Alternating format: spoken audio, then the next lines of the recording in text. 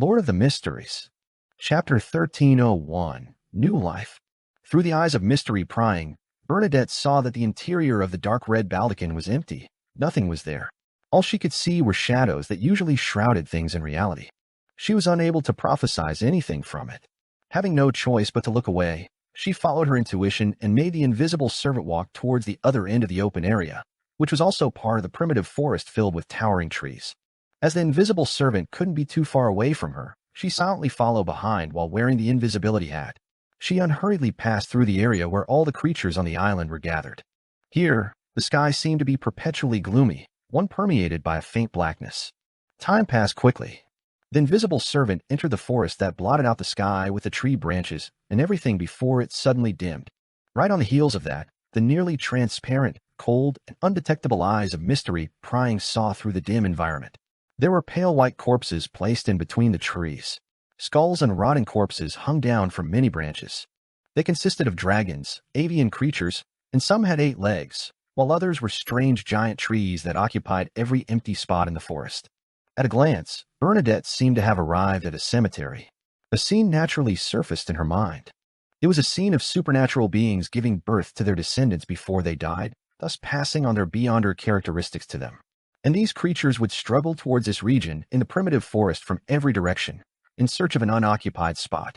Then, facing a particular direction, they would silently die, gradually rotting and being reduced to bones. What's the meaning behind this? As a clairvoyant, Bernadette fully believed that the scenes produced in her mind were what had happened in the real world. However, she was puzzled about the type of power that made the creatures on this primitive island choose this area as their tomb. Furthermore, since Grimm, William, and Polly, who had died long ago, appeared to remain alive in some form, it didn't make sense that supernatural and mutated creatures that had stayed on this island all this while and had suffered even more corruption would end up dying. This made Bernadette frown slightly as she directed the invisible servant to continue proceeding deeper into the creature cemetery. Just like that, the invisible servant proceeded forward for nearly 15 minutes in this forest filled with bones and corpses. Finally, it saw a fourth object beyond trees, weeds, and corpses. It was a black stone pillar. It was very thick, with a width spanning about 6 arm spans and 30 to 40 meters tall. Its surface was covered with rings which were signs of weathering. It resembled a finger wearing rings that didn't suit its size. Bernadette made the eyes of mystery prying observe the stone pillar for several seconds, but she didn't discover anything mysterious about it. It was as though it was a symbol that was casually erected. The invisible servant looked around and discovered that the surrounding corpses around the stone pillar didn't suffer from serious rot. They were even covered in rather intact flesh and skin. There aren't any supernatural powers or magical effects that are different from other places. Unless the new deceased were gathered near the stone pillar, it's impossible for them to have such a unified trend. Bernadette suspected that it wasn't because there was no mysterious influence in this matter, but that it would only happen at a specific moment. She didn't use her powers of prophecy to search for the reason. This was because a prophecy, at its core, was to pry into the secrets of the river of fate. The more serious the problem involved was, and the higher her status and level, the more damage the backlash would bring to her. And at this moment, it was impossible for Bernadette to not be cautious. She was afraid that it might involve an unknown existence.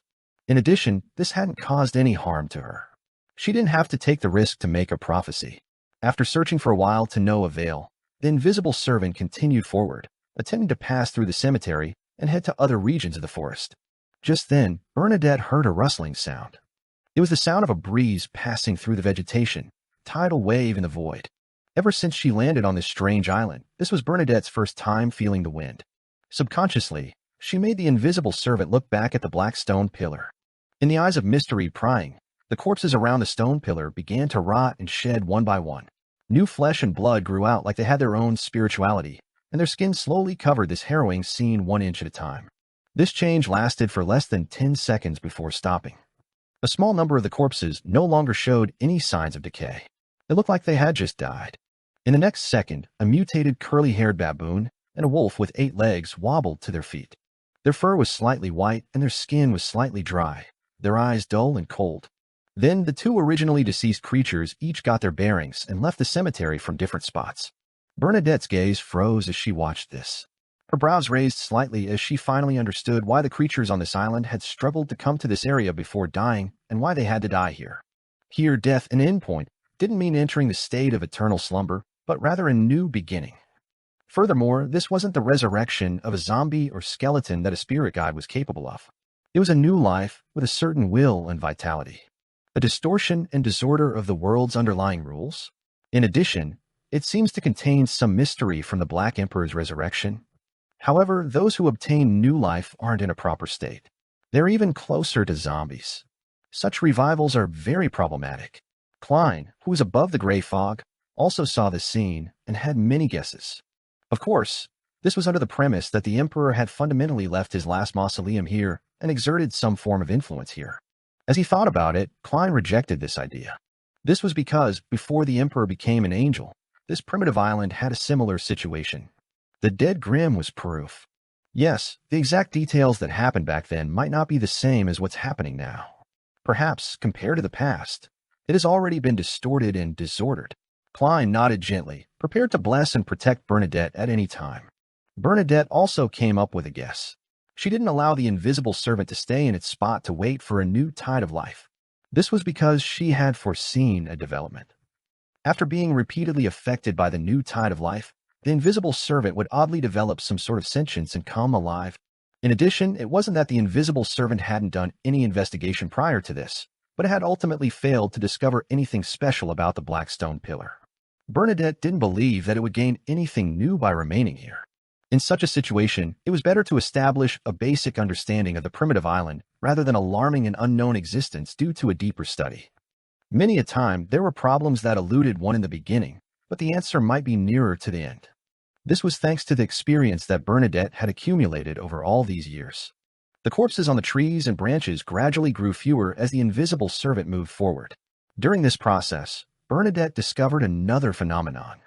In the new tide of life, it wasn't certain that a corpse would be revived. However, once they revived and left the empty area, the rest of the corpses would be attracted like metal to magnets in the next 5 minutes. They would stiffly move towards the center, filling up the corresponding spots like they were in line for a bestowment. The law of Beyonder characteristics convergence? No, it doesn't seem like it. The deceased have already passed down their characteristics. As Bernadette's thoughts wandered, she suddenly thought of a question. It's impossible for the deceased to produce new Beyonder characteristics after obtaining new life, but do they still possess their powers in their previous lives? Once I have a complete grasp of the situation on this island, I can find a resurrected being to test it out. Bernadette quickly made a decision and followed the invisible servant's route forward. She didn't use any Beyonder powers other than her invisibility hat. She hoped that she wouldn't disturb the environment and miss out on any details. Therefore, she didn't walk too fast. She took about 15 minutes to leave the cemetery. The invisible servant had already entered the forest up ahead. It could hear the occasional bird chirping and beast roars. The vibrant vitality here was different from the other remaining regions. Above the gray fog, Klein sighed. Thankfully, I'm now the owner of Sapphira Castle. Here, I have the status of a king of angels. I can observe reality for as long as I want to, and I don't have to worry about draining my spirituality. Yes, the only thing I need to pay attention to is my body that's hidden in the ancient city located in the fog of history before the first epoch. After traveling for another few minutes, the invisible servant suddenly saw something that appeared incongruous to the primitive island's environment. It was a log cabin that seemed to be a residence of a forest ranger. The log cabin was brown in color and was less than 2.5 meters tall. It looked like it was prepared for humans, but every detail was rough and crude. At that moment, the cabin's door was open, allowing Bernadette to see the situation inside through the eyes of mystery prying. A wooden table, a fur-covered bed, and a low-back chair formed a scene of a residence lived by humans. Who lives here? With a thought from Bernadette, the invisible servant rapidly approached the cabin in search for possible clues. It then realized that the interior of the cabin was ice cold. Apart from the furniture, there was nothing else. It seemed like no one had lived there for a very long time. Just as Bernadette was using the eyes of mystery, prying to carefully inspect every detail in the cabin, she suddenly had a premonition. She hurriedly made the invisible servant turn around. At some point in time, a person had appeared behind the invisible servant. He was wearing luxurious clothes from the Roselle era. His hair was completely white, and he looked old. He had a pair of light blue eyes that were extremely cold and blank. Edwards. This was the knight who had outlived the Emperor, Vice Admiral Iceberg Edwina's ancestor. Edwards stared at the invisible servant for a few seconds. Suddenly, he opened his mouth and said in a low voice, "Your Highness." Lord of the Mysteries. Chapter 1302. The Scene in the Prophecy. Bernadette fell silent for 2 seconds before replying through the invisible servant. Uncle Edwards, why are you here? She used the way she addressed him when she was young to reduce the chances of an accident. Her voice reverberated in the surrounding air with the invisible servant as a conduit. It was dry, dull, and completely different from normal. Edwards's face was pale. It was as if he had just crawled out of the grave without any warmth. I don't know either. When I woke up, I discovered that I had returned to this island. This might be my destiny. A destiny of guarding His Majesty. He paused with every word he said, but he didn't give the impression that he was out of breath. It seemed like he hadn't spoken for a long time, so much so that his throat was rusty. He wasn't used to speaking. Without waiting for Bernadette's further inquiries, the knight, who was famous across the continent more than 100 years ago, added with a flat tone, His Majesty's mausoleum is nearby. I've been guarding this place, waiting for him to revive. But after so many years, the mausoleum has never changed. There haven't been any signs of a resurrection. Bernadette made the invisible servant look around and said, This log cabin is where you live? Edwards's exposed skin was slightly shriveled. It matched the aging spots he originally had. His voice was low and hoarse as he answered, That's right. I used the surrounding trees to make materials to build this cabin. Bernadette's invisible servant looked in the direction where she had come from. Uncle William and the others aren't with you? Edwards's cold, wooden eyes moved. They have long been corrupted and are dead. Although they've come back to life, they're more like monsters. They aren't their former selves. Your Highness, you must be wary of them and avoid them. Do not trust anyone but Benjamin and me. Bernadette fell silent for a while before asking through the invisible servant, Where's my father's mausoleum? I want to take a look. Edwards's somewhat stiff neck moved. Okay. He then took a step towards the cabin and took out a rusted black axe. I'll take you there, Edwards said as he looked at the invisible servant that normally couldn't be seen. During this process, his expression was stiff and almost unchanged. All right. Along the periphery of the forest, Bernadette responded, using the invisible servant to make her hoarse voice echo in the surroundings. Edwards was almost 1.9 meters tall, and he looked rather thin. He carried his axe and walked behind the log cabin before saying in a flat tone, It's very close. Be careful along the way. Bernadette immediately controlled the invisible servant and made it follow the luxuriously dressed Edwards. Walking through the forest one after another, Bernadette suddenly made the invisible servant ask, Uncle Edwards, what were you worshipping in the empty space from before? Edwards didn't turn his head as he maintained the same pace. His Majesty. At least 2 kilometers behind him and the invisible servant, Bernadette immediately pricked up her brows. She took nearly 3 seconds to control her emotions. Through the invisible servant, she continued asking without any emotion, Uncle William and the others are worshipping him? Edwards paused, but he kept his back towards the invisible servant and the eyes of mystery prying. No. He slowed down as though he was thinking of an answer. I don't know what they worship. Bernadette's eyes narrowed slightly as though she could see some changes in the river of fate. She didn't ask any more questions as she made the invisible servant silently follow Edwards. Amidst the dark green, towering trees and the black, sharp shrubs, they headed for the island's mountain peak. In just 4 or 5 minutes, the trees up ahead disappeared. This wasn't a process that went from dense to sparse until there was nothing. Instead, the towering trees suddenly disappeared after an imaginary boundary line. Beyond the invisible line was a mountain that was hundreds of meters tall. It was covered by dark green trees that were almost black in color. From afar, it was almost as if it was one with the forest, virtually inseparable. However, the side of the mountain facing Edward and Bernadette was mostly without vegetation. Half of the mountain had been excavated. In the middle of the mountain, a pitch-black mausoleum stood there with a majestic appearance. Most of it was part of the mountain range.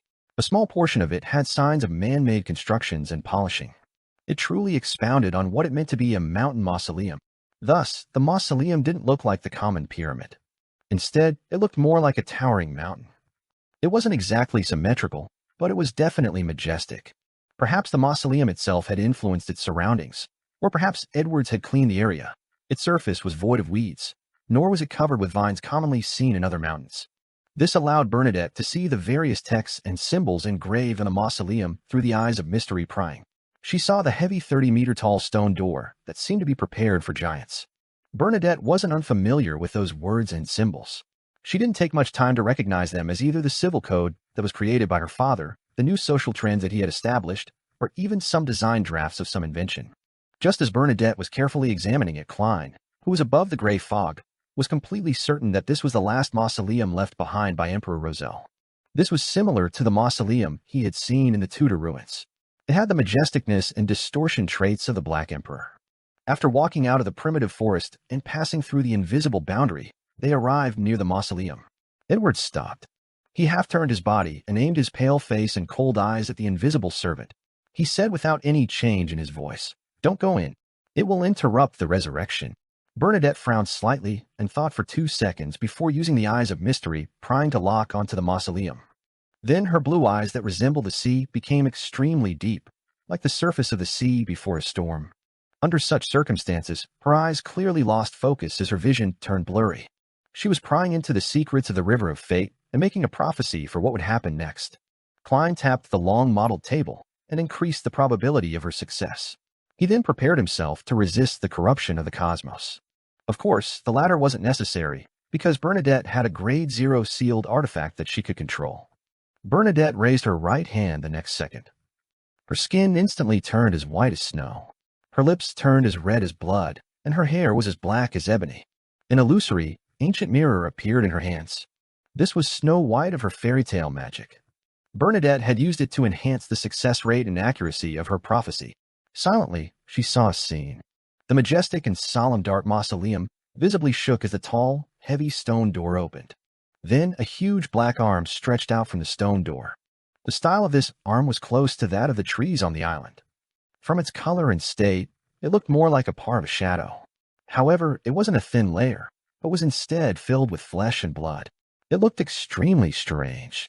It supported itself with its elbows and moved forward with great difficulty, as though it wanted to pull out bigger and more terrifying parts from within. Boom! The entire island began to shake. Boom! The transparent eyes of mystery, prying, suddenly shattered. Bernadette's eyes immediately closed, as if she had seen a blinding light or encountered some unbearable damage. Blood trickled down from the corners of her eyes as the color in her face drained significantly. On her body, a pair of illusory and holy wings spread out, descending upon her with its clean white feathers to neutralize the invisible corruption. Indeed, she has the ability to resist. The Emperor sure left a huge inheritance for her. Heh, before I taught Ma'am Hermit a lesson, she liked to use the Eye of Mystery primed to examine the people and objects around her. It definitely has something to do with how she was brought up. In short, it's all Roselle's fault. Klein heaved a sigh of relief as he couldn't help but criticize the Emperor. Then, his mind raced as he analyzed the scene that Bernadette had prophesied. A terrifying creature crawls out from the mausoleum after the stone door is opened. This might be the resurrected Roselle, or perhaps a symbol of some kind of disaster. For example, a particular outer deity who had once corrupted this island, or the primordial moon who secretly corrupted Roselle. Yes, even if it's Roselle, he definitely wouldn't be taking on the form of a human. He's even closer to that of a mythical creature, a deity. Also, I can't be sure if the terrifying creature is rational, or if it can communicate. There's another important problem. Was the stone door opened by Bernadette or someone else? Or did the terrifying creature in the mausoleum do it by itself? If it's the latter, things might develop to the stage of the prophecy even if we don't do a thing. A prophecy is truly filled with ambiguity. Klein conjured a gold coin and flicked it, making a divination. The results of the dream divination showed that the mausoleum was both dangerous and safe. How do I interpret this? As Klein pondered, he focused his attention back on Bernadette. Bernadette took nearly a minute to recover and stopped appearing that week. However, she was temporarily unable to interpret the direction of the prophecy from the scene she saw. She could only confirm that the problem was definitely very complicated. Due to the eyes of mystery prying shattering, there was no way for her to use it to see the various secrets. All she could do was use the invisible servant's perception to observe the situation around her. She realized that Edwards remained silent and motionless when she was unable to control the invisible servant, as though he hadn't noticed anything abnormal. After some thought, Bernadette said to Edwards through the invisible servant, "Do you still remember the years you spent in Lindbergh?" Edwards's indifferent blue eyes moved. "I remember, I think." At this point, he seemed to recall something. His expression twisted as though he was suffering some indescribable pain. In such a state, his eyes suddenly glowed with a strange light. I think I'm already dead." Lord of the Mysteries. Chapter 1303, Coming to Life. Already dead. Edwards turned his head and looked at Bernadette's invisible servant with his light blue eyes. His gaze was no longer cold and blank. It emitted a strange glint that was filled with disbelief. It was only at this moment that he seemed to realize that he had long died and had come back to life. He was no different from William, Polly, and Grimm, who he claimed were individuals who they needed to keep up one's guard against. This transformation lasted for only 2 seconds before Edwards's face twisted. His already pale skin rapidly dimmed as it ruptured inch by inch. Beneath his skin, the red pieces of flesh began to rot at a discernible speed, dripping foul yellow liquid. With a swoosh, Edwards raised the black axe in his hand. Oof. His axe ruthlessly cleaved the top of his head, as though it was trying to stop the bad thoughts that surfaced in his mind. The axe was heavy and sharp. It tore through Edwards's skull all the way to his glabella. Drip, drip, drip. Drops of milky white cerebrospinal fluid dripped down from the axe's blade, sliding across Edwards's grimaced and torn face, as though he had poured some milk onto a bright red strawberry. Don't come near me, Edwards said in a low and hoarse voice to Bernadette's invisible servant after striking himself in the head. Before he could finish his sentence, his expression returned to its blank state. The look in his eyes gradually turned hollow as he turned around and walked towards the forest. That thin and shriveled body of his stooped a little, as though his back was hunched. Bernadette had probed him because of the doubts and concerns she had about entering the mausoleum. All she could do was indirectly determine the problem with Edwards's existence and see if she could obtain more clues from his answer. She never expected this knight from Roselle's era, who had been famous across the northern continent, would react in such an intense and strange manner. After 2 seconds of silence, Bernadette made the invisible servant say to Edwards's back, "Your descendants are doing pretty well. All of them are accomplished in a certain sense." Edwards, whose back was facing a mausoleum, stopped for a moment. Then he continued forward, passing the invisible boundary and entering the forest. His target seemed to be in the direction of the cemetery with the stone pillar, the place where the deceased could obtain new life. At the same time, Bernadette looked up into the sky. The faint black colors that permeated the area had clearly faded, but there was an indescribable feeling. The entire primitive island underwent a subtle change that couldn't accurately be described. Suddenly, Bernadette, who was hiding at the edge of the invisible boundary, rubbed her back. She felt that it was heavy, as though there was something there. When her left palm touched her target, Bernadette realized that there was an extra strand of hair. At this moment, she was wearing an Intis-style blouse with a large lace flower around the collar, an indigo-patterned captain's uniform, a pair of beige trousers, knee-length boots, and a triangular hat with feathers on it. She was dressed like the leader of a pirate ship. She styled herself such that her long chestnut hair was tied into a bun, leaving the remaining strands in a way that would reach the middle of her back. But now, even though her hairstyle remained unchanged, her hair had grown longer and reached her waist. Then Bernadette lowered her head and looked at her right palm. She saw the fingernails of her 5 fingers extending. Queen Mystic didn't show any signs of surprise or panic. She followed the instincts of a clairvoyant, and from all the experience she accumulated over time.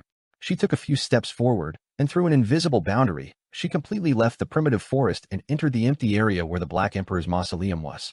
During this process, Bernadette even made the invisible servant return to the spirit world. 3 or 4 seconds later, she felt the earth shake. The mausoleum began to tremble visibly. Subconsciously, Bernadette turned to look at the primitive forest. Her gaze froze for a moment. The dark green trees were waving their branches and uprooting their roots. Then, like humans, they approached Bernadette. The entire primitive forest had come to life. Looking at the dense cluster of trees that seemed to blot out the sky surging at her, Bernadette had the feeling that doomsday was approaching. She felt as if the entire area would be blanketed by the forest. A gigantic red dragon with flames flowing across its skin rapidly flew into the sky. An 8-legged demonic wolf began to run madly between the trees. All the supernatural beings and mutated creatures on this island stirred as they rushed towards the mausoleum. Although she was a clairvoyant, Bernadette still didn't expect that her simple, indirect question would bring about such an anomaly. It was as though it was a key that had opened the door to the abyss. Above the gray fog, Klein saw a lot more. Together with his knowledge of mysticism, he had a certain guess. The situation of Edwards is different from William, Grimm, and Polly. It's like a loophole of the order on this primitive island, or rather, a shadow. When he realized that he was already dead, this loophole was discovered by the order, and it began to conduct repairs. And the repairs brought with it an enhancement of the order, causing the entire island to experience an anomaly. I can sense that the Black Emperor's powers are present here to a certain degree. It affected Edwards, causing him to maintain a portion of his will after obtaining new life. And where did the original order of this primitive island come from? As Klein's thoughts raced, he suddenly sensed that Bernadette was suffering certain anomalies. Thump, thump, thump. Bernadette could vaguely hear her own heartbeat. This heartbeat was rather chaotic, as though it was a combination of two sounds. Two. Bernadette's heart stirred as she calmly directed her attention back to herself. In the next second, she confirmed that there were two sources of her heartbeat. One came from her heart, the other from her abdomen. There seemed to be an additional heart in her abdomen, one that was rapidly expanding and contracting. Furthermore, this heart was developing bit by bit. Without needing to use her mystery-prying powers to look at her abdomen, Bernadette immediately sensed that there was a fetus in her womb. It had grown from the size of a grape to the size of a normal human palm. If it was left to grow, it didn't seem like it would take long before it matured. It would then tear open in her mother's womb and drill out while covered in blood. Unknowingly, Bernadette had become pregnant. Her spiritual perception and the sealed artifact on her body had failed to detect it in advance or attempt to stop it. It was as though she was powerless to deal with such an influence. Earth Mother, Primordial Moon, Mother Tree of Desire. 3 divine names flashed through Bernadette's mind. According to what she knew, there weren't many mysteries that could cause such an anomaly. Most of them came from domains related to the Earth and the Moon pathway. Sequence 0 of the Plantar pathway was Mother. The primordial moon could make a stone have reproductive powers, while the Mother Tree of Desire seemed to possess some high sequence beyond her characteristics of the Moon pathway. Bernadette wasn't in a hurry to deal with the fetus in her stomach. Her gaze turned dark once again as she used her prophetic ability to see what her best choice was. This time, she only took 1 second to obtain the corresponding prophecy. Survival lies inside the mausoleum. Without any hesitation, Bernadette reached out her right hand and quickly drew out words filled with stellar radiance. These words, which were similar to the words on the blasphemy slate, quickly interwove into a strange symbol and opened a secret door that seemed to lead deep into the spirit world. Following that, the secret door opened and a strong gust of wind blew out, transforming into an entity that was half man, half air. His upper body was wrapped in white cloth. Sage Frontlet, Bernadette's tone was calm as she ordered in a dignified voice. The man responded respectfully and removed an accessory from the white cloth wrapped around his body. The core of this accessory was a vertical eye embedded with diamonds. It shimmered with pure light, exuding an abnormal holiness. It was filled with intelligence, but it also appeared cold without any warmth. Bernadette then took the accessory and embedded it into the middle of her forehead. This was a grade 0 sealed artifact which Bernadette usually didn't carry with her, as the negative effects were too severe. However, at this moment, the Sage Frontlet had an ability that was extremely important to Bernadette. She was willing to bear the consequences of not being able to use evil magic and the gradual influence that the Beyonder characteristic would have on her as it slowly fused with her. If she didn't remove the Sage Frontlet in a short period of time, it would be equivalent to having a Sequence 2 potion splashed on her. When the time came, she could either end up lucky and succeed in advancing to become a sage, or lose control and become a monster. And without the supplementary ingredients and the corresponding ritual, the former's probability was nearly negligible. With a diamond vertical eye on her forehead, Bernadette's body began to turn incorporeal as she dissociated into a series of complicated knowledge. In that instant, she became a creature of pure information. The baby in her womb failed to obtain such a state as it fell to the ground. It was half the size of a normal baby. It already had facial features and limbs. Its skin was wrinkled, and it was dripping with sticky pus. As it left its mother's body, the undeveloped, it began to regress and quickly melted in the air. The baby was clearly unwilling to give up. It tried its best to open its eyes, which were sealed by the sticky liquid. It opened its mouth wide open in a bid to make a final struggle. At this moment, Klein, who was above the gray fog, wrapped the edge of the long mottled table. But he increased the probability of failure with respect to the baby struggling. Unable to maintain itself, the baby completely dissipated in front of the approaching black forest. At the same time, the flood of information that Bernadette had transformed into had entered the Black Emperor Mausoleum's interior through the heavy stone door as she reformed her original body. During this process, she seemed to see a black shadow. Lord of the Mysteries. Chapter 1304. The Importance of Ideas. When she entered the Black Emperor's mausoleum, Bernadette vaguely saw a black shadow. However, after she extricated herself from being an embodiment of information and reassembled her body with a pure, messy knowledge, she didn't sense anything. It was as though what she had just experienced was just an illusion. Queen Mystic wasn't in a rush to venture deep into the mausoleum. She stayed in her spot and carefully observed her surroundings. Without using the powers of mystery prying, Everything was clearly presented before her eyes. The interior of the Black Emperor Mausoleum was empty. Apart from the pitch-black walls and the high platform in the middle, there was nothing. On the high platform, there was a chair that looked like it was prepared for a giant. It was made of iron, and its surface was engraved with complicated and distorted patterns. At the top of the seat, there was a crown-shaped object. At this moment, there wasn't a single figure on the huge, heavy seat, as if it was waiting for its emperor to return. Just as Bernadette was about to take a step forward and approach the platform, she suddenly realized that her body was completely immobilized, as if she was being bound tightly by invisible shackles. Right on the heels of that, pairs of illusory and wholly white wings appeared behind her as though they were passively resisting something. In the next second, on the pairs of angel wings, white feathers dropped as they fluttered. They grew deformed, thin, and fluffy limbs. The gaps in the layers of feathers spread open one after another, as though they had become countless eyes. The deformed feathers immediately let out crisp laughter, causing a hollow chuckle to echo inside the mausoleum. All of them had come alive, turning into miniature winged creatures. This reminded Bernadette of some fairy tales that her father had told her. There were always little pixies that weren't as big as a thumb in them.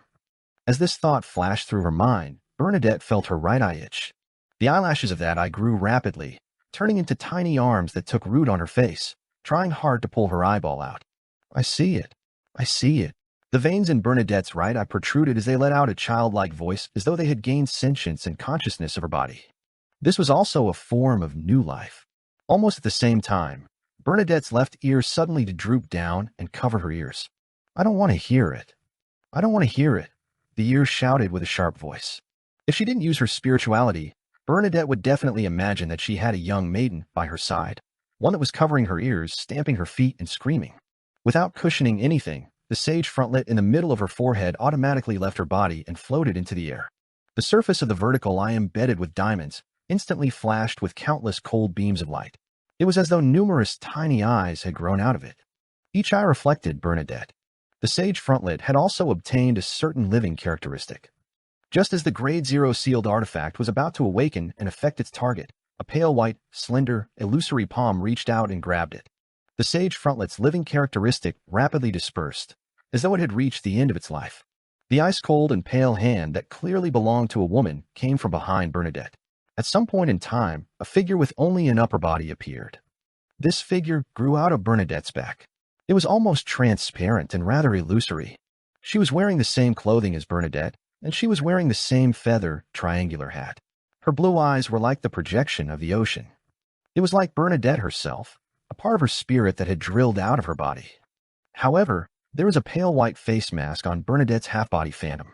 The mask only had holes where one's eyes were with no other gaps elsewhere. This made Bernadette's phantom appear extremely cold and noble, but it lacked the aura of a living being. This was the third item she possessed, and also her last Grade 0 sealed artifact. It was an item made after Emperor Roselle returned from the southern continent in his later years, called Pale Death. Its negative effect was to make the wearer slowly die until it became a corpse and become its slave. At this moment, Bernadette had used this point to restrain the abnormal life growing in her. Just as the half-body phantom appeared, her right eye quelled. Her eyelashes, which had turned thicker and longer into arms, began to fall off one by one. Her ears didn't make any noises either. They slowly opened and returned to normal. Without such a suppression, Bernadette's facial features, arms, and legs would have broken apart to seek freedom. After stabilizing her body, Bernadette tried to take a step forward. However, she was still unable to do anything. All she could do was control the half-bodied spirit body. After some thought, she made the spirit body behind her take out a ritual silver dagger from her pocket. Then, bending down, it drew a circle in the middle of her right boot. With a ripping sound, the leather boot quickly shortened by half. Then, Bernadette used her half-body spirit body to tear her pants near her left knee. She cut off a corner of her coat and blouse, removing one of the feathers on the side of her triangular hat. This attempt didn't seem to have anything to do with supernatural beings. It was just like a willful and rebellious girl who wanted to dress up in a different way from the normal sense of aesthetics. However, as Bernadette completed this series of actions, she carefully took a step forward. Her body could actually move, as she no longer felt restrained. The invisible suppression effect vanished instantly. The Black Emperor Mausoleum seemed to accept Bernadette in this form. Who would have thought that something an ordinary person could do was able to deal with such abnormalities? Furthermore, Bernadette suspected that the more she used her beyond her powers to resist whatever she was facing, the deeper the effects. This was because she had the feeling that she was facing an invisible deity. Only by pleasing the other party's sense of aesthetics could she be pardoned. Otherwise, she could only rely on the authority of a sequence zero to circle around it. In addition, the lucky thing was that Bernadette wasn't once a knowledgeable mysticologist, but she also had a deep understanding of the Black Emperor pathway. She knew what the authorities this domain consisted of. She knew that it represented the shadow of order, a distortion of order. That was why Bernadette twisted the normal order around her using her dressing, thus obtaining the recognition and acceptance of the invisible deity. Yes, in the matter regarding mysticism, knowledge and ideas are more useful than abilities at times. In that situation just now, any resistance would have been viewed as a provocation towards the internal order of the mausoleum, triggering unpredictable and terrifying changes. Once one figures out the crux of the problem, the negative effects will be easily resolved. Klein nodded above the gray fog and learned quite a lot from Queen Mystic. Although he was already a sequence higher than her, to the point of being a king of angels inside Sapphira Castle, and having experienced quite a number of major events, his growth had been too fast. He was still lacking when it came to the details and prompts.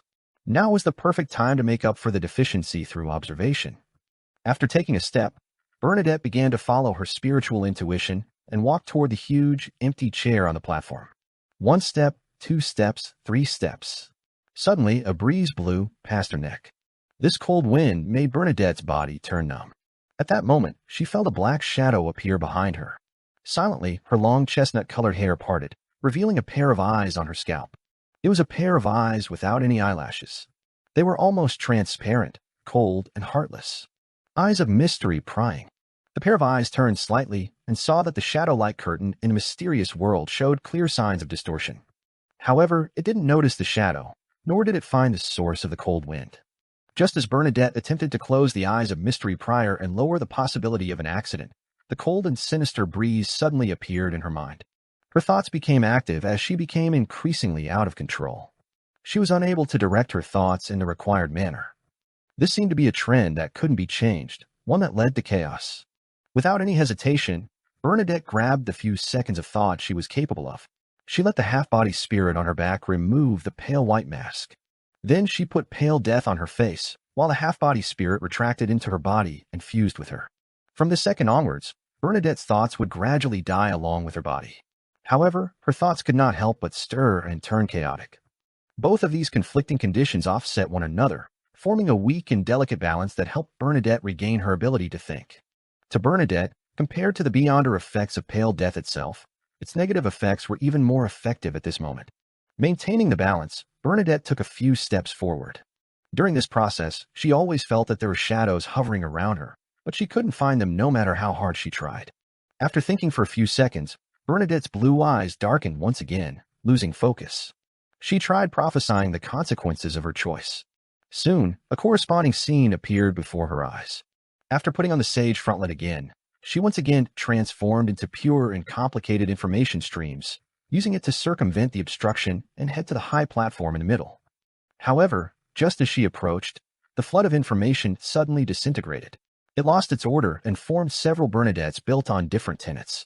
There was a young girl in a layer dress, a tall young girl, a melancholic and confused girl, a woman with a twisted and pained expression, and a calm and determined queen.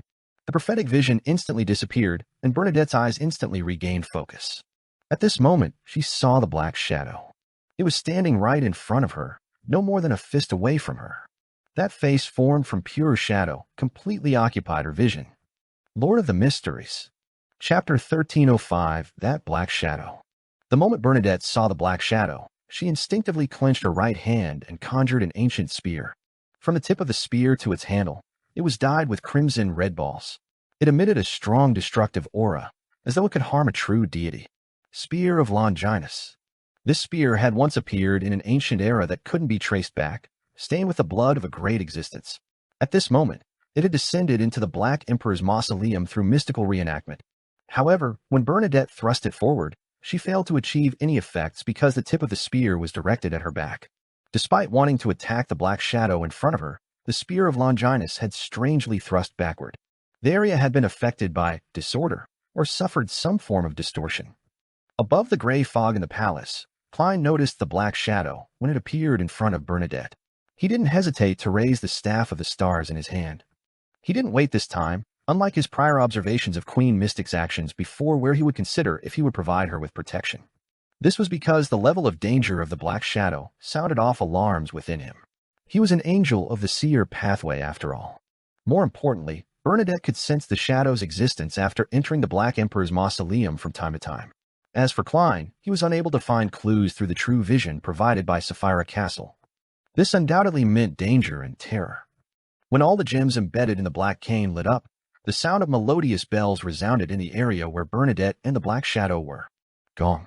The bell that came from an infinite distance exuded an indescribable emptiness. It made the interior of the Black Emperor's mausoleum visibly freeze, turning Bernadette's figure stiff as if she had been frozen. She couldn't do anything. However, the Black Shadow didn't sink into the vortex of time.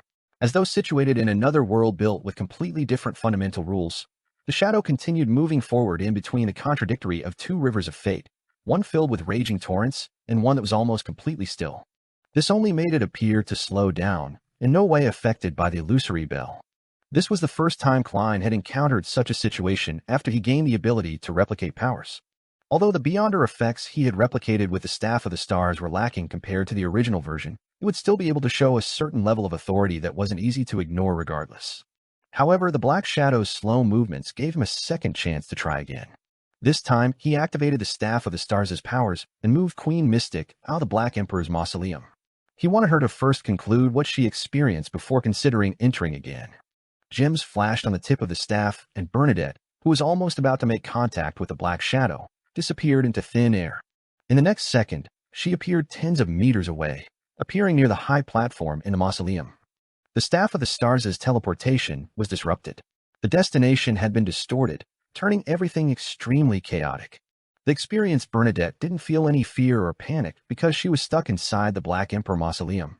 She decisively raised her left hand and pressed the sage frontlet in the middle of her forehead as she used her fingers to stroke the pale death mask. The shimmering golden mask suddenly became soft and rapidly squirmed as if it was about to form a face that didn't belong to Bernadette. The face had soft features and obvious characteristics of a southern continent native, but it exuded a bizarre and terrifying feeling. Anyone who witnessed it would believe that it would come alive once the face became clear enough, an entity that came from ancient times, the eternal darkness where the dead slumbered. By then, Bernadette's body, spirituality, and consciousness would all belong to this face. With the protrusion of this face, the stone walls and floor tiles in the Black Emperor mausoleum began to weather. It happened so fast that thousands of years appear to be washed away in a short span of 2 seconds. They quickly became mottled, constantly dropping fragments or throwing up dust due to the wind. In between the cracks, thin white fur grew out. In just the blink of an eye, the fur grew into white feathers, and their surface seemed to be soaked in light yellow oil. The aura of the black figure gradually weakened, as though it was running towards death with huge strides. Its color faded away, its movements growing slower. Within the area where the pale white mask was, even the concept of death itself would weather away and dissipate. However, what was labeled as death wasn't the endpoint. When the stone wall and the floor tiles in the mausoleum were weathered to a certain extent, and when a black figure degraded to a certain stage, new stone blocks began to take form as ethereal auras quickly grew. During this process, the black figure stretched out his right hand. This palm that was formed from shadows suddenly grabbed Bernadette's neck from dozens of meters away.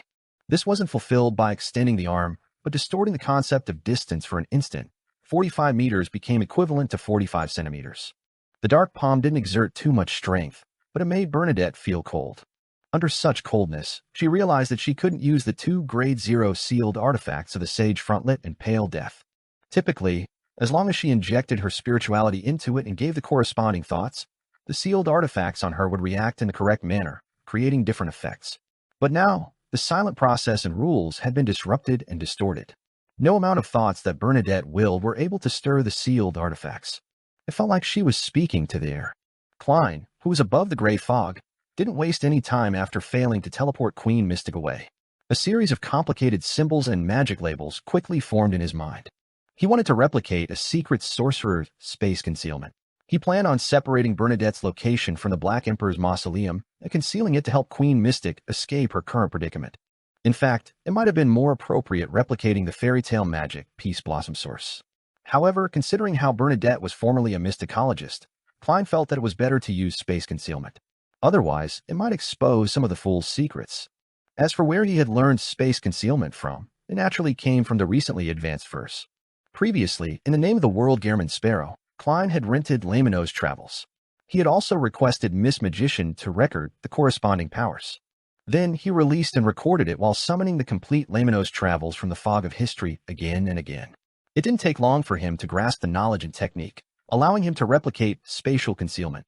As more gems lit up on the staff of the stars, the area around Bernadette darkened, as though it was covered by a curtain weaved by shadows. The curtain distorted as it concealed the space, isolating the black shadow and its palm outside. This helped Bernadette regain her freedom. In the next second, the black palm that had been forcefully separated reached forward again and touched the boundary of the concealed space.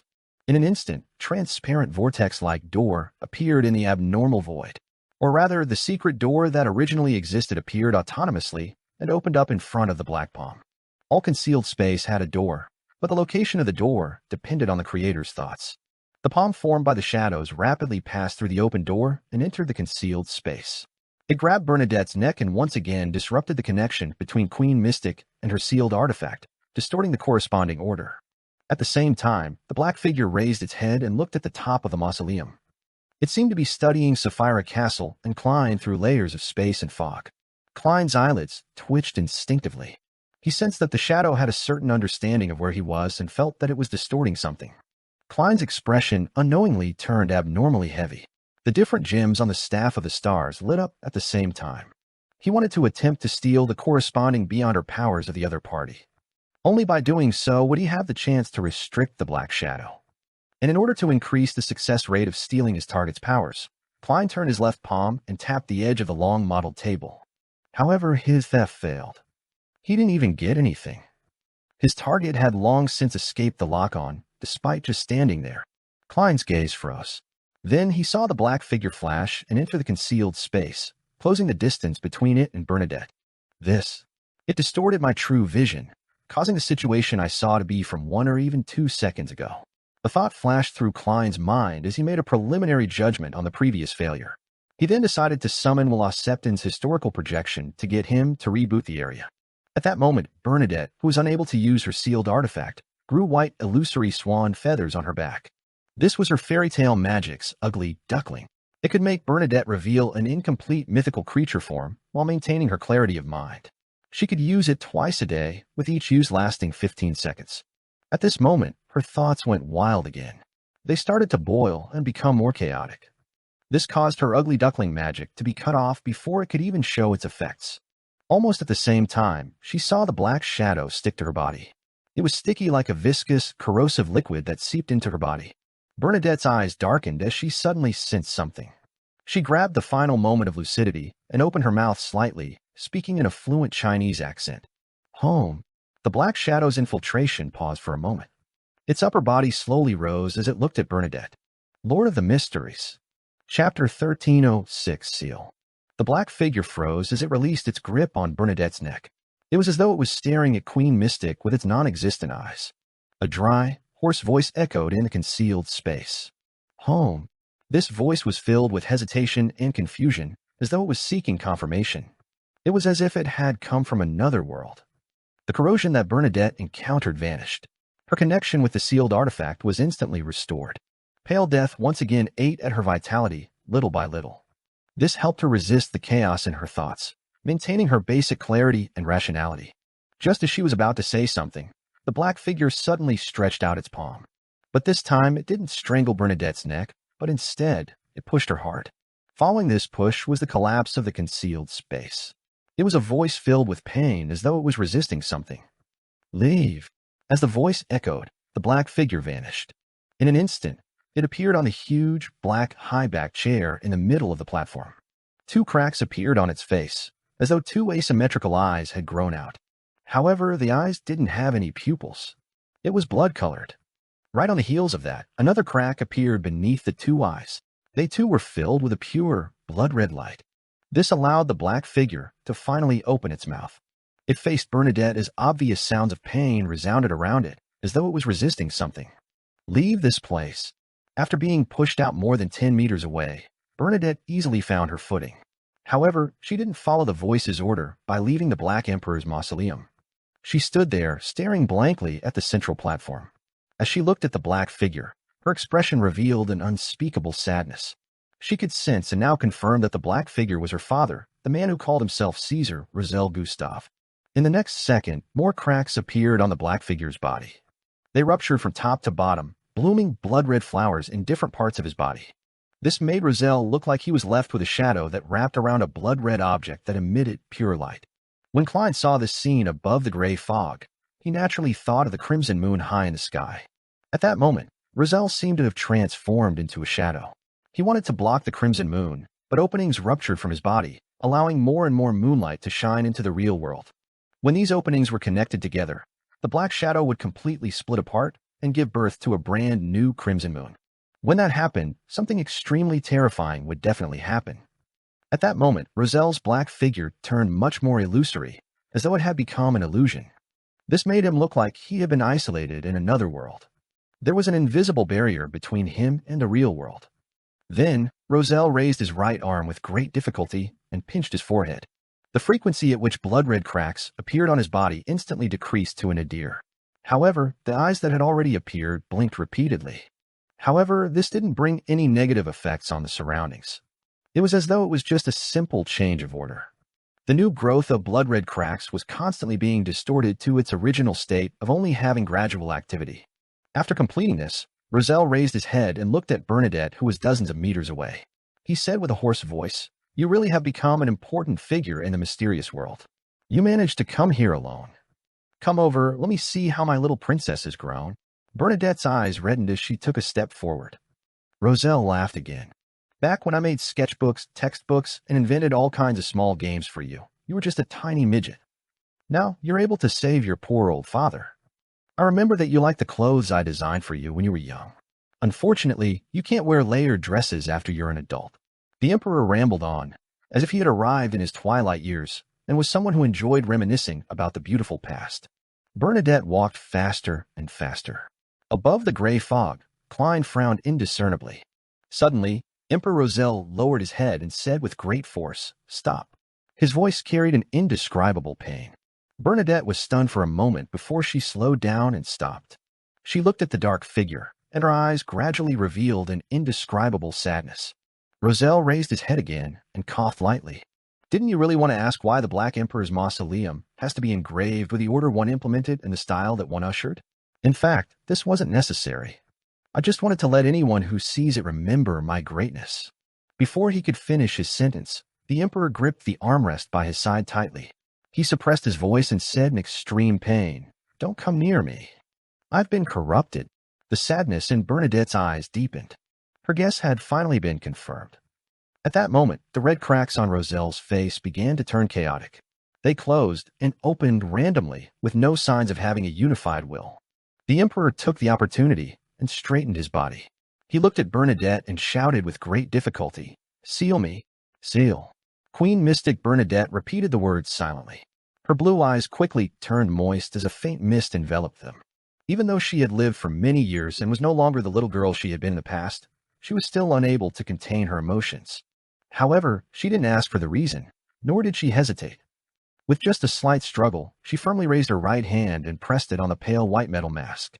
She calmly made a decision, just like how she had faced all the major events that happened on the Element Dawn over the years. On the surface of pale death, the metal instantly turned soft as it reformed into a new face with two black eyes. In the deep black parts of the eye, white lines appeared, forming an extremely complicated and mysterious three-dimensional symbol. It was like a long-feathered bird or a coiled feathered serpent. The symbol absorbed the surrounding light and quickly turned corporeal. Then it separated from Bernadette's eyes and extended its body, before flying towards Roselle Gustave on the iron-black chair. Along the way, the strange symbol caused the surroundings to become increasingly dim. The floor tiles and stone walls suffered another round of weathering as if the deity in charge of death had passed the final judgment. The falling rubble and flying dust followed the corporeal symbol and came to Roselle's side. Then they coiled around him, enveloping the illusory black figure that seemed to exist in another world. During this process, Roselle failed to control himself several times. He attempted to leave the iron-black chair, but he ended sitting back down. He didn't resist the seal that Bernadette had exerted on him. As the symbol fused with his figure, he immediately had a connection with pale death. He saw the illusory deity that lorded over the countless undead and the swollen body of a water ghost loitering in a dark river. Roselle's aura immediately vanished as the cracked red openings closed one after another. What awaited the Emperor was a quiet and peaceful sleep. As for the symbol, it was sealed within Roselle's body, constantly influencing him until pale death stopped responding. In the blink of an eye, several blood-red cracks appeared on Roselle's body again. After his aura declined to a nadir, it gradually began to glow as he fought back against the corporeal symbol. Klein, who was above the gray fog, sighed when he saw this. He clenched his fist and pressed it against his mouth. The curtain he draped around himself suddenly rose up, and the entire Sapphira castle boiled over in an obvious manner. Silently, the aura of new life that Roselle had just obtained began to dissipate. After vanishing to a certain point, it gained new life once again. Then it was affected by the pale death and continued to fade away. Using the power of the attendant of mysteries beyond her characteristic in Sapphira Castle, Klein directly grafted new life and death and skipped the process in between. The corruption that Roselle suffered was no longer able to recover to the extent needed to break through the pale seal. Following that, Klein extended his right hand and used the power of Sapphira Castle to draw out the mysterious symbol behind the fool's high-back chair. The mysterious symbol made up of the pupilless eye and the contorted lines. The symbol absorbed the aura of Sapphira Castle and quickly turned corporeal. With a wave of Klein's wrist, it entered the prayer light representing Bernadette and landed on Roselle's black figure, fusing into his body. Every time the grafting vanished, this symbol that was directly related to the Fool in Sapphira Castle would draw upon new powers and complete the grafting process once more. As he constantly passed away and gained new life, Roselle's face, which seemed to be a pure shadow, obtained facial features. Then he looked to the top of the mausoleum, as though he was looking into an infinite height. He then retracted his gaze and looked at Bernadette. He said with an abnormally weak voice, "This seal is good. I can sleep in peace." With that said, he frowned slightly as his tone changed. "Who taught you how to dress like this?" Bernadette felt a little lost as she listened. It was as if she had returned to her teenage years. At that time, when she had dressed up to the nines for a ball held by other nobles, Roselle would use a similar expression and a similar tone to pepper her with a series of questions. The mist in her eyes became obvious, and she could no longer control herself. She lowered her voice and shouted, "Daddy!" Roselle's facial features immediately turned gentle before tensing up again. He sternly said, "Leave, and never return." Bernadette opened her mouth, wanting to say something, but her vision went black as though she could see the shadow of order. In the next second, she found herself back at the edge of the primitive island. Bernadette stared blankly at the mountain peak in the middle of the primitive island for a few seconds before slowly turning around and walking towards the sea. This time, she didn't stubbornly insist on walking straight without looking back. Every few steps she took, she would stop and turn back to take a look. Soon, she returned to the dawn and entered the captain's cabin. She opened the room that was specially used to hold her collection. At a glance, Bernadette saw books, stacks of textbooks, clothes, and skirts. She saw the chess game that few people in the world knew, and the neat pile of wooden block toys. She leaned against the wooden door, slowly curled up, and sat on the floor. She raised her head to look at the dark sky outside the captain's cabin and pinched her lips with her right thumb and index finger. She whistled a melodious tune. It was a gentle, sweet, and sad melody that could calm people down. As the melody echoed, water beads fell from Bernadette's face and dripped onto the floor. After an unknown period of time, the captain's cabin was filled with a suppressed whimper. "Daddy, Lord of the Mysteries." Chapter 1307, Meeting. In the middle of the primitive island, in the Black Emperor Mausoleum. After sending away Bernadette, Roselle didn't immediately fall into a deep sleep. He slowly raised his head and looked up once again into the infinite distance. Above the gray fog, Klein sighed silently. He put down the staff of the stars and grabbed a paper figurine before shaking it. With a smacking sound, the paper figurine rapidly thickened and expanded before flying into the translucent vortex formed from illusory, mysterious symbols beside the fool's chair. Although Bernadette had already moved to the edge of the primitive island, and Klein could no longer see the situation inside the Black Emperor Mausoleum through the prayer light. However, he could use the symbol of the Fool that had merged with Roselle's figure to maintain a connection with the Emperor up to a certain extent. After the paper figurine passed through the slowly spinning vortex, it descended into the dim mausoleum, which had an unknown light source. It then turned into a human in front of the central platform. This human's black hair and brown eyes were somewhat similar to Guillermin Sparrow's, but he didn't have clear-cut features. The lines weren't deep enough, and his bearing wasn't cold enough. There were also certain differences in his facial features. His chin and stomach had a small amount of fat induced by an indulgent society. It was Klein's original appearance as Zhou the Zhou who had been hanging inside Sapphira Castle for thousands of years beside Roselle Huangtao Gustav.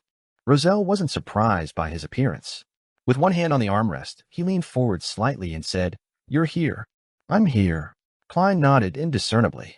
"You shouldn't be here." Roselle sighed. "I'm already here." Klein very naturally participated in completing the meme populated by a popular Chinese novel by Gulong. Having completely confirmed the origins of the fellow in front of him, Roselle returned to his normal sitting posture, chuckling as he said, "I originally planned on asking where you're from to see there's any need for regional discrimination but after some thought, there's no need for that. We're all anachronistic, miserable wretches without a home." Without waiting for Klein's reply, the Emperor's voice sank as he asked, "You know the truth about the apocalypse?" "Yes." Klein nodded slightly. Roselle continued asking, "You know that this is Earth?" "Yes," Klein answered frankly. When Roselle heard that, he laughed self-deprecatingly. "You actually learned about it so early." "I only dared to confirm it after I went to the moon and saw the true appearance of this planet from high above." At this point, the Emperor sighed and said, "The moon is bizarre. I clearly felt terror, but I didn't even consider the possibility of being corrupted. Then I became more and more extreme. However, I did occasionally gain a certain level of clarity from the views of people around me, but I didn't dare to write it in the diary in that state. I was afraid of exposing secrets and losing my final chance. I eventually decided to use all the groundwork I did previously to switch to the Black Emperor pathway. Apart from the impending apocalypse with sequence zeros being the only ones capable of protecting the people they wish to protect, can hide them in other planets in the vast universe and use the corresponding authorities to rebuild a set of order for humans to survive in desolate lands. I also saw the hope of escaping my corruption by using the Black Emperor's ability to resurrect. As long as I became a sequence zero Black Emperor and was truly killed after turning half crazy, I'd have the chance of resurrecting in the mausoleum or in the astral world. When that happened, what would return to me would be a pure uniqueness and 3 sequence 1 beyonder characteristics. I wouldn't be tainted at all, nor will I contain an uncontrollable madness. Speaking of which, I made use of the eternal blazing sun and the god of steam and machinery to a certain extent back then. But the horror of the great old ones far exceeded my imagination. Accompanying my revival was a new life of corruption. Perhaps only great old ones can resist great old ones. I could only terminate the revival process and live such an ignoble existence in my final mausoleum to prevent the great old one from using my body to be born in the real world. That would have brought about a devastating disaster. Klein had long guessed Emperor Roselle's condition based on what he knew and what had just happened. He wasn't surprised at all as he calmly replied, "The one who corrupted you is called the Mother Goddess of Depravity. She has bewitched many believers as the embodiment of the primordial moon." The facial features that appeared faintly on Roselle's face immediately changed. He fell silent for a few seconds before saying, "I know the primordial moon, but I didn't know that her true honorific name is the Mother Goddess of Depravity. Now that I think about it, my discovery of Mr. Door's cry for help might not have been a coincidence." Upon hearing this, Klein was alarmed. He instantly recalled the situations happening off-island. He had some sort of premonition about what Emperor Roselle was about to say. Roselle laughed and sighed. "The biggest problem in the first half of my life was that I was too confident. I always had the feeling that I could reload a save file and redo things. I didn't pay enough attention to the details. Back then, Grimm was corrupted by the strange powers on this island. He returned here after dying and regained new life. Isn't this the influence of the primordial moon? After I finished all sorts of investigations and did the corresponding purifications, I felt that I was fine. But in fact, fate might have undergone a tiny change at that moment. This resulted in me encountering Mr. Door later and was slowly guided to the moon by him. You can't blame Mr. Door. His condition might be worse than mine. Does the Emperor mean that he has been targeted by the Mother Goddess of Depravity the moment he discovered this primitive island?" Klein sighed. At that time, who would have thought that the problem would be so serious? Before Sequence 2, understanding the cosmos and the great old ones led to terrifying corruption. And without understanding it, one wouldn't be able to accurately determine how serious the problem or what kind of patchwork was needed subsequently when faced with certain situations. This made Roselle treat this primitive island as his secret base, thus not informing existences that had the right to understand the outer deities, great old ones, and cosmos. That's right. Roselle seemed to be very gratified that he had committed a mistake that almost anyone would make. He then said, "In that ancient and secretive organization, there is almost no mention of the great old ones or outer deities." At that moment, Roselle paused for a moment before saying, You should have read my diary. You should know what the ancient and hidden organization represents. Klein nodded. I know which organization it is referring to. I never expected that you wouldn't dare mention the name of his organization after having a level of a sequence 0. I have a nagging feeling that he isn't simple. He might have an understanding of the outer deities that far exceeds our imagination, so it's better to be more careful. After all, I'm not a complete sequence 0 true god. After Roselle said this simple sentence, his brows suddenly furrowed. How much of my diary did you read? If the atmosphere wasn't that heavy and sorrowful, Klein would definitely find it irresistible to reply with, the taste of a demoness ain't bad, as a way to tease his fellow earthling. Finally, he replied calmly, plenty. After saying the word, he casually added, I even found a few cards of blasphemy. Which ones? Roselle blurted out. Klein controlled the paper figurine's expression from above the gray fog and said in a flat tone, Black Emperor, Tyrant, Red Priest, and the Fool. Phew. Roselle exhaled as the faint crease on his brows eased. Thankfully, it's not the demoness, the moon, and the mother card. You had to mention it yourself. Klein didn't respond as he looked at the Emperor without a change in expression. After Roselle said that, he realized something and hurriedly coughed. Well, we've all watched live streams, so you should know very well how normal it is to cross-dress. As he spoke, he coughed again and sighed. Which pathway are you from? Seer, Klein replied succinctly. Roselle immediately fell silent. After a few seconds, he said, Unfortunately, if everything is fine and dandy, you should be responsible for pulling out a large screen television and a game console from the historical void. We can chat while playing. That's a romantic dream of us men.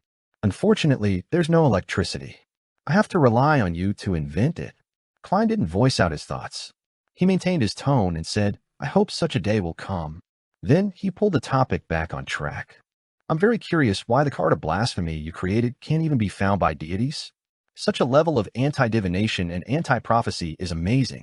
Roselle immediately chuckled. It's because knowledge can bring power, and power can also bestow knowledge. This is the authority of a knowledge emperor. After I infused the potion formula of the 22 pathways with power, they naturally produced the convergence powers between beyonder characteristics. They also gained anti-divination and anti-prophecy effects to a certain extent. And then, as he spoke, Roselle suddenly paused, as though he had sensed something amiss. After 1 or 2 seconds, he said in an ethereal voice, The creation of the card of blasphemy was a year before I held the Black Emperor ritual. Back then, I had already suffered the corruption of the primordial moon, and I didn't have the corresponding realization most of the time. Why can the 22 cards not be found by deities? Upon hearing this question above the gray fog, Klein's heart tightened as he felt his scalp tingle again. Without waiting for his response from the paper figurine, Roselle's voice suddenly raised, bringing with it an indescribable fear. Don't gather to the 22 cards. Be careful of the mother card. These 2 sentences echoed in the deep interior of the Black Emperor Mausoleum for a long time. Lord of the Mysteries. Chapter 1308, Goodbye.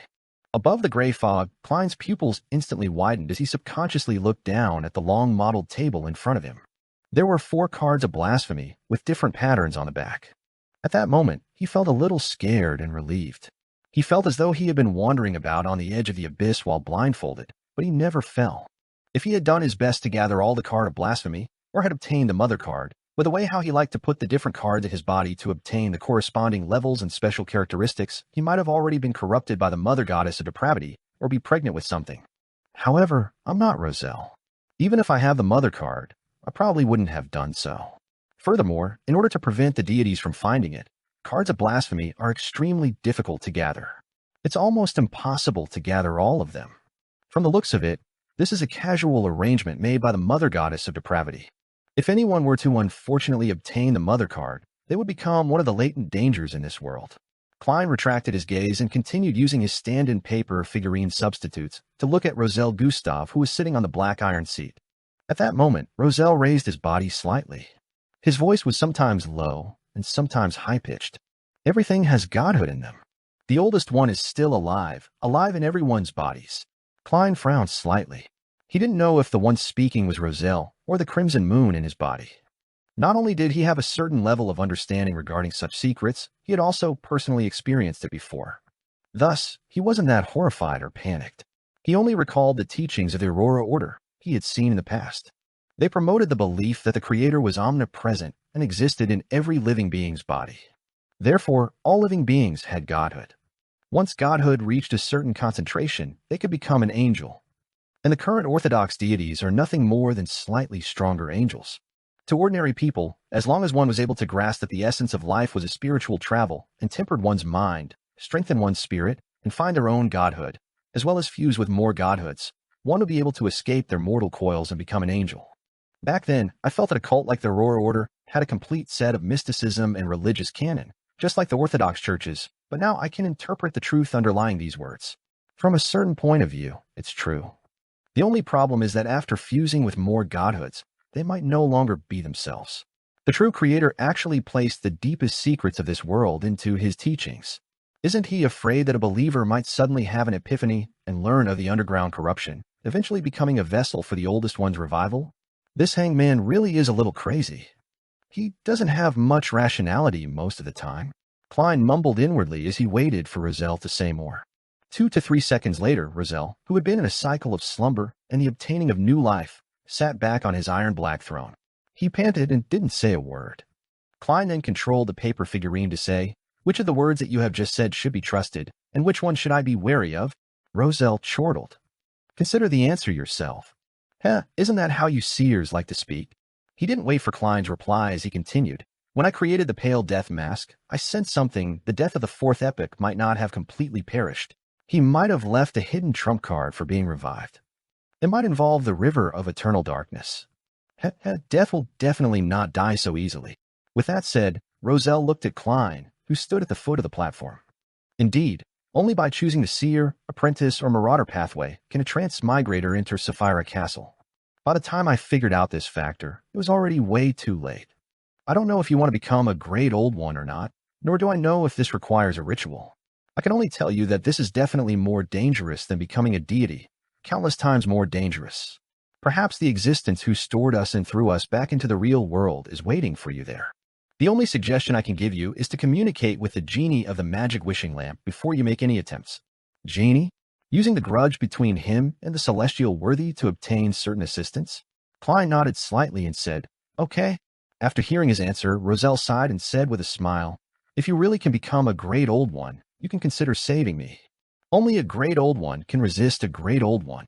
At this point, he fell silent for a moment before he slowed down his speech. "If you can't completely free me from the corruption of the primordial moon after becoming a great old one, then remember to wipe my existence off the face of the world.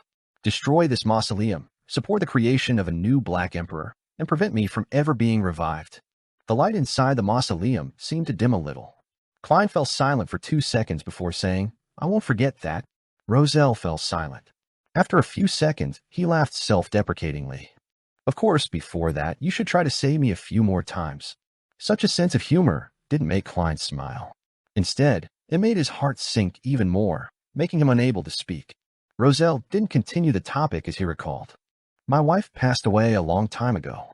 The mistresses I once had definitely had their own endings. Towards them, I feel very sorry. I've never truly loved them. I only coveted their looks and the pleasure they gave me. I don't have any illegitimate children. Towards such matters, a Beyonder is quite aware of that. As for the time before I became a Beyonder, I believe those ladies definitely coveted my looks and body to enjoy such pleasures. They won't leave any trouble for themselves. My eldest son, Seal, should be dead for years. I don't know how many descendants he left behind. My second son, born Nova, would definitely be an angel now if nothing unexpected happens. I have complicated feelings for him. On the one hand, I'm very detached, disappointed, and resentful, but on the other hand, I would occasionally secretly care about him. I remember how adorable he was when he was just born. You've already met my eldest daughter, Bernadette. Isn't she beautiful? She was pretty from a young age, obedient and smart. She knew how to be filial to her old father, protect her younger brother, and dote on her mother. Sometimes she acted especially righteous and appeared a little silly. There were several times when I secretly cheated while playing chess or games with her, but she didn't realize it. Such a temper made it difficult for her to accept what I did later. Of course, now I can just push the blame onto the primordial moon. It's all because of her corruption. I'm rather grateful for her on this point. I don't know what right I have to make a request. After all, I've never helped you before, nor do I have much of a relationship with you. It's just that we're from the same era and same place, the ties as a fellow Earthling." Upon hearing that, Klein said in a deep voice, Your diary gave me plenty of help. It allowed me to grasp a lot of high-level knowledge when I was weak, allowing me to avoid many dangers and know how to direct my efforts in a targeted manner. Also, those cards of blasphemy have shown their use at different stages. Can you not mention the diary? Roselle coughed lightly and said, however, in the later stages, I was indeed consciously leaving a message to the next transmigrator. The only thing I couldn't be sure of is which language you know. The Emperor slowly exhaled before saying, my request is to help me look after Bernadette. When she needs help, provide her some help. Although she is about to become an important figure in the mysterious world, I still can't feel at ease as a father. Without any hesitation, Klein got the paper figurine to answer directly. I'll take care of her for you. Man, why does this sound a little awkward? Roselle's tone instantly turned odd. By the way, I haven't asked for your name. As for me, you should know very well that I'm Huang Tao. Zhou Mingrui, Klein answered frankly. Are you married? Do you have children? How old are you? Roselle raised 3 questions in one go. Emperor, why are you acting like a gossipy middle-aged woman from next door? Klein shook his head and gave a simple answer. No. Roselle immediately fell silent. After a moment, he said, you and I are of the same generation. Bernadette should call you Uncle Zhou. Yes. As he spoke, Roselle's tone suddenly became filled with pity. After coming to this era, I treated everything as a game in the beginning. I was having a great time playing, but I would occasionally recall my home, remembering the past where I cultivated most of my personality and hobbies. The longer I lived, the higher the frequency I felt this feeling. It's like the fallen leaves will always want to return to the roots of a tree. However, at the very least, I have a daughter, a wife, and 2 sons. There are still many things in this world that I'm worried about, and some sense of belonging to a certain extent. As for you, I can feel your loneliness, the loneliness that comes from deep within your bones. Upon saying that, Roselle suddenly sighed. If only we were still living in that era. I'll go to work punctually every day and work overtime from time to time. Whenever I'm free, I'll visit my daughter's extracurricular lessons, pick her up, bring her home stuff my wife constantly reminds me about. Every weekend, we'll either head out for some fun or head to my parents' place to accompany them. When one day I'm exhausted from life, I'll use an excuse that you as my friend are treating me. As men, we can sit by the street and eat some skewers, drink some alcohol, brag, curse our superiors, reminisce about the days of our youth, and urge you to quickly find a girlfriend. When I wake up the next day, I'll be able to have the zeal to continue facing life again. Klein listened quietly, without interrupting the Emperor's prattle. Roselle's voice gradually lowered as he smiled. Goodbye, my friend. I hope we can really meet again one day. His figure quickly turned illusory, as though he had disappeared from the world, leaving only a faint shadow hovering over the iron-black throne. Roselle Gustave had returned to his eternal slumber. Lord of the Mysteries. Chapter 1309. Additional Lessons. After circling the primitive island 3 times, the dawn finally made its way off into the distance, which was perennially covered in storms. Bernadette slowly retracted her gaze and fixed it on the sage frontlet that remained suspended in the air. As a clairvoyant, she clearly saw the opportunity to advance. She knew that she had completed the corresponding ritual, preventing a disaster that involved a higher order of power. However, the price she paid was to personally seal her father, the father she had missed and sought for more than 100 years. How ironic! Bernadette looked at the vertical eye embedded with diamonds and sighed softly.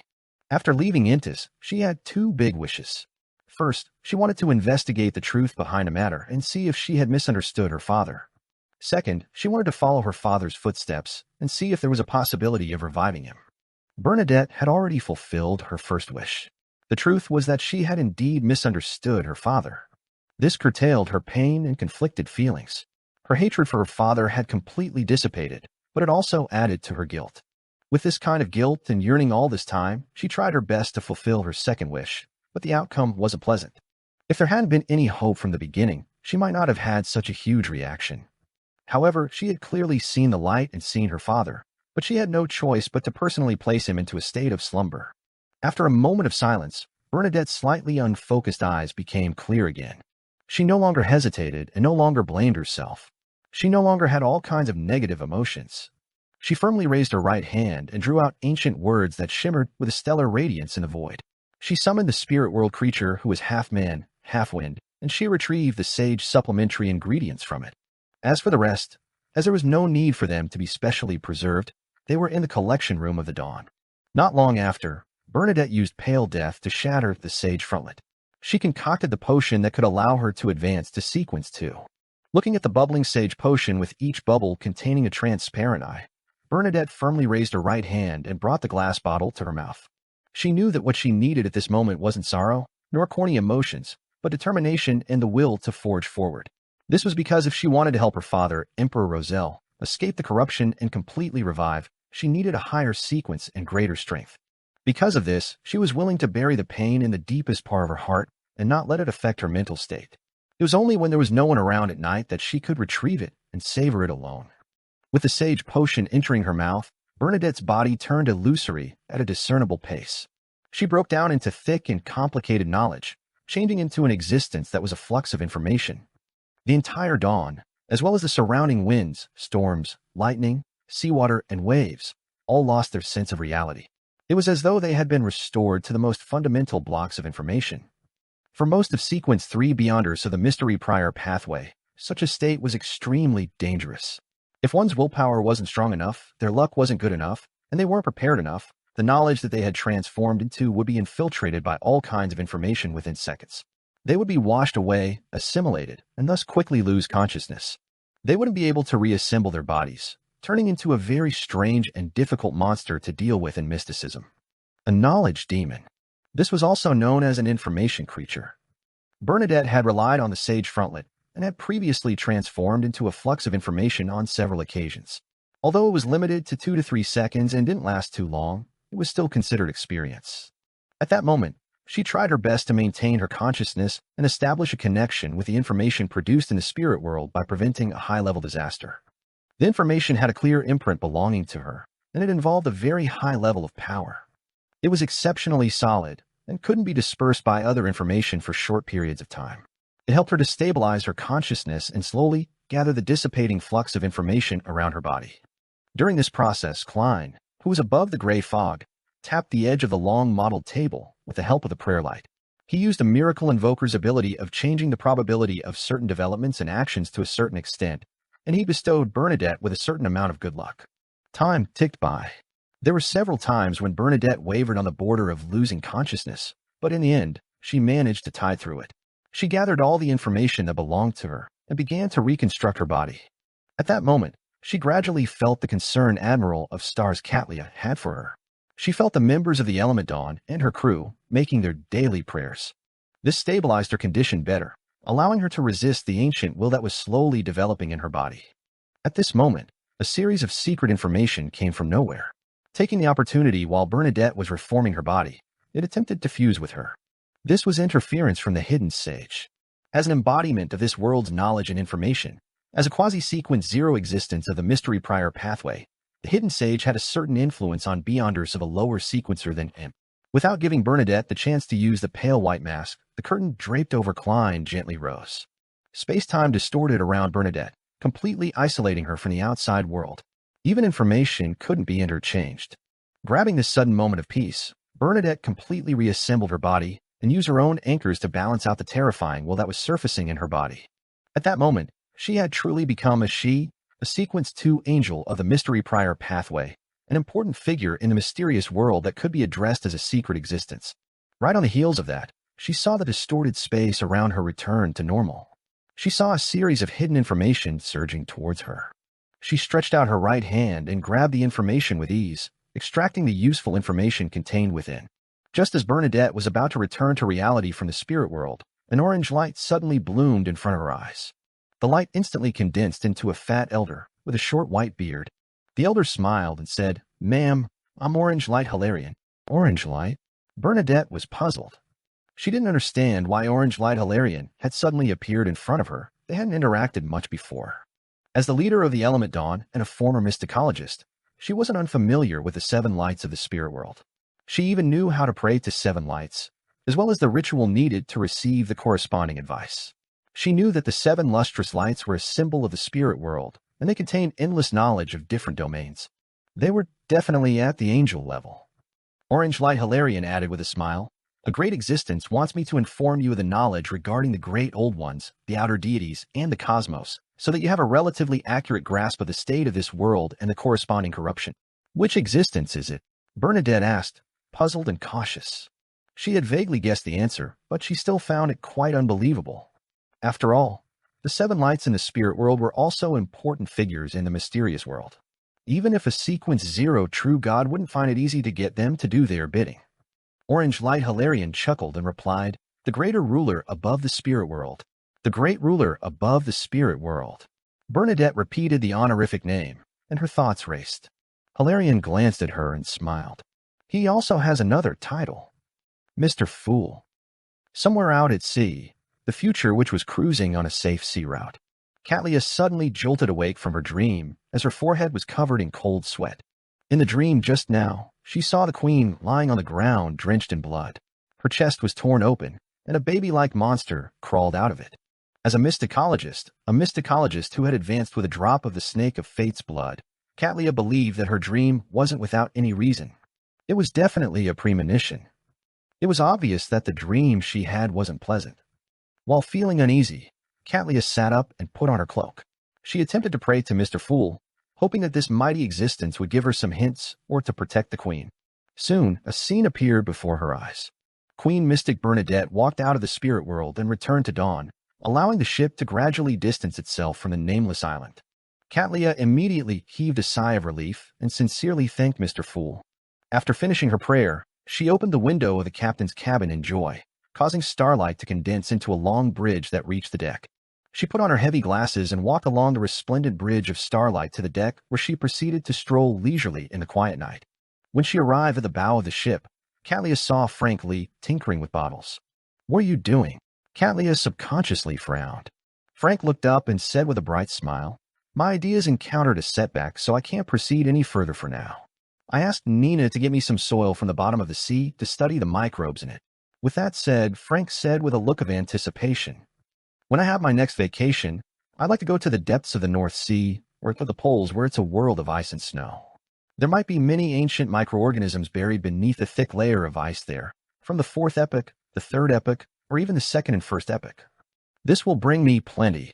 You won't have any vacations for the time being," Catlia said inwardly. Klein conjured a box and placed the 4 cards of blasphemy inside. After sealing them, he immediately returned to the real world and headed for the nearest Evernight Cathedral.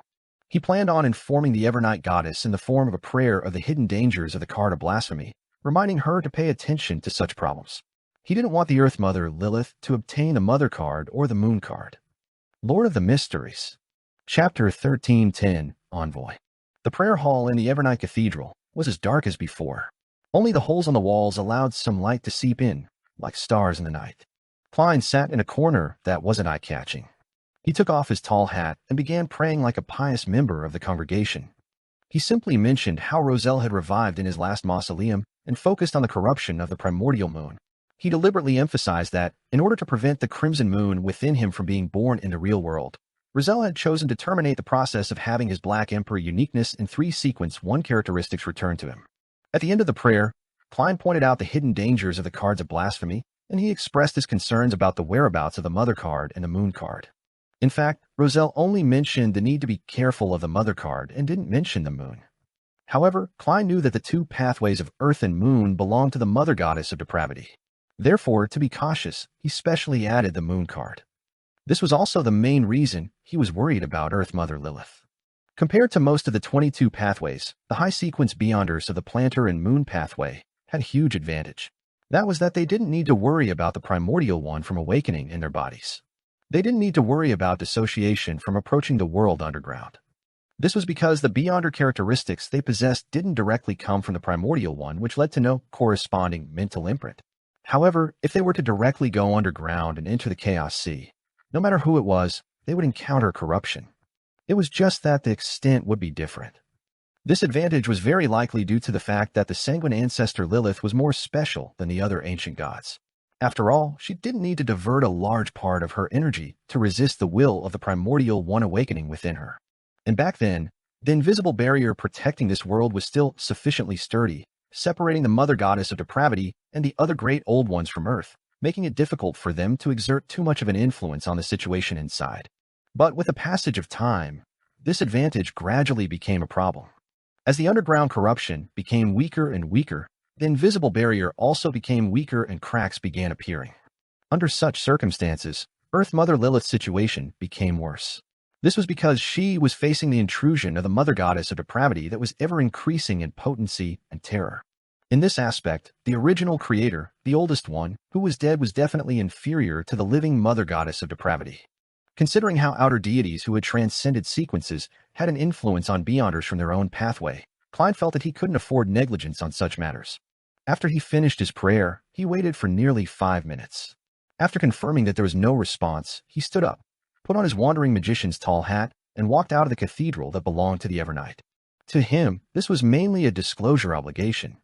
As for what the Evernight goddess planned to do with it, or if she would remind him of certain matters, it was beyond his control. In short, Klein could only temporarily believe that the Evernight goddess knew the relative importance of matters. Backlund, at the Harvest Church south of the bridge.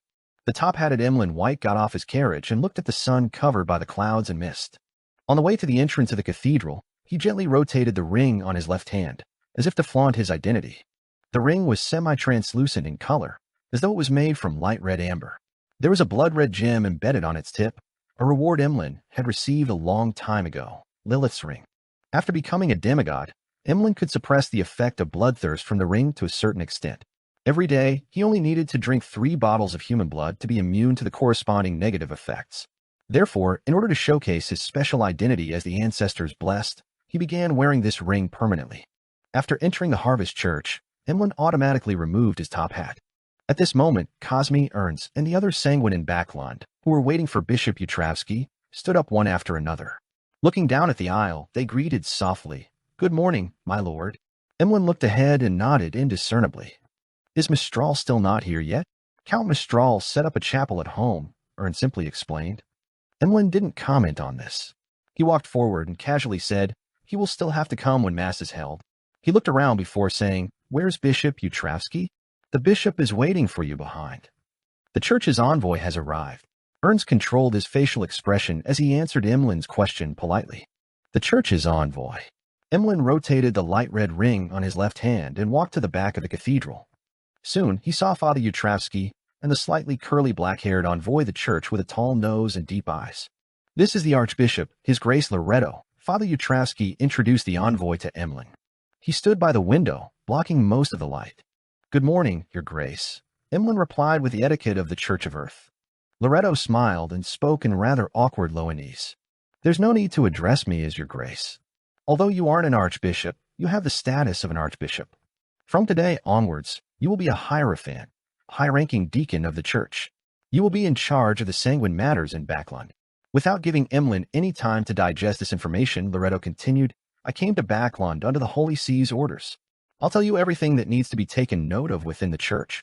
Please speak." Emlyn suppressed his glee and said politely. Loretto's expression immediately turned serious. "First of all, the most important point is that, be it the clergymen of the church or the believers of the Earth Mother, as long as you claim that you have obtained a revelation, they are individuals who have been enticed by demons, with no exceptions. If anyone reports something like this to you, or if you've obtained a revelation personally, please inform Bishop Utravsky as soon as possible and report it to the church." Father Utravsky didn't mention this before. This request sounds very strange, as though there's some suspicion. Emlyn frowned as he looked at Father Utravsky, who was standing by the window.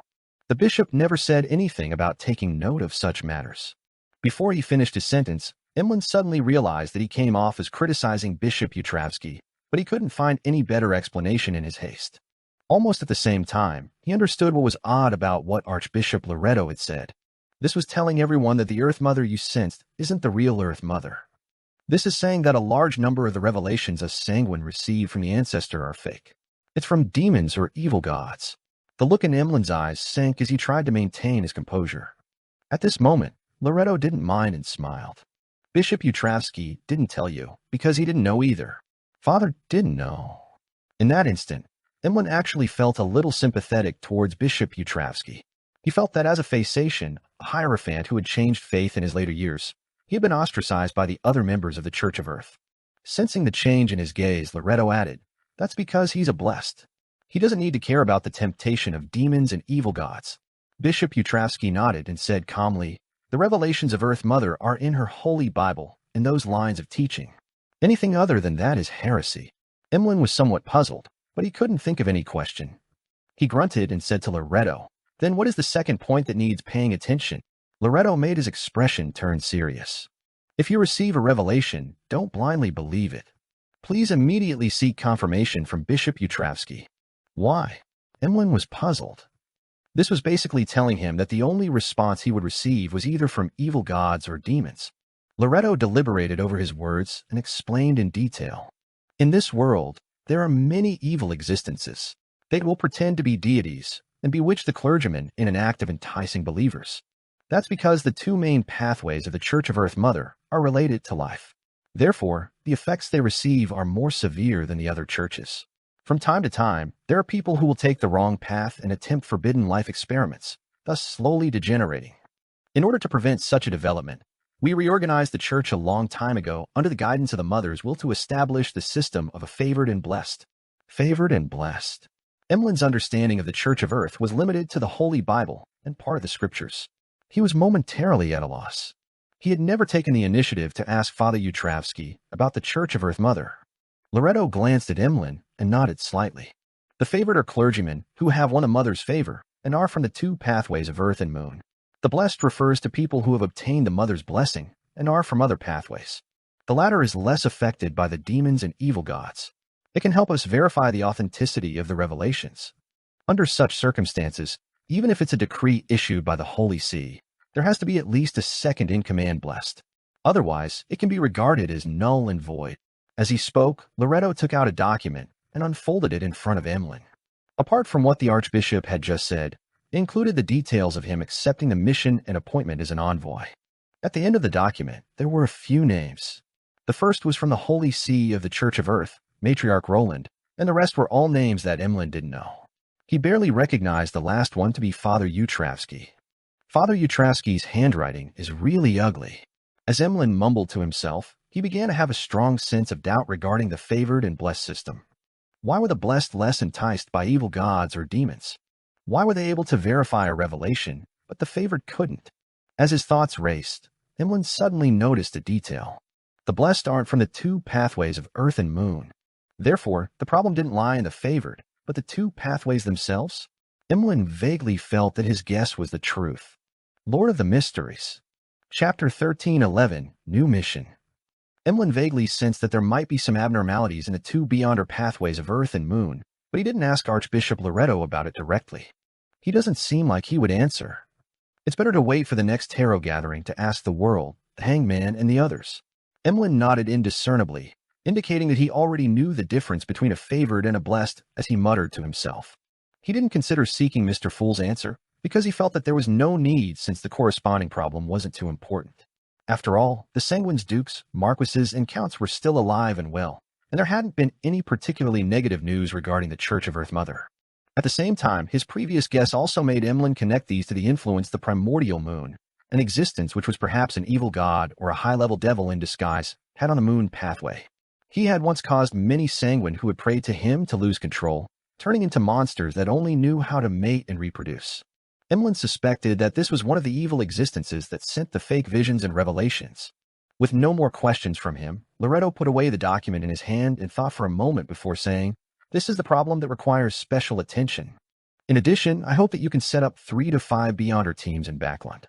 They should mainly be members of the Sanguine." Emlyn was always law-abiding. The only crime he did was steal blood at the hospital. He subconsciously raised his question, "Does the Church of Evernight and the Church of Storms have any objections?" Loretto said with a benevolent smile, "This was a request from them. As most of the forces of the Church of Steam have withdrawn, there is a lack of official Beyonders in Lone. Although the Church of Evernight and the Church of Storms have also recruited a group of machinery hive mind members who don't wish to leave Lone, and the lower-ranking clergymen, they are ultimately just a minority. Furthermore, they still need to handle the purge in Fasak and the independent colonies overseas. Therefore, they hope that they can provide some help. This is quite beneficial for our proselytizing in Lone. However, you have to remember that here, we have to restrain ourselves. We can't freely proselytize. Just be on the same level as the remnant Church of Steam. Of course, our believers won't be able to catch up to the Church of Steam for a long period of time. This requires a generation, 2 generations, or even 3 generations of effort. Yes, maintaining the present scale and having a certain degree of development is enough. It's too troublesome to proselytize." Emlyn heaved a sigh of relief and calmly replied, "Okay." In the Sonia Sea, City of Generosity, Byam. Alger wore a bishop's robe embroidered with symbols of lightning and waves. He wore a metal storm sacred emblem and stood at the peak of the coastal mountain range, looking out at the other side of the forest. There were very few trees there. The surrounding hills and short mountains had been flattened, revealing a hidden harbor. It was a private harbor that belonged to the resistance. It was definitely not comparable to Byam's port, but it was of medium size, enough to sustain many people's lives. A city with an unconstrained and crude style had been built near the harbor. The city wasn't huge, probably only 1/5 the size of Byam or smaller. In the center were two towers. One was a spire, the other steeple. They were all strangely silver, reflecting blinding light under the sun. Surrounding the twin towers were many paved roads made of cement. They led to buildings that were mainly made of stone or were connected to open squares and training grounds. The green trees lining the sides of the street exuded a feeling of grandeur. Alger knew that the city didn't only consist of residents from the City of Silver, but also people from Moon City. Many of the latter were extremely deformed. They were temporarily unwilling to interact with Byam, as well as the residents of the other cities on the island. They only purchased their necessities through the people of the City of Silver. It was said that they planned on building a city that belonged to them deep in the forest and would only leave a path to the new City of Silver. These are all believers of Mr. Fool. I'll have to slowly integrate them into the entirety of the Rorstad archipelago. For now, I'll temporarily not disturb the deformed and allow the residents of the City of Silver to bring normal-looking Moon City residents to Byam. Alger seriously considered his subsequent actions. After settling down the residents of the City of Silver and Moon City, he had actually completed the mission that Mr. Fool had given him. However, he believed that he was still far from being able to exchange for Sea God's identity, authority, and status. Therefore, he did his best to deal with the problems left behind by the Great Migration. To be frank, Alger was most worried that Mr. Fool didn't give him anything to do. If that happened, he didn't know how long it would take for him to make enough contributions. Accompanying the new City of Silver's establishment and the immense vibrancy it exuded, he acutely sensed danger. There was more than one sequence for demigod in the City of Silver and Moon City, and they were Mr. Fool's loyal believers. Perhaps Mr. Fool would one day bestow the identity, status, authority, and power of Sea God to one of them. There are 2 Grade 0 sealed artifacts in the City of Silver, a Sequence 3 Saint, 3 Sequence 4 Saints, and nearly 10 Grade 1 sealed artifacts, as well as a few demigod beyonder characteristics that can temporarily be used as Grade 1 sealed artifacts. There are 3 demigods in Moon City, 5 Grade 1 sealed artifacts, and a large number of potion formulas. Alger only made a slight calculation before realizing that the 2 factions that came under Mr. Fool were a little terrifying. All of them combined was equivalent to a quarter of the Church of Storms. According to what Alger knew, the number of Grade 0 sealed artifacts each church had numbered between 5 to 8. There were fewer than 4 grounded angels active at present. In this aspect, they were indeed much stronger than the combined Moon City and City of Silver. However, the Orthodox churches had no advantage in numbers when it came to Grade 1 sealed artifacts and saints, especially the latter. Due to an all-out war, with the brass increasing the number of saints by nurturing them, the Church of Storms only had around 20 saints. The Church of the Sea God doesn't have a demigod yet, but it won't be long before a new Sea God will appear. As for the angels under Mr. Fool, there's the World, the Death Consul, and the Angel of the Fate Pathway. There are the saints from our Tarot Club. The more Alger thought about it, the more alarmed he became. He realized that he was a little slow in this aspect. Perhaps it was because he couldn't extricate himself to take an objective look at things, and although he had always been amazed by such matters, he finally came to a clear realization today. Unknowingly, Mr. Fool's faction had already developed to a level that was comparable to an Orthodox church. Even if there was a certain gap, it was only due to the lack of accumulation that needed to span across years. And it hadn't even been 3 years since Alger joined the Tarot Club. If I hadn't experienced all these changes myself, I definitely wouldn't have believed it. Alger sighed inwardly as he fervently wished to do something for Mr. Fool so that he could quickly accumulate the contributions needed to transform into Sea God. When that happened, he could truly cast his gaze towards the Book of Calamity and attempt to complete the request of the Elven Queen Kohinum. Retracting his gaze, Alger glanced at Byam at the foot of the mountain.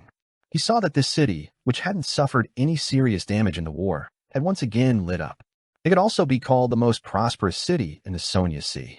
At that moment, the priests, bishops, and believers of the Church of the Lord of Storms were cooperating with the new government civil servants and the Church of Sea God to build schools and hospitals to the children in the slums and the natives with no financial capacity that would provide education, medical treatment, and assistance.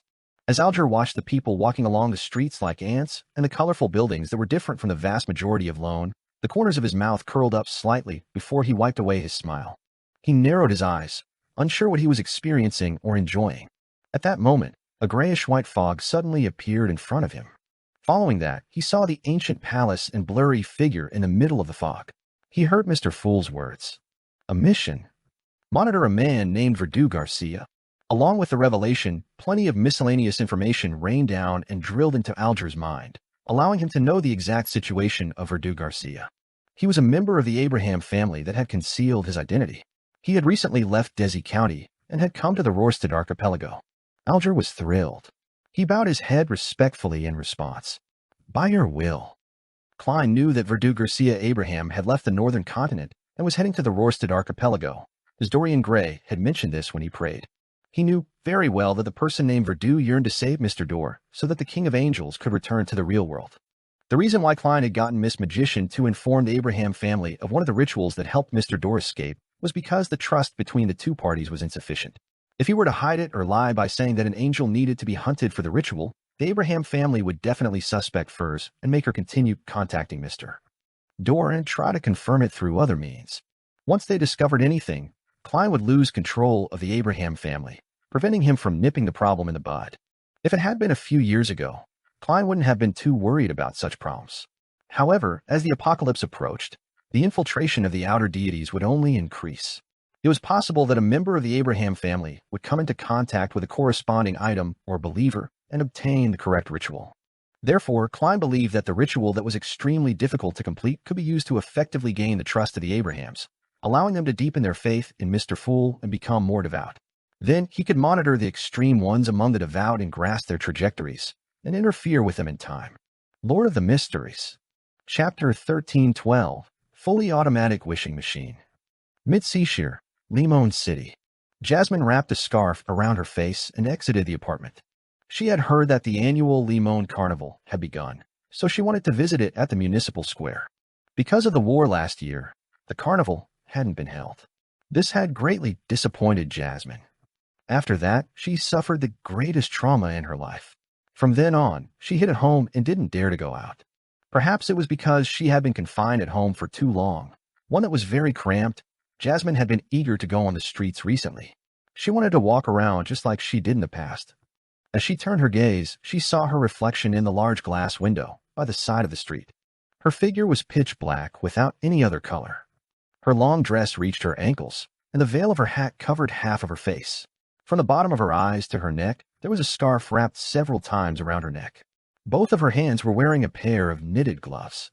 This was completely different from the cheerful and lively Jasmine in her memories. In the previous war, a cannonball had destroyed her original home and resulted in a fire. She suffered burns to the face, causing her body to be covered in wounds. If not for the fact that she was lucky enough, Jasmine would have died from the serious injuries. But even so, she felt like her life had ended from that very moment. Her nose had been burned away, leaving only 2 black holes. There were many traces left behind by the fire on her face, neck, and hands. If she were to walk in the dark, she would pass off for a devil perfectly. Jasmine clearly remembered one thing. On the first night of moving to this apartment, she had washed up in the public bathroom before sleeping. Just as she walked out of the door, she saw a youth walk over. The youth had also seen her. Under the crimson moonlight, the youth revealed an expression of extreme horror, as if he would jump up at any moment. He turned around and ran away. Finally, he controlled himself and took a few steps to the side, not daring to look at Jasmine's face again. This pierced through Jasmine's fragile heart. From that day onwards, she never left the house again. Even if she had to wash up, she would wait until it was late at night. In this aspect, she was very grateful to her parents because they didn't say a word. They did their best to maintain their lives, relying on their original savings and the work they later found to barely support the family. They didn't need Jasmine to work outside for a salary. After walking a distance, Jasmine saw the main venue of the carnival, Lemon City Municipal Square. There was a sea of heads and all kinds of reveling emotions. The enthusiastic atmosphere made Jasmine subconsciously stop in her tracks. She didn't dare approach, afraid that someone would notice that she was dressed strangely, afraid that she might accidentally drop her scarf. After hesitating for a few seconds, she finally stopped. She found a clean spot by the street and sat down. She stared intently at the municipal square. After an unknown period of time, Jasmine sensed someone beside her. It was a young man in a long black robe and a tall hat. He was like a magician from a circus. The municipal square is over there. Jasmine wanted to remind him, but after she quivered her lips a few times, she didn't part them.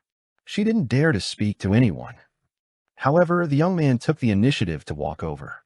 He took off his hat and bowed slightly. "Miss, do you know what this machine is for?" "Machine?" Jasmine subconsciously looked up and dazedly followed the young man's gaze. Under the street lamp, a small wardrobe-like machine was sitting there at some point in time. Its surface was a brass color with a few transparent glass, gears, and bearings embedded in it. The components were exposed, looking very crude. Jasmine retracted her gaze and shook her head, indicating that she didn't know what the machine was. At the same time, this also expressed her intention to reject conversing. "It's called a fully automatic wishing machine," the young man introduced with a smile. "It's my invention. It can automatically fulfill the wish of someone who operates it. By the way, I forgot to introduce myself. My name is Merlin Hermes, a wandering magician. Fully automatic wishing machine." Jasmine realized that she could understand every single word but failed to understand the combined name. "You can give it a try. As the first user to experience it, it's free," Klein, who had taken on the identity of Merlin Hermes, said with a smile. Jasmine shook her head, refusing the conversation. Klein didn't give up. He looked at her and said, "For example, you can make a wish to be restored with your original looks." These words were like a sharp arrow that shot into Jasmine's heart. She stood up in shock and retreated hastily in an attempt to leave. She suspected that he had already seen her current appearance. "If you don't give it a try, how do you know that your wish won't come true?" "It's free," Klein said unhurriedly as he looked past her into the background. Jasmine gradually slowed down and finally stopped. If she could be restored with her original looks, even if she had to pay a huge sum of money, she would still be willing to do so. However, she knew that the wish in her heart couldn't be granted by money. "I don't have to pay anything. It's a free try. What if it comes true?" Jasmine's thoughts were in an upheaval, and she slowly turned around as if she was being enticed by a devil. "Really?" she asked in a hoarse voice. Klein pointed at the machine. "I can retreat 10 meters, and all you need to do is to turn the wrench on the machine. You don't have to remove your hat and scarf." The last sentence moved Jasmine into action as she quickly nodded and said, "Okay." Not long after Merlin retreated a certain distance, Jasmine moved closer to the machine, gingerly grasping the wrench on the door. She was actually very worried that this was part of a prank that involved pulling the wrench, such as being splashed by water. This was something that would happen every year during the carnival. She and her friends had often played such pranks on others, but compared to a wish that could be fulfilled, she felt that it was an acceptable risk. Even if it was proven that having her wish granted was impossible, it could still be treated as her experience at the carnival. "Remember to make your wish before you turn it," Klein reminded her from not too far away. Jasmine collected her thoughts and silently voiced her wish. "I want to return to my former self before the burns." With that, she turned the wrench nervously and expectantly. In the next second, the door to the fully automatic wishing machine opened.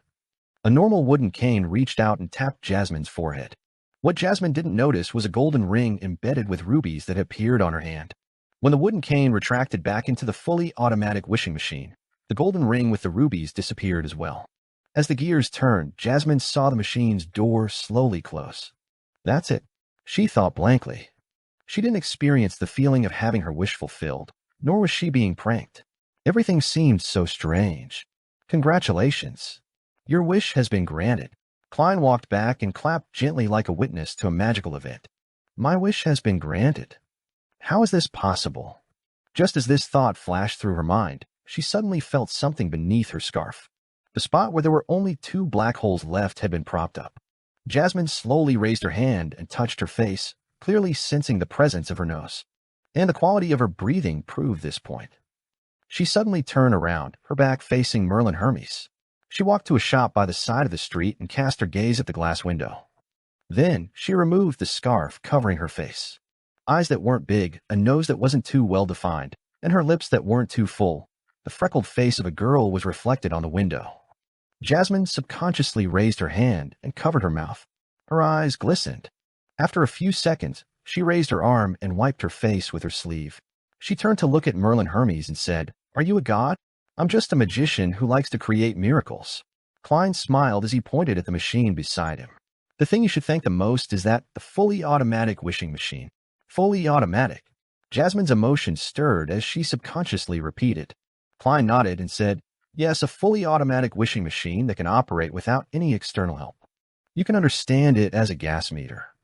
As long as you throw in a coin, you can get a wish granted like how you obtain gas. The specific steps are very simple. Throw one penny in and make your wish before turning the wrench. Remember, only 3 wishes can be fulfilled. While explaining, Klein inwardly mocked himself. If I were to unfortunately die one day and become a sealed artifact, I hope it's something similar to the fully automatic wishing machine. After leaving the capital of Mid-Seashire, Constant City, Klein changed the method of granting other people's wishes to prevent himself from being too bored. One had to learn to seek joy in mundane work. How miraculous! Jasmine couldn't find the words to describe how she felt inside. Her exhilarated emotions calmed down a little. Will it? Will this fully automatic wishing machine stay here forever? Jasmine asked hesitantly. Klein smiled and said, no. It could stay here for 3 days or maybe not that long. Perhaps it would disappear when the sun rises. But it won't disappear forever. Perhaps one day you will see it at the corner of the street again. Jasmine's mind was in a mess, and she was unable to sort out her thoughts. All she could do was bow to the machine and say seriously, thank you, Mr. Fully Automatic Wishing Machine. Then she bowed to Klein. Thank you, Mr. Hermes. As soon as she said that, Jasmine recalled the words Merlin Hermes had just said. Filled with anticipation, surprise, and embarrassment, she asked, 3 wishes can be granted? Yes, but it won't be free in the future. You will need to pay a penny, Klein replied, unfazed by the question. Lord of the Mysteries. Chapter 1313, The Third Wish. Jasmine was excited, but she was still worried. What kind of price has to be paid? From her point of view, a prior free attempt didn't mean that the subsequent wishes were without a price. Klein adjusted his tall hat and smiled. The penny you paid is the price. The corresponding change that you have to bear after achieving your wish is also the price. Jasmine nodded without completely understanding him. Without any hesitation, she reached into her pocket and attempted to take out a few copper pennies for her wish. However, her pocket was empty except for a handkerchief. Having stayed home all this while, she hadn't had any contact with money. She had relied on walking to go from home to the municipal square instead of taking a trackless public carriage. Can I go home first? Jasmine asked, both vexed and embarrassed. Of course, this is your freedom, but I can't guarantee that the fully automatic wishing machine will always be waiting for you here, Klein said with the tone of a magician. Sometimes it's very willful. Jasmine tersely answered, thanked him, and turned around, jogging in the opposite direction of the municipal square. The more she ran, the more relaxed her body became. She found herself in her formerly healthy state before she was burnt, transforming back into a teenage girl in her prime. To her, this was a scene that would only appear in a dream. Of course, as an ordinary person, she gradually felt exhausted after running for a while.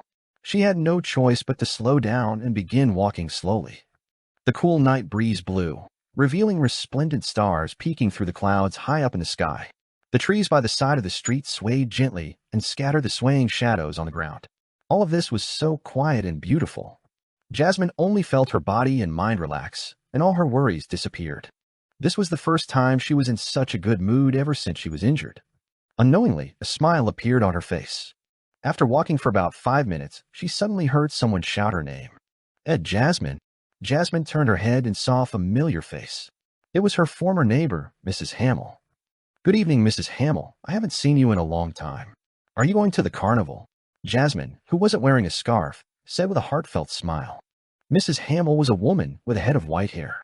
She carefully sized up Jasmine and said, I haven't seen you since you moved away. I heard that you were injured in the previous blast. Yes, but I've recovered. Jasmine nodded heavily. She then asked, how is Jolie now? Jolie was Mrs. Hamill's eldest daughter and was her former playmate.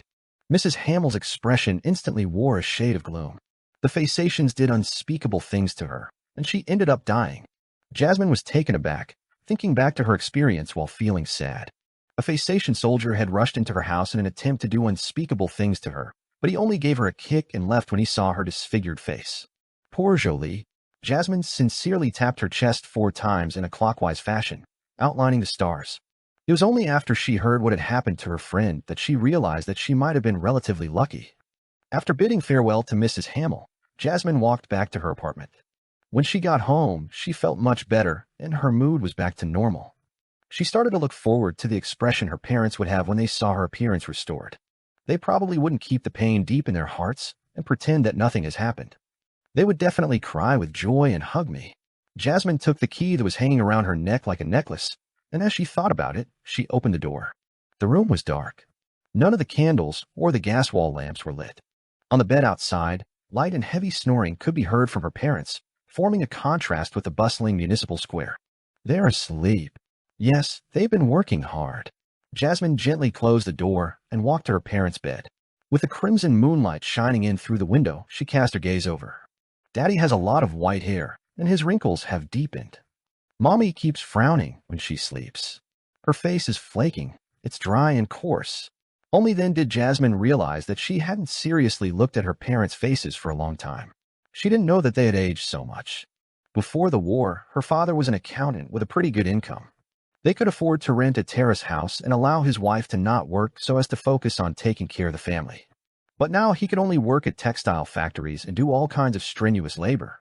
Jasmine's mother had no choice but to leave her family and become a textile worker. Daddy's health is getting worse and worse. He's always coughing, but he has passed the recent Civil Servant Unified examination. When the interview results are announced, he will have a decent job. Mommy keeps complaining that her arm is getting worse.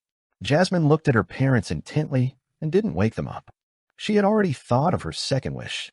Softening her footsteps, Jasmine entered the room inside and poured out the last few pennies from her piggy bank that she had previously almost emptied. Then she left the apartment and boarded a trackless public carriage.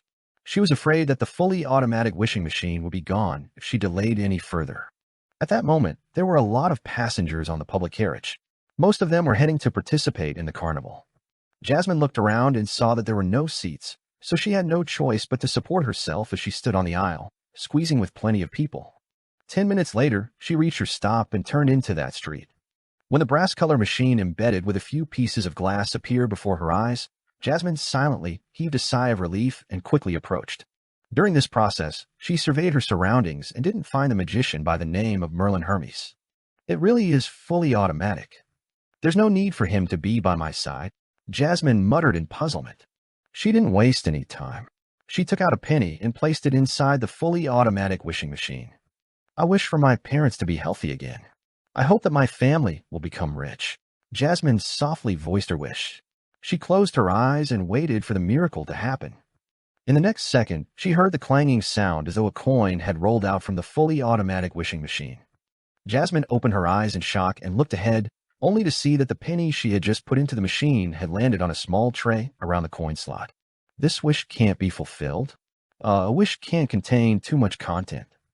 My wish was actually 2 wishes. With the experience of being cured of her burns, Jasmine didn't suspect that there was something wrong with the fully automatic wishing machine.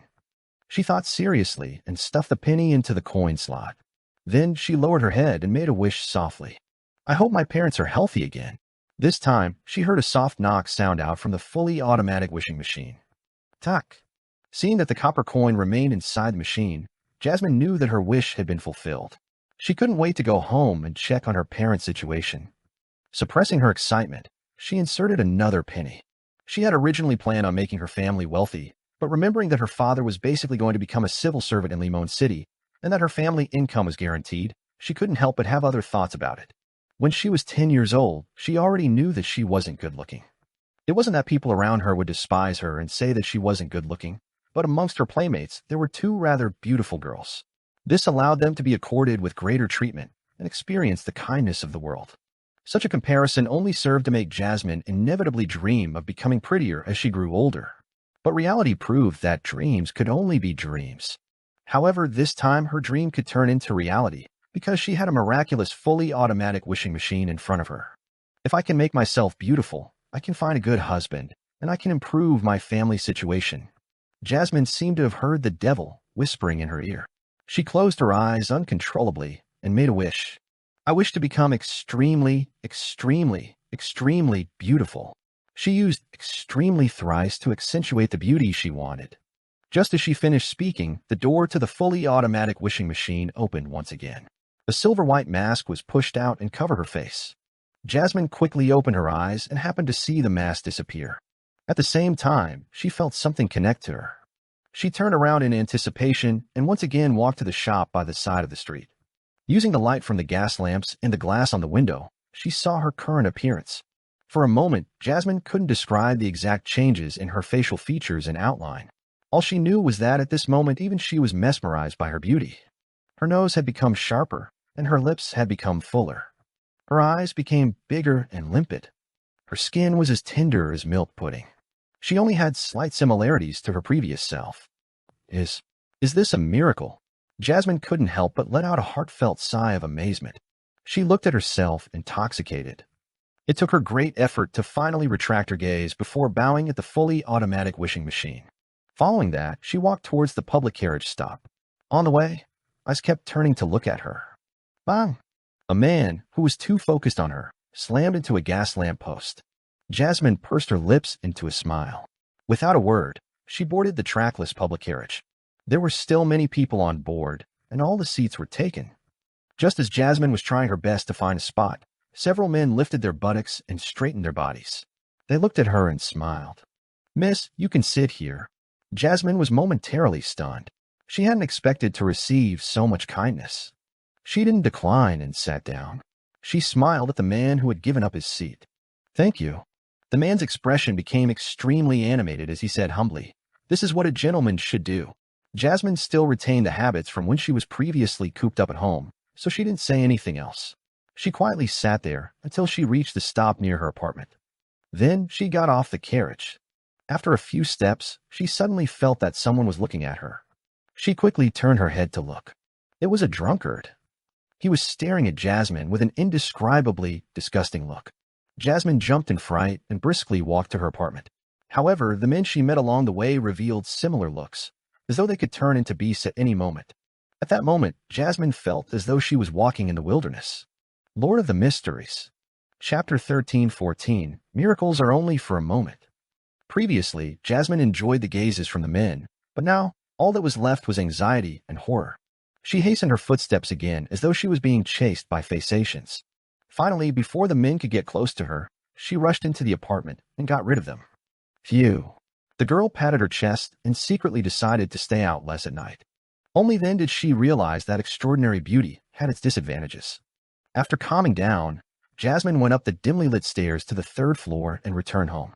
She used the key she carried with her to open the door. She carefully approached her parents' bed and used the moonlight to examine their faces. Compared to when she left the house not too long ago, her parents' faces were rather ruddy. Their white hair and wrinkles had lessened significantly, and their snoring was almost non-existent. Their health has really been restored. Jasmine couldn't help but smile, clearly relieved. Sensing the commotion, her mother's eyelids twitched as she slowly opened her eyes.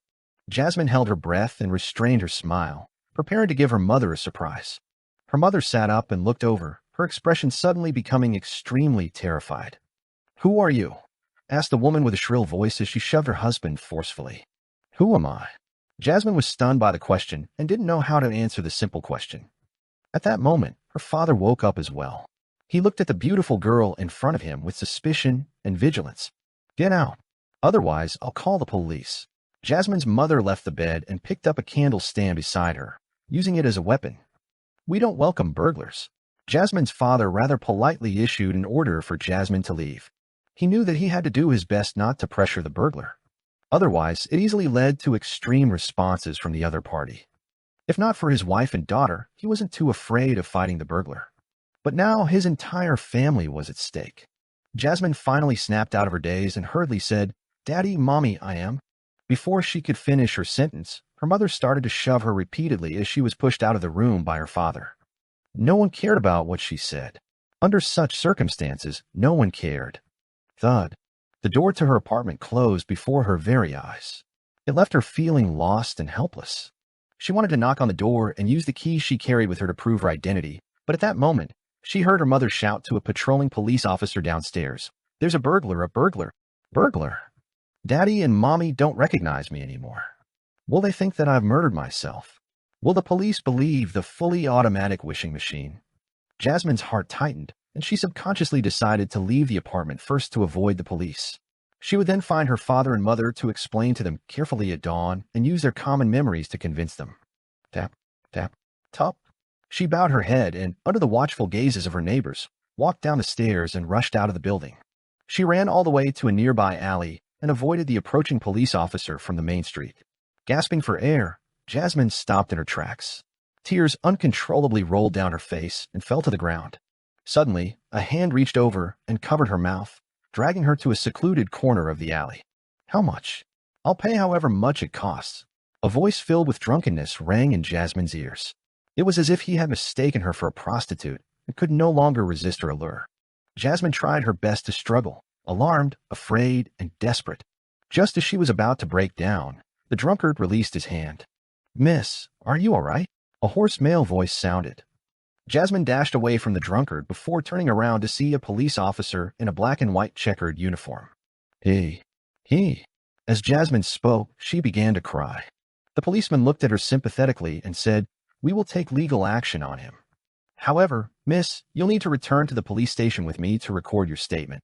Jasmine was in a state of extreme panic and extreme helplessness. She subconsciously nodded. Not long after, she sat in the police station's testimony room nearby.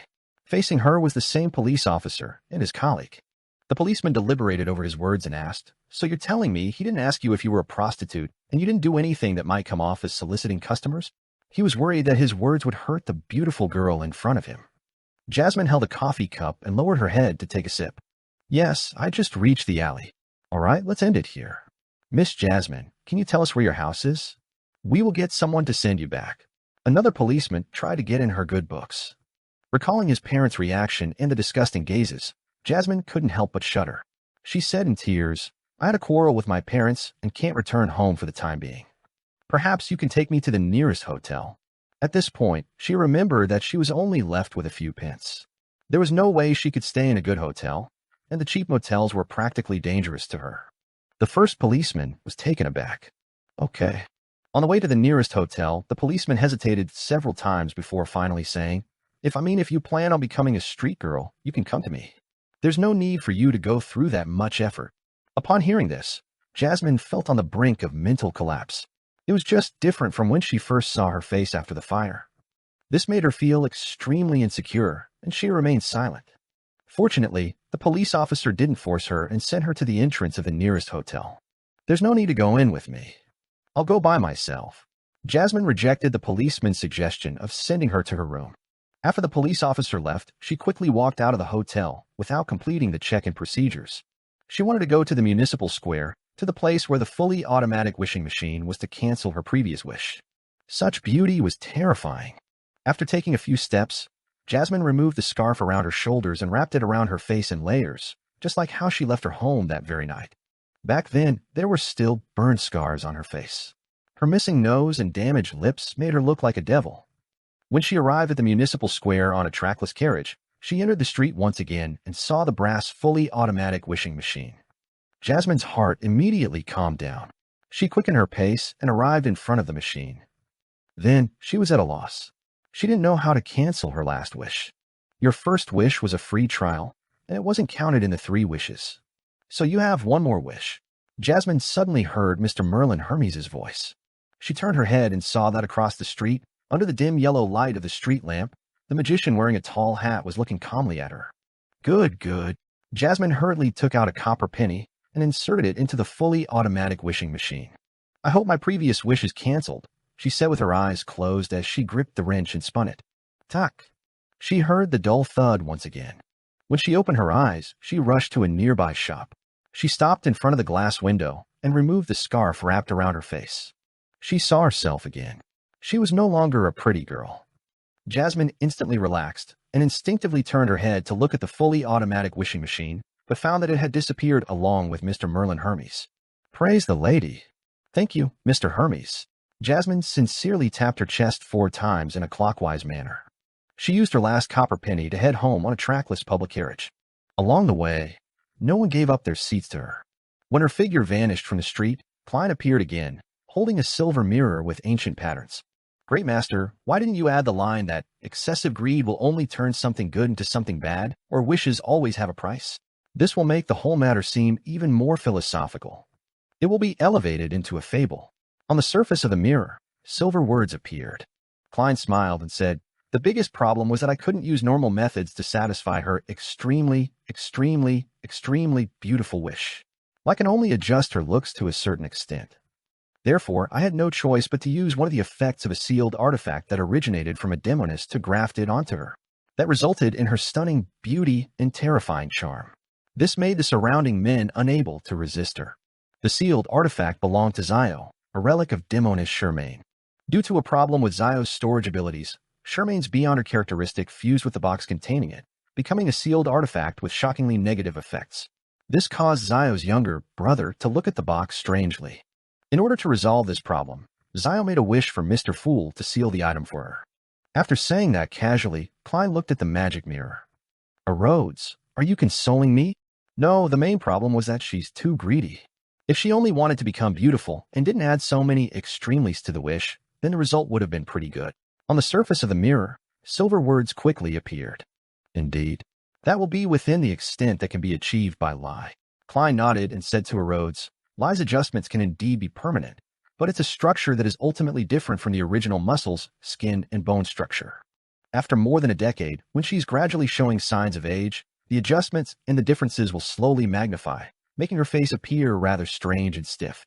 That can only be fixed periodically by becoming a faceless. Having said that, Klein smiled and shook his head. A lie is ultimately a lie. Then he walked towards the other end of the street and continued. Besides, even if she really becomes beautiful, it's still uncertain whether she will lead a better life in the future. It's true that beauty allows her to obtain a lot of resources and allow her to marry a prince. However, her personal upbringing, character, and knowledge are unlikely to support such a lifestyle. Yes, I can't rule out the possibility that she's good at studying, being capable of using all kinds of experience to fully enrich herself, and ultimately direct herself to possibly having a good life. However, that's a whole other story. Miracles are only for a moment, but fate is often a long-lasting event. In the conversation with Rhodes, Klein gradually vanished from the end of the street. His understanding of Miracle Invoker had deepened again.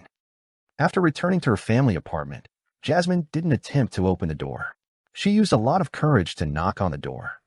The door opened and her mother appeared in front of her. Oh, you're finally back. Her mother first heaved a sigh of relief, then asked in an abnormally horrified manner, Why your face?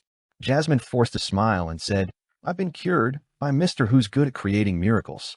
Mr. Fully Automatic Wishing Machine.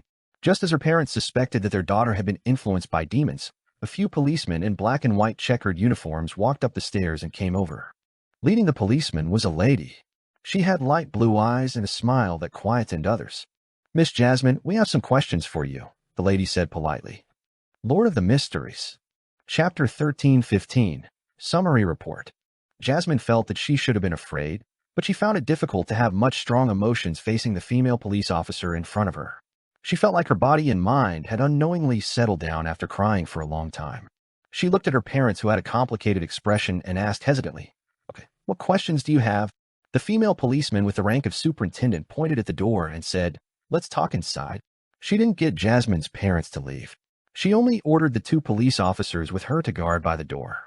After closing the door, she pulled a crude round stool over and sat down without standing on ceremony, looking very relaxed. This immediately made Jasmine and her parents less tense.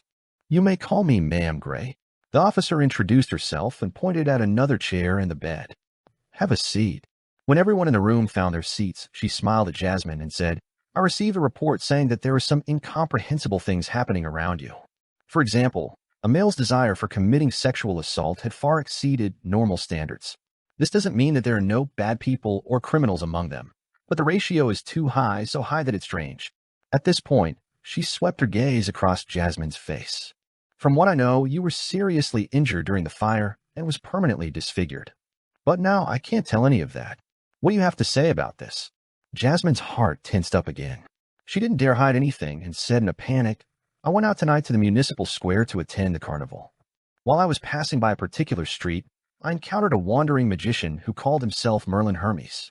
He said that he had invented a machine called the Fully Automatic Wishing Machine. All I had to do was insert a penny, softly state my wish, and turn the wrench, then my wish would be granted. He said that I was the first user, so I could experience it for free once. Then, I was restored to my original state, having all my injuries healed. Officer, that's what happened. You must believe me. With that, she glanced at Mrs. Gray and her assistant before looking at her parents, trying to get their approval. However, her parents clearly said, "How is this possible? How can there be a machine that can automatically grant the wishes of others? How can there be something as good as granting a wish cost only a penny? Besides, the first user experienced it for free." Gray and her assistant didn't show any obvious expressions, making Jasmine unsure if they believed her or not. "Continue." Seeing her pause, Gray nodded encouragingly. Jasmine hurriedly mentioned how she returned home to get some coins before recounting in full how she wished for her parents to regain their health and how she wanted to become beautiful. Finally, she said, "I was indeed very beautiful. Even I couldn't move my eyes away. This made me experience a lot of kindness, but later on, the surrounding men started to frighten me. In addition, Daddy and Mommy didn't recognize me and chased me out of the house. I was scared, very scared. I returned to the machine and made a third wish. Yes, that Mr. Merlin Hermes said that the first wish was free and wasn't part of the 3 wishes. In short, I returned to my original appearance and met you." Upon hearing these words, Jasmine's parents instantly thought of the beautiful burglar from before. Then they realized that their bodies were indeed much healthier than before. Their vision had recovered and their arms had sufficient strength. Everything seemed different. They began to believe Jasmine's description, but they felt even more terrified. It was as if they had encountered a demon, exactly the same as those stories in folklore. Gray nodded gently. "I've seen many matters that are beyond our imagination, but this is the first time I've heard of something like a fully automatic wishing machine. Compared to a wishing lamp or wishing pool in folklore, this is too modern." After a pause, her expression turned serious. "As an experienced law enforcer, I'll give you 3 suggestions. First, don't believe in such things again from now on. Under most circumstances, the easy granting of wishes brings about huge disaster. There's nothing wrong with describing it as the temptation of demons." Jasmine nodded heavily, indicating that she wouldn't dare to do it again. That final experience still left her feeling afraid. Secondly, go to the cathedral as soon as possible and repent to the bishop. Get him to purify you. Gray looked around and said, "Your entire family must go." Seeing that Jasmine and her parents were about to say that they already had this in mind, Gray turned to Jasmine. "My department still lacks some staff. You can consider joining us. This way, I can monitor your situation at any time and deal with any abnormalities in time. As for the salary, trust me, it's about the same as a civil servant. The salary is about the same as a civil servant's. I can be protected." "There's something that nice?" Jasmine asked in disbelief. "What department is it?" Gray smiled and said, "I'll give you an address. Come to my office tomorrow, and I'll fill you in on the details." All right. Jasmine was in a state of panic and unease. She would grab a life-saving straw the moment it appeared. A week later, Jasmine officially joined the Nighthawks in Limon City and became a civilian staff member. "Captain, the telegraph device is broken down," she said carefully as she knocked on Gray's door. Gray put down the documents in her hand and rubbed her temples. "Report this to the police station and let them handle it." Seriously, I could have gotten the help of the machinery hive mind in the past. It was done in a quick and effective way. Now sigh. By the time Jasmine left, Gray picked up the documents and began to read them carefully. This was a piece of information that the Nighthawks had gathered regarding the fully automatic wishing machine. After Jasmine, this happened more than once. After flipping through the documents, Gray spread out a piece of paper, picked up a fountain pen, and began writing the official document for the Constant Archbishop and the Holy Cathedral. There have been many supernatural incidents in the city in the past week. It involves a special machine called the Fully Automatic Wishing Machine. According to the intel, it was created by a wandering magician who calls himself Merlin Hermes, but we haven't ruled out other possibilities. At least, I think that Merlin might be an illusion created by this machine so as to lure people into making wishes. This machine is of a brass color embedded with opaque glass. Its surface has gears, bearings, rivets, metal pipes, and other components exposed on its surface. It seems to be a product of modern industrialization. Case 1, a young girl who was disfigured by a fire, had met the fully automatic wishing machine at the municipal square. Her first wish was to revert back to her original appearance, and it was granted normally. Her second wish was to restore her parents' health, which was also granted normally. Her third wish was to become extremely, extremely, extremely beautiful. Then she no longer looked like herself, and she had an irresistible charm to the men around her. She claimed that she was the first user of fully automatic wishing machine, which allowed her to have one free wish. With that, she canceled her third wish. Case 2. A retired soldier who participated in the war to defend Limon was left with serious mental damage. He met the fully automatic wishing machine by the river. His first wish was to restore his mental state to a state before the war, and it was granted normally. His second wish was to become a little more handsome so as to reach the standards of the male models on magazine covers. He also had it granted normally. His third wish was to obtain 100,000 pounds and become a tycoon. Then he caught the fancy of the owner of the Limon United Steel Company, who wished to marry him, a lady with a wealth of nearly 200,000 pounds. This retired soldier didn't wish to accept her with her having a weight of more than 200 pounds and her shorter than average height. Furthermore, she's a violent middle-aged woman. He prepared to leave Limon and head south. If there comes a day when he doesn't want to work hard anymore, he can easily obtain the rights to a wealth of 100,000 pounds. In a sense, his wish was granted, but he's unwilling to accept it. Case 3. Case 4. Case 5. A public school teacher met the fully automatic wishing machine near a storm cathedral. Her first wish was to make herself look better and not be ostracized by her students because of her looks or be spurned by her colleagues. This was granted normally. Her second wish was to obtain a better position, which was also granted. As her teaching standards were high enough and she was no longer restricted by her looks, she quickly became the most popular teacher among the students and began taking on the duties as vice principal. Her third wish was to have a husband with impeccable looks, family background, personality, and ability. Finally, she got a doll who could speak, move, and have a certain level of intelligence. It had living characteristics and looked rather handsome. It was carved by the best master and could have any personality one wanted. It was very capable in every aspect. Other than not being human, it really had no flaws. Case 6. Summarizing these cases, we have obtained some preliminary guesses. The fully automatic wishing machine can appear anywhere in Limon. It's extremely random, and there's temporarily no discovered pattern for it. Most of the wishes that are made can be fulfilled normally. However, a small portion will be distorted, and the latter is basically concentrated on the third wish. Of course, it's also possible that the person will let themselves loose by the time they make the third wish and thus make excessive demands.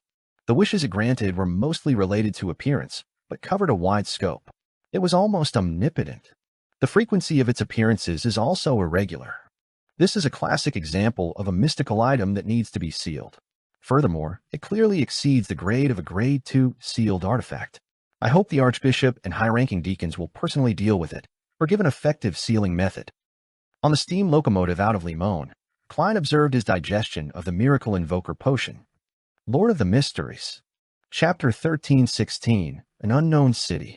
If I keep accumulating it bit by bit, it won't be long before I can respond to Moon City's prayers and cure their deformity, thus creating quite a miracle. In addition, I've also concluded the acting principles of a Miracle Invoker. It's only a matter of time before I digest it if I follow them. I might even finish within the year. Klein retracted his gaze from outside the window, raised his left arm, and controlled the monster puppet on his hand to entertain a child across him. This made him look more like a wandering magician. If he was willing, he could even use Life's Cane or the grafting ability to imbue this sock puppet with living characteristics. While entertaining the child, Klein's thoughts scattered as he considered where the marionette city needed to be built for the advancement ritual. A marionette city needs sufficient interaction to develop a corresponding region in the spirit world. This means that it isn't enough to leave it in the forsaken land of the gods. Ignoring the fact that it's sealed there, there's no way of directly connecting it to the spirit world. All I can do is rely on the little specialness it has. Even if there's no problem with it, it's difficult to create any interactivity with a place that lacks intelligent life. If it's placed in the northern and southern continent or the sea colonies, I have to be careful. Before the ritual is about to succeed, I definitely can't expose the fact that it's a marionette city. Otherwise, it will be affected, damaged, or even attacked by Zeradal, Amon, and my other enemies. Yes, I have to give a sufficiently good reason for a marionette city to appear. Then, there won't be any abnormalities with the interaction between the traveling merchants and the surrounding humans. I have to make every marionette a living person. They have their past, present, and future. They follow their own trajectories of fate. This means that a marionette city is extremely complicated. I need to split out many worms of spirit to deal with it. This also has the risk of losing control by doing so. If they are husband and wife, they should act like husband and wife. When faced with something they are fond of, they should show joy. Perverts should be hated. This way, foreigners might hear embarrassing sounds while staying in the marionette city. I'm still just an innocent child. This is a large-scale reality show, or rather a high-end version of Playing House. It has to be able to deceive the audience. As Klein lampooned inwardly, he silently counted if he had enough marionettes.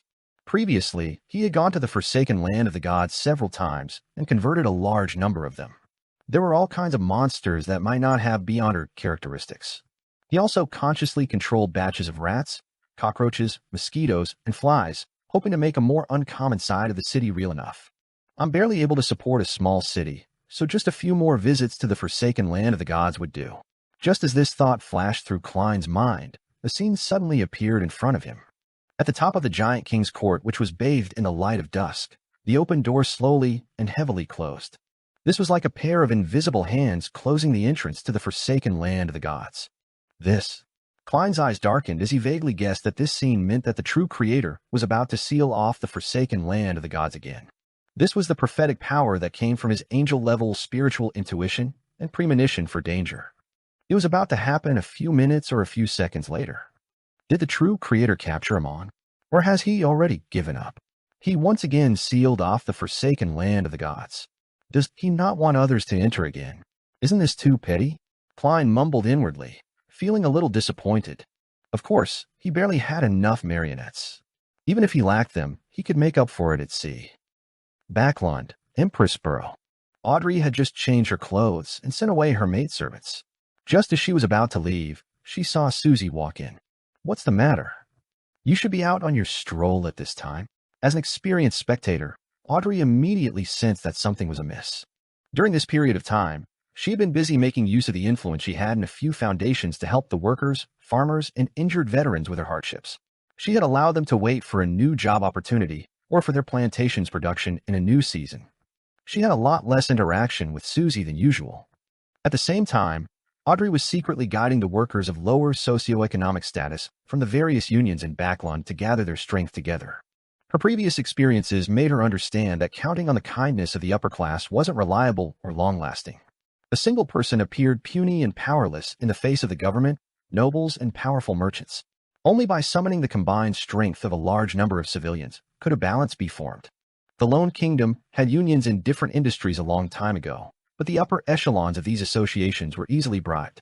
Instead, they became effective weapons against ordinary workers. Susie glanced at Audrey with a rather normal expression, but her mouth seemed to be out of control. It vibrated the air and let out a deep male voice. Miss Audrey, I'm the president of the Psychology Alchemist, Eric Drake. I wish to meet you and discuss with you about becoming a counselor of the Psychology Alchemists. I'm at the nearby park. Having said that, Susie heaved a long sigh of relief and regained her original voice. Audrey, there's a strange guy looking for you. I can't remember what he looks like. He directly placed the words he wanted to say into my mind island. Audrey's pupils dilated slightly before immediately returning to normal. She calmly nodded and said, "Where is he at the park?" As she spoke, Audrey secretly conjured a virtual persona and entered Susie's mind island through the sea of collective subconscious. She checked if it was still distorted by some external consciousness or knowledge. I don't remember. I was having my stroll, Susie said as she recalled. Then she wagged her tail slightly and said, I don't think you should go. It's dangerous. After confirming that Susie didn't have any latent problems with her virtual persona, Audrey exhaled and said, It will be even more suspicious if I don't go. That way, danger will be unavoidable. It might even affect the rest of the people in the house. Besides, this is also an opportunity. Just as Mr. Hangman said, since the end of the world is coming, all the hard work and attempts that will not bring disaster are meaningful. Audrey added inwardly before saying, I will protect myself. Susie, did anything happen to you just now? Susie barked and said, No. Audrey, are you really going? Yes. Audrey gave a clear answer. Then can you bring me along? Just like before, I'm just a dog in their eyes. Susie mustered up her courage and said, No, there's no need. I'll be back very soon. Believe me, I'll be blessed by a deity, Audrey replied with a faint smile. After comforting Susie, she used her psychological invisibility and left the luxurious villa like she usually did. When she was far away, in a corner on the first floor, a servant who was cleaning suddenly bowed his head and softly said words that he had never learned before. The fool that doesn't belong to this era. In the ancient palace above the fog, the figure sitting in the fool's seat naturally looked at the newly formed prayer light and realized that the believer was extremely unfamiliar. It's identical to Miss Justice's home environment. I can suspect that it's a result of guidance created by a virtual persona's invasion of the Mind Island. Miss Justice used this method to avoid any surveillance and pray for blessings. The figure quickly came to a conclusion and transferred the corresponding situation to his true body. A few seconds later, Klein entered Sapphira Castle and allowed the worms of spirit to burrow into his body. Miss Justice is becoming more and more like a high-sequence spectator. Klein praised inwardly as he cast his gaze at the crimson star, representing justice. In the park with a lake. As soon as Audrey entered, she saw a large carriage drive over. The carriage driver was an ordinary middle-aged man wearing an old hat and a dark-colored jacket. However, in Audrey's eyes, this carriage driver didn't exist because he didn't have a corresponding island of consciousness or mind. In other words, the carriage driver was just an illusion, a fake, and the controller of the carriage was the horse itself. A few seconds later, the large carriage stopped in front of Audrey. The door creaked open. "Please come in." A deep male voice came from inside. Audrey lifted the ends of her skirt slightly and boarded the carriage. She saw a man sitting on a black wheelchair. His pale yellow eyebrows were long, and his hair was neatly combed back. There were some wrinkles on his forehead, and his face was abnormally pale.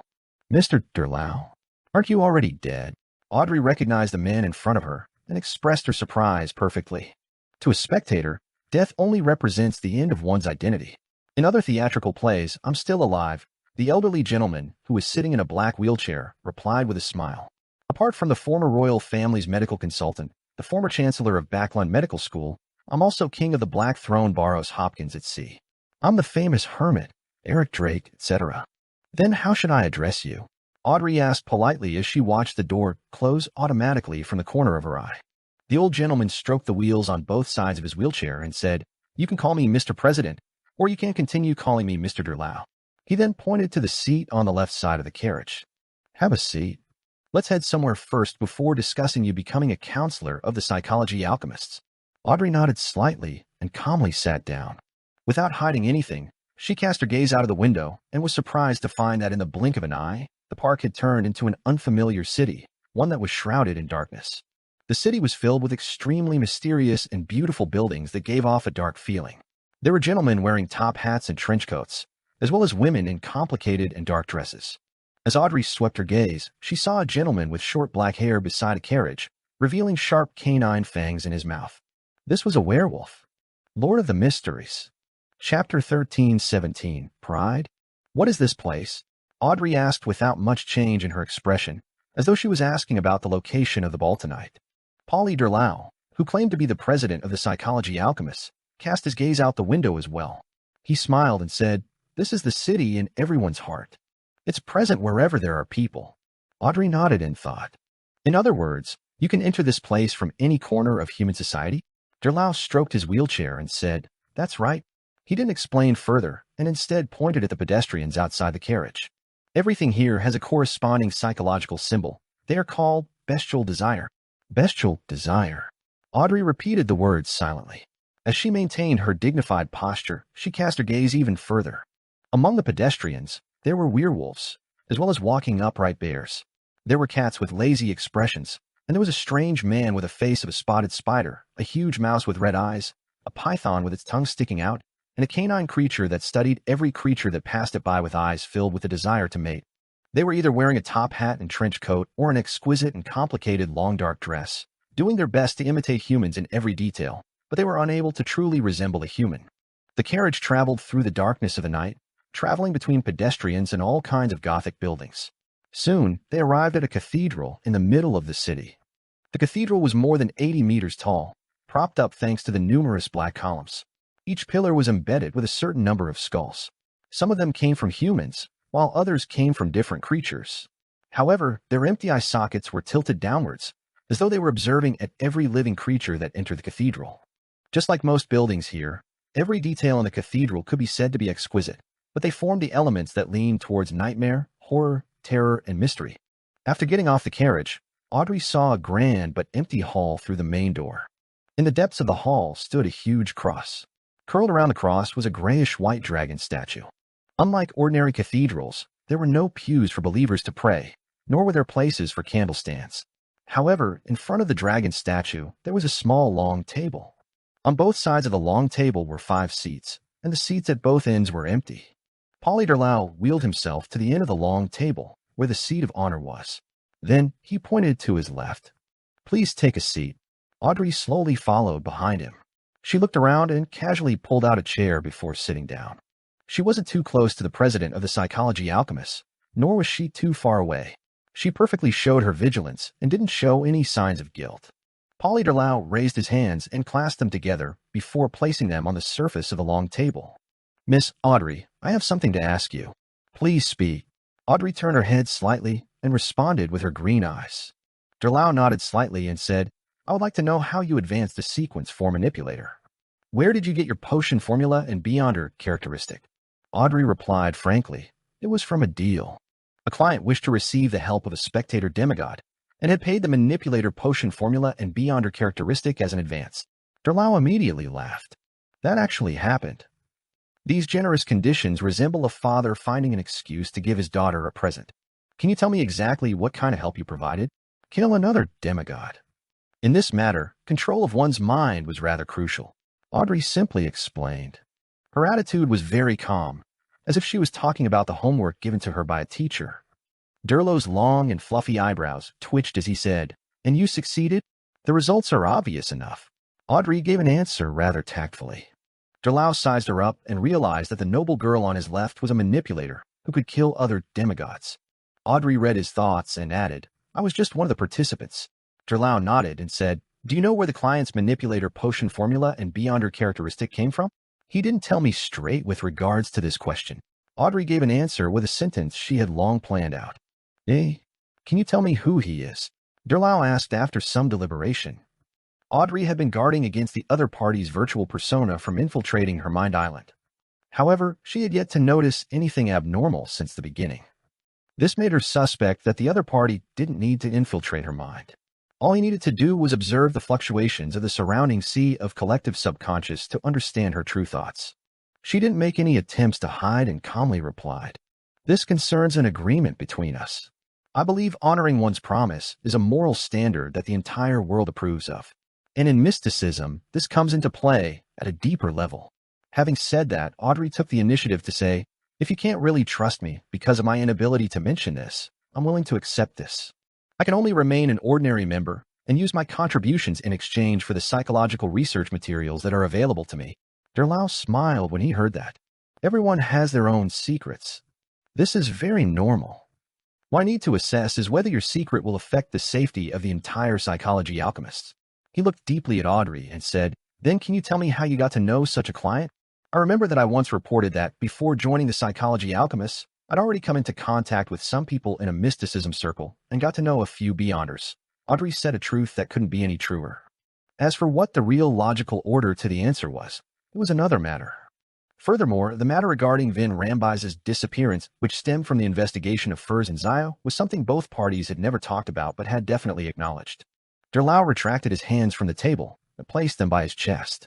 "There's another thing I would like to ask. When was the last time you met Vin Rambis?" Audrey frowned slightly and said, "I remember that I've been asked before." After Vin Rambise's death, she didn't immediately cut off any contact with the Psychology Alchemists. She continued to maintain a certain connection with the upper echelons through Hilbert, Stephen, and Escalante. Only when the war reached Backlon did she realize that she couldn't contact the members of the Psychology Alchemist cell for various reasons. "I need to confirm it in person," Derlau said calmly. Audrey nodded gently and said, "The last time I met Vin Rambis was in Viscount Glaint's mansion. At that time, I hypnotized my 2 Beyonder friends I knew, as per his instructions, and asked them why they were investigating Viscount Stratford and who the mastermind behind this was. At that time, Counselor Vin Rambis was nearby, ensuring that nothing went wrong with the hypnotism. After he received the answer, he quickly left. After that day, I never saw him again." As she answered, Audrey was still guarding against the invasion of her mind island. However, it was calm there, and nothing happened. This didn't make Audrey feel relaxed. Instead, she became even more wary. She didn't even dare to think about anything related to Mr. Fool and the World Gearman Sparrow. She was only certain of one thing. As long as she was exposed to danger, Mr. Fool would definitely provide her with protection. "It's identical to your previous answer." Derlau nodded slowly. He then looked into Audrey's green eyes and said frankly, I can't use mysticism methods to trace the origins of the Beyonder characteristic in your body.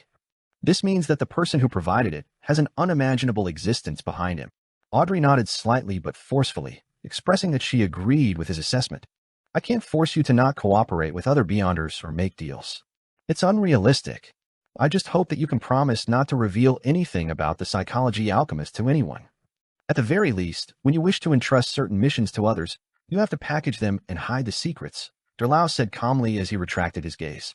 Audrey replied without hesitation. I promise not to tell any living creature that isn't qualified to know about matters regarding the psychology alchemists. She took the initiative to amplify the concept all the way to that of a living being to make up for any loopholes in her promise. As soon as she finished speaking, she felt her thoughts surface from her mind island. These thoughts intertwined, turning into an illusory net that seeped into Audrey's mind island, turning into her subconscious. As this restriction net came from Audrey's spirituality, she would be incapable of removing it even if she became an angel. She would lose the intention of talking about the psychology alchemists when she faced non-members of the psychology alchemists or people who didn't qualify to know about them. And she wouldn't realize this. He didn't invade my spiritual island. Just my words alone made the promise turn something substantial. While Audrey was alarmed, her expression didn't show. Of course, she didn't completely restrain herself, as being surprised by such means was an instinctive reaction from a manipulator. Based on this point, she suspected that either there was something wrong with this city that existed in the heart, or that Derlau, the psychology alchemist president, wasn't just at the level of a saint. Seeing Audrey make her promise, Derlau pointed at the long table in satisfaction and said, From now on, you are a counselor of the psychology alchemists. You can choose a persona mask as your codename. As he spoke, 7 grayish-white masks appeared on the long table. They were rather illusory and abnormally cold. 5 of them were placed in front of the corresponding seats, as though they already had a master. The remaining 2 persona masks are Wrath and Pride, Derlau introduced. They come from the Holy Bible of the Creator from the Third Epoch. Audrey thought for a second before reaching out her hand to the mask that didn't contain any anger. I choose Pride. Derlau looked at her and chuckled. That was the choice Vin Rambus made back then. Lord of the Mysteries. Chapter 13:18. 7 Counselors. Audrey's right hand paused for a moment before returning to normal. She picked up the mask known as Pride. A 50% chance isn't low, she replied to Polly Derlau simply. This was to say that picking the mask that Vin Rambus had worn before wasn't a surprising coincidence. With that said, Audrey wore the cold gray mask on her face. Almost instantly, she felt that she had an additional virtual persona that had appeared in her mind island. This didn't stem from the outside world, but rather a magnification of what she knew to the extremes. They receive very little education. They have to make the right choice under my guidance. Not everyone has enough intelligence. On the contrary, most people are very stupid. Those workers are impulsive and irrational. They are easily enticed by tiny perks and have no foresight. Only with me thinking for them, guiding them, and making decisions for them can they be saved. They are worthy of pity, but they aren't worth communicating with. These thoughts echoed in Audrey's mind, almost making her believe that this was the truth. After all, this was partial feedback she had received from her previous observation and experience. It wasn't something that had been fabricated out of thin air. With a sweep of her gaze, Audrey saw herself from the smooth surface of the long table. On the cold gray mask, her eyes moved upwards, fixing it to her forehead as though she could only see things high above without a care about anything else. It was funny, strange, and secretly horrifying. Audrey fell silent. A few seconds later, she said in a deep voice, Is this pride? If it wasn't for the fact that she had long escaped her misconceptions through the exchange between Mr. World, Mr. Hangman, and Ma'am Hermit, she might have been truly affected by Pride's persona. As for what would happen after being affected, she couldn't tell. You recovered much faster than I expected. It looks like you haven't lost yourself in the experience of manipulating others, Derlau said approvingly. Audrey replied thoughtfully, Mr. Vin Rambus has always appeared a little proud. Derlau clasped his hands at his chest and said, You could tell. Only occasionally. Some details, Audrey replied in 2 short sentences. Derlau sighed and shook his head with a smile. This mask's influence on Vin Rambus was worse than I expected. Besides, he usually put on a very good disguise. Under this premise, I don't find it strange that he has gone missing. His arrogance will make it impossible for him to see the path beneath his feet. It will make him look down on Beyonders who are weaker than him, and this will often bring great danger. Audrey resisted the urge to recall Vin Rambise's death and asked in deliberation, "These 7 personalities can amplify the corresponding knowledge and emotions to help us realize our own problems so that we can deal with them directly. At the same time, they will also bring some negative effects and unknowingly change its wearer's personality." Derlau nodded slightly. In the mind domain, it's very difficult to obtain external help that's pure and without danger. One has to have enough internal strength to avoid the corresponding negative effects. You have walked the right path for you to realize this. Audrey was just about to take the opportunity to discuss some questions about the mind domain when she suddenly saw a mask on the table disappear. She subconsciously turned her head and looked at the entrance of the cathedral. She saw a figure walk in through the door. This figure was wearing a 3-piece formal wear suit, and he had a half-top hat in his hand. He wore the mask that had disappeared earlier on.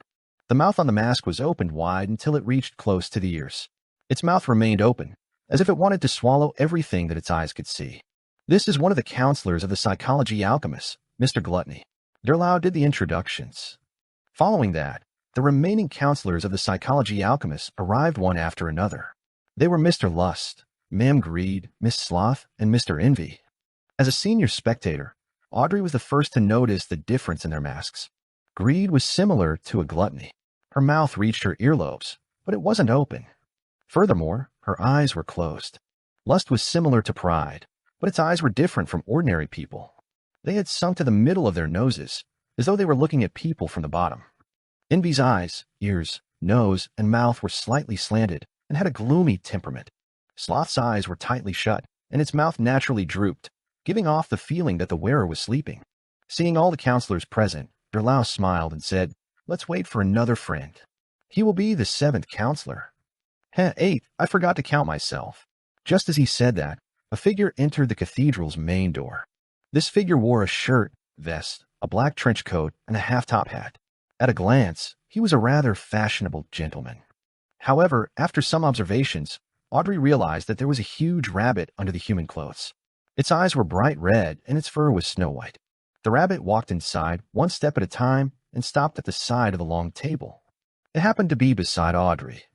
"Unfortunately, you only have one choice." Derlau smiled as he pointed at the wrath mask on the table. The rabbit let out a male human voice. "I've always been very gentle. It's a good opportunity for me to experience wrath." As it spoke, it picked up the persona mask and wore it on its face. The mask's eyes were wide and its mouth was wide open, as though an angry roar would shout out at any moment.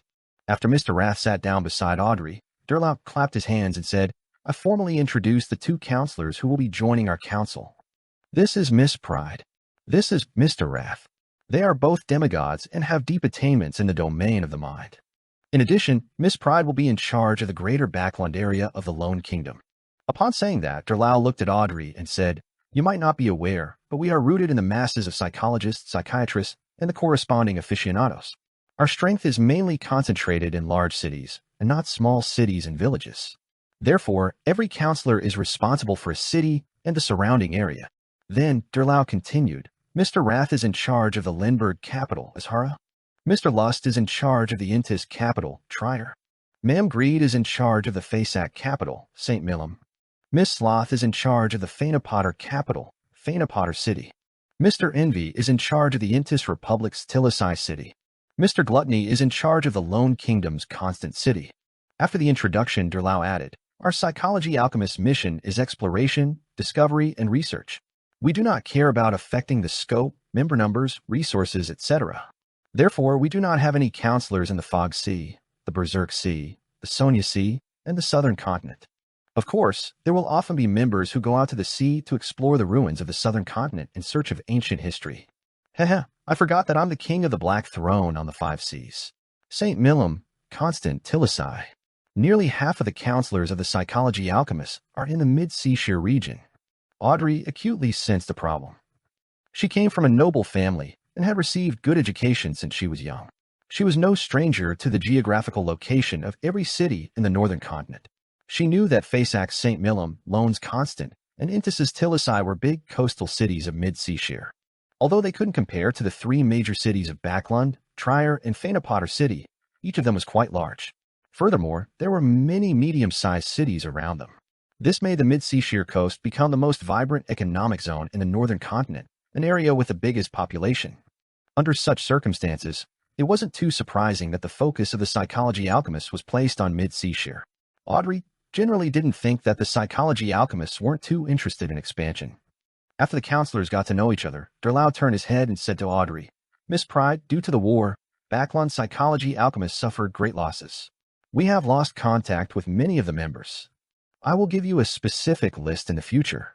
You will be in charge of confirming the whereabouts of the members and then organize them again. In this process, I suggest that you don't use your real image and name to finish the tasks. Create a virtual identity to complete them."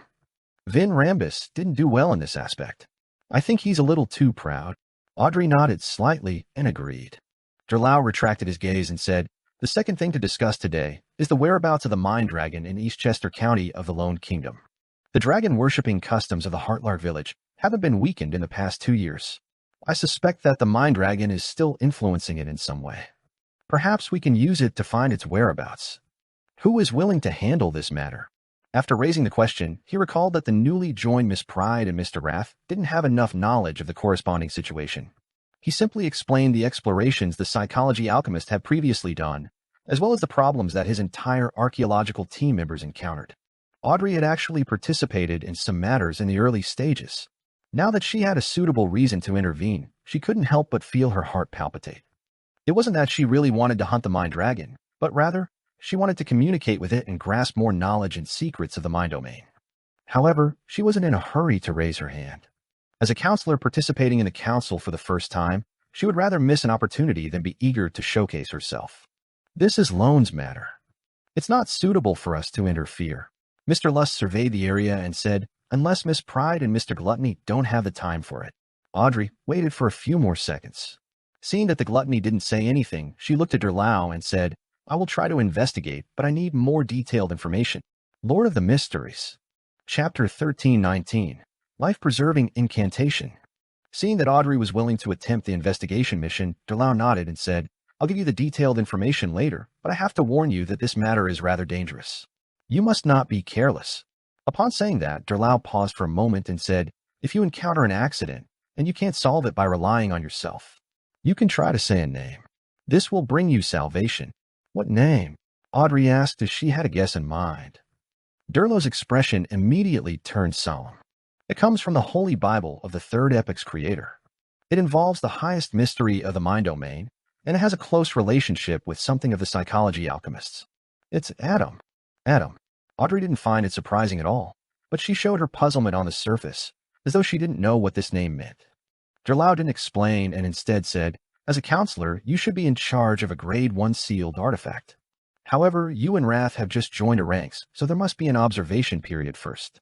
Besides, the former committee member of the Backlund region, Vin Rambus, has lost a rather important sealed artifact. We are considering whether we should change the usage method of sealed artifacts and allow usage only via an application. In other words, all the sealed artifacts will be kept in this Mind City. You usually won't hold on to them, and can only use them temporarily after an application for a particular incident." The woman in charge of Faceax Capital, St. Millum, immediately shook her head. "There is a very serious flaw in this method. That is that we are unable to deal with any sudden accidents. Be it enemies or monsters, once we encounter them, we will not have the time to apply and retrieve the sealed artifact. I believe that the current method is good enough. Everyone wields a Grade 1 sealed artifact to deal with accidents. When there's a need, we can apply for other items." Derlau laughed and said, "This was indeed better in the past. But now you don't have to worry. As long as you have the chance to resist an accident, then you can directly enter this Mind City to avoid the enemy and obtain the item. If there is no chance, just as I said, reciting the name Adam will do." "You said Adam twice. That entity is probably already watching." "No, he might have been watching from the very beginning." Audrey's heart almost beat faster when she heard that. "Then how do we enter without your invitation?" Mr. Envy asked as he nodded. Derlau pointed at his face and said, "From this council meeting forth, you can take your persona mask out of this city. No matter where you are, as long as there are at least 2 humans around you, yes, other than you will be able to wear the corresponding persona mask and enter the city. And these 7 masks are illusory. They are closely connected to what you know, and there's no need to store them in a special way. With just a thought, you will be able to take them out of the sea of collective subconscious." At that moment, the man, who was wearing the gluttony mask and exuded a feeling that he was lost in indulgence, thought for a while, and said, "Will bringing the persona mask out of this city affect our mental state and true personality? There will be some effects that need attention. But I believe that you are all experts in the mind domain. You have the ability to resolve problems in this aspect," Derlau said frankly. Audrey was a little worried that these 7 persona masks had something to do with Adam, but she didn't dare think about it in the Mind City. She forced herself to rein in her thoughts and replied to what Derlau had said before. "I can accept the 2 safekeeping methods of the Grade 1 sealed artifact. I'll patiently wait for the probationary period to end." "Miss, you aren't proud," Miss Sloth, who looked like she was sleeping, commented with a smile. After discussing the Mind Dragon in Eastchester County, the other 5 counselors began introducing things that were worth paying attention to in their respective areas as an exchange of information. During this process, Mr. Gluttony, who seemed to be capable of eating an entire cow at any moment and wore 10 rings, said, "The constant region hasn't been peaceful recently. There have been many miracles happening one after another. First, Constant City was rebuilt overnight. Second, Belton City's citizens collectively lost their memories of a certain period of time. Third, a powerful archmage who grants the wishes of others for pleasure has been wandering the eastern shore of the mid-seashore. He's called Merlin Hermes. Related to this, there's an item known as the fully automatic wishing machine. Other than that, I also noticed something strange. Many rats, cockroaches, and crows in Constant City have lost their souls, days after the city was miraculously restored. Why were you able to sense this problem?" Mr. Lust looked up at Gluttony from the bottom. Gluttony gulped and said, "I've been researching the mind problems of ordinary creatures recently. Rats, cockroaches, and crows are my experimental subjects." The counselors immediately started discussing the direction of this research before the meeting officially entered the 3rd stage. Their academic exchange enriched Audrey's knowledge quite a bit. She listened very seriously and would occasionally share her thoughts and insights. "All right, this conference will end here." After a while, Derlau clapped his hands. Audrey subconsciously wanted to stand up and lead the other counselors into bowing and bidding farewell. However, she quickly came to her senses and continued sitting there, being the penultimate person to stand up. Before leaving, she asked curiously, "Mr. President, does this city have a name?" "Yes." Derlau laughed. "The Garden of Eden." Garden of Eden. Audrey saw that the other counselors were walking towards the door and asked thoughtfully, "There are many cathedrals here. They should represent a faith. I wonder which existence the residents here believe in." Derlau nodded and replied solemnly, "The omnipotent and omniscient creator." Garden of Eden. The omnipotent and omniscient creator. If this wasn't created by Adam, I'll write my name backward. Above the gray fog, inside the ancient palace, Klein looked at the crimson star representing Miss Justice and silently muttered to himself. In addition, to recite Adam when faced with danger as a response would indicate a problem without concealing anything. Ever since Miss Justice entered the Garden of Eden, the true vision provided by Sapphira Castle had been suppressed. Klein could only use Audrey's point of view to observe the surroundings, just like how Queen Mystic Bernadette's fixed viewpoint back on the primitive island. To a certain extent, this also showed the status of the Mind City, Garden of Eden. Klein gently tapped the edge of the long modeled table and conjured a pen and paper to write his thoughts. This wasn't something he couldn't analyze based on his own thinking. Instead, when facing an existence like Adam, he needed to repeatedly ponder and analyze the details. Thus, the words that formed on the paper helped him to read them back and forth so as to notice and make up any missing details. Basic premise: Adam has already advanced to sequence 0 using the full-scale war from before. By becoming a true god, he can be known as a visionary. Miss Justice happened to become a sequence 4 manipulator after Vin Rambise's death.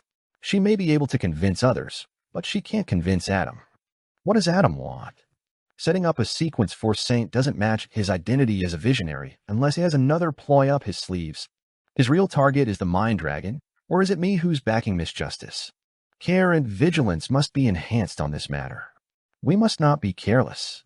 In the Garden of Eden, the cathedral that the psychology alchemist counselors were using is similar to Adam's corpse cathedral.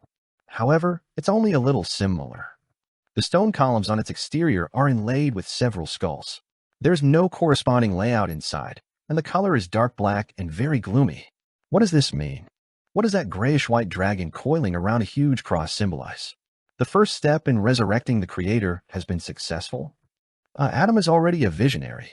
If his father or the original Creator returns, he would be the first one to be unlucky. He is willing to sacrifice himself. This is the meaning of being zealous. That rabbit is suspected to be Hermes. However, as an angel of the spectator pathway, It doesn't make sense for him to not be able to remove Miss Messenger's transformation curse after so long, especially since he has a visionary who can provide help. Did Hermes do it on purpose?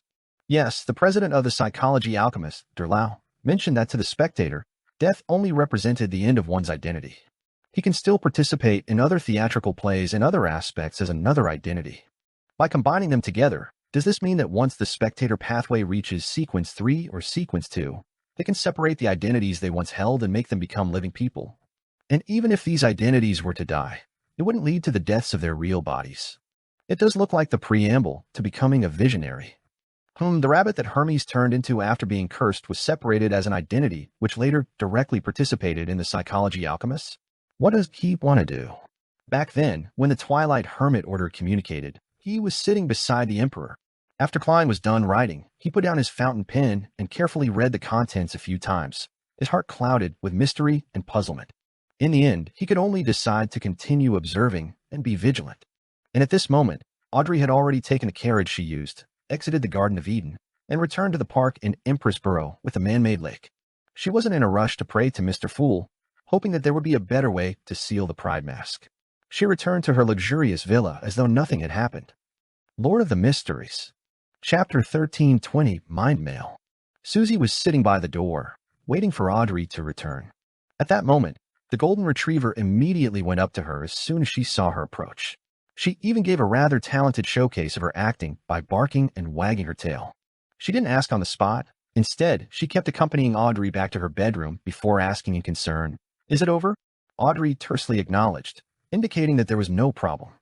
"Is there anything I can help you with?" Susie pressed. "Not yet." Audrey shook her head slightly. Due to Susie's concern, she instinctively recalled her previous experience, but to her surprise, she realized that she couldn't recall the image and name of the psychology alchemist president. To recall even the information that she had learned from the world Gehrman Sparrow, she had to focus quite a bit. To be frank, in front of Beyonders below the demigod level, she could do similar feats as a manipulator. However, to influence a saint in the mind domain and make it impossible for them to sense, it was almost impossible unless the other party was hypnotized, unconscious, or enslaved. That gentleman's level is probably higher than I expected. Audrey controlled her emotions and calmly made a certain judgment. She gave Susie a look and got the golden retriever to stand guard outside the door. In her mind, she outlined the character mask that represented pride. Just as she was thinking about this, she felt the slight fluctuation in the sea of collective subconscious around her. With just a thought, Audrey reached out her left hand and grabbed it. She took out an abnormally cold, illusory, grayish-white mask. As long as I seriously think about it, will this pride mask come my side? Or should I say that it has already existed in my subconscious and has been following me? As Audrey carefully examined her mind island, she signaled with a thought that made the pride mask vanish. The ice-cold, illusory grayish-white mask quickly turned transparent and melted into the surrounding sea of collective subconscious. Audrey still couldn't determine where this pride mask had gone. Why did it appear in such a timely manner each time? This made her increasingly wary.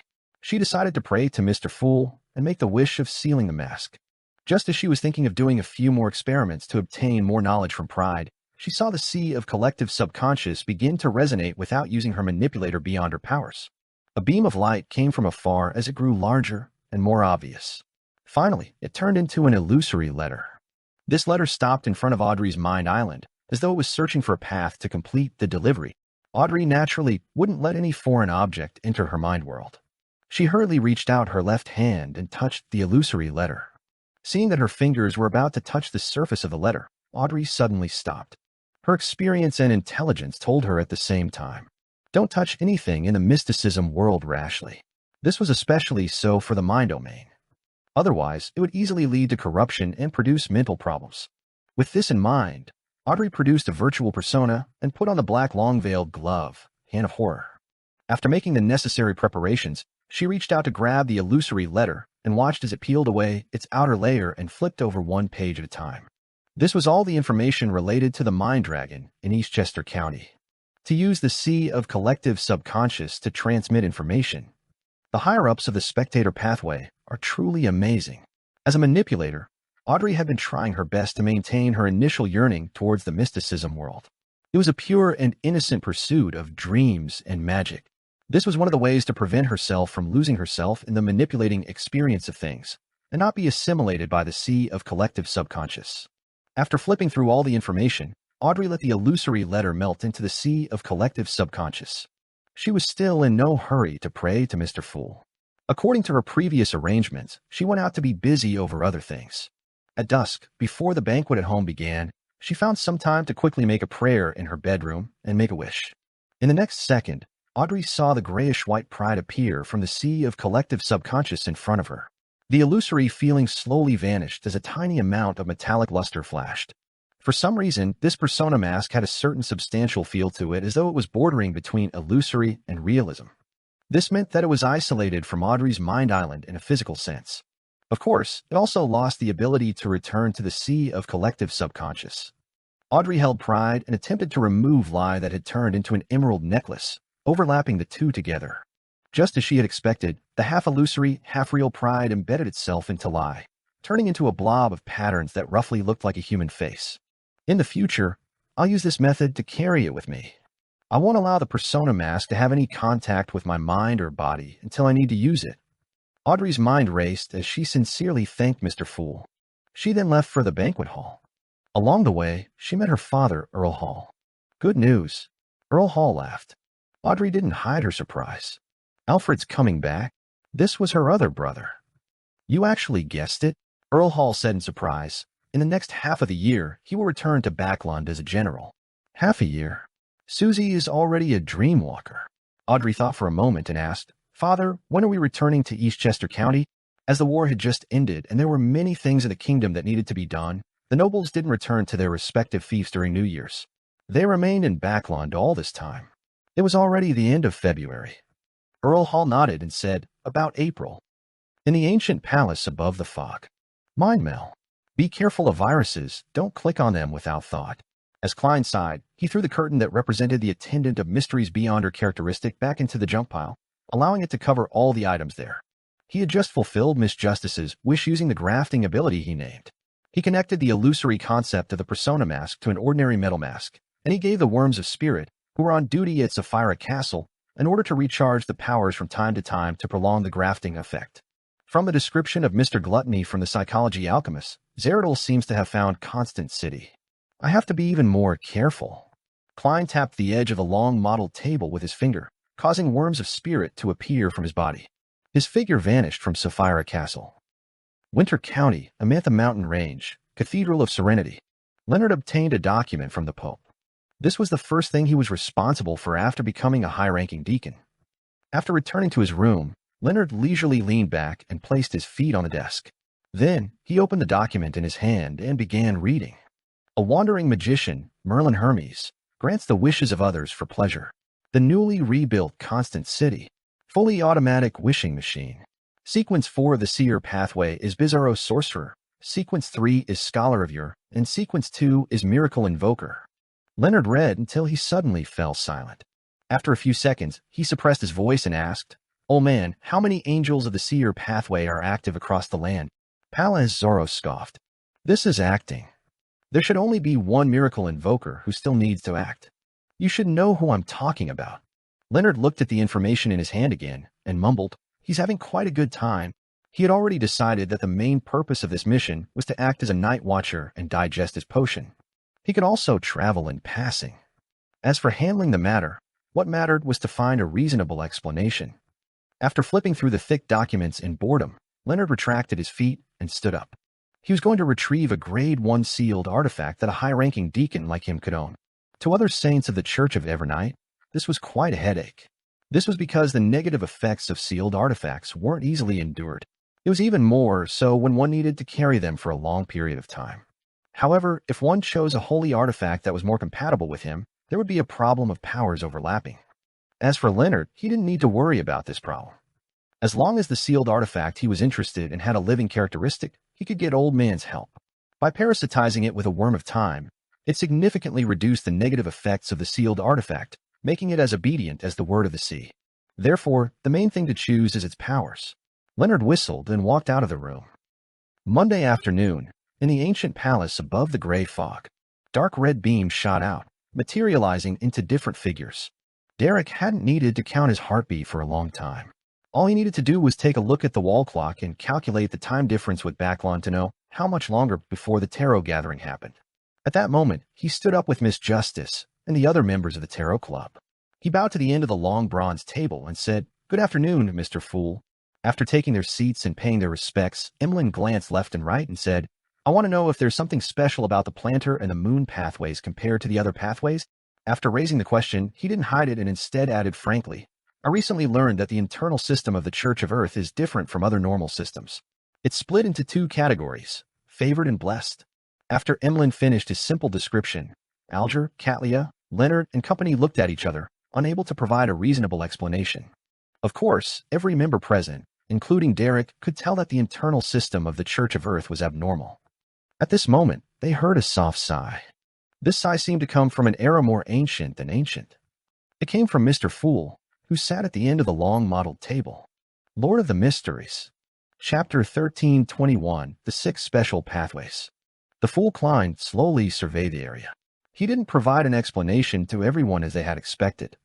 Instead, he reined in his sigh and asked with a smile, "Where do you think the 22 Beyonder pathways originate from?" This was one of the three most important questions in mysticism, with no consensus for the answer. Every school of thought had its own theory. No one could convince anyone. Catlia deliberated for a moment before replying, "The essence of the world is knowledge, and the essence of knowledge is data. Humans are data, and the Beyonder characteristics of the 22 pathways are data. All things are a form of data, and this is how it was born." She had offered the Moses ascetic orders theory, but that was not her own point of view. The seven churches believe that the Beyonder characteristic originated from the original creator. He transformed into all things, including the deities, humans, sea, land, and Beyonder characteristics, Leonard briefly explained. Of course, this is an explanation given to deacons and above. The official Beyonders below, sequence 6, don't need to know so much. Then he glanced at Emlyn and said, "The Life School of Thought believes that the world is split into three levels: the material world, the world of the spirit, and the world of absolute rationality.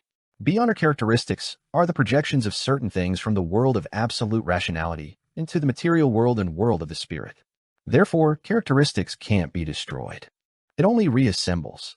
From the looks of it, the world of absolute rationality that the Life School of Thought promotes might be referring to the river of fate." The Fool Klein thought of Willow Septon, but he remained silent and didn't interrupt the conversation between the members of the Tarot Club. Emlyn returned a glance at the star and said, "As one of the rulers of the second epoch, a sanguine believed that Beyonder characteristics do come from the original creator. Then, the various characteristics accumulated and produced the ancient gods. The ancient gods then created different races. This was the sanguine's explanation for the first epoch, and Emlyn already had some doubts about it. After all, he encountered many secrets thanks to the Tarot Club." Alger nodded slightly. Although there are many explanations for the origins of a Beyonder characteristic, most of them point to the original creator. The Orthodox Church's Aurora Order and the City of Silver share such a belief. In other words, Beyonder characteristics originating from the original creator is quite the prevalent understanding? Audrey asked thoughtfully. The psychology alchemists mainly studied the mind world and the sea of collective subconscious. They lacked complete theories regarding the origins of the Beyonder characteristics. Roughly, Alger didn't conceal his views. At this moment, the Fool Klein sighed and said, "Not all of them." He didn't proceed on to give a long story, but gave a rather vague answer. "Not all of them. Mr. Fool means that Beyonder characteristics indeed originate from the original creator, but not all of them. A small number of them are special cases." Is this the reason for the specialness of the planter and moon pathway? Alger instantly thought of a lot and grasped the essence of the problem. As it had nothing to do with her, Furs continued listening leisurely. At this moment, she asked curiously, "Honorable Mr. Fool, your meaning seems to be that most Beyonder characteristics originated from the original creator, and the two pathways such as planter and moon are an exception. Then where did they come from?" The Fool Klein said simply, "The cosmos." Cosmos. Emlyn was alarmed when he heard that. He realized that the matter might be more serious than he had imagined. The Tarot Club had already shared the danger of the underground corruption and the cosmos. All of the members knew that these two concepts led to corruption simply from understanding it. When Audrey, Catlia, and company looked at each other, the Fool Klein maintained his hint of a sigh and added, "Not just these two." He and the Seven Lights had always maintained their contact, and had already confirmed that 6 of the Beyonders of the 22 Beyonder pathways belonged to outer deities. "Honorable Mr. Fool, what other pathways come from the cosmos?" Audrey habitually raised her hand and asked curiously and warily. The full Klein replied succinctly, prisoner, criminal, lawyer, and arbiter. The first two came from the mother tree of desire, and the latter two, along with the nation of disorder, came from the son of chaos.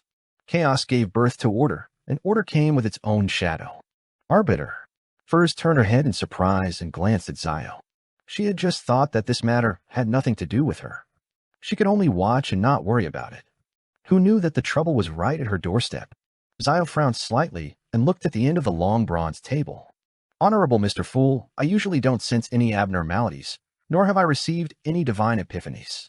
Other than those from you. The Fool Klein smiled and said, the arbiter and lawyer are relatively better.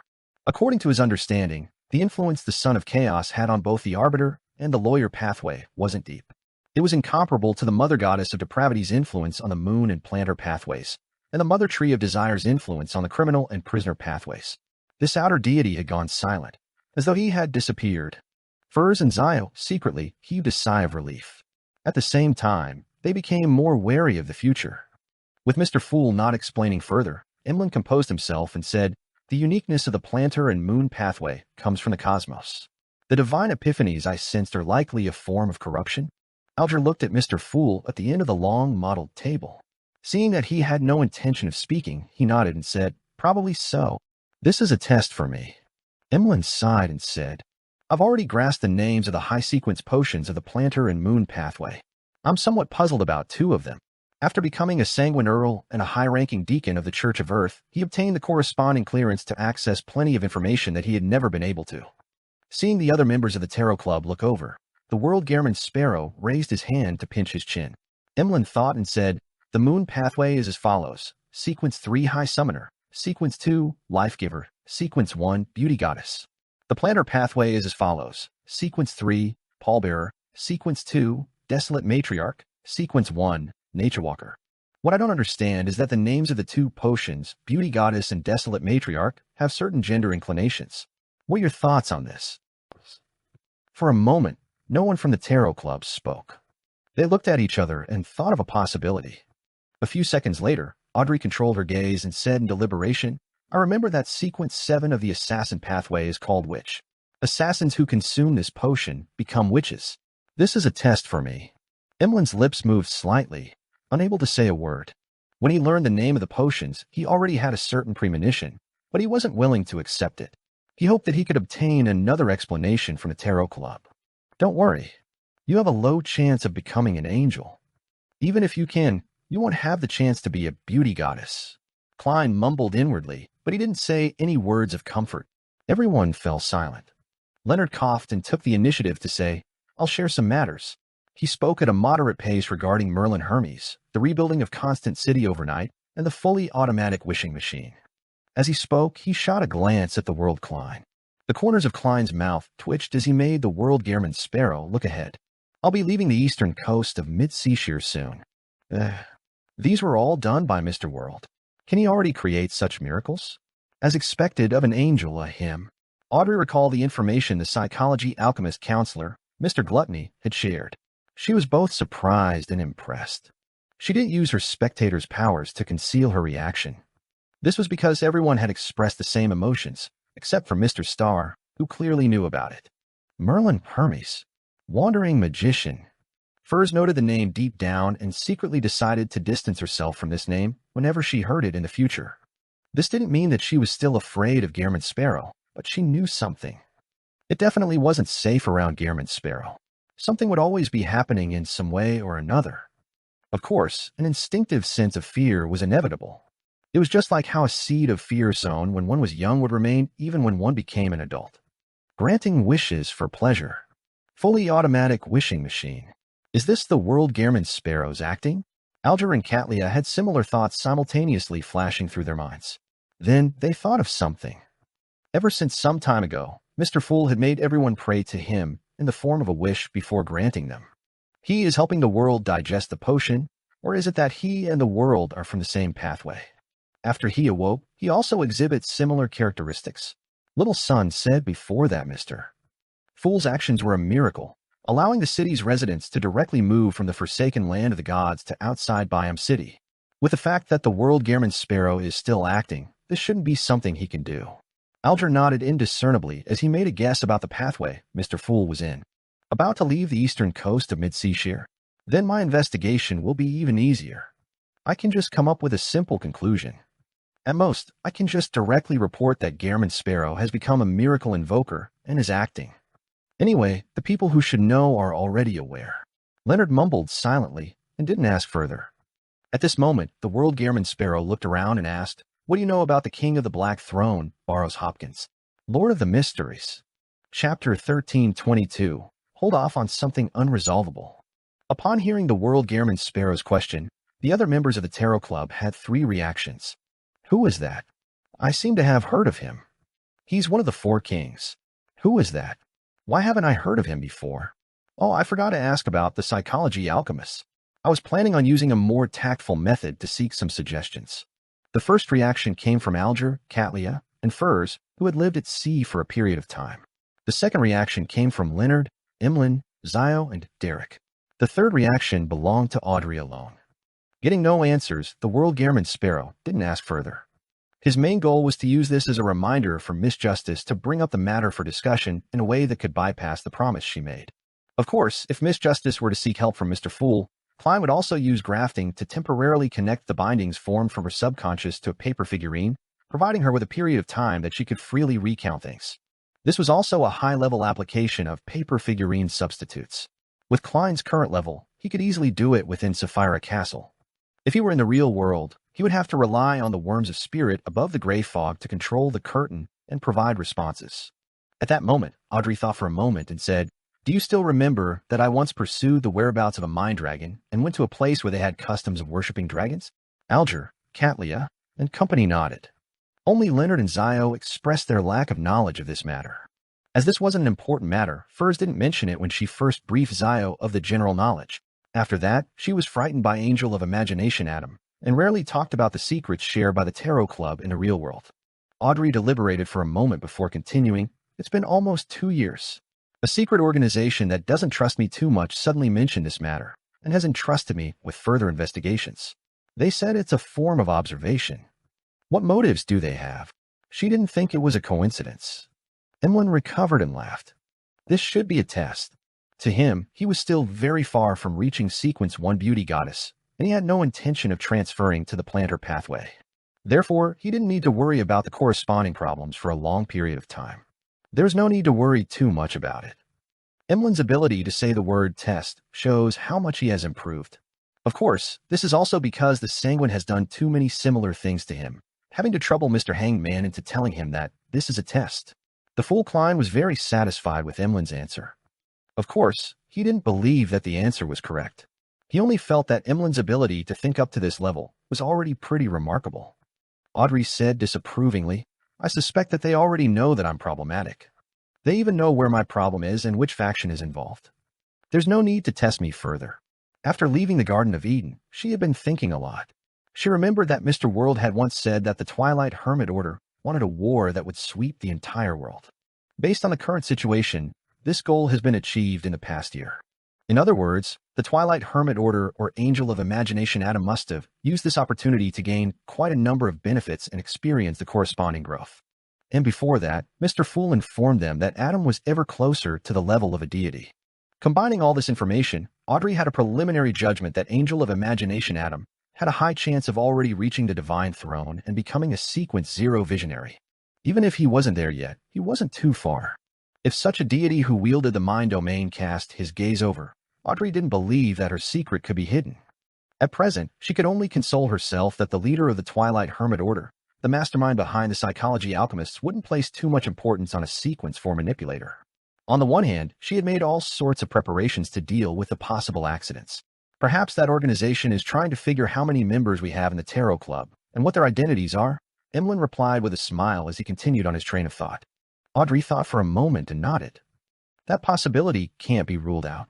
As she said this, she shot a glance at the end of the long, mottled table and realized that Mr. Fool was only listening to her leisurely without giving her the correct answer. This made her feel a lot more at ease. At the same time, she silently decided that she had to be more careful. She had to be able to resolve problems herself, having already reached Sequence 4. In any Orthodox church or secret organization, Sequence 4 was the strongest person in control of an area. At this moment, Alger, who had heard their conversation, proposed a brand new possibility. If that secret organization really doesn't trust you, then it might be an excuse for them to do an observation. Their main goal is to cooperate with us, the Tarot Club, and Mr. Fool. He didn't know why Miss Justice didn't mention the psychology alchemist directly. All he could do was carefully go along with her. This is equivalent to me becoming an ambassador of the Tarot Club to the psychology alchemists? Audrey nodded slightly and said, that's also possible. Then what should I do next? Alger thought for a moment and said, stall for time. Good idea. Furs and Emlyn both expressed their agreement. After Alger gave the overall strategy, he added in detail, try to stall for time and find excuses not to go until the final moment. When you arrive there, start investigating from the periphery and use caution as an excuse to slow down your investigation. If you really can't delay any further, you can deliberately make mistakes in certain matters and create some commotion so that the Mind Dragon can detect it early and eliminate any traces. If that secret organization really has any additional motives, the longer you delay, the more they won't be able to sit still. If they get impatient, they will expose the problem. Catlia nodded. This is the most suitable response for now. I understand. Thank you, everyone. Audrey also felt that Mr. Hangman's suggestion suited her thoughts. However, she didn't delay a certain matter. She immediately turned her head and looked at the end of the long modeled table. She bowed and said, Honorable Mr. Fool, has Angel of Imagination Adam advanced to Sequence 0? Not bad. To be able to be aware of this point. The Fool Klein leaned back in his chair and chuckled. Only with the apocalypse approaching did he finally take that step. The level of the Garden of Eden had virtually confirmed that Adam was definitely a visionary. Angel of Imagination Adam has become a god. This news immediately reverberated in Derek and company's minds, leaving their minds in upheavals for a long time. Indeed, Audrey pursed her lips and expressed her gratitude before asking, what kind of payment do I need to make for this answer? The Fool Klein surveyed the area and said with a smile, there's no need. It's a reminder. After this topic ended, because most of the Tarot Club members were still immersed in the impact of Adam becoming a true god, no one spoke for a moment. After a few seconds, Derek looked around and probed. The city of Silver has already plowed the surrounding fields and planted wheat and other crops, but the harvest will still take some time. I wish to know what we can do to earn gold pounds and purchase resources. After the initial aid, the Church of the Sea God and the government of the Rorstad Archipelago stopped providing free aid. After all, their financial strength was rather limited. In this situation, the City of Silver and Moon City each sold a batch of Beyonder characteristics and monster hides in exchange for a large amount of funds that could be used to purchase various resources. However, with the entrance to the Forsaken Land of the Gods closed, they were unable to replenish Beyonder characteristics and monster hides. It was also impossible for the City of Silver and Moon City to give up their military strength either, selling large amounts of combat resources and wasting the opportunity of nurturing their descendants. Therefore, once all the gold pounds, gold, and jewelry were used up, they would undoubtedly fall into a predicament. For this reason, the 6-member council had been troubled over how to earn gold pounds from the outside world and how to establish a stable financial system. This was a little beyond their capabilities. The Beyonder characteristics that the City of Silver and Moon City had previously sold were mainly purchased by the Church of the Sea God and the Rorstad Archipelago government. They were used to establish official Beyonder factions under them. After all, the number of Beyonders needed to cause damage and the number of Beyonders needed to stabilize an area was on completely different levels. In addition, the entire Rorstad Archipelago only had Sea God Calvetua and the demigod Cardinal of the Church of the Lord of Storms. This was slightly insufficient for a new government, especially since the Church of Storms and the Church of Sea God weren't allies. After hearing Little Sun's plea for help, the other members of the Tarot Club began to seriously consider what the City of Silver and Moon City residents could do. Audrey thought for a moment and asked, "What are you best at?" "Combat," Derek replied without any hesitation. Alger nodded slightly when he heard that. Although the World War has ended, law and order hasn't been restored in the colonies of the southern continent. It's still very chaotic there, and small-scale wars occur from time to time. You can try to form 2 to 3 mercenary teams and be hired by any faction. Private military contractors. Klein gave an even more modern name to the suggestion. This is a good idea. Derek's eyes lit up when he heard that. Alger asked again, "Combat is a survival instinct. Other than this, do you still have anything you want to do?" Derek replied in embarrassment. Many people wish to be chefs and brewers, as well as hope to work at candy factories. Lord of the Mysteries. Chapter 1323, Development Plan. After hearing the City of Silver citizens' wishes, a thought suddenly surfaced in Klein's mind. Why is everything related to food? Alger thought for a moment and said to Derek, "You can make people with such thoughts join the industry association and buy them. Seek out suitable teachers through the association, and directly invite people with specialties in such fields to teach in the new City of Silver and provide generous salaries. Of course, the prerequisite is that you have to get the residents to grasp the language of the Rorstad archipelago as soon as possible. On this basis, Loanese, Ancient Faceak, and Dudanese have to be taught too." After the hanged man finished speaking, the hermit Katlia gave her suggestion. Other than organizing the mercenary teams, you can also try to apply for civil jobs in the various cities of the Rorstad archipelago to handle supernatural matters. Although the Rorstad archipelago government and the Church of the Sea God had obtained a batch of Beyonder characteristics and the corresponding potion formulas from the City of Silver and Moon City, they were unable to nurture enough Beyonders in a short period of time. Sequence 9 was relatively still, all right? The chances of someone being selected for their good mental strength and physique to lose control from consuming the potion were actually very small. If one were to further advance, acting might not necessarily be successful, and it also required time. Under such circumstances, as long as the residents of the City of Silver became members of the official faction, they wouldn't be worried about losing their jobs in the future. Of course, the Rorstad archipelago's government would definitely control the number of applicants. The City of Silver wouldn't be able to completely resolve everyone's employment problems using this route. Klein agreed with Ma'am Hermit's suggestion. Furthermore, he believed that there was a need for him to give a revelation to Danitz, allowing the Rorstad archipelago government and the Church of Sea God to increase the number of official Beyonders to a certain range. This wasn't to help the City of Silver's residents and the majority of the deformed people in Moon City find jobs, but to deal with the impending apocalypse, the deeper corruption of the outer deities, and the gradually increasing frequency of supernatural incidents. At that moment, Katlia glanced at Miss Justice and continued speaking to Derek. "You should now have a large amount of liquid funds. You can try to invest in the mines, spice plantations, farms, and purchase fertile land and forests with rich produce. They're all very cheap now. Yes, although the Church of the Lord of Storms can still influence the archipelago, and although the new government promises to protect the local businesses, there are still a large number of people from Lone, Faceak, and Intis who lack confidence.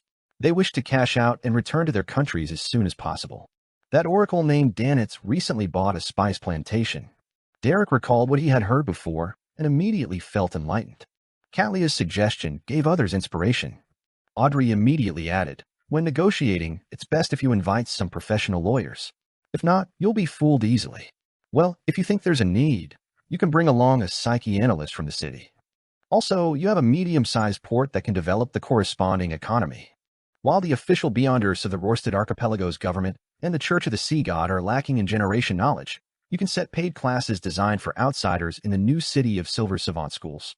Well, remove the knowledge that will easily clash with the Orthodox Church. The railway connecting the new City of Silver and other cities must be built as soon as possible." Derek was taken aback when he heard that. He hurriedly raised his hand and said, "Sorry, I need to memorize what was just said. I forgot that he has no foundation in economics." Audrey reflected on herself, closed her mouth, and smiled as she signaled for Little Son to seek help from Mr. Fool. After Derek conjured a pen and paper and wrote down the previous suggestions, Audrey, Emlyn, the Star Leonard, and the other members of the Tarot Club offered their ideas one after another. They also rebutted the suggestions that weren't mature or pragmatic enough. This intense scene lasted for nearly half an hour before ending. Derek looked at the adequately thick pieces of paper in front of him and couldn't help but smile. He seemed to have seen the beautiful future of the City of Silver. Sitting at the end of the long, mottled table, the Fool Klein sighed for some baffling reason as his heart felt a lot heavier. If one didn't consider how the apocalypse was about a decade away, the discussion would have been pleasing regarding the promising future that awaited the City of Silver. However, the arrival of the apocalypse wouldn't change because of the will of humans.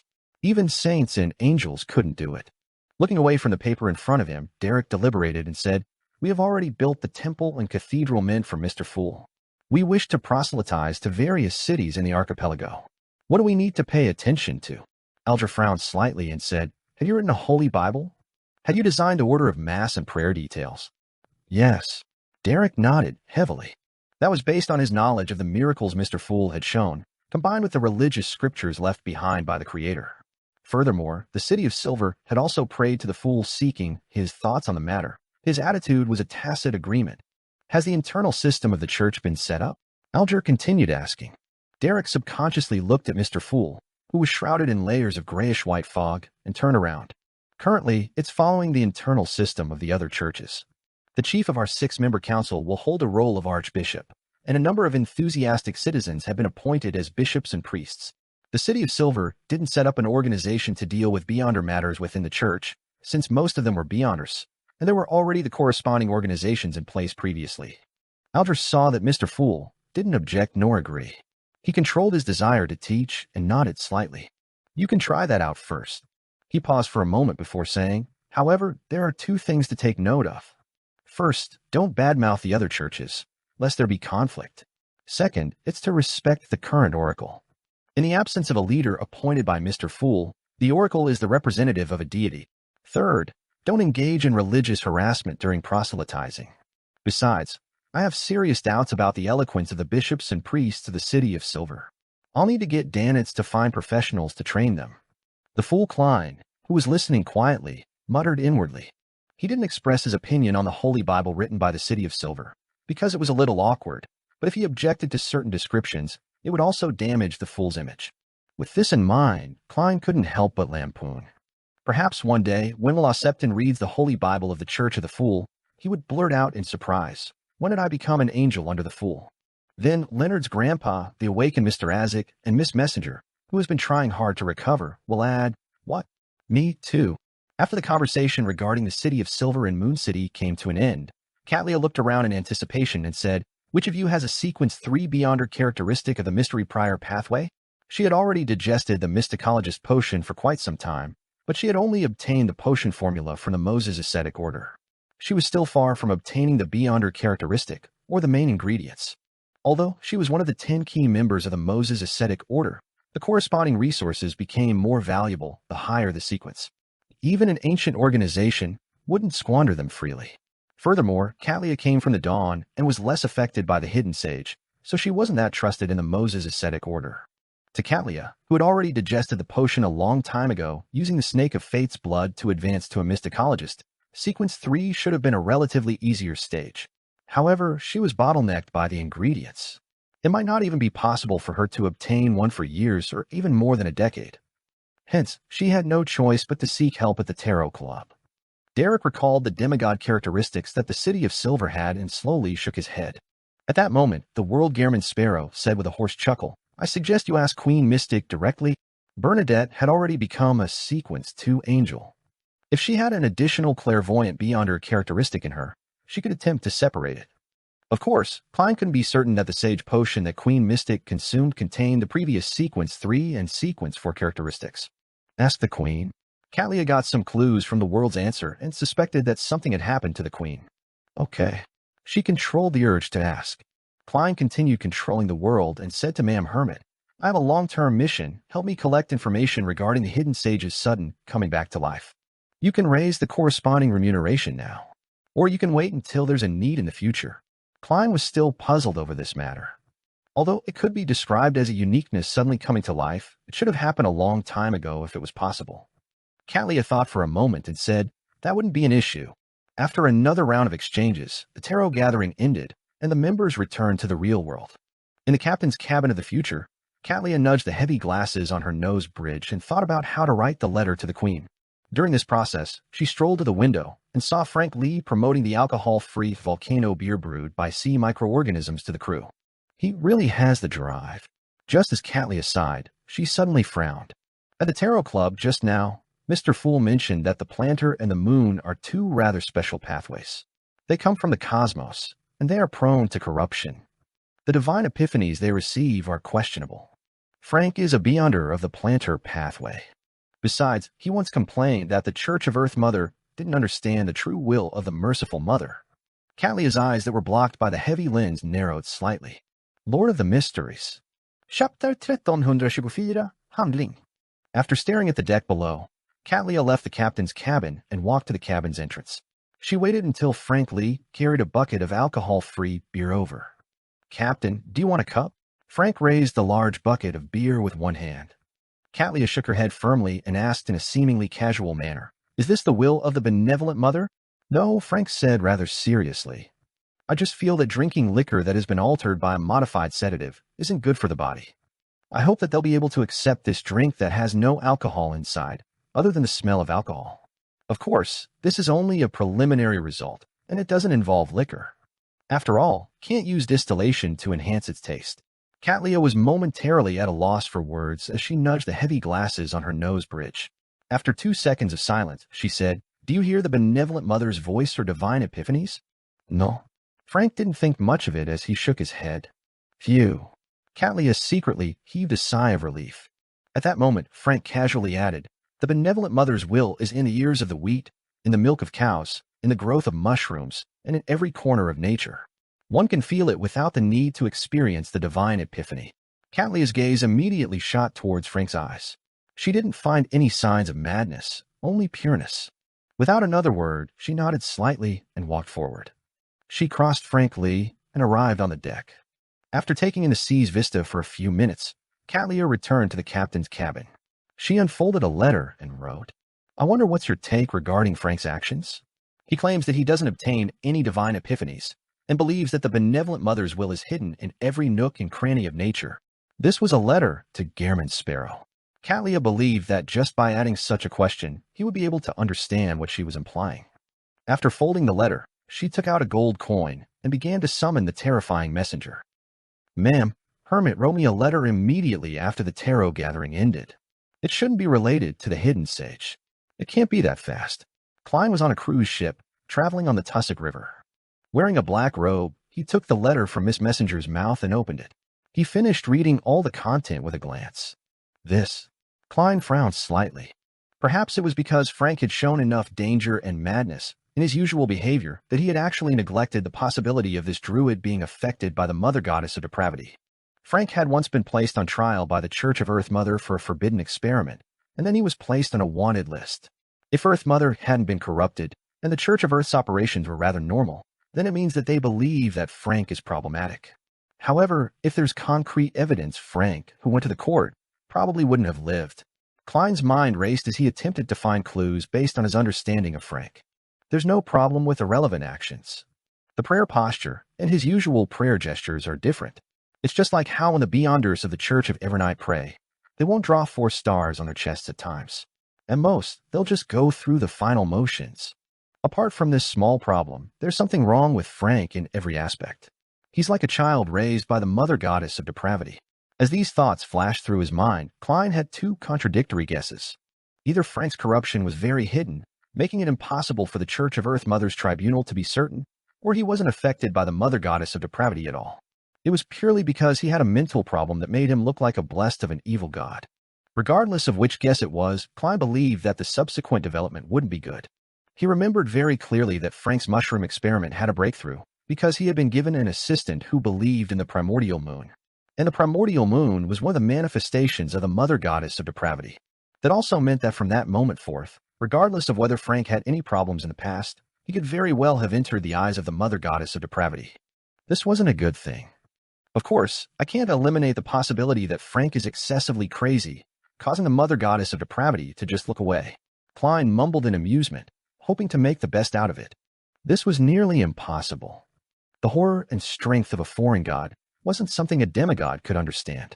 Klein even suspected that if it wasn't for the overly intense response that would destroy the anchors of the deities, allowing them to attack each other in a frenzy, resulting in the Beyonder characteristics to gather and awaken the oldest one, the outer deities might have already destroyed the sun and destroyed the ecosystem of the world. They weren't able to do anything to the oldest one's barrier, but they were free to do anything to the star outside the barrier. Sometimes, Klein wondered if the astronomically observed sun was real or not. Perhaps it was just the eternal blazing sun that hung himself there. So far, there shouldn't be any major problems with the mushrooms that Frank invented. I've already dealt with them above the gray fog. Furthermore, the residents of the city of Silver and Moon City didn't show any abnormalities. Yes, after they left the forsaken land of the gods, they abandoned farming mushrooms because they lacked monster corpses and had sufficient food. The more Klein thought about it, the more fearful he felt towards it. If it wasn't for the fact that the mother goddess of depravity's powers that could penetrate the original barrier was still extremely limited, Klein suspected that the cards of blasphemy and mushrooms would have left uncorrupted. Sapphira Castle would have unknowingly changed owners. These were things that had been placed above the gray fog for a long time and didn't undergo any special sealing. Compared to the flamboyant mother tree of desire, The usually low-key mother goddess of depravity was far more terrifying. Mr. Dor and the Emperor were silently corrupted by her. As expected of an existence that stands atop the outer deities despite losing 2 Beyonder pathways and a Sapphira, Klein sighed inwardly. He took out a pen and paper and prepared to write a reply to Catlia. At that moment, he realized that Miss Messenger had been waiting by his side the entire time without returning to the spirit world. The 8 eyes of the 4 heads stared at him unblinkingly. What do you think of Frank? Klein hesitated before asking. I mean, other than his nickname. The 4 heads in Rionette Tinker's hand spoke one after another. He only appears like an adopted son of an outer deity. In other words, Frank wasn't affected by the mother goddess of depravity previously. He was simply crazy. Klein heaved a long sigh of relief. He then asked, what about now? As Frank Lee summoned Rionette Tinker every time he wrote a letter to Gehrman Sparrow, Klein believed that Miss Messenger, who had a very high status, had a relatively clear and accurate grasp of the state of the Mushroom King. I don't know either. Rionette Tinker's 4 heads answered one after another. Following that, she added, his body, temporarily, hasn't been corrupted. Does that mean that you can't tell if his psyche is affected? That's right. Other than his low level, Frank's usual actions resemble more of an evil god than me. Klein lampooned as he took out a gold coin and flicked it. With this medium, he quickly entered a dream divination state. At the same time, he was prepared to activate Sapphira Castle to cut off the outer deities from watching. Scenes flashed past as Klein saw several futures. Yes, the greatest threat right now is that primordial moon believer. I have to separate him from Frank, or things will become extremely troublesome and dangerous. If Frank doesn't come into contact with anything related to the mother goddess of depravity in the future and doesn't advance to a demigod, there shouldn't be any problems. If only one of these 2 conditions is satisfied, the chance of an accident happening will increase greatly. If both are satisfied at the same time, I can't see the developments at all. Klein snapped awake as he interpreted the results of the divination. Perhaps because Frank's level was too low, and he wasn't too affected by it, Klein's divination happened smoothly without encountering any danger. Phew. He silently exhaled and caught the gold coin. Then he realized that Miss Messenger's 8 red eyes were focused on the gold coin in his palm. Klein twitched his eyebrows, expressing his doubts. It has Sapphira castles. Oh, huh? Rionette Tinker's 4 blonde, red-eyed heads shook up and down. This is one of the 5 gold coins I often use for divination. It has already been tainted by the aura of Sapphira Castle. This way, it can be considered a mystical item to a certain extent. However, the effect will be drained over time. Klein carefully looked at the gold coin in his hand and made a rough judgment based on his spiritual intuition. This gold coin could increase the accuracy of divination and enhance a user's ability to resist any interference. To Klein, this was a pleasant surprise. He decided to use the actual gold coin rather than its historical projection. Retrieving the gold coin, Klein wrote a reply to Ma'am Hermit and handed it to her through Rionette Tinker. After giving Gehrman Sparrow's messenger another gold coin, Catlia unfolded the letter and quickly scanned it. After reading it, she felt her shoulders weigh down a little. Without any delay, Catlia took out another piece of paper and wrote, Your Majesty, I dreamed of you finding that primitive island and successfully returning. The situation of that descendant of the Emperor is getting worse. If he continues staying on the future, I suspect he'll go crazy. If you don't mind, I want to send him over to you. What we need to take note of is that, although he claims to no longer believe in the primordial moon, no one has ever confirmed that. My greatest worry now is that it's difficult to obtain the main ingredient of a clairvoyant. If you have returned, I wish to find a time to return the magic wishing lamp to you. Lord of the Mysteries. Chapter 1325, more than half a year later. City of Generosity, Byam, in a rented apartment lit up with gas lamps. Verdu Abraham, who was wearing a pair of gold-rimmed glasses, held a thick stack of information. He was reading seriously under the dim light, drawing a symbol and recording what he deemed useful information from time to time.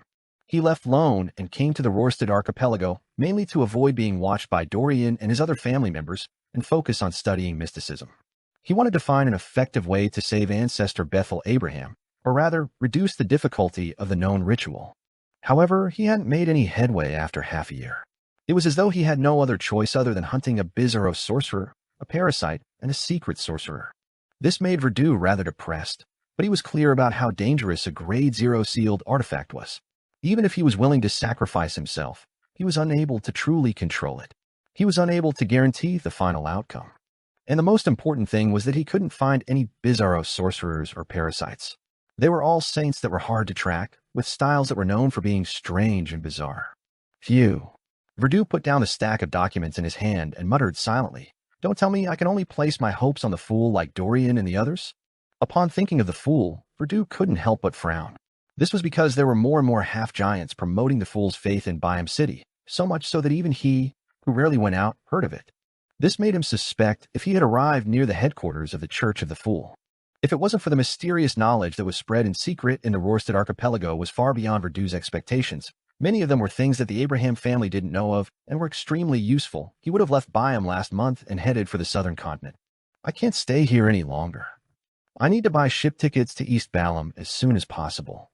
Just as Verdu made a decision, he began to waver. "Dorian and the Fool probably wouldn't expect me to hide in the area that's under their headquarters jurisdiction. Emperor Roselle once said that the most dangerous place is the safest place." After some hesitation, Verdu put down the documents and switched off the lights. With the moonlight from the window, he walked towards the bedroom. At the corner of the balcony in his room, a figure suddenly jumped out of the darkness and jumped over the railings. The figure was like a feather, light and weightless. It landed from a height 10 meters above the ground, without making a single sound. Right on the heels of that, the figure moved through the shadows to the vicinity of the Church of the Sea God and went up the bell tower. Then he took out a pen and paper and wrote the report on tonight's surveillance before stuffing it into a crack. After the figure left, a howling wind suddenly sounded above the bell tower about 15 minutes later. The report was pulled out from the crack by an invisible hand. As it swept through the wind, it rose and fell into the distance like a bat spreading its wings in the dark night. Not long after, the report plummeted like it had been bound to a rock, landing on a hand that extended out in a hidden corner of the garden. This hand belonged to the Cardinal of the Church of Storms, Alger Wilson. He then unfolded the report and began to read it in the darkness.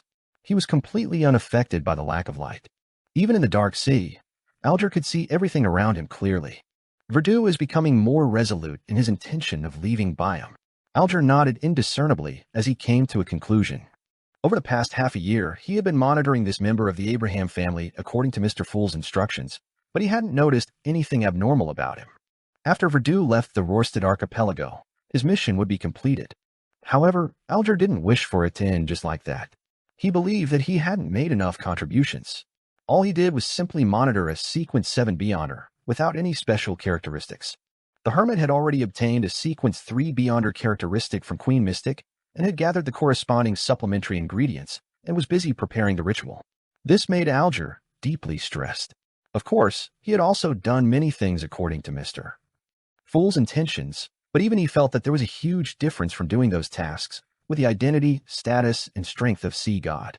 For a moment, Alger wanted to use all sorts of methods to force Verdu Abraham to expose himself, but in the end, he gave up on the idea.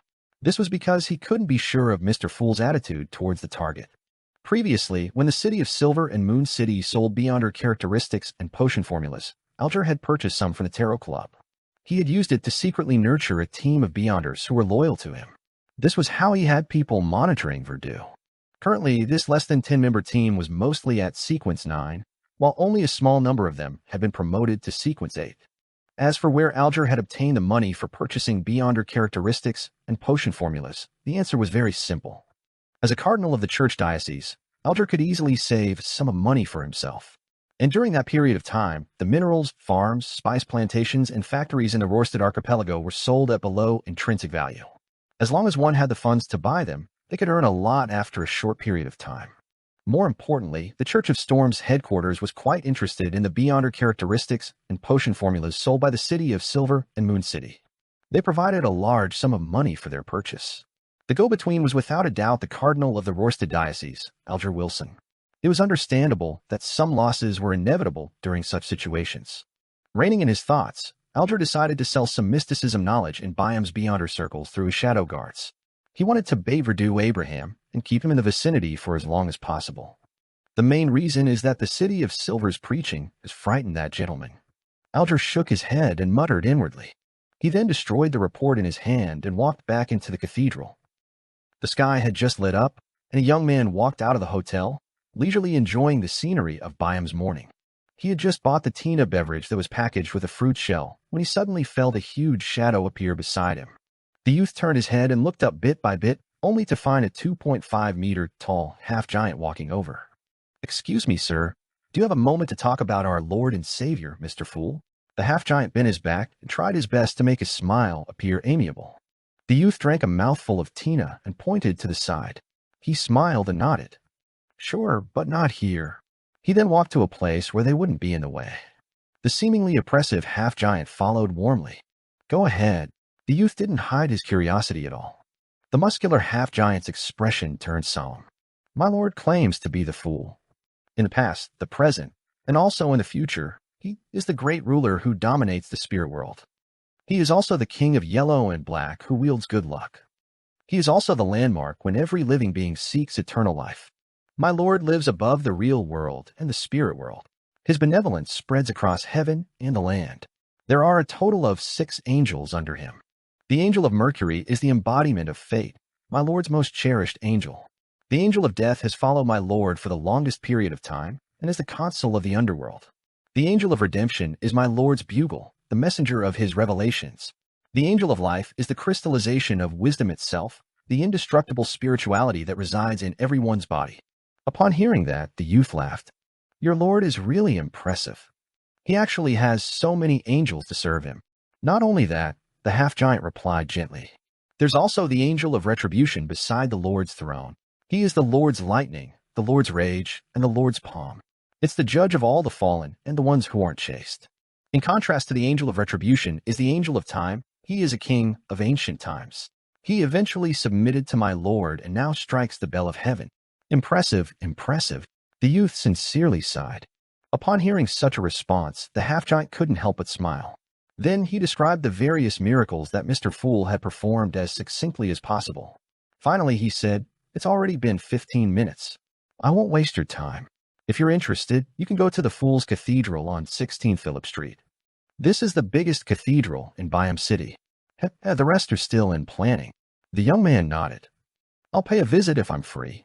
After watching the half-giant turn and leave, the youth took out a crystal monocle from his pocket and wore it on his right eye. The half-giant walked straight back to a restaurant and changed into a chef's attire. "Baldur, you went proselytizing again?" the restaurant owner asked with a smile. When the industry association recommended this half-giant to learn culinary skills from his restaurant, he had been rather reluctant. He always felt that the other party could kill him with just a swing of his arm, and he didn't seem like someone with any culinary talent. However, he was now very pleased with Baldur. Not only was he humble, obedient, and willing to take hardship, he had quite the intimidating demeanor. This scared off the gangsters who had placed their sights on the restaurant. The only problem was that he would go out every morning to proselytize the Fool. Of course, the restaurant owner couldn't say anything since it wasn't working hours, so he didn't mind. Baldur smiled honestly and walked into the kitchen. He said to his good friend Bon, who had come from Moon City to seek refuge with him, "I can teach you how to roast fish today." Bon looked rather normal, but his eyes appeared awkward with one looking up and the other looking down. He was one of the citizens from Moon City who wasn't very deformed, and he had the courage to interact with the people outside. He nodded. "I have to pray in a moment." Mr. Fool sent a revelation to get all the residents of Moon City to pray to him at 9 in the morning. We are to wish that we are no longer deformed. Lord of the Mysteries. Chapter 1326, Successful Mass. Regarding the matter of praying to Mr. Fool, Baldur raised both hands and feet in agreement.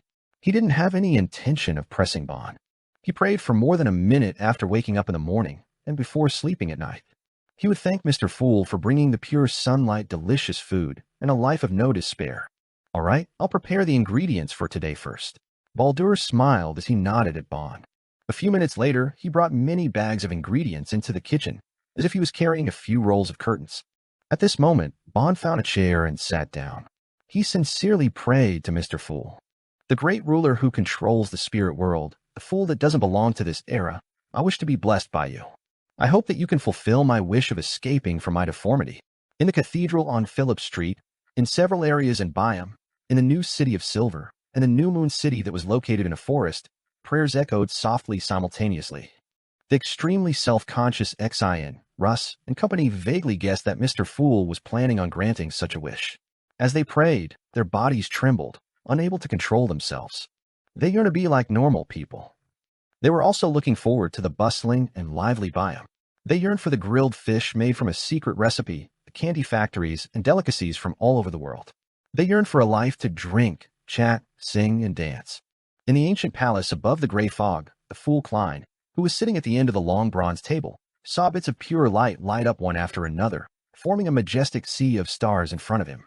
The prayers overlapped and echoed inside Sapphira Castle as ripples appeared. Klein closed his eyes and took it in for a few seconds. He raised his right hand and bent his middle finger, wrapping the edge of the long mottled table. An invisible force spread out like waves on the surface of water. It surged into every prayer point of light and landed on the residents of Moon City. Exion suddenly felt something and raised her hand to touch the middle of her face. The next second, she felt her nose. Almost instinctively, Exion stroked that position several times from top to bottom before she believed she had grown a nose and was no longer deformed. She instantly closed her eyes, bent down, and pressed her forehead to the ground. She couldn't help but praise Mr. Fool. The praises around her grew louder and louder, becoming more and more uniform. Russ's eyes separated, Bond's eyes became symmetrical, and in Moon City, every deformed person, or those who were ugly because of the traits they inherited, had broken through their original restrictions and their bodies were transforming towards a state of normalcy. At this moment, be it in New Moon City, the new city of silver, or Biome, they heard the bell of the cathedral ring. Gong. The ethereal gong of the bell reverberated in the hearts of everyone in Moon City. It rang in the ears of every person who heard it, as though it could cleanse their souls and bring them the most genuine feelings towards life. The tears that Exion, Russ, and company held back finally flowed out. They felt their minds and bodies turn tranquil, no longer having a speck of dust tainting them. They subconsciously raised their heads and cast their gaze towards the source of the gong. They discovered that it came from beyond New Moon City, an unknown distance away from where they were. A miracle. A thought suddenly popped into the minds of the Moon City citizens. In the new city of silver that was connected to them, Wade Chermont and company cast their gazes into the distance and cast their gaze towards Biome. The gong came from there. Praise Mr. Fool. They mumbled at the same time as they pressed their right palm to their left chest. In Biome City, Bond adjusted his postures with Baldur, who had tears streaming down his face. They faced Phillip Street and towards the cathedral that belonged to Mr. Fool. They listened attentively and gratefully to the holy chimes from heaven. However, above the gray fog, the Fool Klein was somewhat astonished and confused. The sudden chiming of the bells wasn't within his plans. He then turned his gaze to the Fool's Cathedral at 16 Phillip Street. Almost at the same time, he used the prayer lights to see the tall bell tower that was attached to the cathedral. He saw a young man wearing a pointed hat and a classic black robe standing at the top of the bell tower. This youth was holding a black bell hammer and was striking the bell repeatedly. As if sensing the gaze from above, the youth stopped. He lifted his head slightly and adjusted the crystal monocle on his right eye. At the same time, his smile widened. Klein nearly cursed. At this moment, his eyes glazed over almost in an unconcealed manner. He didn't understand why Angel of Time Amon would suddenly appear and seriously strike the bell of his cathedral. Klein was actually mentally prepared for Amon's and Zeradol's possible arrival. This was because there were just too many people in the city of Silver and Moon City. There was no way they could secretly integrate with the outside world. In other words, the city of Silver and Moon City would definitely be known to the various churches and secret organizations. Under such circumstances, be it public or private proselytizing, it wouldn't affect any future development. Therefore, Klein silently agreed to the city of Silver's attempts to proselytize the faith of the Fool. This was preparation for him to have more anchors for his advancement to Sequence 1. Due to this premise, he was prepared for Zeradol, Amon, and other hidden enemies to come to Biome. He even hoped that they would do so. Here Klein, who had the status and level of a king of angels in Sapphira Castle, was able to fully display his home ground advantage. As for the City of Silver, it also had Grade 0 sealed artifacts. It could completely resist Amon and take down Zeradol. Compared to his main body, suddenly encountering a prepared enemy elsewhere, or the discovery of his marionette city, this was undoubtedly a better choice. However, Amon's current actions confused Klein. He didn't understand what the god of deceit wanted to achieve. 16 Phillip Street, inside the Fool's Cathedral. The Archbishop on duty, the City of Silver's 6-member council's elder, Derek Berg, also looked up in astonishment at the stained glass. Rays of sunlight shone inside, allowing Derek to read one scene after another. As the black bell hammer fell, the tremors of the bell gradually stopped. I didn't arrange for someone to strike the bell. Derek frowned. As a member of the City of Silver, as a demigod in the Sun domain, he had a sharp intuition and knew that something must have gone wrong. However, the strange ringing of the bell didn't bring any accidents. Besides the ringing, everything seemed normal. As Derek observed the surroundings with the help of his unshadowed beyonder powers, he quickly considered whether the bell had any symbolic significance in mysticism. After eliminating the possibilities, he suddenly recalled the Holy Bible of the Fool, made up by the City of Silver. There was content related to the striking of bells. It was used to describe the relationship between Angel of Time Amon and Mr. Fool to confirm his true status. Towards that sentence, Derek was still against it because he knew that Blasphemer Amon wasn't Mr. Fool's blessed. Their relationship wasn't even harmonious and was actually hostile. However, the lies he made previously had convinced the other members of the City of Silver's 6-member council. They believed that Angel of Time Amon was the first entity appointed by Mr. Fool to cast down the light for the people of the forsaken land of the gods.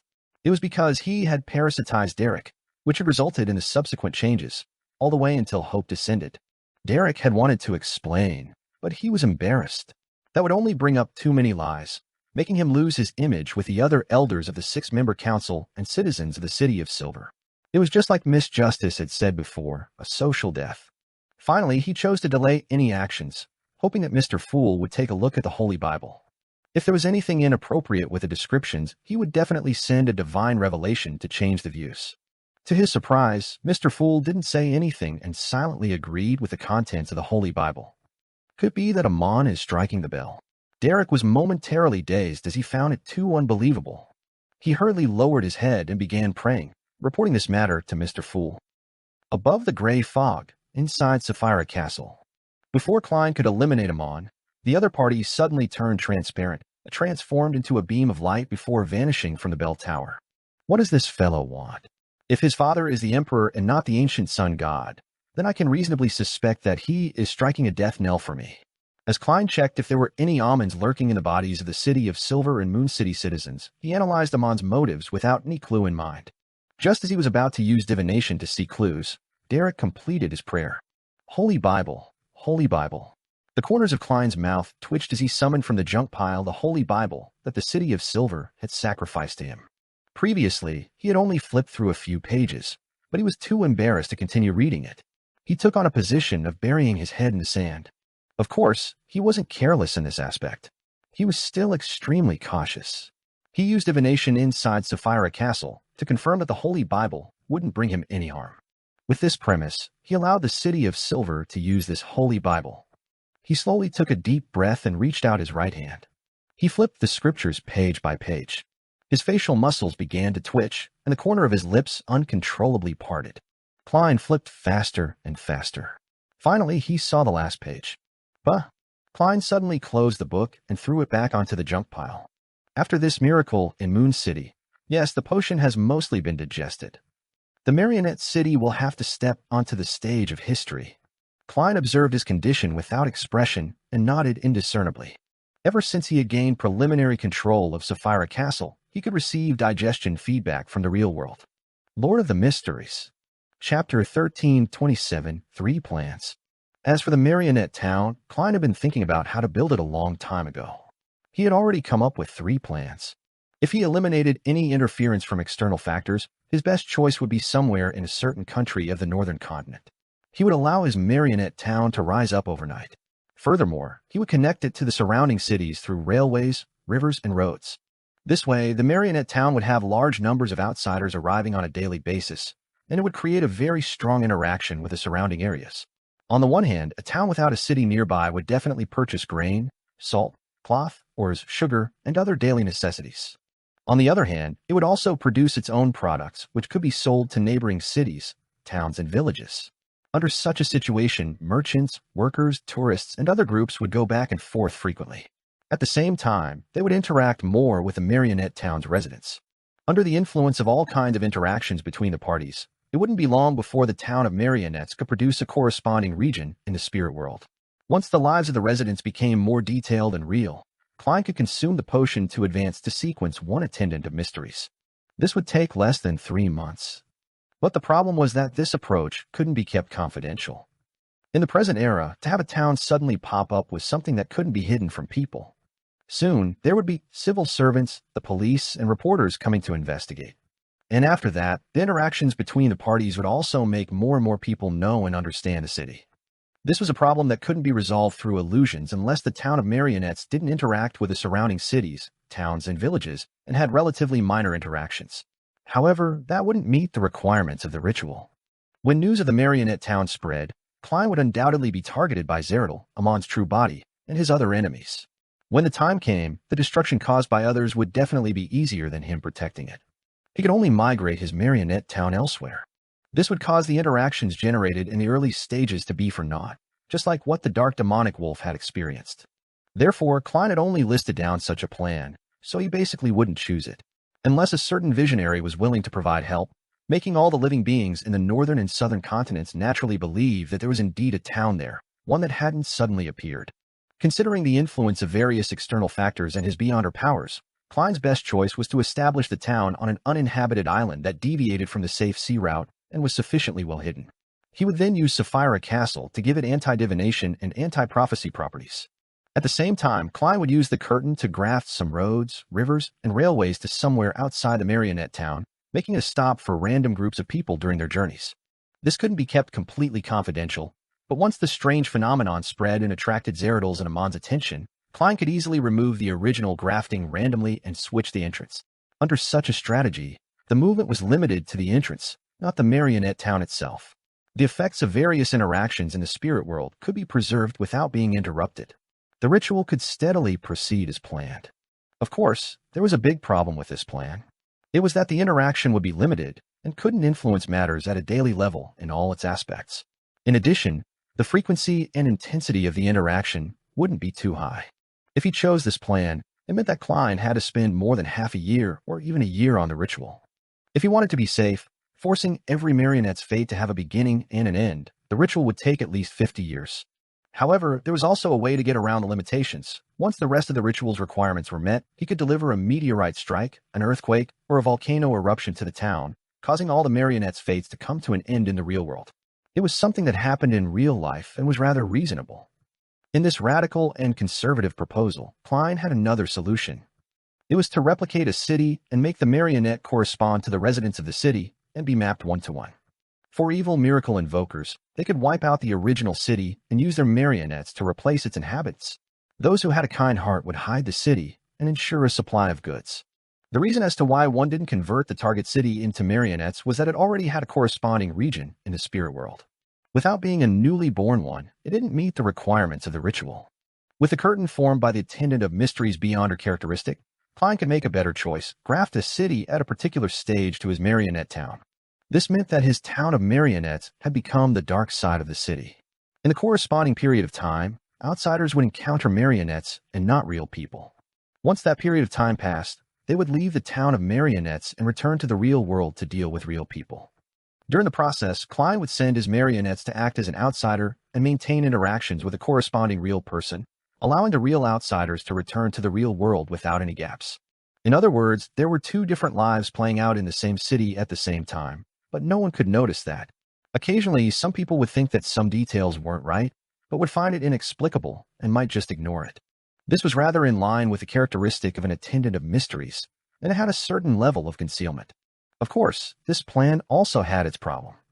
It was to simulate the fate of a marionette to a very high level, almost as similar as a human's.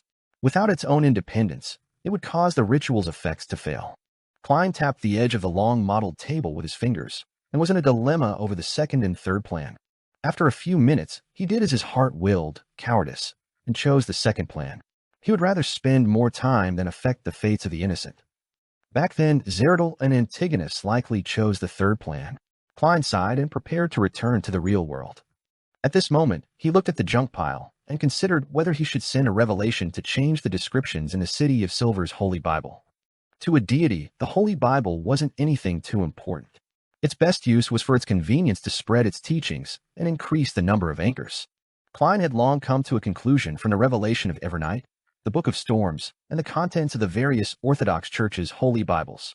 Most of the content elevated the Orthodox deity, making random claims of grandeur, and expressed mercy and pity.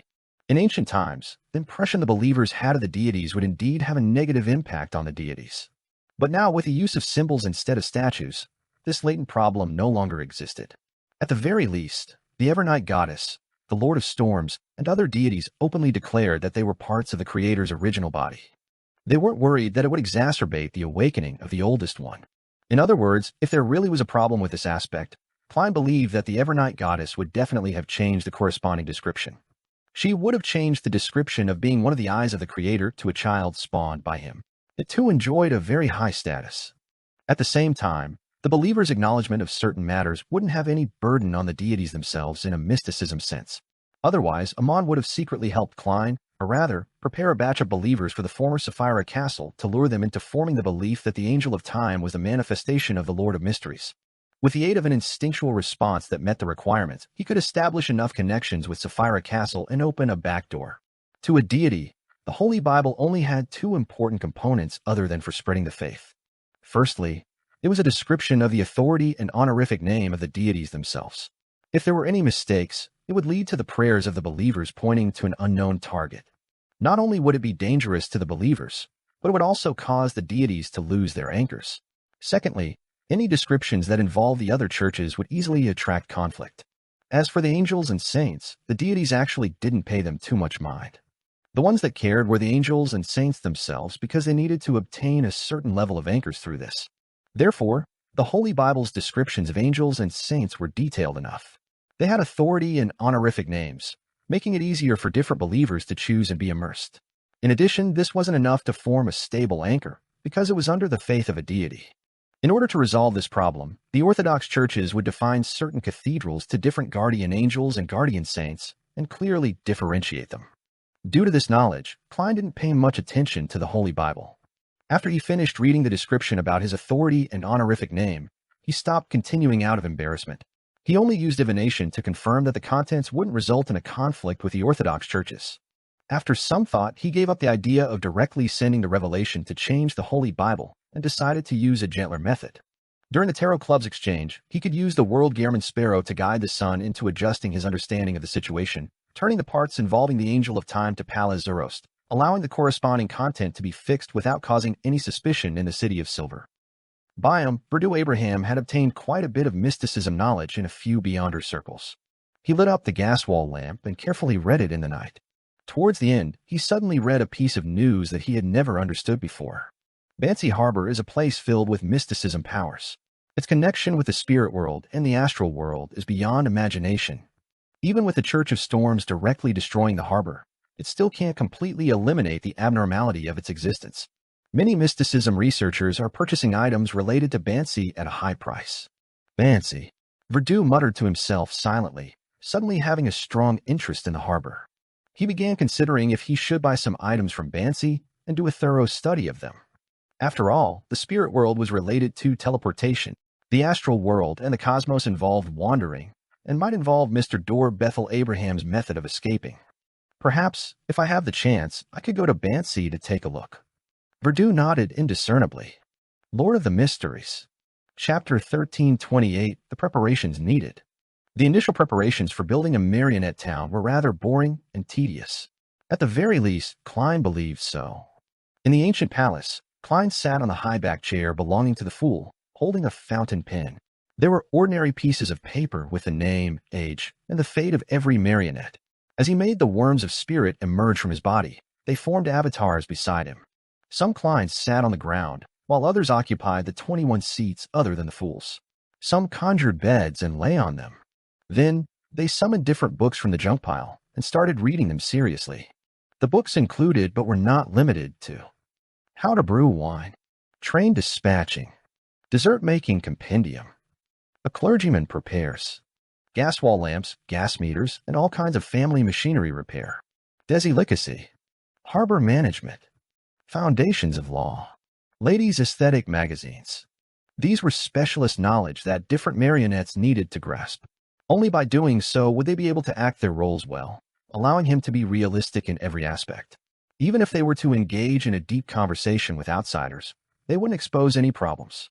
It wouldn't be difficult for Klein if he just needed to simply memorize the knowledge, but he had to truly grasp and apply it. Furthermore, he couldn't confuse his characters.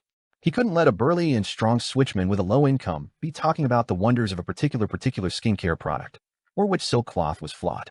If such a situation were to happen in novels, plays, and operas, it might create a strange attraction, but putting it in the real world was clearly uncanny and not beneficial to the advancement of the ritual. To avoid such a problem, Klein could only work harder in the early stages. He hoped that every character in a marionette town would be real, whole, and appropriate. Fortunately, there weren't many people in a city who needed to deeply understand the corresponding specialist knowledge. Most of the residents were half illiterate, or really illiterate. They relied on experience to live their lives that they repeated via motions. For these characters, the knowledge that Klein needed to grasp was relatively little, just like workers who had gone through simple training, or even without any training, to be sent to the assembly line. After an unknown period of time, Klein put down his fountain pen and rubbed his temples, letting out a long sigh of relief. He had finally written down the information about nearly 5,000 residents in the marionette town, and his corresponding knowledge preparation was almost complete. This is like a super large-scale movie directed by a director, and with me being the scriptwriter. Same for the lighting engineer, the makeup artist, and all the actors. For this ritual, I'm really on the verge of losing control. If I'm not careful, my personality will dissociate and I'll fall into the abyss of madness. Luckily, I have a professional psychologist. Yes, I have to pay attention to a problem in the town's operations. Although I'm a gentleman with manners, most of the residents in town have low socioeconomic status. Be it speaking or acting, they're more inclined towards being vulgar. I can't make a mistake during the acting and become set back by my psychological barriers. Klein sighed silently as the avatars around him disintegrated into worms of spirit before he got them to burrow into his body. Of course, this wasn't all. There was also one Klein, who maintained his previous state, preparing to be on Sapphira Castle duty. In the next second, Klein returned to the real world and took out creeping hunger from the historical void. Then he teleported to an island that was located in the Berserk Sea, but one that clearly deviated from the safe sea route. This was the stage he had chosen before. This place was isolated from the storms all year round. There were no signs of human activity, only a large forest and animals that lived off the forest. Klein looked around and chose an open area. He pressed his right hand to his left chest and prayed sincerely. I wish that there's a city suitable for 5,000 people here. Just as he said that, Klein raised his right hand and snapped his fingers. Suddenly, this open area became extremely flat. The surrounding forest also receded greatly, providing large amounts of wood, stones, and soil. Almost at the same time, buildings rose up from the ground. They took form with stone and wood. The highest wasn't more than 4 stories high. The style was closer to the Lone Kingdom's Desi Bay. In just the blink of an eye, residential buildings, a library, a police station, a telegraph office, a city hall, a small hospital, a candy factory, a water plant, a gas company, a steam locomotive station, parallel train tracks, and plantations outside the city took form. The streets were also paved with cement or stone bricks. Towards the end, on the square in the middle of the town, a pointed-tip cathedral emerged from the ground and stood proudly. This was a cathedral belonging to the Evernight goddess, as it was in line with the background setting of the city. I hope this island has a deep-sea harbor. Klein didn't stop as he made a second wish. But he snapped his fingers again, fulfilling his wish. About 3 kilometers away from the town, a small-scale harbor quickly took shape. There were 2 docks, 5 warehouses, a port hotel, a simple restaurant, a police station branch, a bar, a lighthouse, and a naval base. I wish for the harbor in town to have convenient transportation. Klein made a third wish. He raised his right hand and snapped his fingers. A concrete road and a cargo rail instantly appeared between the town and the harbor. According to Klein's plan, a portion of the harbor was prepared for visitors by sea. The town was mainly for outsiders from the northern and southern continent. As he looked at the empty city with admiration, Klein pressed his top hat and teleported to the municipal square. He walked step by step into the cathedral named St. Ariana Cathedral. The cathedral's door was open, and it was dark inside. After an unknown period of time, 3 figures appeared at the door. They were a 30-year-old gentleman in a formal suit with a tie, an ordinary-looking and gentle-looking woman, and a child who was dressed like an adult. The woman took a few steps with difficulty before stretching her neck. Then she smiled and reached out her hands to hold the gentleman's arm. The gentleman had a faint smile on his face. As he allowed the lady to lean on him, he reached out his right hand and held the boy. The little boy was skipping about, appearing very lively. Their actions were a little rough at first, but the more they walked, the smoother they became as they walked through the square. After they left, more and more people walked out of St. Ariana Cathedral. They consisted of the police, repair workers, gas company employees, restaurant chefs, white-haired old men, and simply dressed farmers. In the next hour, people constantly came out of the Evernight Cathedral. They either turned to different streets and went to different places, entering different houses, stopping at the square, or enjoying the pigeonless scenery.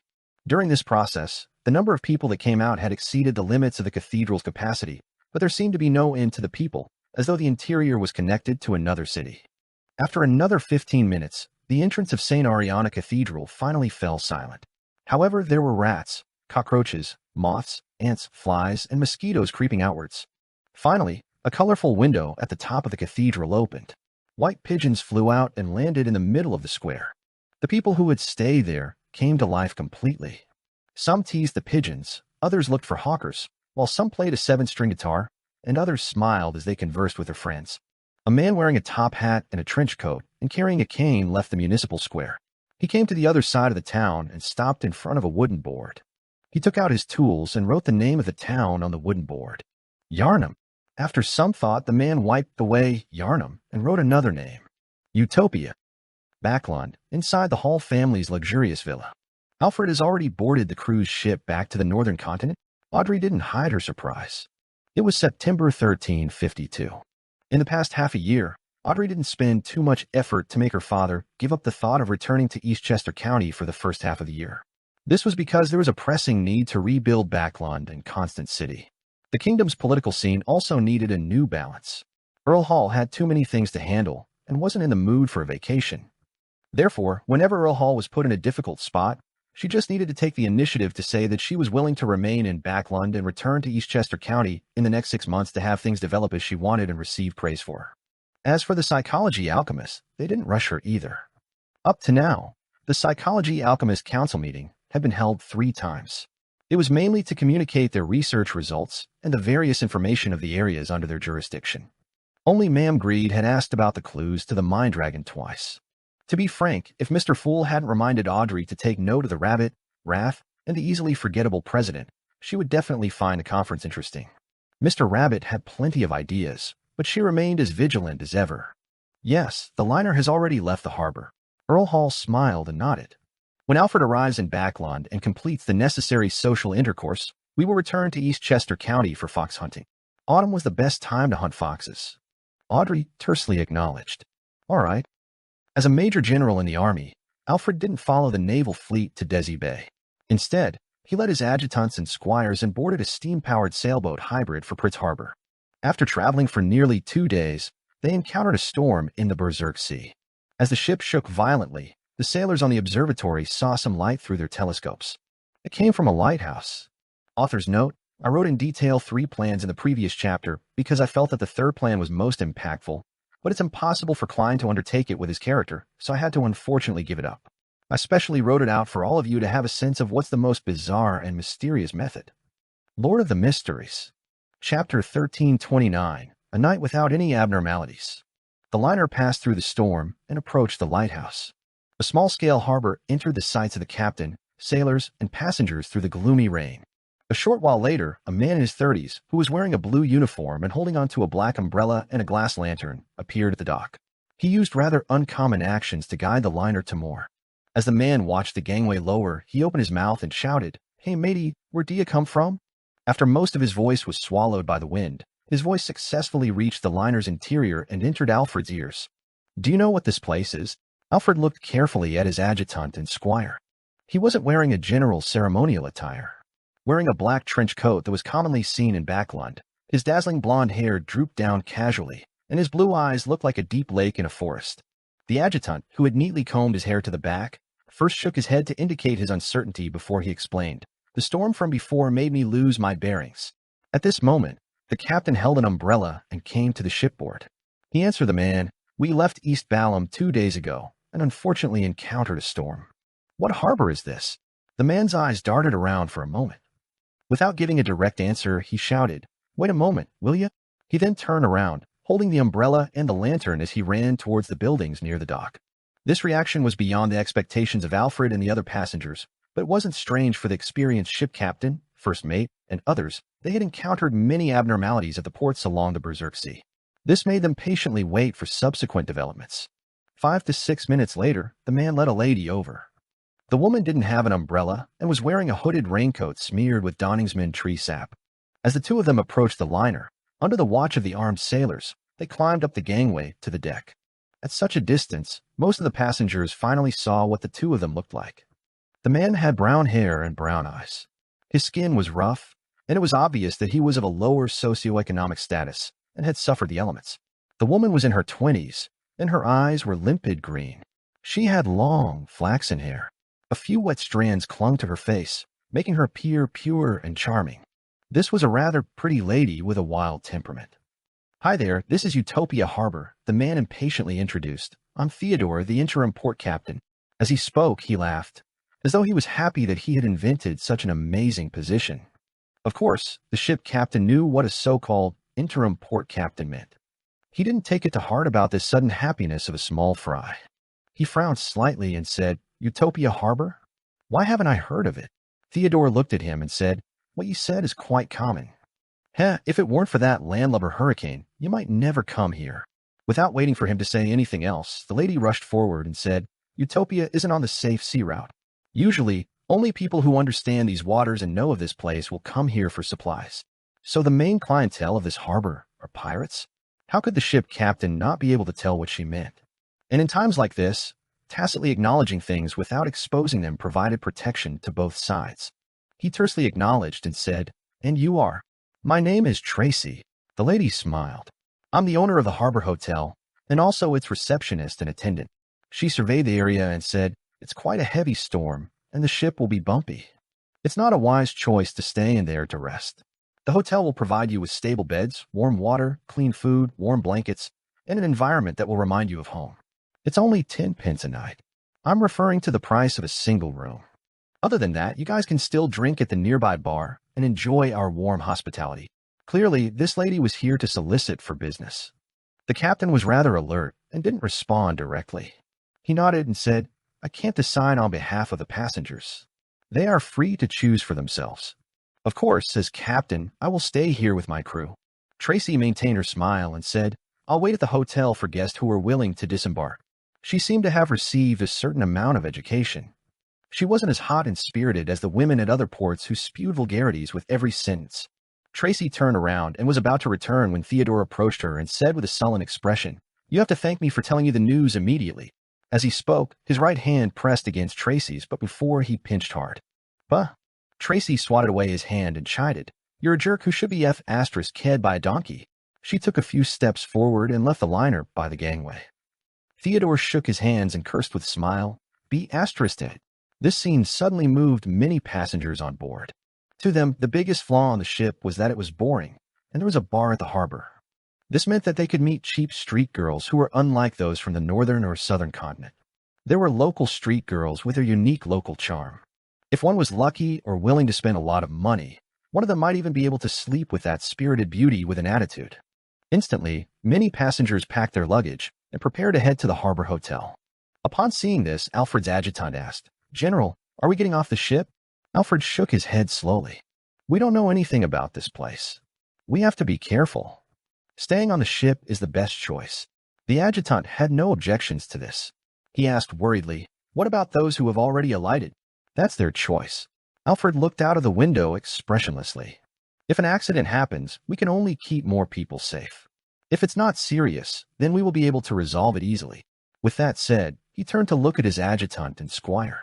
"We'll take turns to keep watch tonight to prevent any accidents." Alfred, who had interacted with the Numinous Episcopate, the Rose School of Thought, and other organizations in the southern continent, had an instinctive sense of vigilance towards unfamiliar places. After he exchanged his opinion with the ship captain, Alfred got into bed, listening to the strong winds hitting the glass windows and the torrential rain pattering the deck. He was about to doze off. At this moment, he heard a tender and sad melody coming from the direction of the harbor. It seemed to come from a flute, intermittent like a human whimpering through the storm. Alfred was instantly immersed in the music. It was as though he had returned to Backland, which always appeared in his dreams. He returned to a state that was a mixture of his happy childhood days, the vexing times of his youth, and other emotions. He shook his head violently and shook off the feeling. He realized that it wasn't a psychological effect, but a normal person's reaction. Alfred rolled out of bed and walked to the window. Using his share of Beyonder powers, he confirmed that the music he had heard had come from the cheap hotel. It's not from the guests on board the ship. Their goal is very clear. They wouldn't be in the mood to play such a melody. There are tourists in Utopia to begin with, or could it be that owner and part-time attendant named Tracy? If it were her, she would be a lady with a story. Alfred sighed and retracted his gaze. He stopped pondering over the matter. Although he was curious, he had no intention of getting off the ship. Soon, the sound of the flute stopped. The harbor hotel regained its silence, and nothing unexpected happened. Just like that, time passed, and as the storm stopped, the sky gradually brightened. At 8 in the morning, the liner passengers returned one after another. Every one of them had weak steps and looked haggard. Upon seeing this, the sailors immediately laughed and said, "The chicks here seem pretty good." The passengers shook their heads at the same time and looked regretful. One of them rubbed his temples and said, "The Lanty proof here isn't bad. It's cheaper than other places. I wasn't careful and had a little too much to drink and ended up falling asleep. I don't even know if anything happened with that babe. I woke up to realize that the ship was about to leave, and I don't even remember what I did after getting drunk." Praise the lady. She let me lie in bed and not sleep in the rain. The other passengers chimed in to express their similar experiences. Of course, everyone had different details. For example, some passengers praised the breakfast dessert in the cheap hotel. The sailors were regretful that they didn't manage to drink the cheap and good Lanty proof. They started teasing the passengers. Perhaps the one who spent the night with you wasn't the chicks here, but the burly man like Theodore. Since all of you were drunk, there's no way to know what happened. Try touching your assholes. Amidst the lively atmosphere, the sailors withdrew the gangway and raised the sails, allowing the liner to set off slowly. Alfred finally relaxed after they passed through a dark sea and returned to the familiar safe sea route. He smiled at his adjutant and squire and said, "You can mark this place on our map, mentioning that the liquor and desserts here aren't too bad. Yes, the girls have their own traits." After a few more days of traveling, the passenger finally arrived at Desi Bay's Eskelson Harbor, after traveling along a winding, safe sea route. Alfred, who had the demeanor of a noble and his socialite instincts, paid a visit to the brass of a nearby military base and shared a good dinner with them. When he returned to one of his father's vacation villas, he was surprised to find the squire whom he had sent away to gather for information. "What's wrong?" Alfred put away his disorganized thoughts. The squire lowered his voice and said, "General, all the official maps in the kingdom have no indication of Utopia Harbor." Lord of the Mysteries. Chapter 1330, Moving In. Alfred felt the room temperature plummet when he heard his squire. An indescribable chill invaded his body, freezing his blood and bone marrow. When the liner stopped at Utopia Port, he had expected the worst situation to happen. Utopia was the headquarters of some cult, and that everyone there was a dangerous lunatic. But now the truth was even worse. Perhaps Utopia never existed. At that moment, Alfred was unusually thankful that he was no longer the noble scion he was when he left Backland. He had accumulated a great deal of experience and had thus not really entered Utopia Harbor.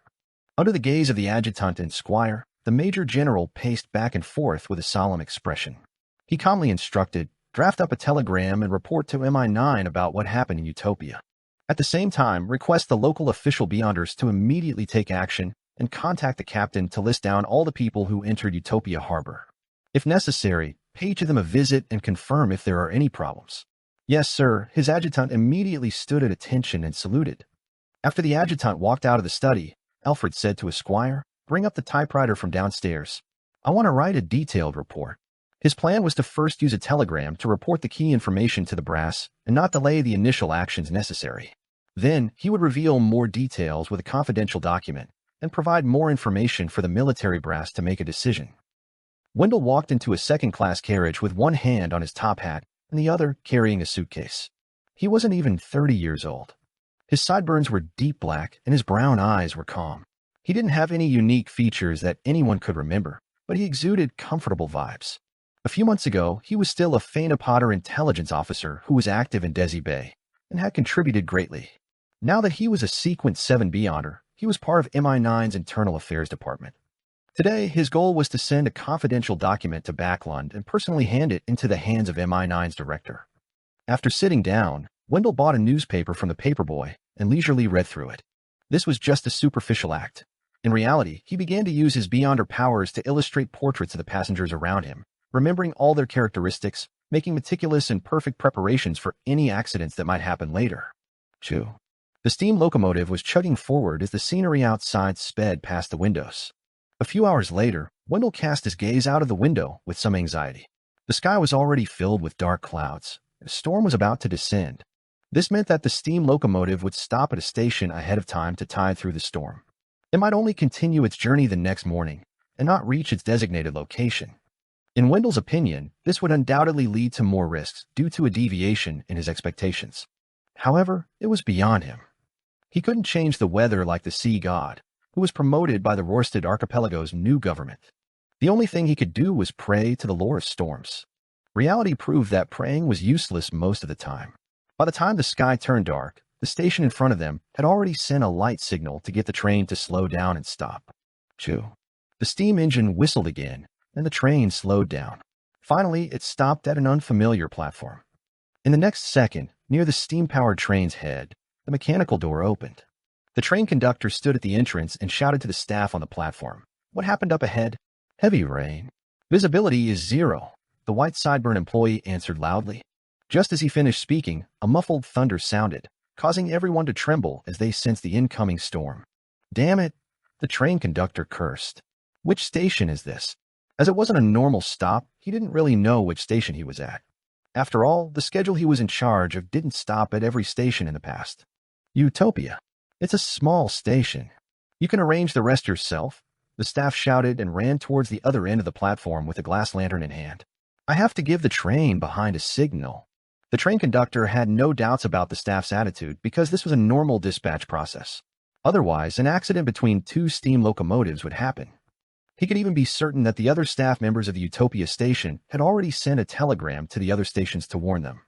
Of course, they must have received a telegram to learn of the area ahead being enveloped by a heavy storm. Utopia. Wendell repeated the name in a low voice, not finding any useful information in his mind. Of course, he didn't think too much of it. This was because there were many unknown steam locomotive stations in the entire Lone Kingdom. This was a manifestation of the country's overall strength. The train conductor looked at the dark sky and muttered a few words before using the newest megaphone to speak to the passengers on board. A storm is coming. The train will stop at Utopia Station until 8 in the morning tomorrow. He estimated the storm to continue the entire night. You can stay in the carriage, or you can exit on your own accord to head into the city to look for an inn. Tomorrow, simply show your ticket stub to board the carriage again. Remember to be on time. The train conductor gave the passengers 2 choices. Wendell looked at the passengers inside the second-class carriage and pondered for a few seconds before carrying his suitcase and walking out of the train. It wasn't that he couldn't handle the harsh environment that wasn't conducive for good sleep. When he was an intelligence officer, he had been through plenty of hardship. He was only relying on his professionalism that the sealed carriages, which were limited in space for passenger movement, weren't as safe as a single room in an inn. Of course, he could also stay up all night, but this would definitely affect his condition tomorrow. Clearly, he still had a long journey tomorrow. After exiting Utopia Station, Wendell got on a rental carriage by the side of the road and said to the carriage driver, to the municipal square. In the Lone Kingdom, there would definitely be a cathedral and a hotel near the municipal square. Sir, are you planning on going to the hotel? The carriage driver asked as he made the horse turn around, seemingly capable of getting along well with anyone. Yes. As a Sequence 7 Beyonder, Wendell didn't hide it. In his opinion, as long as he lived in the city center while overseas, he could easily find a group of helpers with his status, and his strength was enough to support him in completing this task. The best hotel in Utopia is Red Boots. Are we going there? The coach driver asked in a suggestive tone that all men knew. If he didn't have a mission, Wendell wouldn't mind pleasuring himself. However, he could only shake his head without any hesitation. I want a quiet hotel. All right, the coachman replied disappointedly. Let's go to the Irises Hotel. No one will disturb you there. As the carriage advanced, Wendell cast his gaze outside the window to observe the situation outside. Perhaps it was because the storm was about to arrive, the people on the road were all in a rush. Even the paper boys looked down. A very small city. Wendell came to a preliminary conclusion from the lack of a track carriage. He only saw one trackless carriage. This meant that most of the areas in Utopia could be reached on foot in an adequate amount of time. Just as he had expected, in less than 10 minutes, the rental carriage stopped at the entrance of the Irises Hotel. Wendell paid the fare and rushed into the hotel before the rain fell. He heard pattering sounds behind him just as he entered. After checking in and putting down his luggage, Wendell rested for a while. He kept the confidential document close to him and went to the restaurant on the first floor to enjoy dinner. He cautiously didn't have any alcoholic beverages and asked for a cup of fizzling iced tea, which was supposedly a local specialty, and a fried pork chop drenched in apple juice. As a former intelligence officer of high society, Wendell didn't have much expectations for dinner this time, but he was surprised by the meal. The pork chop was fried in a succulent and juicy manner that gave off a strong fragrance. The apple juice that was poured on it had a slightly acerbic texture that washed away most of the cloyed taste. The fizzling iced tea was refreshing and especially delicious. When he footed the bill, Wendell nodded at the medium-billed waiter and said, "Please send my compliments to the chef for giving me the pleasure of this wonderful dinner." The ordinary-looking waiter smiled and replied, "That wouldn't be an issue. In all of Utopia City, our chefs are the best." Wendell didn't chit-chat and quickly returned to his room to make some arrangements to prevent others from sneaking in. Then he fell asleep without any hesitation. He used a relatively safe period of time, which any possible enemies would find unsuitable for taking action, to sleep and pass the time late into the night. After an unknown period of time, Wendell was suddenly woken up by an intense argument. He snapped open his pocket watch to take a look and realized that it wasn't even midnight. "It's from next door." A woman's voice. A man's voice. Wendell sat up and listened carefully. Initially, he suspected that it was a man and woman flirting, but later he realized that it was too intense. Some of the items were even thrown onto the wall. A quarrel turning into a fight. Just as Wendell mumbled, he heard the shouting, cursing, and screaming of a woman. Beating a woman? As a lone gentleman, although Wendell believed in the Lord of Storms and discriminated against women, it didn't stop him from thinking that men shouldn't be violent towards women. After 2 seconds of consideration, he decided to knock on the door and remind his neighbors to take note. At that moment, a tragic cry rang out. This was obviously from a man. Thud. Something heavy fell to the floor. Wendell's brows twitched as he sharply caught the scent of a criminal case. He stood up, put on his coat, and went to the room next door. He bent his fingers and knocked twice. A few seconds later, the door creaked open, and a beautiful woman with long, wavy hair appeared in front of Wendell. Her hair was in a mess, and her face was ghastly pale. Her light green clothes were stained with blood, and she was holding a dagger that was dripping with blood. The lady in her early 20s stammered for a while before speaking in a dreamy tone, "I killed someone." Lord of the Mysteries. Chapter 1331. Pleasure in Helping Others. Wendell wasn't unfamiliar with murder at all. When he heard that, he wasn't afraid at all. Instead, he calmly allowed his gaze to wander past the woman at the door and into the room's interior. He immediately saw a man lying on the ground. His chest was blood red. "Are you sure he's dead?" Wendell asked calmly. The young lady in her 20s was at a loss at first. Then she answered with uncertainty, "Maybe. I don't know. If there's still hope, we need to send him to the hospital immediately." Wendell's tone was like he was speaking to a patient's family, not a murderer. The lady holding the blood dagger subconsciously turned her body and made way. Wendell took a few steps forward and approached the victim. He didn't need to squat down. He swept his gaze and made a judgment based on various signs. He is indeed dead. The woman in her 20s with messy, flaxen-colored hair didn't show any obvious change in expression. She looked down at her toes and said, "Call the police." "How do I address you?" Wendell had already heard hurried footsteps coming from the stairs. It was obvious that the attendant or hotel owner came up to check on the commotion after hearing the screams. "Tracy." The pure lady with an attitude answered softly. She then sank into her own world and didn't say another word. Wendell was just about to say something when the owner of the hotel who had helped him check in previously had already rushed through the door. "Goddess," the elderly man shouted after seeing the situation in the room. Wendell pressed down with his right hand, gesturing for him to calm down before saying, "Call the police immediately. I'll stay here and watch." His temperament and words exuded a sense of confidence that convinced others. The owner of the hotel didn't waste any time and immediately turned around to run downstairs. As for Wendell, when he first came over to check on the situation, it was just a habit as a gentleman. In fact, he didn't have the intention to get involved in it. After all, he was still shouldering a mission. However, Miss Tracy's dazed, detached, and cold attitude induced a sense of pity in him. This was a normal reaction for a man. He surveyed the area as though he was conversing with the air. Killing someone doesn't imply a harsh punishment. It can be categorized into many kinds of situations. Tracy slowly raised her head and cast her gaze at the gentleman. There was an indescribable luster in her lifeless eyes. Wendell glanced at her bruised face. "He hit you?" "Yes." The man seemed to have some sort of authority, making Tracy who wanted to remain silent, finally answer.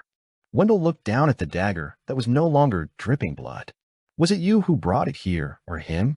Tracy's response was a little slow as she replied, him. Wendell nodded slightly and said, exercising your right to self-defense is in line with the law. I can testify to the police that you had an intense argument before it happened and that there was a fight. Clearly, men naturally possess an advantage in this aspect. I'm not discriminating against women, but it's something explained by science and experience. He paused and asked, what is the relationship between the two of you? What happened? Tracy's eyes darted about, and she recovered a little from that deep, reclusive state.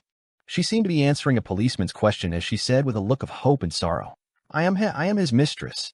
Upon saying this, a self-deprecating smile appeared on Tracy's face. I used to be an ugly woman who blindly chased after money. Not long after I left the grammar school, I became his mistress under his enticement. He gave me a hotel and let me stay there. I wait for his arrival or for him to summon me every week. I lost interest in this lifestyle, feeling increasingly suppressed as my inferiority complex grew. I wanted to return everything to him and get rid of him completely, but he wasn't agreeable. He threatened me using all sorts of methods and refused to let me leave him. The recent times we met all ended in fights. Just now, he said that there was only one way to leave him, and that was death. Then he beat me up and took out a dagger. Why, you know what happened after that? Mistress. Wendell cast a regretful and pitiful glance at Tracy's face and said, the traces at the scene have also confirmed the development of the situation. He had originally thought that Tracy and the deceased were husband and wife, but to his surprise, their relationship was worse than he had imagined. Tracy nodded blankly and said, thank you. She didn't say another word. She only broke the silence when the police arrived. She raised her hands and accepted the handcuffs. Wendell looked at her staggered pace and said to the police, bring her to check on her injuries first and treat them to avoid any accidents. The police officers didn't know why they had to listen to instructions from a witness. In short, they led Tracy and Wendell to a small hospital in the city without any objections under the heavy rain. As Tracy was a woman, Wendell and two police officers waited in the corridor of the hospital without entering the room. As time passed, Wendell saw a pregnant woman being sent to the delivery room in a hurry. There seemed to be some complications and they needed help with the labor process. After a while, he heard the sound of a baby crying, an announcement of a new life coming to this world. At this moment, Tracy happened to come out. Do you feel it? Life's beauty, Wendell said to Tracy solemnly. As Tracy listened to the baby's cries amidst the howling wind and rain, her expression was clearly touched. Her face had already been wiped clean, making her look very clean and simple. After a few seconds, Tracy returned to her senses and nodded at Wendell before saying, thank you. This time, she was no longer as numb, blank, and reclusive. Wendell secretly heaved a sigh of relief and followed her to the police station to record a statement. After doing what was necessary, Wendell walked to the street side and prepared to take a rental carriage back to the Iris' hotel. However, in the middle of the stormy night, there were no pedestrians or carriages on the road. This is the disadvantage of a small city. It's not convenient enough, Wendell muttered. He opened the umbrella he had brought with him and made his way back to the Iris' hotel. As a former sheriff, he had the memory, in the mystical sense, of the route he had taken before. He wasn't worried about getting lost in the small city. At this moment, the storm had already reduced significantly. However, the strong winds continued to sweep past Wendell, causing rain to fall on him. This caused Wendell to raise his right hand and block his chest. That confidential document was hidden on the inside of his clothing.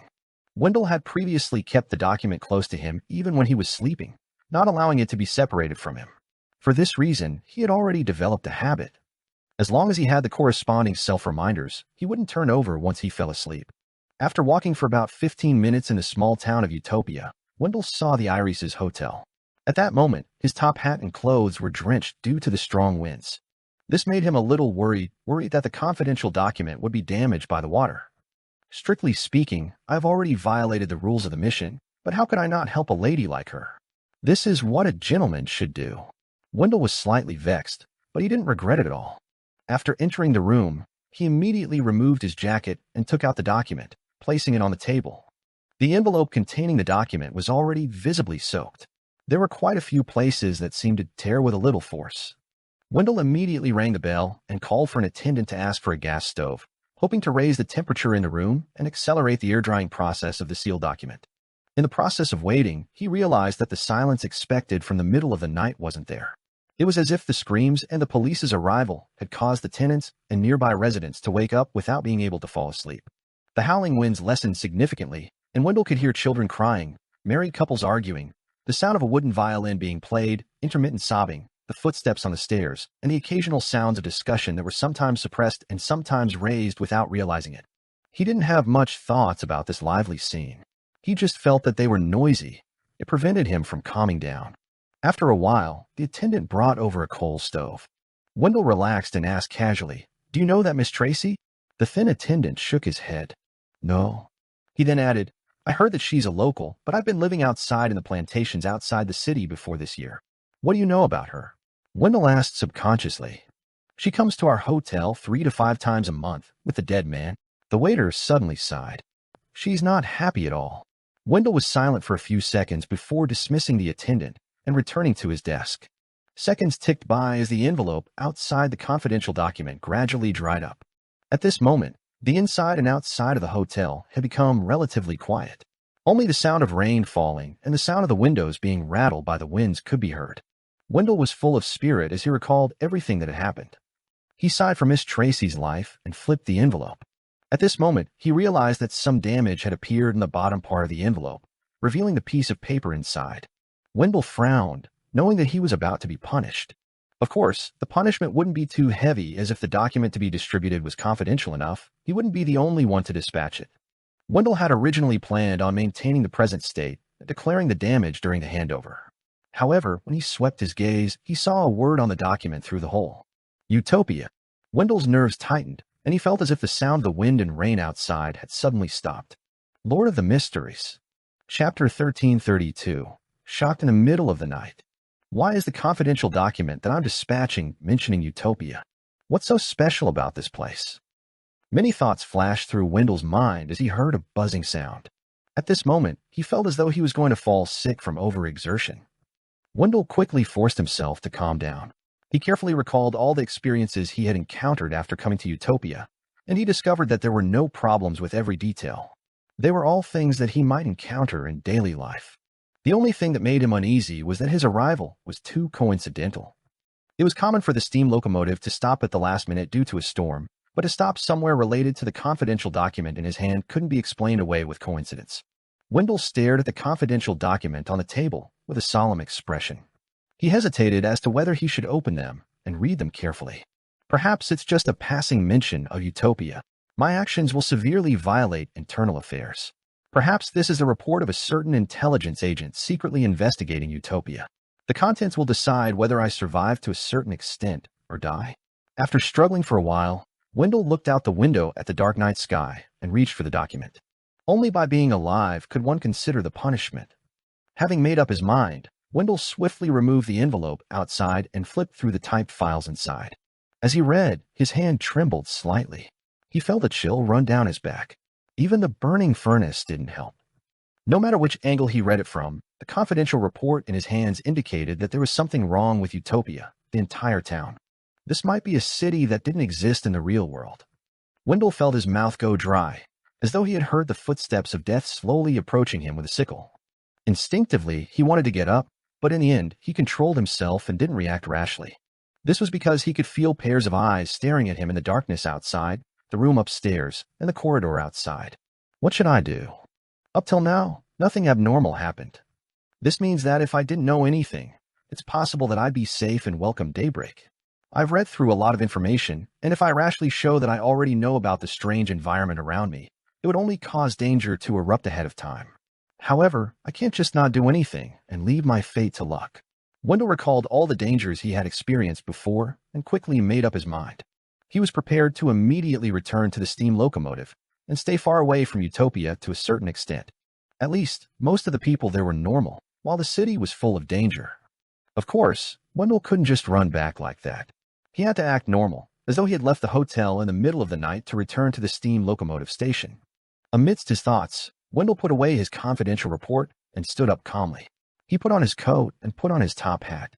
Then, with his luggage in one hand and an umbrella in the other, he calmly walked to the door and turned the doorknob. At this moment, the corridor was dark, with only a few gas lamps on both sides of the corridor giving off light that wasn't bright enough. It added signs of human life to the silent environment, in which he could hear a pin drop. When Wendell entered the corridor, the wooden floor beneath his feet made a slight creaking sound. It was so clear in the silent night that it traveled far into the distance. With a slight frown, Wendell intentionally took a normal step forward and approached the staircase in the middle of the corridor. He walked without any worries and had no intention of acting furtively. As he saw the stairs getting closer, he suddenly heard a squeaking sound behind him. "Sir, where are you going?" A slightly hoarse and intermittent male voice sounded in Wendell's ears. Wendell's body stiffened. He slowly turned back and saw the wooden door to the service room open. An attendant came out and stood in the shadows of the door.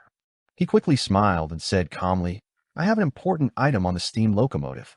I'm afraid that someone would take it away, so I have no choice but to return now." At this point, he softly grumbled, "A murder happened at the hotel. I don't want to stay here anymore. I can't sleep at all. I'm very sorry." The attendant bowed slightly and responded, "I won't spread the news." Wendell nodded with a promise and then walked back up the stairs. Perhaps it was due to the dim lighting in the night, he walked very carefully. Every step was like walking on the edge of a precipice. 1 step, 2 steps, 3 steps. Wendell, who had been on guard towards the attendant behind him, finally returned to the first floor. At that moment, not a single person was present in the hotel lobby.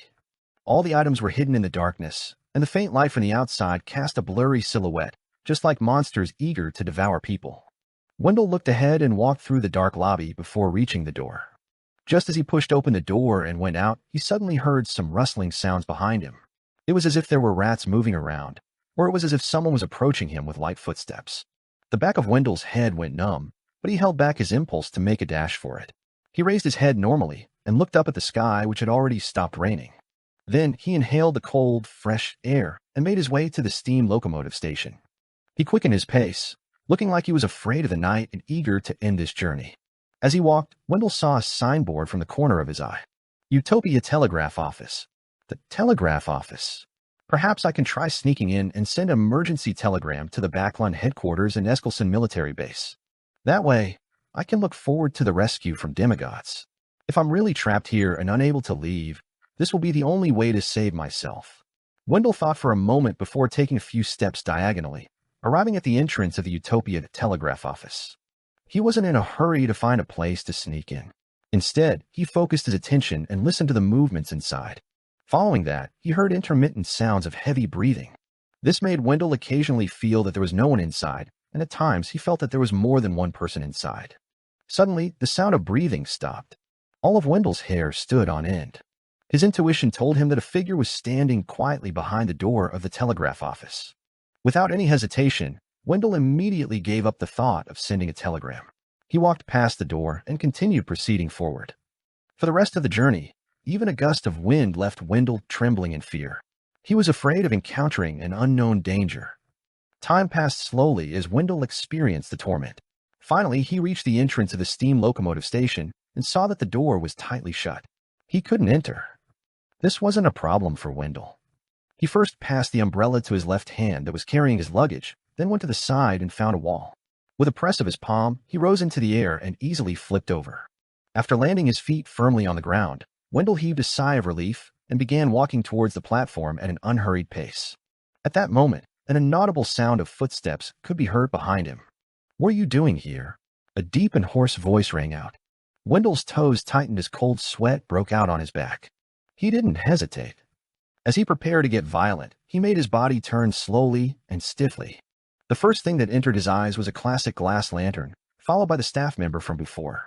Wendell exhaled and grumbled, "It's not appropriate for you to appear in such an environment on such a night. As a gentleman, you have to avoid scaring others." "I'm not a gentleman," the staff member replied in an unfriendly manner. Wendell pointed to the corner of the platform. "I'm going to the bathroom." He had already observed the platform's environment and layout of the platform earlier in the day. "Then, why are you here?" the worker asked. "I'm lost," Wendell answered simply. Following that, he ignored the staff and walked towards the bathroom. Behind him, the staff member watched silently without saying a word. This gave Wendell a lot of mental stress, but he maintained his gait very well. In the bathroom, under the illumination of the wall lamps, Wendell took nearly a minute to relieve the tension in his body and successfully peed. After returning to the steam locomotive, Wendell finally found a sense of security as he looked at the passengers lying on their beds. In the next few hours, he didn't sleep at all, and was on guard against any accidents. Just as Wendell's grasp of the passage of time slowed down, the sky gradually brightened and dispersed the darkness. In the next 2 hours, the travelers who had gone to Utopia returned one after another. Some bought a bottle of local red wine. Some looked haggard. They looked like they had been beaten up or were hungover. Wendell was very wary of them, but he couldn't discover anything unusual in the details. Choo. Finally, the whistle sounded as the steam locomotive slowly began to move. Amidst the chugging sounds, the train left Utopia Station. After that, they went through another dark, gloomy weather. Fortunately, no thunderstorm descended, and the sun quickly pierced through the clouds and illuminated the ground. For Wendell, all of this was normal. It had been like this since he arrived at Utopia last night. If not for the confidential report which was hidden near his chest, he definitely wouldn't have believed that there was any problem with Utopia. When the steam locomotive reached the next stop, one that everyone was familiar with, Wendell finally relaxed. He felt as if his brain ached with a throb, as though he had been drained of his energy. At this moment, he quickly recalled his experience in Utopia. As he recalled, Wendell suddenly sat up straight. He had used the excuse of going to the bathroom last night, but he was carrying his luggage and an umbrella. He didn't look like a passenger who had just come down from a steam train. The station worker didn't realize this, or rather, he had already discovered it, but he did not expose him for some unknown reason. Lord of the Mysteries. Chapter 1333. Warning using his experience as example. All of a sudden, the muscles on Wendell's back began to tense up as if he were about to explode. He was shocked and doubtful as several guesses flashed through his mind. The residents of Utopia are monsters in human skin. They usually look normal, but once they encounter blind spots in logic, they would show a side that is different from an ordinary person, ignoring the points that are obviously problematic. Or perhaps that staff realized that I was lying and was unwilling to deal with me, so he pretended not to see me and let me go? But why? Yes, carrying my luggage to the bathroom can be explained away as me being afraid of losing my luggage, but the entire platform is sheltered. There's no need to take the umbrella. Besides, the rain had already stopped. Wendell instinctively turned his gaze out of the window, only to see the sunlight shining on the platform he was at. One by one, passengers waited in order behind the safety line, completely different from the dark and gloomy vibes that Utopia gave off. Phew. He exhaled and suddenly relaxed.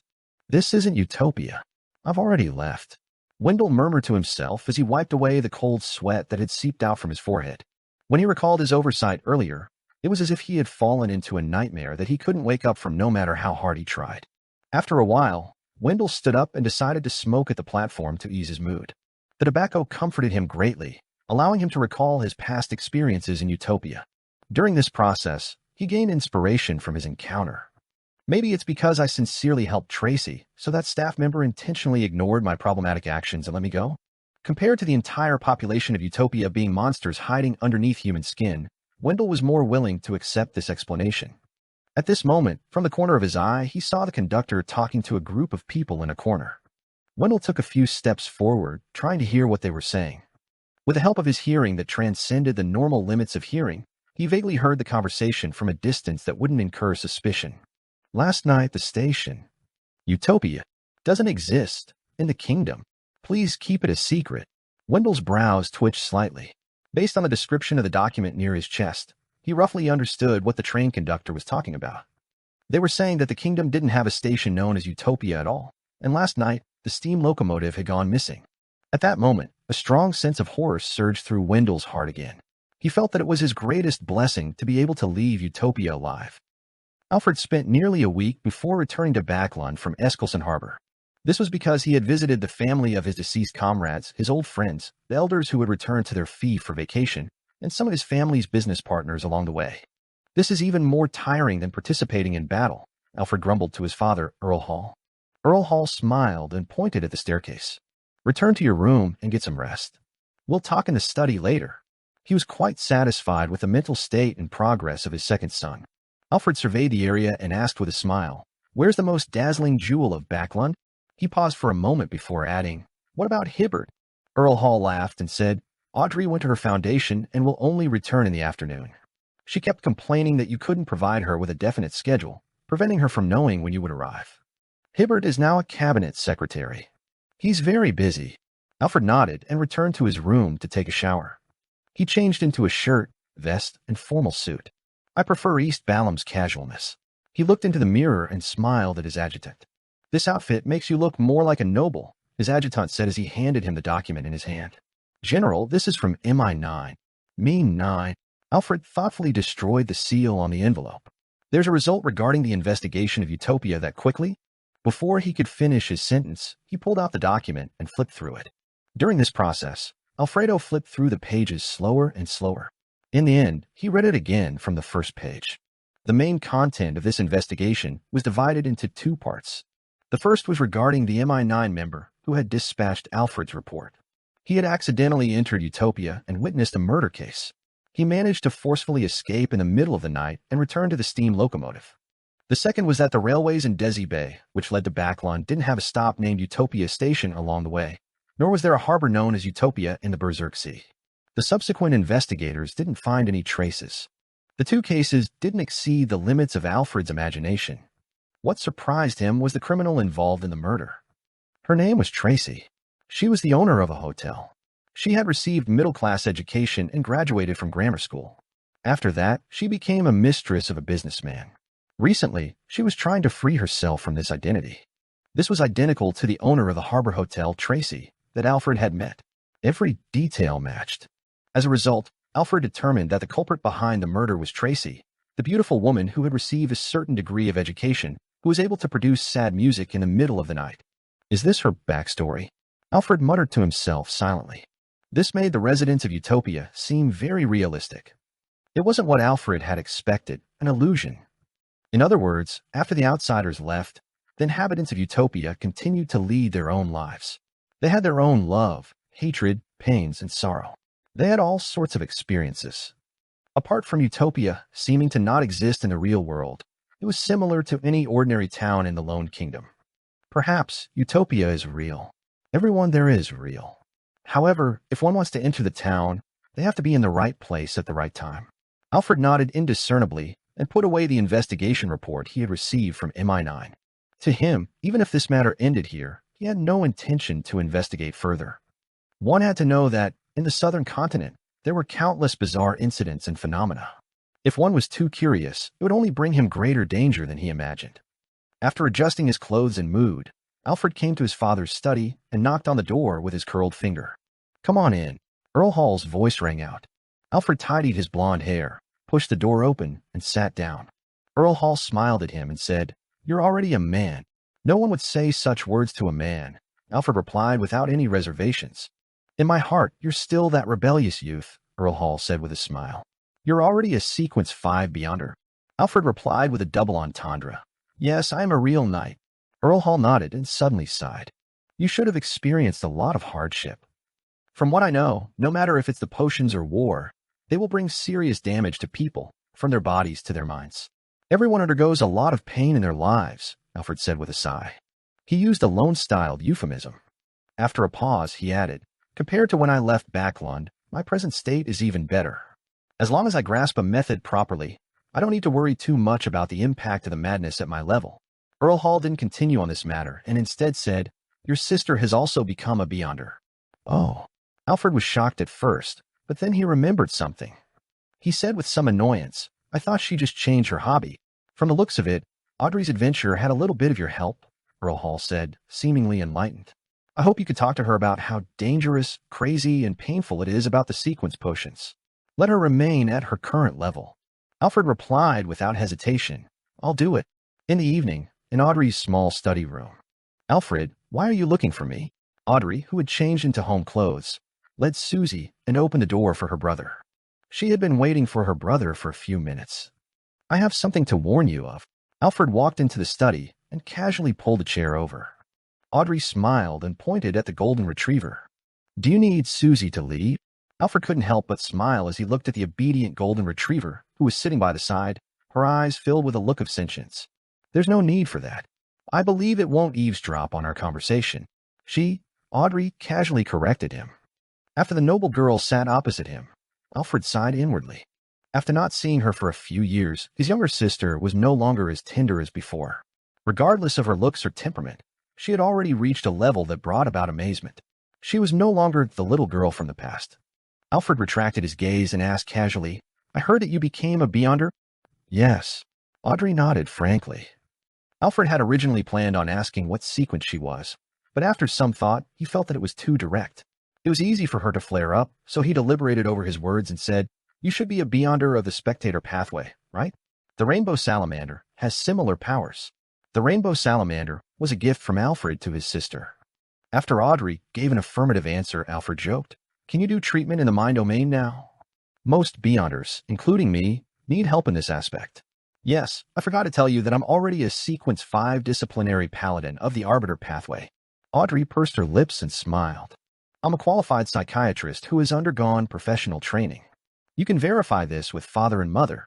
She's already a Sequence 7. Alfred's expression gradually turned solemn. "Audrey, I have to remind you that the potions do not only bring about strength." Having said that, he paused and observed his sister's reaction. He realized that Audrey wasn't impatient at all and was listening very seriously. "Every potion contains madness that can lead to a loss of control. I've seen similar situations before. More than once. They happen to my enemies, and they happen to my friends. No one is spared." Alfred amalgamated his experiences in East Balam and began explaining the dangers of the potion in detail. During this process, he realized that his sister, Audrey, wasn't the only one listening attentively. Furthermore, Susie, the golden retriever, appeared extremely quiet. Lord of the Mysteries. Chapter 1334, Night with the Moon. MI9's office building was located on Bellado Street in Westboro, and it was an inconspicuous three-story building. The entrance didn't show any signs of its identity. It simply hung a door sign, 9. The core of this office building was underground, and above it was for the clerks. Of course, most of the Beyonders who were under MI9 wouldn't go underground for no reason. The environment there wasn't good, and the atmosphere was oppressive. It was possible that an accident could happen due to the failure to watch over a sealed artifact. Zio was now the deputy team leader of the National Security and Counter-Espionage Team. She was in charge of a rather small-scale Beyonder team, responsible for handling espionage cases regarding Intis in the greater area of Backland. "There's a mission here." Her superior, MI9's deputy director, the team leader of the National Security and Counter-Espionage Team, Lieutenant General Pantek, picked up a document and handed it across the desk opposite him. "Is it very urgent?" Zio received it and asked cautiously. Lieutenant General Pantek was a typical lone old man with a case of severe hairline recession. He picked up a white porcelain coffee cup and took a sip. "Not at all. It's quite low risk. In fact, this mission will be sent to all members, hoping that someone will be able to complete it by luck." This description was out of Zio's expectations, but she didn't open the dossier on the spot and directly replied, "I will inform my team members." Zio returned to her own room after leaving Lieutenant General Pantek's office. When she threw herself into her seat, she seemed to have hidden herself. Zio quickly browsed through the documents in her hand and roughly understood why the deputy director said that. The utopia that needed investigation didn't seem to be anywhere in the northern and southern continent, nor were there on any of the known islands in the Five Seas. In the past 2 weeks, many people had entered the so-called utopia, but the way they entered was completely different. Some entered from the Berserk Sea's Sonia sea waters, arriving by a terrifying storm. Some were midway on a railway that led from Desi Bay to Backland. Due to a heavy storm, they had been delayed and stopped at the city. Others were in Civilaus County, and they entered because they were lost. Up to now, no one has been affected by the damage or mentally influenced. It's no wonder Deputy Director Pantek said that the danger level is very low. Also, there's no way to conclude the rules regarding the case, making it difficult for one to find the true location of Utopia. Therefore, there's no way for them to send people in to investigate.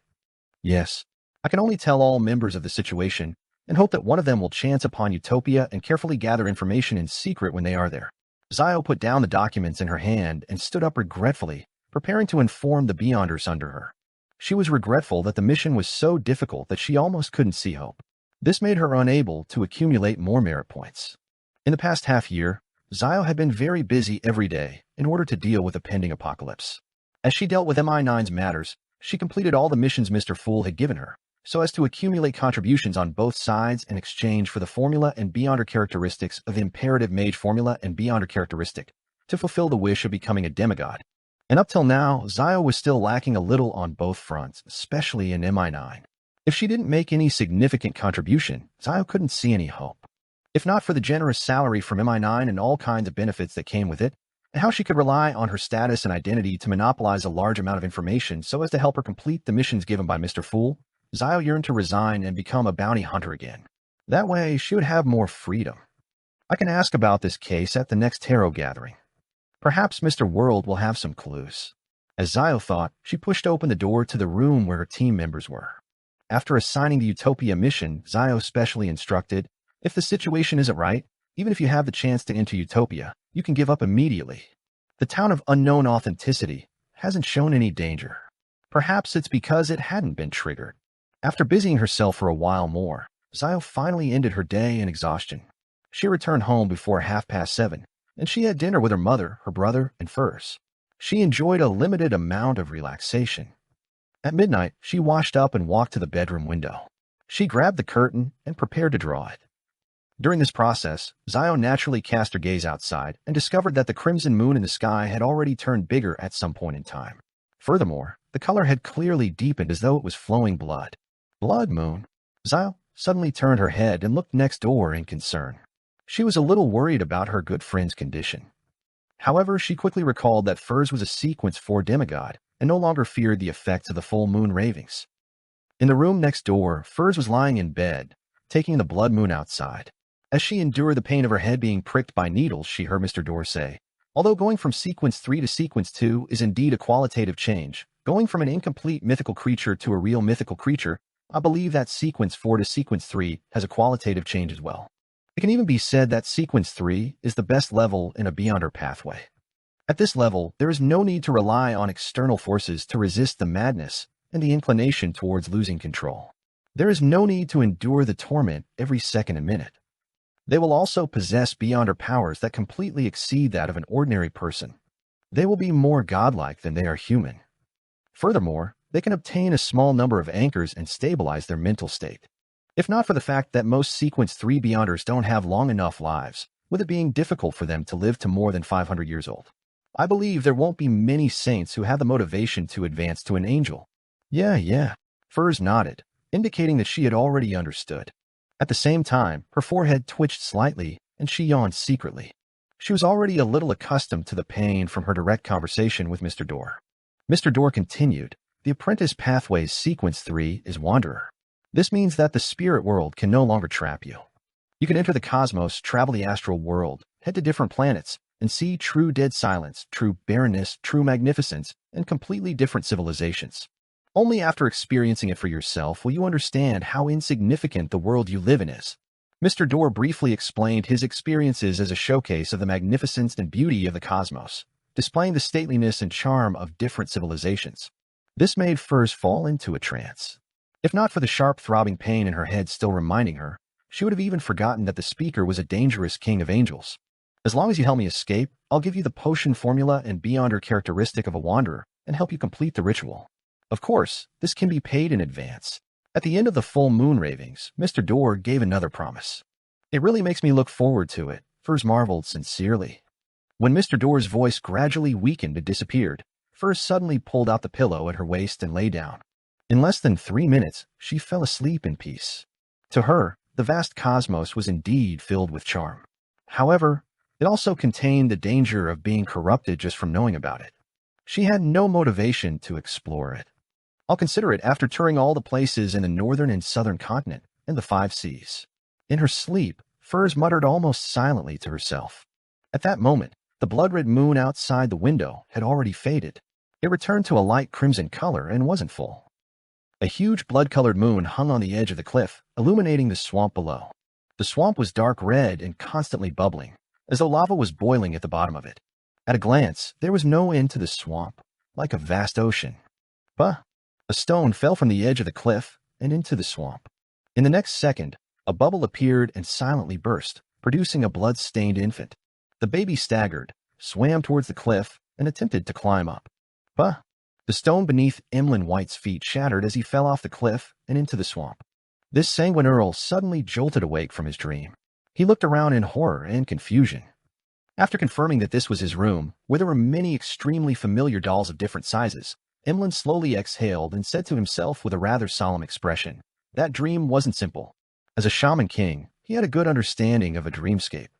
Could this be the so-called divine revelation? But I didn't receive any revelations. Emlyn thought for a few seconds but couldn't come up with an answer. Then he decided to ignore the problem and prepare to ask Father Utravsky when he had the time. The incomplete moon that had its blood-red colors faded illuminated the garden of the Cathedral of Waves.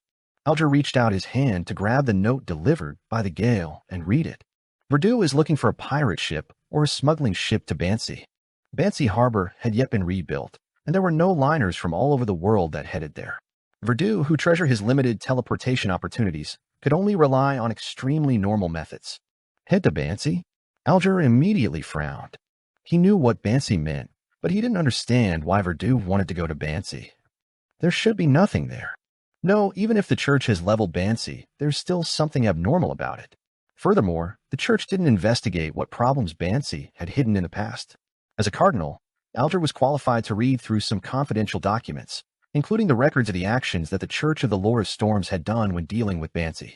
In addition, he had also learned more from Mr. Fool and the World Gearman Sparrow. After some thought, Alger quickly came to a decision. He planned on getting his shadow guard to arrange a pirate ship for Verdu. In this aspect, Alger knew many key people to aid him. It didn't need him to show his face in person or use his name.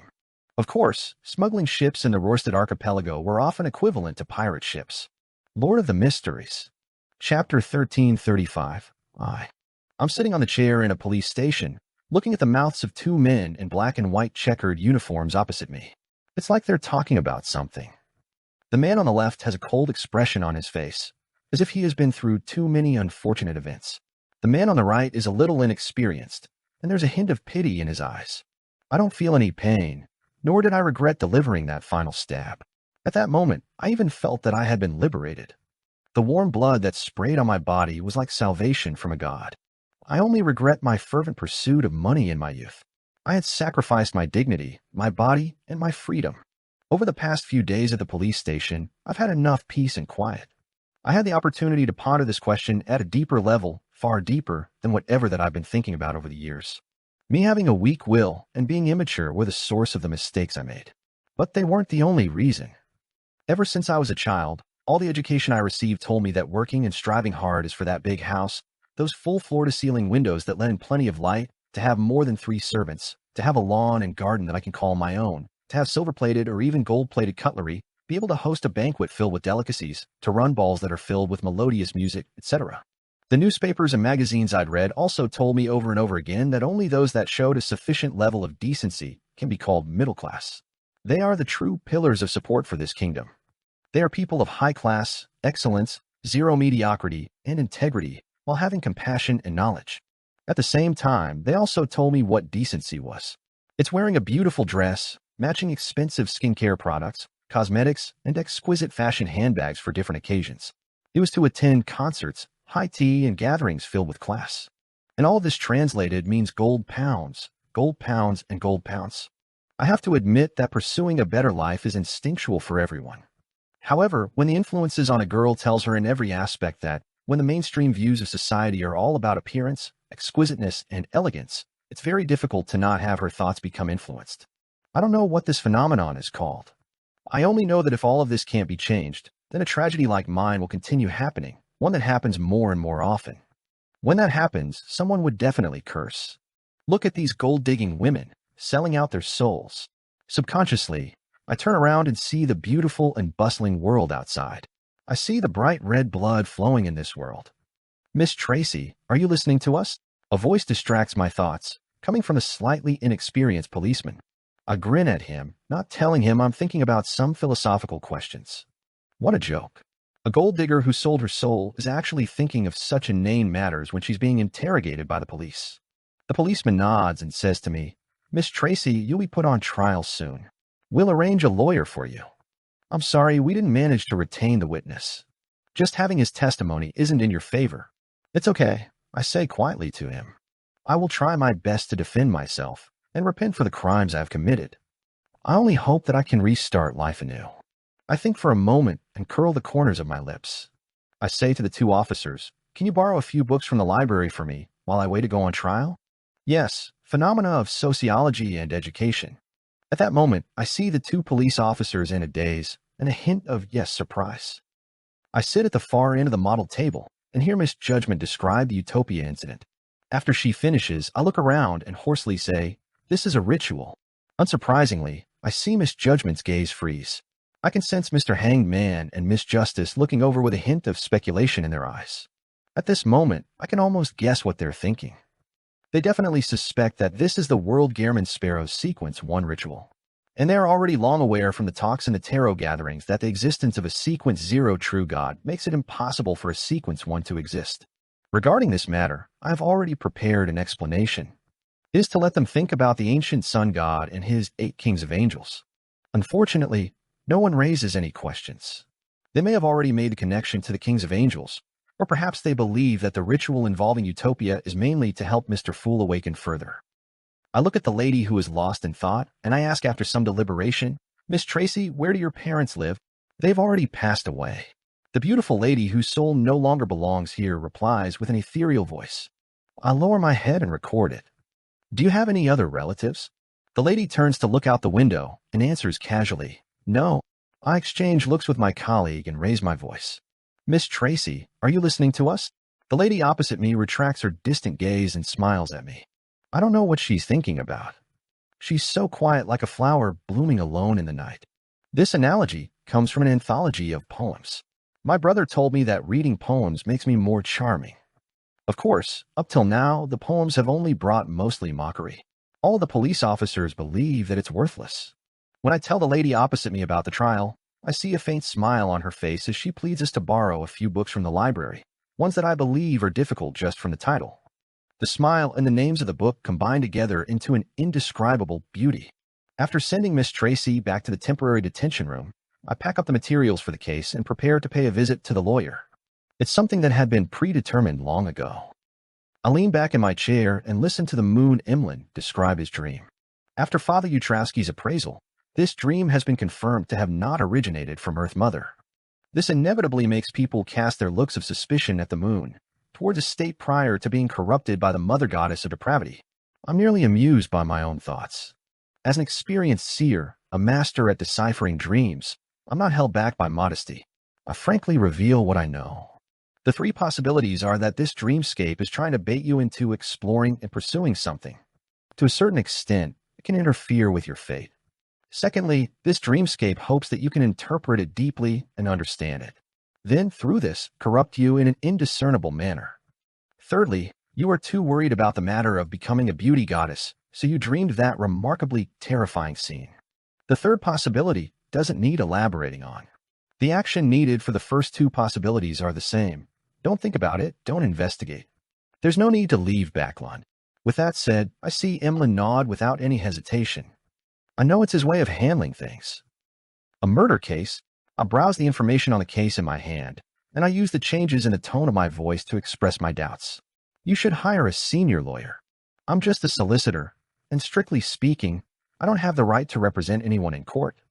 Of course, this is only in the strictest of cases, but in reality, that never happens. As long as the case isn't too serious and doesn't involve the criminal courts, a solicitor can provide assistance to the court. The policeman in a black and white checkered uniform opposite me says with a smile, "Utopia is only a small city. We don't have senior lawyers. We'll have to hire them from elsewhere. Besides, this case is a case of self-defense. The sentence period will be very short, and the monetary aspect of this case doesn't even exceed 400 pounds. The trial can be done at the magistrate courts. When self-defense is deemed invalid, it'll be handed over to the criminal courts. He knows plenty. Is he planning on switching professions to become a lawyer? However, in normal circumstances, he still has to hand a homicide case that has unjustifiable self-defense to the criminal courts. This is the benefit of a small city. There are many things that aren't that strict. I think for a moment and reply tersely, I'll try defending the client by claiming innocence. Also, please arrange for me to meet Miss Tracy as soon as possible. After flipping through the information from before, I'm already quite confident in this case. The biggest problem now is whether Miss Tracy's image can lead to the sympathy of others. Yes, although my solicitor license was forged from elsewhere, this cannot deny my professionalism. It just so happened that I made mistakes on that examination. Bancy? Verdu wants to go to Bancy? I sit at the bottom end of the long modeled table and look at the hanged man who is reported to Mr. Fool. I have some doubts about the development of the matter. Verdu, who's engrossed in mysticism and is trying to save Mr. Dorr, does have certain reasons to search Bancy Harbor. Furthermore, he has stayed in Byam for almost half a year, so it's very normal for him to come into contact with information about Bansi. The main problem is that the hangman's previous surveillance didn't provide any corresponding signs, making Verdu's actions seem a little out of place. The importance placed on this matter has to be raised. I nod inwardly, and hear Mr. Fool instruct, continue monitoring. I play the 7-string guitar by the fountain in the municipal square. I use my knife and fork to slice the steak. In the cathedral, I describe the teachings of the goddess to the believers. I reach out my right hand and leave the carriage with the help of a gentleman.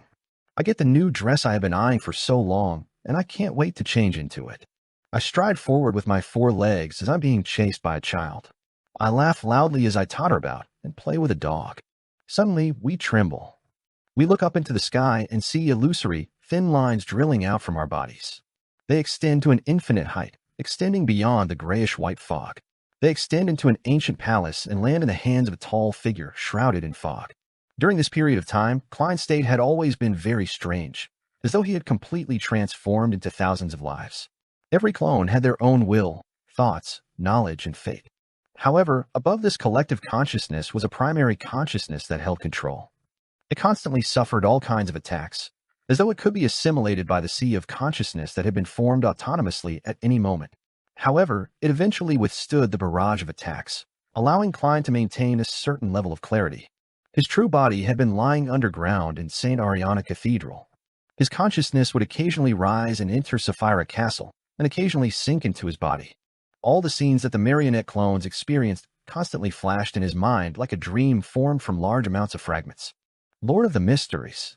Chapter 1336. Interaction. Backlund Steam Locomotive Station, Platform 3. Alfred chatted with his parents and sister for a while before rushing to leave the train during the gap in between. He came to the platform and said to his squire, "Give me an East Balham cigarette." If the past few years had any negative impact on him, other than his mental suffering and pain, he still retained a few bad habits. After smoking plenty of East Balham cigarettes that consisted of spices and herbs wrapped in roasted tobacco leaves, Alfred was no longer used to the paper cigarettes that remained popular in the northern continent. He believed that they were bland and tasteless, as though they were liquor diluted with water. As for cigars, he felt that it needed a good environment to slowly savor it. It didn't suit his present situation. Of course, his smoking addiction wasn't too serious. A disciplinary paladin had a good enough constitution and spirit to resist such influences. Alfred came to the platform to smoke because he felt that it was too stuffy in the train carriage. Besides, his mother often raised the issue of him not being married. After the squire took it out and lit the East Balham cigarette, Alfred brought the stick that was nearly charred black to his mouth and sucked it deeply. The strong smell entered his body, causing his spirit to jolt. At that moment, he saw a blond-haired man who looked like a classic sculpture walking over with his valet. Alfred hesitated and smiled. He raised his right hand and said, "Hibbert, I thought you wouldn't be returning to East Chester."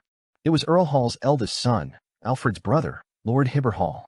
Hibbert drew a perfect smile and said, "I'm just a cabinet secretary, not the cabinet chief secretary. I won't be so busy that I don't even have the weekend off." In fact, he had no plans on being a cabinet chief secretary either. His main goal was to accumulate experience at the various departments in the government and build up his own networks and resources to prepare for entering the House of Lords in the future. Alfred took another puff of the East Balham cigarette and smiled. Happy weekend. After watching Hibbert into the carriage, Alfred sensed that someone was looking over and was discussing. "Why aren't there any passengers waiting for that train carriage? It doesn't seem to be full. That's a special carriage. It was pre-booked by an important figure for a large sum of money." I know that you might not have seen such a situation before, but you have to remember that this happens frequently in big cities like Backlund and Constant. When those important figures bring their entire family out, they will definitely have more than 100 servants follow. Perhaps there might even be pets, so how can they squeeze in a train carriage with ordinary people? Is that so? I wonder who is this big shot? Alfred turned his head to look. There were dozens of people in gray-blue uniforms on Platform 2 who were quietly surveying Platform 3 across the empty tracks. The distance between the two parties wasn't small. If Alfred's hearing wasn't outstanding, he wouldn't be able to figure out what they were discussing. "They are." Alfred turned to ask his adjutant. He could only recognize that the uniform they were wearing belonged to a railway company. The adjutant turned around immediately and asked the staff at the platform. Soon he jogged back and whispered to Alfred, "General, they're train dispatchers from all over the kingdom. They're undergoing short-term training in Backlund. Alfred nodded slightly and glanced at the platform too again. The oldest of the train dispatchers had white hair, and the youngest looked to be in their early 20s. Most of them were middle-aged men in their 30s or 40s with gray sideburns. In the Sonia Sea, city of generosity, Byam, Verdu carried his luggage, which didn't contain many valuables, and boarded the boat at night. He left the harbor and boarded a pirate ship. As a Sequence 7 of the Apprentice Pathway, he wasn't very good at combat. And even though Verdu had a mystical item with him, he was rather afraid of its negative effects. He wasn't willing to use it unless it was critical to do so. Therefore, in order to avoid danger, he tried his best not to bring anything that would easily attract the greed of pirates which he didn't trust. The pirate on the deck glanced at Verdu and scoffed. There's no need to be afraid. We always keep our promises. As long as you pay for the journey, we definitely won't throw you into the sea. Here, it'll be even safer than you taking a passenger ship. At least you don't have to worry about encountering pirates. Seeing Verdu silent as though he appeared somewhat afraid, the pirate gleefully threw a key to him. The second floor on deck, the room at the end. Verdu caught the brass key and entered the cabin. He climbed up the stairs and headed down the corridor. This level seemed to be specially prepared for the people who boarded the pirate ship for various reasons. Along the way, Verdu encountered a few passengers that were totally unlike pirates. Among them was a street girl who was dressed rather scantily, a middle-aged man with a protruding belly and oily faces, an extremely cold young man wearing a cloak and a top hat. Do you want to join me? The lady smiled and asked when she saw Verdu looking over. She fluttered her eyes at him as she asked. It wasn't clear if she was planning to do some business on the trip, or if she was doing business while happening to make a trip. Verdu ignored her and withdrew his gaze before walking to his room. That well-defined and cold young man also stopped at the entrance diagonally opposite. Backlund, West Borough, 9 Bellotto Street. Come in. Zio straightened her body from the huge, wide seat. The door creaked open, and two MI9 members who were under Zio walked in. Colonel, we found some information regarding the investigation of Utopia. A man in a dark-colored jacket handed Zio a report.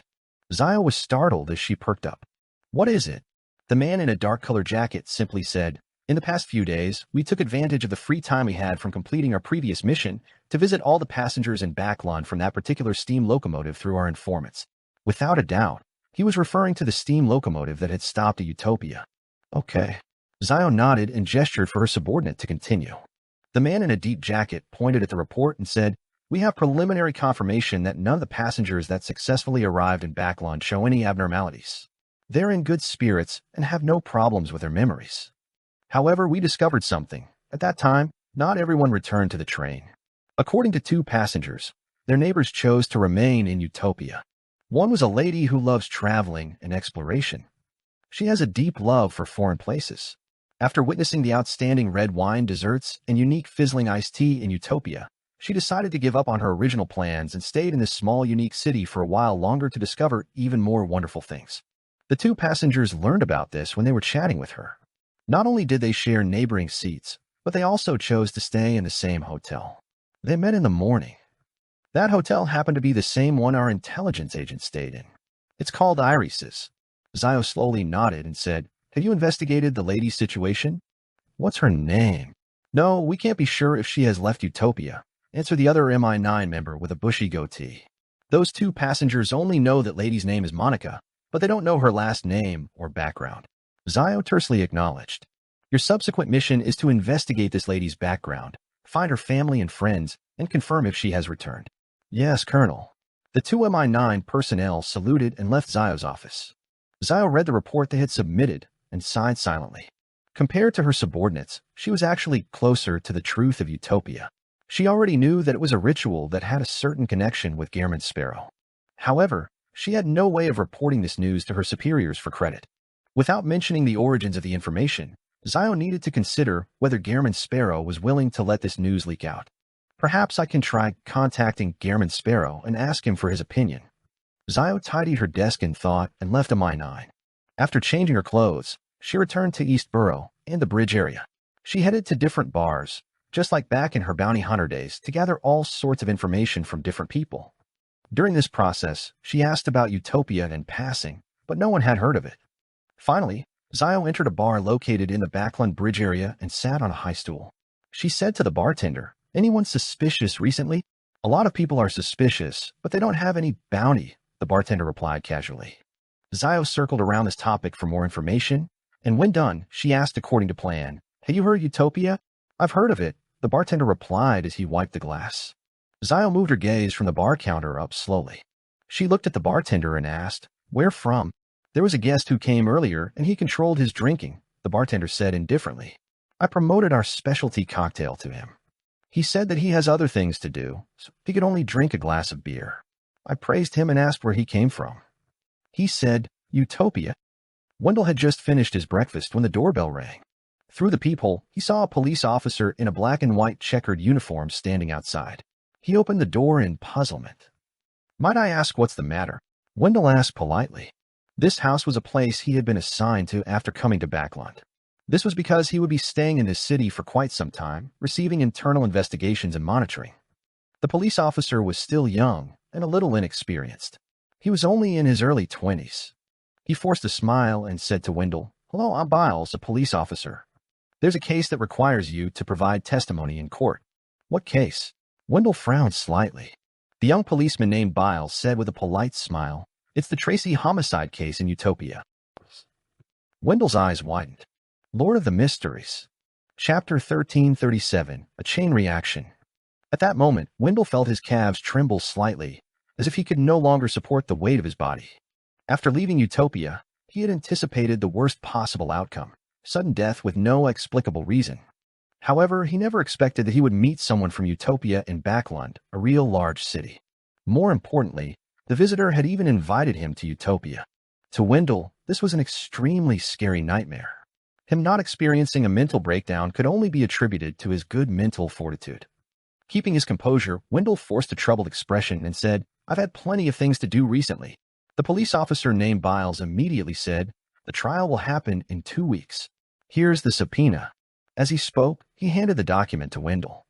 Frankly speaking, Wendell didn't want to accept it at all, but he had no choice but to accept it. Biles took a step back. "This concerns the future of a lady. I sincerely hope that you can testify in court. It depends on the situation." Wendell didn't want to agree or refuse. Biles didn't say anything else as he bowed. "I'll wait for you in Utopia. I hope we meet again." With that said, he turned around and left the residence, entering the street. Throughout the entire process, Wendell seemed to have been frozen into an ice sculpture, standing there without blinking. After another 10 seconds, he finally woke up from his nightmare. He collapsed to the side weakly and held himself up by placing his right hand to the door. Just now, he had been so afraid that Biles would forcefully bring him back to the non-existent Utopia. If that happened, Wendell didn't know if he still had a chance to leave. Perhaps he would disappear forever. Compared to sudden death, this impossible-to-predict but clearly negative outcome left him even more fearful. "I need to quickly report this matter to the brass. Capture that policeman from Utopia and find out the real situation of this bizarre town, a suitable way to resolve the problem completely." Wendell snapped back to his senses and tried his best to perk himself up.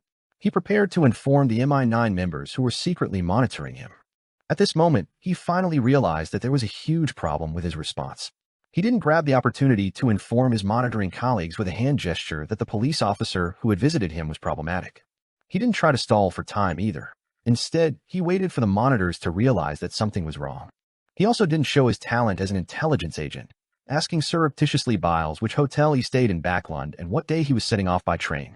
He was so terrified that he could only subconsciously use a response that wouldn't create an accident. With that thought in mind, Wendell walked out of the door and looked in the direction where Biles had left, but he didn't even see his figure. This police officer from Utopia had already blended into the carriages and pedestrians. Retracting his gaze, Wendell looked down at the subpoena in his hand and suddenly felt a little uneasy. What'll happen if I don't go to Utopia to testify 2 weeks later? The more Wendell thought about it, the more scared he became. His calves weakened again, and he hurriedly made a hand gesture to inform his colleagues that were hiding around him of the anomaly. Westboro, 9 Bellotto Street. After learning that a Utopia resident had arrived in Backlund, Zia was both shocked and confused. According to her previous observations, Utopia was likely located in a secret location or somewhere between real and illusory, allowing outsiders to enter through random entrances. As for why they wanted outsiders to enter, it was probably a ritual requirement. Therefore, according to Zio's understanding, the people of Utopia likely wouldn't leave their hometown and wander around. This is also a ritual requirement. What's the true identity of these residents? Mr. Fool's believers, the World Gehrman Sparrow's companions? After Zio asked about the general appearance of the Utopia visitor, she had no choice but to return to MI9's headquarters due to the lack of further information. She hesitated on whether she should send her subordinates to perform a large-scale search. She wasn't sure if Mr. World would be happy to see such actions being taken, and she was afraid of affecting the ritual. After pacing back and forth in the office, Zio prepared to pray to Mr. Fool and ask him to transfer her questions to the World Gehrman Sparrow. As she walked to the chair, Zio swept her gaze across the report placed on the table. It was an investigation report that her two subordinates had prepared. On the one hand, they had confirmed that there were no problems with the passengers that successfully arrived in Backland. On the other hand, they had pointed out that there were passengers who would remain in Utopia. Passengers. Zio's eyes narrowed as she made a guess based on her intuition.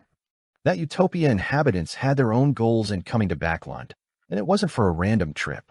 And his goal is very likely related to a particular passenger who has left Utopia. Zio was alarmed as she hurriedly sat down and attempted to pray. Just then, someone knocked on her office door. "Please come in," Zio said after some hesitation. As the door opened, Zio saw the goateed Locke and Wendell, who was in charge of the Utopia incident. Colonel Wendell met someone from Utopia. He paid him a visit directly, Locke said, fumbling over his words. This development was equally unexpected. Indeed, Zio wasn't surprised. Instead, she secretly heaved a sigh of relief. She looked at Wendell and asked, "Why did he visit you?" "He requested that I head to Utopia to testify about the homicide case I mentioned in my report." Wendell was clearly calmer than before. He then added, "He's a policeman. Name's Biles. I don't dare ask where he was living. I don't know when he's planning to leave or which steam locomotive he's planning on taking to leave." To express the weight she had on this matter, Zio stood up and thought, "Locke, summon your team members to look for the rental carriage drivers who often prowl for customers around Wendell's residence, as well as the carriage drivers who pass by the nearby district, and ask if they've seen Biles before. If they have seen him, ask them where he was sent to. Also, send someone to the steam locomotive station and wait by the entrance to observe the passengers." After instructing her subordinates, Zio turned to look at Wendell. "Cooperate with them and sketch out Biles." "Yes, Colonel," Locke and Wendell replied in unison. After they left and closed the door, Zio sat back down and began to pray. Soon, she received Mr. Fool's response and saw the World Gehrman Sparrow praying in the gray fog. Gehrman Sparrow told her, "You can carry out normal investigations. When necessary, you can suggest that it's a ritual, but it must be included among a few options." Zio immediately heaved a sigh of relief as she patiently waited for her subordinates to report the results of their investigations. As night fell, Locke returned to Bellado Street and reported to Zio. "We found the rental carriage driver that took the Utopian's business." "Oh." Zio showed her concern. Locke explained simply that Utopian originally got the carriage driver to go to the dock area. However, as soon as the carriage entered the corresponding area, he requested to get off, saying that they had arrived. That street was very unfamiliar to the carriage driver, making him feel like he was lost. After leaving that street, he realized that his surroundings had become familiar. Our men accompanied him to that place again, but he couldn't find that street no matter what. Zio nodded slightly and said solemnly, "It matches our preliminary descriptions regarding the entrances and exits of Utopia." "Colonel, are you saying that one can enter or leave Utopia from any city and street?" Locke was in disbelief. Zio thought for a moment before saying, "From the looks of it, yes. But I have a feeling that there's something wrong." How does Utopia connect to different places? What does it rely on?" As her voice trailed off, Zio said to Locke, "Tell Wendell that he'll spend the following 2 weeks here until that subpoena expires." "Yes, Colonel." Locke turned around and left Zio's office. Wendell didn't have any objections to Colonel Derichaw's arrangements. He could even say that he would only feel safe inside MI9's headquarters. His temporary residence was a simply refurbished duty room. Through the window, he could see the lawn, garden, and trees outside. At a glance, Wendell saw a pitch-black raven standing on a tree branch, silently looking over. Night in Bansi was abnormally creepy. From time to time, the cries of ravens or other seabirds could be heard. Verdu stood at the window, watching the approaching dilapidated dock and the city that had already been reduced to ruins. The pressure in his heart grew. After a few days at sea, the ship he boarded was about to reach Bansi Harbor. The captain had already informed Verdu in the morning that they would only wait for 2 hours. If he exceeded the 2 hours, Verdu could only wait for the next ship on this deserted island. Who knew when the next ship would come? After taking a deep breath, Verdu retracted his gaze and took off his coat. Then he opened his suitcase, took out a classic black robe, and put it on. The surface of the robe was embroidered with golden and silver threads, and there were many gems the size of rice grains attached to it. It was a sealed artifact to the Abraham family. After making preparations, Verdu left the pirate ship and entered Bansi Harbor. Along the way, the ancient robe tightened, causing his face to turn purple as he nearly fainted. As they walked, Verdu found the spot where the telegraph office stood based on the map he had bought. In the middle of the rubble, there were two bloody red marks, ones that remained fresh. It was as if they were left behind after two people were crushed into mincemeat. Beside the two figures, on a broken wall, there was an octopus-headed monster wearing armor. It stood on waves and was holding a trident. Verdu raised the lantern in his hand high and was about to take a closer look when he suddenly felt a drop of cold liquid land on his neck. Gripped with terror, he subconsciously reached out his hand. He found it sticky, nothing like rain. It was colorless, not blood. It's a little similar to saliva. Verdu's forehead twitched slightly, and he slowly raised his head to look at the place where the drop of liquid could have dripped from. It was a swath of pitch black. It was the night sky without the moon or stars. Lord of the Mysteries.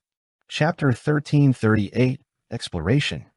Verdu subconsciously swallowed his saliva, feeling an indescribable sense of fear. He didn't know what he was afraid of. There wasn't any real danger, yet a drop of unknown liquid falling from above was enough to chill his spine and tighten his pores. Perhaps it was because the environment was too eerie and silent, or perhaps it was because of the identity and unknown origins of the liquid. Verdu cautiously moved 2 steps outside and patiently observed. In the next few minutes, nothing abnormal happened. No more liquid fell from above. This made Verdu suspect that it was only a bird passing by.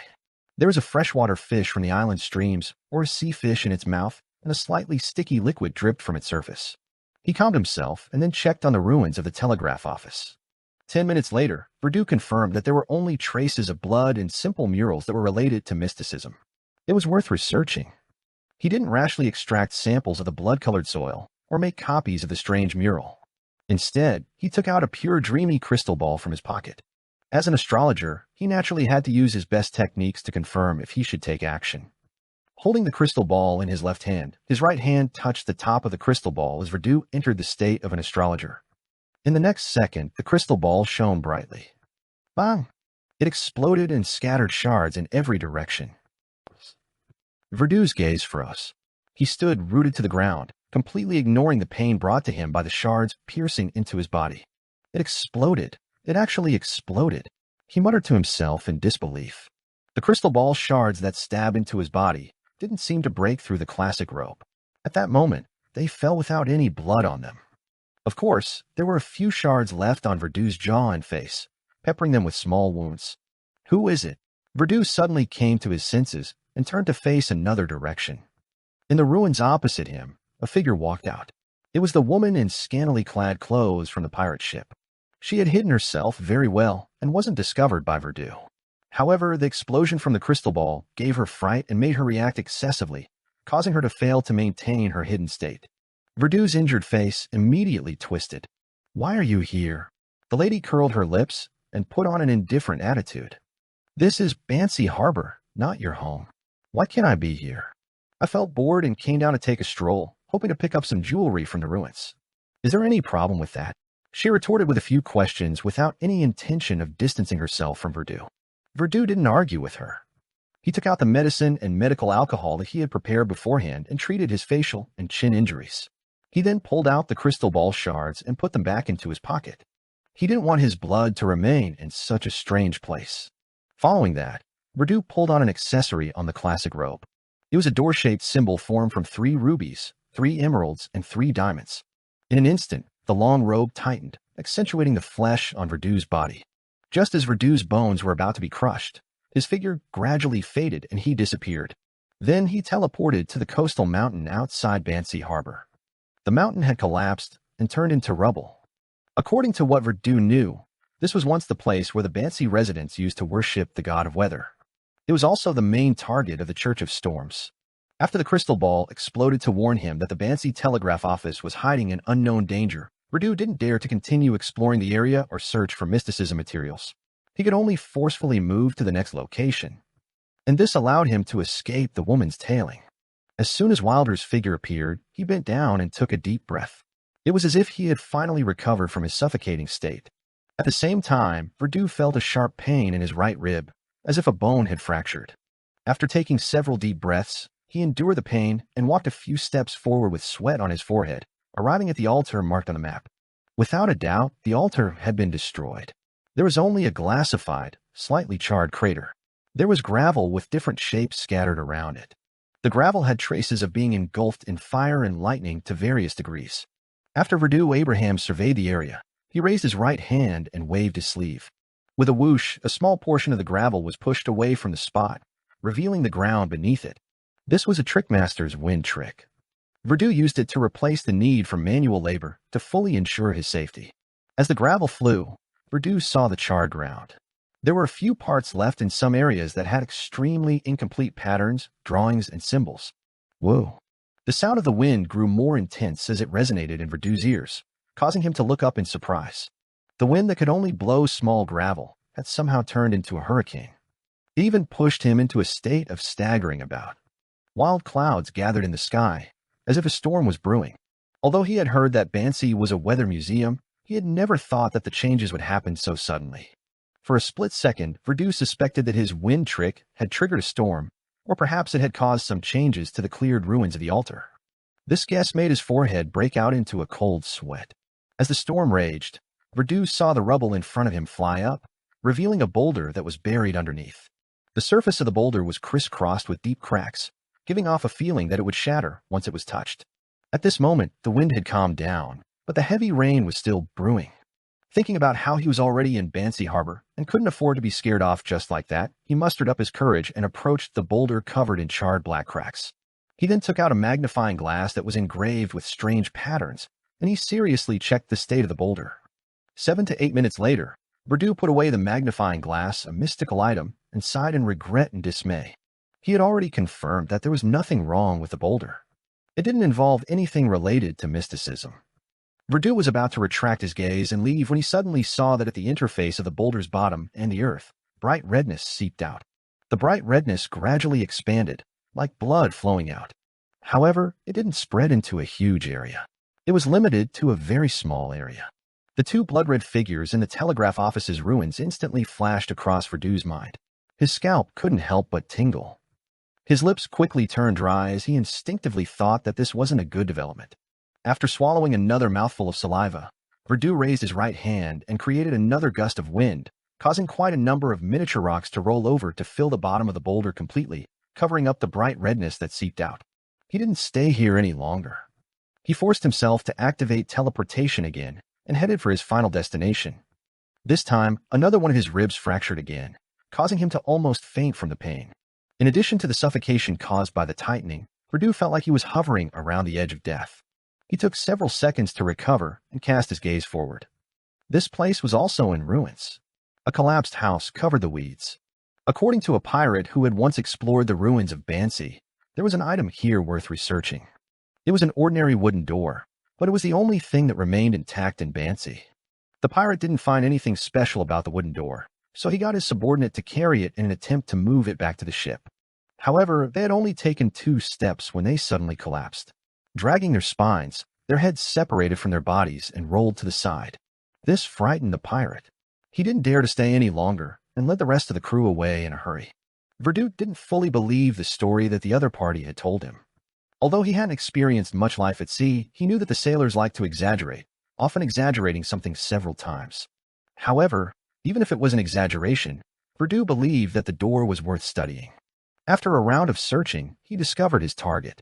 The ordinary-looking wooden door was leaning against a collapsed wall with brass locks and handles. There were no corpses around it, nor were there any traces of blood. It was identical to the majority of the ruins. Indeed, he's exaggerating. Perhaps the pirate heard about this wooden door from somewhere else. Both he and his subordinates didn't dare to move it. Verdú looked around and suddenly said, "Who is it? Why are you monitoring me?" He actually didn't notice anyone around him, but based on his experience and lessons, he could use words and a reaction to deceive the possible presence of a monitor. A second later, a middle-aged man with a belly appeared in the shadows. He said nothing and silently left the place. Verdú heaved a sigh of relief as he didn't waste any time to approach the wooden door. According to the information he had obtained, no matter which way he opened the wooden door, it wouldn't bring about any abnormal changes. There would be no danger if he didn't attempt to move it. After thinking for a few seconds, Verdu retracted his hand into his sleeve and used his classical robe as a glove to pull the wooden door up. He raised the wooden door, and the surroundings fell silent. Verdu pushed the wooden door like he was normally opening a door, but there were no changes. He tried many other methods, but he failed to make the wooden door display any abnormalities. It seemed to have just been lucky to be preserved in its entirety under the bombardment of the Church of the Lord of Storms. Taking a deep breath, Verdu tried to calm himself down. He thought for a moment and tried to open the door again. However, unlike before, he held the handle and gently twisted it down. After hearing the light click of metal colliding, Verdu pushed the wooden door backward and let it lean against a collapsed wall. This time, a grayish-white fog appeared before Verdu. In the fog, there was a faintly discernible street and a row of terraces. Outside one of the houses, there was a wooden signboard. On them were a few Loanese words. Bansi Harbor Telegraph Office. While Verdu's pupils dilated, a calm voice sounded from the telegraph office that was shrouded in fog. "Are you here to send a telegram? Please come in. Lord of the Mysteries." Chapter 1339, Behind the Door. Although the voice coming from the telegraph office wasn't anything out of the ordinary, it was just a little intermittent. It lacked the obvious changes in tone. Normally, it wouldn't strike terror in others, but Verdu's heart suddenly erupted with a surge of fear. It was like a bullet with flames shooting into an ammunition dump. It accurately hit a barrel of flammable gunpowder and ignited the fear that Verdu had accumulated and suppressed previously. The horror that swept into every corner of his body was like a hand that grabbed Verdu's heart and blanked out his brain. He turned around abruptly and ran frantically towards the remnant pier where the pirate ship was. During this process, Verdu had completely forgotten to think. He didn't remember wearing a classic robe that could teleport. All he did was run through the ruins with his feet, occasionally tripping over random items and falling heavily to the ground. Sometimes his face would turn purple from his tightening clothes, and he had no choice but to stop to catch his breath. However, every time he composed himself a little, he would crawl up and continue running. He looked like he had lost his rationality and was acting purely on instinct. Without the force he provided, the wooden door couldn't maintain its balance. It slid down from the collapsed wall and fell to the floor covered with bricks. The grayish-white fog and the shadowy houses disappeared. After 5 minutes, Verdu ran back to the pier under the storm. His eyes were wide open, filled with panic and confusion. He didn't notice that there was a figure standing on the deck of the pirate ship, quietly looking down at him. This was the young man wearing a half-top hat and a long black trench coat. He had a cold expression. Verdu didn't even think about it and immediately used the gangway to return to the pirate ship. He rushed into the cabin and rushed to the second floor before rushing into his room. Bang! He slammed the door shut and curled up on the small, narrow bed. He wrapped himself tightly with a blanket and shivered. When another of his ribs fractured again, the excruciating pain struck him, and he finally recovered from his horror. He realized that his limbs were sore and his body was hot. Every breath he took was like thunder. He struggled with all his might, and finally he took off his classic robe and fell back into the bed. He felt dizzy and nauseous. The air just felt insufficient. Outside the cabin, the cold-looking man suddenly raised his hand. He took out a human skin glove and wore it on his left palm. Suddenly, the man vanished into thin air and appeared in a corner of the ruins. He appeared beside the ordinary wooden door. He bent down and raised the wooden door, allowing it to stand in front of the collapsed wall. Right on the heels of that, the man in the black trench coat mimicked Verdu's actions. He reached out for the handle and twisted it downwards. Then he pushed the wooden door forward and let it lean against the wall. Almost at the same time, he saw a grayish-white fog. He saw the faintly discernible streets and houses in the fog. Amidst the houses, the clearest, most eye-catching one was the Bansi Harbor Telegraph Office. The rest were more or less blurry. At this moment, the calm voice in the telegraph office asked through the door, "Who you?" "I'm Gehrman Sparrow." The young man in a half-top hat replied in the same staccato. The interior of Bansi Harbor Telegraph Office suddenly fell silent, as though someone was walking silently towards the door. At that moment, Gehrman Sparrow turned his head to the other side. In the deep end of the street, a figure walked over. He was wearing a straw hat and had a towel around his neck. He was bending over to pull something. As the figure approached, the outline of the object behind him gradually became clear. It was a black vehicle with 2 wheels. It had a roof that could block the scorching sun and rain. In the vehicle sat a lady wearing a waist-length dress with an embroidered fan. Both she and the driver were concealed by thick fog, making it difficult for anyone to see their exact appearances. When they passed Gehrman's Sparrow, he barely managed to see a few details through the fog. The hunched man pulling the carriage had a rotten face with pale yellow pus flowing. In areas where the lady wasn't covered by the fan and clothes, her skin was swollen with a glisten amidst many blue and black spots. With a ring, a bell sounded. A blue train with 2 carriages sped out from in front of Gehrman's Sparrow. At this moment, Gehrman's Sparrow realized that there was an iron-black track on the ground. Above him were long lines. On the top of the train carriage, there was a rather complicated metal frame that slid over the long lines. Through the glass window of the train, Gehrman's Sparrow saw the passengers inside. They faced the streets, but only their heads remained. Each head was dragging a bloody spine. Gehrman's Sparrow's pupils dilated as he silently watched this scene, without moving for a long time. After nearly a minute, he took a step forward in an attempt to enter the blurry street beneath the grayish-white fog. However, the fog blocked him. No matter what method he used, he couldn't pass through it. 15 minutes later, Gehrman's Sparrow stopped his attempts and closed the wooden door, eliminating the fog. Then he dragged the wooden door and teleported directly to the pirate ship. He wasn't worried about being cursed at all. He then placed the wooden door on the deck and reached out his left hand again to grab the door handle. Suddenly, there was a cracking sound from Gehrman's Sparrow's neck. His head seemed to be raised by an invisible hand as it dragged out a bloody spine. Gehrman's Sparrow's expression didn't change as he coldly raised his right hand and pressed it above his head, pressing his head back to its original position. Immediately after, he turned the handle as though unaffected and pushed the wooden door open again, allowing it to lean against the shipboard. However, this time there was no grayish-white fog to be seen, nor were there any visible streets, houses, or trains. It could be said that there was nothing unusual. In the next second, the wooden door rapidly decayed, turning into a pile of mud, as if it was trying to avoid the fate of being tested. Gehrman's Sparrow didn't stop it. He took out a golden ring embedded with a ruby and wore it for nearly 10 seconds. After the ring vanished, Gehrman's Sparrow reached out with his right hand and pulled out the same ordinary wooden door from the void before continuing his attempts. After confirming that the wooden door would lose its effects once it left Bansi, Gehrman's Sparrow casually waved his hand, allowing it to vanish in midair. 2 hours later, the dark clouds in the sky gradually dissipated. The storm that had been brewing for a long time ultimately did not descend. When the pirate ship was far away from Bansi Harbor, Verdu, who had finished treating his injuries, took a bottle of medicine and allowed himself to quickly fall asleep so that he could adjust his mental state. In the hazy dream world, he ran in a desolate moor, looking for something frantically, but he found nothing. Suddenly, Verdu heard a faint voice coming from deep in the moor. The great god of war, the symbol of iron and blood, the ruler of chaos and strife. This sentence repeated over and over again, but didn't alarm Verdu enough to snap him out of his dreams. After some time, Verdu woke up and opened his eyes. At that moment, the morning sun shone into the cabin outside the window, bringing with it a faint light. Verdu slowly sat up and realized that he didn't need to use the powers of an astrologer to recall the 3 lines of the honorific name that he had heard in his dream. And his relatively rich mysticism knowledge told him that it was referring to a hidden existence at the level of a deity. Is this the result of the incomplete symbols and labels around the altar, or a result of me witnessing that street in the grayish-white fog? Verdu frowned and fell into deep thought. He didn't rashly attempt to recite that honorific name, because he knew how miserable people who had done something like that had died. God of War. Verdu vaguely remembered that he had seen this deity's name in a book in his family. He decided to do some research before considering how to deal with it later. Bansi Harbor, on the collapsed coastal mountain.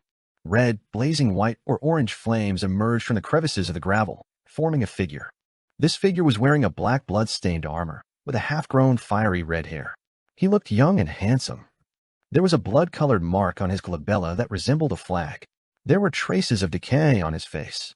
It was none other than the Red Angel Evil Spirit, Sauron Einhorn Medici. If he didn't have Sapphira Castle and an Attendant of Mysteries characteristic to allow his marionettes to run around the world without considering the limitations of distance, I wouldn't need to take such a roundabout route.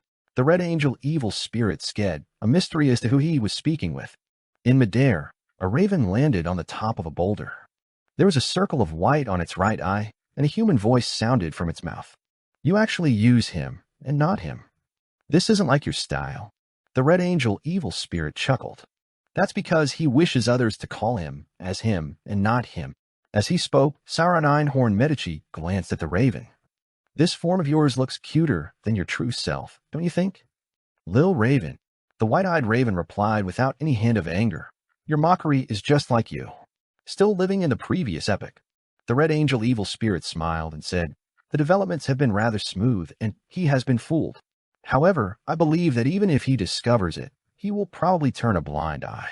For the two of you to become great old ones, Dor has to return. The hypocritical him might still be hesitating about whether to do it, because if he isn't careful, it will bring about a huge disaster. I like disasters. Lil Raven, when are you going to make your payment? If you don't have enough strength, I won't be able to gain the trust of the brainless Abraham. When he prays to you, said the white-eyed raven. If you're worried that such a state won't last long, I can parasitize a worm of time into your body and help you maintain it. There's no need to thank me. As he spoke, the raven spread its wings and disappeared into the vast night sky. The red angel evil spirit turned his head and, with the advantage of the terrain, wore a solemn expression as he looked down at the Bansi ruins. Lord of the Mysteries. Chapter 1340 Travel Diaries. This small city called Utopia is intrinsically no different from the ones I had been to in the past.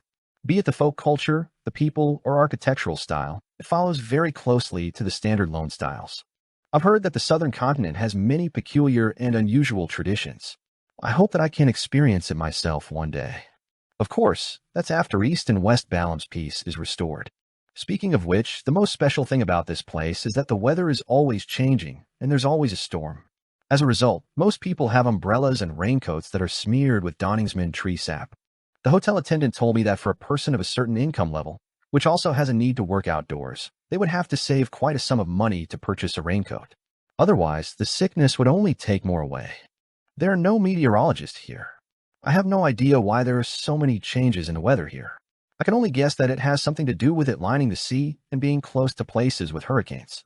Yes, there's a deep water harbor a few kilometers away from Utopia. However, they're lacking in manpower, and it isn't very well managed. It can only maintain its operations on a small scale. They don't have local newspapers either. After all, it's just a small city with a few thousand people.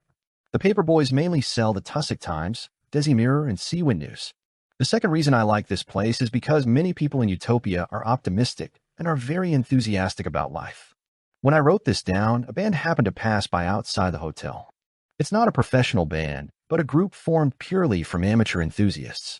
Among them, there are civil servants, law enforcement officers, solicitors, professional policemen, school teachers, candy factory workers, shop owners. Among them, those with the money are responsible for the larger musical instruments, such as cello, violins, and other difficult musical instruments. The lower and middle-class citizens use relatively simple instruments like 7-string guitars and harmonicas. On some rest days, they will walk the streets and set off from the municipal square. They will circle the city before returning to the St. Ariana Cathedral near the square. They call this a musical tour. In the tour, not only do they not reject other citizens from joining, but they even encourage them to sing or dance along with the procession. According to my observations, the participants are very happy and very satisfied as they freely express their love for life. This gives me a feeling of being full of vigor. I have to admit that it's very infectious. I've tried to join the tour, and I've forgotten my troubles in the revelry of music, dancing, and singing. I only remember happiness. They aren't on a tour today. Instead, they're showering their blessings to a newlywed couple at the cathedral. Speaking of weddings, what I don't understand the most is that it only has the Evernight Goddess's cathedral. One ought to know that in most of the kingdom, even in a small town, there would be at least 2 cathedrals, one belonging to the Evernight Goddess and the other, the Lord of Storms. Before today, I couldn't imagine that an ordinary town in the kingdom would only believe in one deity. However, this doesn't cause too much trouble for me. Before I turned 18, I could only believe in the Lord of Storms under the influence of my family. However, after I graduated from grammar school, I came to truly understand that the goddess is the most compassionate and benevolent deity. Back to the wedding. I participated in a wedding a couple of days ago. I discovered that Utopia has some special customs in this area. Out of all of them, what I admire the most is that when the priest pronounces them man and wife, the groom and bride will bow to each other. No one is superior in this relationship, as they only sincerely express their gratitude to be able to spend the rest of their lives together. This might be an expression of equality between man and woman in the goddess's teachings. In addition, there will be some special game segments after the wedding.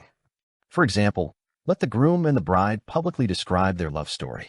This may be a rather embarrassing matter for them, but to the guests, it's rather interesting. Yes, I think so too, but I definitely won't add similar segments to my wedding. At the wedding, I heard the best love story I've heard so far. If there's a chance, and if you, my dear readers of this particular column, enjoy it, I'll consider retelling it. Of course, I'll change the names and some details to prevent the couple from feeling troubled. The most important reason why I like Utopia is its food. The food here is very delicious. The limited number of restaurants are all very good, and the best is undoubtedly the attached restaurant to the Iris's hotel I'm staying at. Be it the most basic beefsteak, fried pig chop, charcoal barbecued meat, spiced fried fish, or even more complicated, more difficult stewed mutton with peas, thick cream soup, butter potatoes, and roasted potato skin, all of them have reached the level of a master chef in the city. In addition, the chefs here are quite skilled in creating unique dishes and food. There are sweet and sour meat cubes, and grilled fish smeared with various condiments. In the staples that don't seem to allow for experimentation, the chefs of Utopia haven't given up. I've eaten all kinds of toasts in this city: yam, potatoes, butter, creamed, and ones with fruits. As long as I was willing to, I could make it so that I don't eat the same thing twice during the week. The best food of praise here is their desserts. Cream pudding, fruit pudding, black forest cakes, carrot cakes, milk cakes, muffins, egg tarts. I feel hungry writing this. This is the reason why I still don't wish to leave after staying here for a week. What I'm most worried about now is not my wallet, but my weight. I'm glad that the hotel doesn't have a weight scale, and at the same time, I blame them for not including one. The red wine in Utopia is also rather outstanding. The only problem is that they lack the age to settle down. It seems like the vineyards around the city haven't realized this. Here, I need to seriously recommend a drink. Utopia's Fizzling Iced Tea. It's very special, and it has an even more amazing experience besides the sweetness and bubbles. Every night, I would go for a stroll in the municipal square. That's also the place where most Utopians like to go for entertainment. They have an extraordinary love for the pigeons. I met an artist at the municipal square. His name is Anderson. He's handsome, and his artistic skills are superb. Unfortunately, he's a mute. I also know another writer. His name is Alzu. It's a rather strange name. He said that he's writing a long novel and asked me to appraise the beginning. I won't comment on his novel, but I was just curious about a few familiar names at the beginning of the novel. Included Anderson, Wendy. Oh yes, this is the boss of my favorite bakery. I raised this question, and Alza told me very seriously that when a writer can't think of names for characters, it's very reasonable for them to use someone they know as reference. I agree. Since this column is too narrow to contain my thoughts, I'll end it here. Love, Charlotte. Monica put down her fountain pen and seriously read the manuscript twice. She changed certain words and any grammatical errors. She was a writer. She wasn't famous at first, so she could only rely on writing third-rate romance novels to maintain her life. After she changed her faith to the Evernight goddess, her father had almost cut off all ties with her. However, ever since Miss Furs Wall, who had written Stormwind Mountain Villa, established a travel column, and had received quite a warm response after the war, Monica had also started to write about her travels in some Backlund newspapers. This perfectly matched her hobby, and her hobby gave her a unique vitality to help her become a famous travel columnist. Charlotte was her pen name. After her writing dried completely, Monica specially wrote another copy and stuffed it into an envelope before affixing it with a stamp. After confirming that the address was correct, the black-haired lady with a Desi Bay style carried her handbag and left the hotel, heading to the Utopia post office. The post office was next to the telegraph office. Whenever Monica passed by the latter, she would always find it a waste. From her point of view, Utopia rarely needed to send telegrams. It was too extravagant to specially build a telegraph office. After sending the letter, Monica looked at the sky and walked towards the municipal square. When she arrived at the entrance of St. Ariana's Cathedral, she met Biles. He was a police officer. He had once questioned Monica at the Iris's hotel due to the homicide witness. Unfortunately, Monica didn't know that man named Wendell. After greeting each other with a nod, Monica entered the cathedral and found a seat. She listened quietly to the sermon of the priest named Townsend. This was a priest she found to be most clergyman-like ever since she changed her faith to the Evernight goddess. His hair was half white, and he spoke slowly and mellowly. His voice was deep and low, always calming down people without them realizing it. Monica closed her eyes and listened attentively to the sermon. East Chester County, in a forest belonging to the Hall family. Alfred, Hibbert, and Audrey led their respective foxhounds with their servants around the forest and chased after their prey. This was the first time the three of them had hunted together since they became adults. In front of their sister, Alfred and Hibbert had a great time, at least on the surface. And to Alfred, the biggest problem was how to control himself and not show that he was too extraordinary. Otherwise, if a disciplinary paladin were to join the hunt, no one else would have the chance. He knew that his sister was a Beyonder, but he also knew that a Sequence 7 Beyonder of the Spectator pathway didn't have any actual combat ability. As they chased their prey, they rushed out of the forest and saw a wheat field. "Where are we?" Audrey, dressed in hunting gear, asked casually. This was her first time hunting in this forest, and she didn't know where it led to. Hibbert wasn't too familiar with the area as well. He turned his head and said to his attendant, "Ask someone." As they waited, the three siblings laughed as they discussed their trophies. As for the golden retriever, Susie, she glanced at the foxhounds that wanted to get close to her and made them distance themselves. After a while, Hibbert's attendant returned and reported, "Sir, there's a village called Heartlark nearby." Heartlark? That village with the dragon worship customs? I came here from somewhere else? Audrey was taken aback when she heard that. Lord of the Mysteries.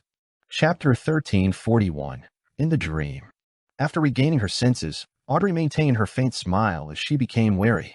She could vaguely feel a mysterious force pushing her to Heartlark, the village with a tradition of dragon worship. This was like an arrangement of fate. Audrey had once entered the Hall of Truth, and she discovered that the murals inside had turned into reality.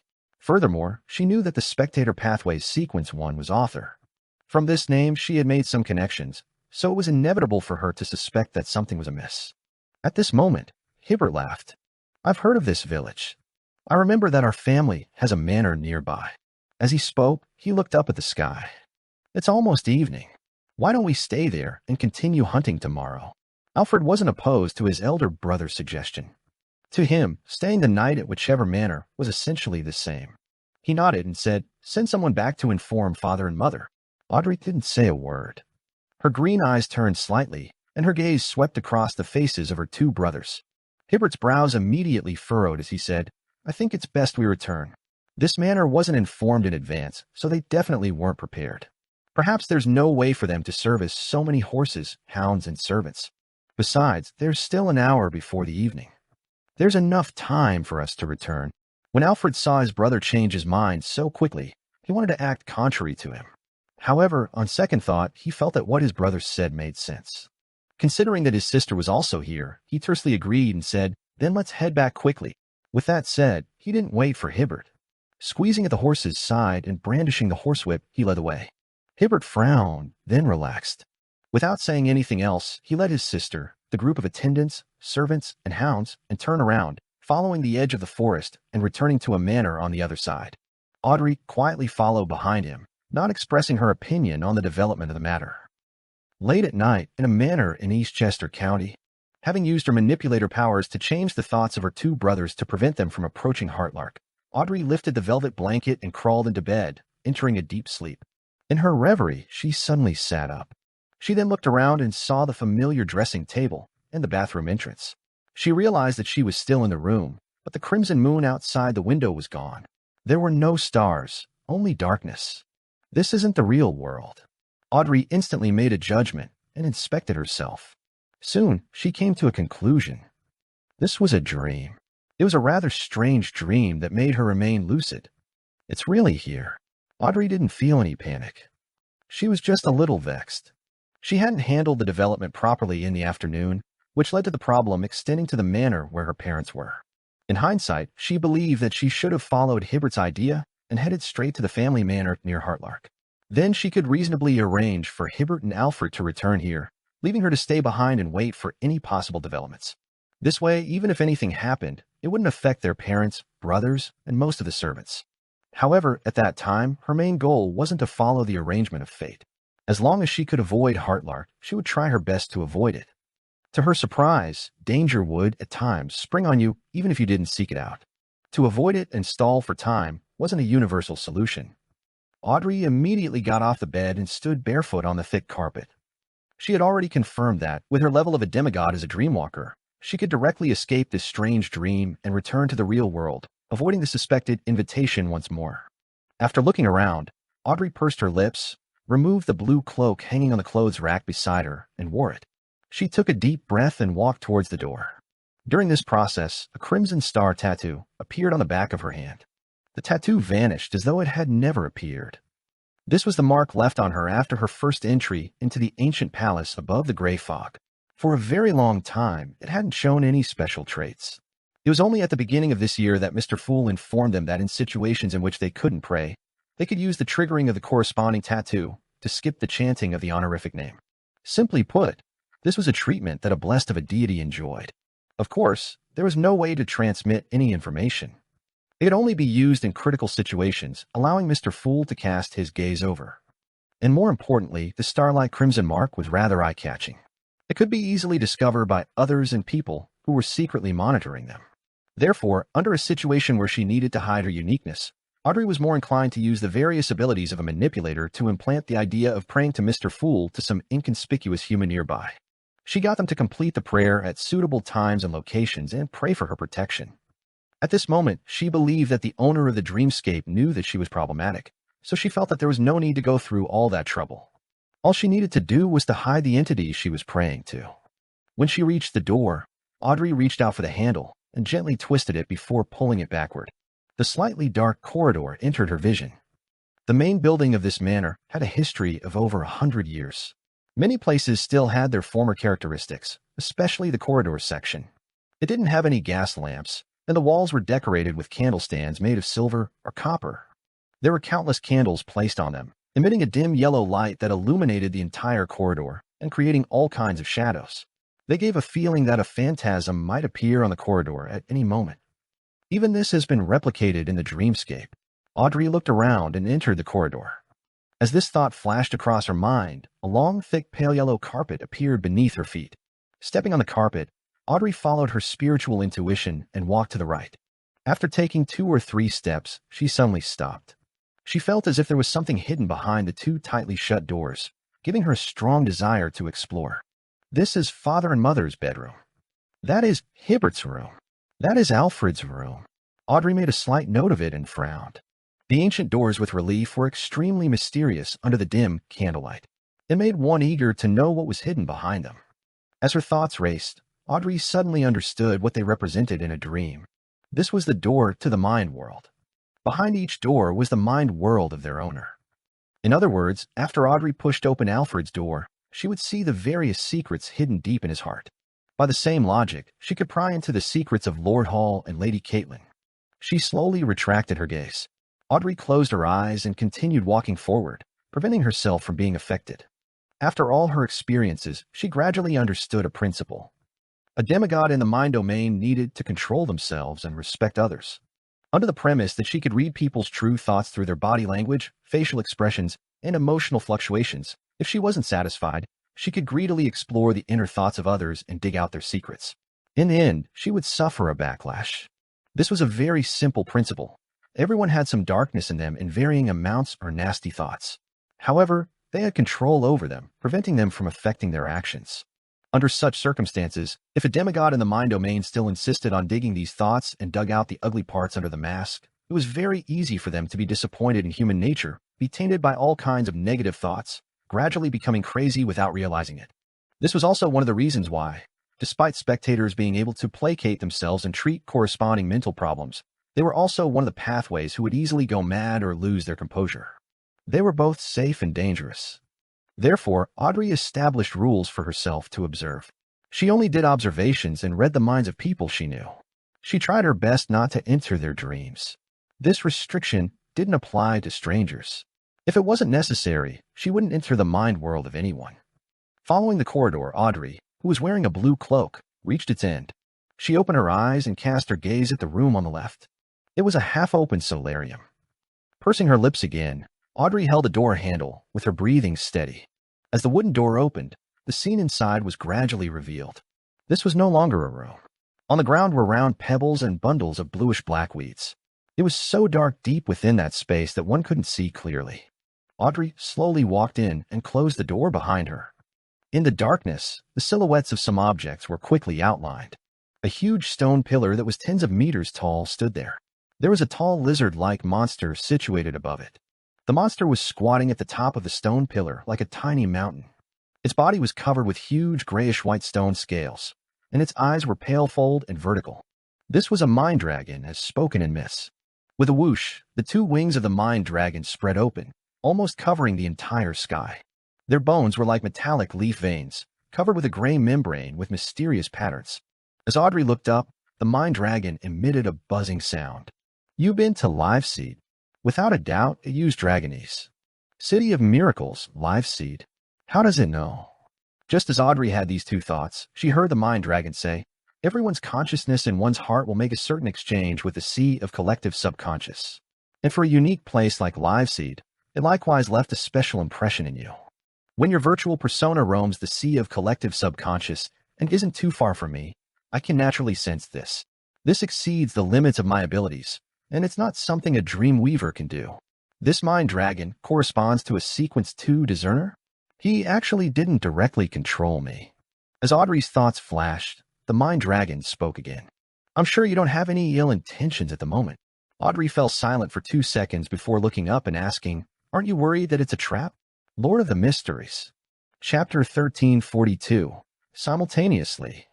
At that moment, Audrey even suspected that the arrangement of fate wasn't for her to head to Heartlark to investigate the dragon-worshipping customs.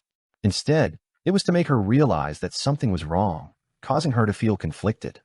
It made her use a virtual persona in the vicinity of Heartlark to secretly guide her two brothers into changing their minds without realizing it. This would inevitably result in her consciousness being specially related to Liveseed to be discovered by the Mind Dragon, thus attracting him. Despite being the one that had been arranged, Audrey couldn't help but feel a sense of...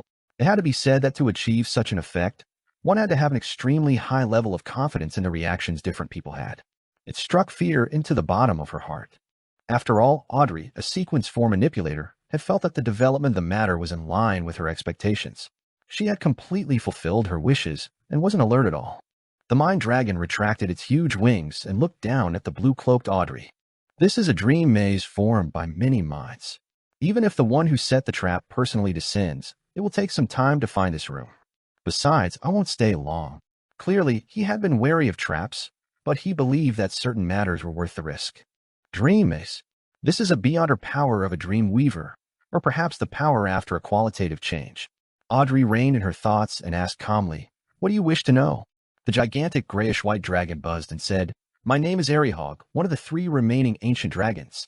He means that he is one of the 3 surviving dragons of the second epoch, and the rare, known dragons are only descendants of the dragons during the era of the ancient gods. Audrey nodded slightly and didn't interrupt him. Behind her was a wooden door that stood without any support in the plains filled with bluish-black weeds. It looked extremely strange. Aerihog didn't waste any time. After introducing himself, he asked, "Where did you find Liveseed?" Audrey was already prepared as she answered frankly, "In a book named Grozel's Travels. Rumor has it that it was personally created by the Dragon King Ankwell." Grozel. Aerihog clearly hadn't heard of this name before. After repeating it, he pressed, "What kind of book is that?" The blonde-haired Audrey gave a simple description. "That's a book with a world that's almost real inside it. At the same time, it can suck in people who meet the requirements or offer their own blood to be sucked in by the book, allowing them to live in that world." Aerihog fell silent for 2 seconds. "Is there a sea of collective subconscious in that book world?" "Yes," Audrey answered with great certainty. "The City of Miracles, Liveseed, I saw was deep in the sea of collective subconscious in the book world." Aerihog suddenly breathed harder. "What did you see in that Liveseed?" Audrey recalled and said, "A city filled with towering pillars and majestic palaces. In addition, I've also entered the residence of the Dragon King. That place can allow every living being's inner thoughts to echo in the surrounding area. I call it the Hall of Truth. At the end of the Hall of Truth, behind the Dragon King's throne, there's an ancient and mysterious bronze door. I'm not sure what's sealed behind. In short, it's very dangerous, and I didn't dare approach it at all." Audrey was speaking the complete truth. She just didn't mention the speculations that Mr. World, Mr. Star, and she had come up with. Aerihog fell completely silent. It was unknown what he was thinking of, or if he was analyzing the current situation regarding Liveseed. During this process, his head drooped down bit by bit, as though he was going to fall from the top of a 100-meter-tall pillar to the ground. Just as Audrey tensed up from this rather bizarre scene, and was about to ask a question, Aerihog suddenly raised his head. The golden vertical pupil in his eyes turned colder as his voice once again resounded in the wilderness. Liveseed.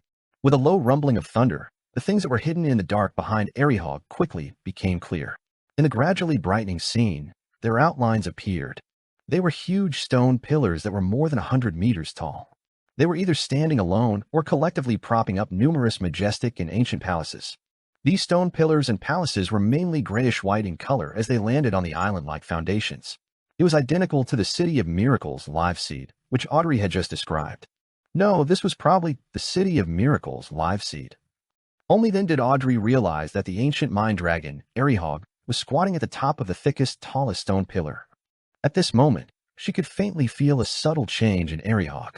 Her green eyes darted about slightly, and the sound of a metal handle being twisted sounded from behind her. This. Audrey held back the urge to turn her head abruptly. She turned her body warily to the side, allowing her gaze to fall sideways. The individual wooden door that had lost its external support slowly opened, revealing the visitor's appearance. A huge white rabbit with wiggling ears that walked upright.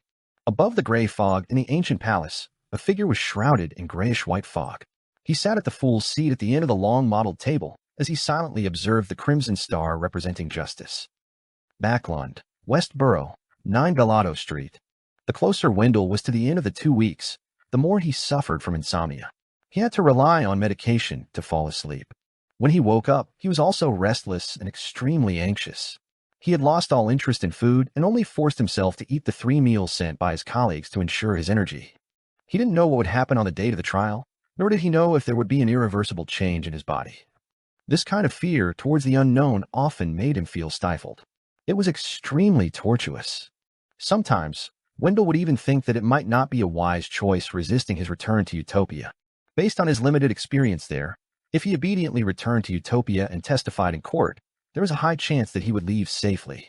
At least up to this point, Wendell hadn't heard of anyone dying or going crazy because of Utopia. The people there were rather friendly apart from being a little bizarre.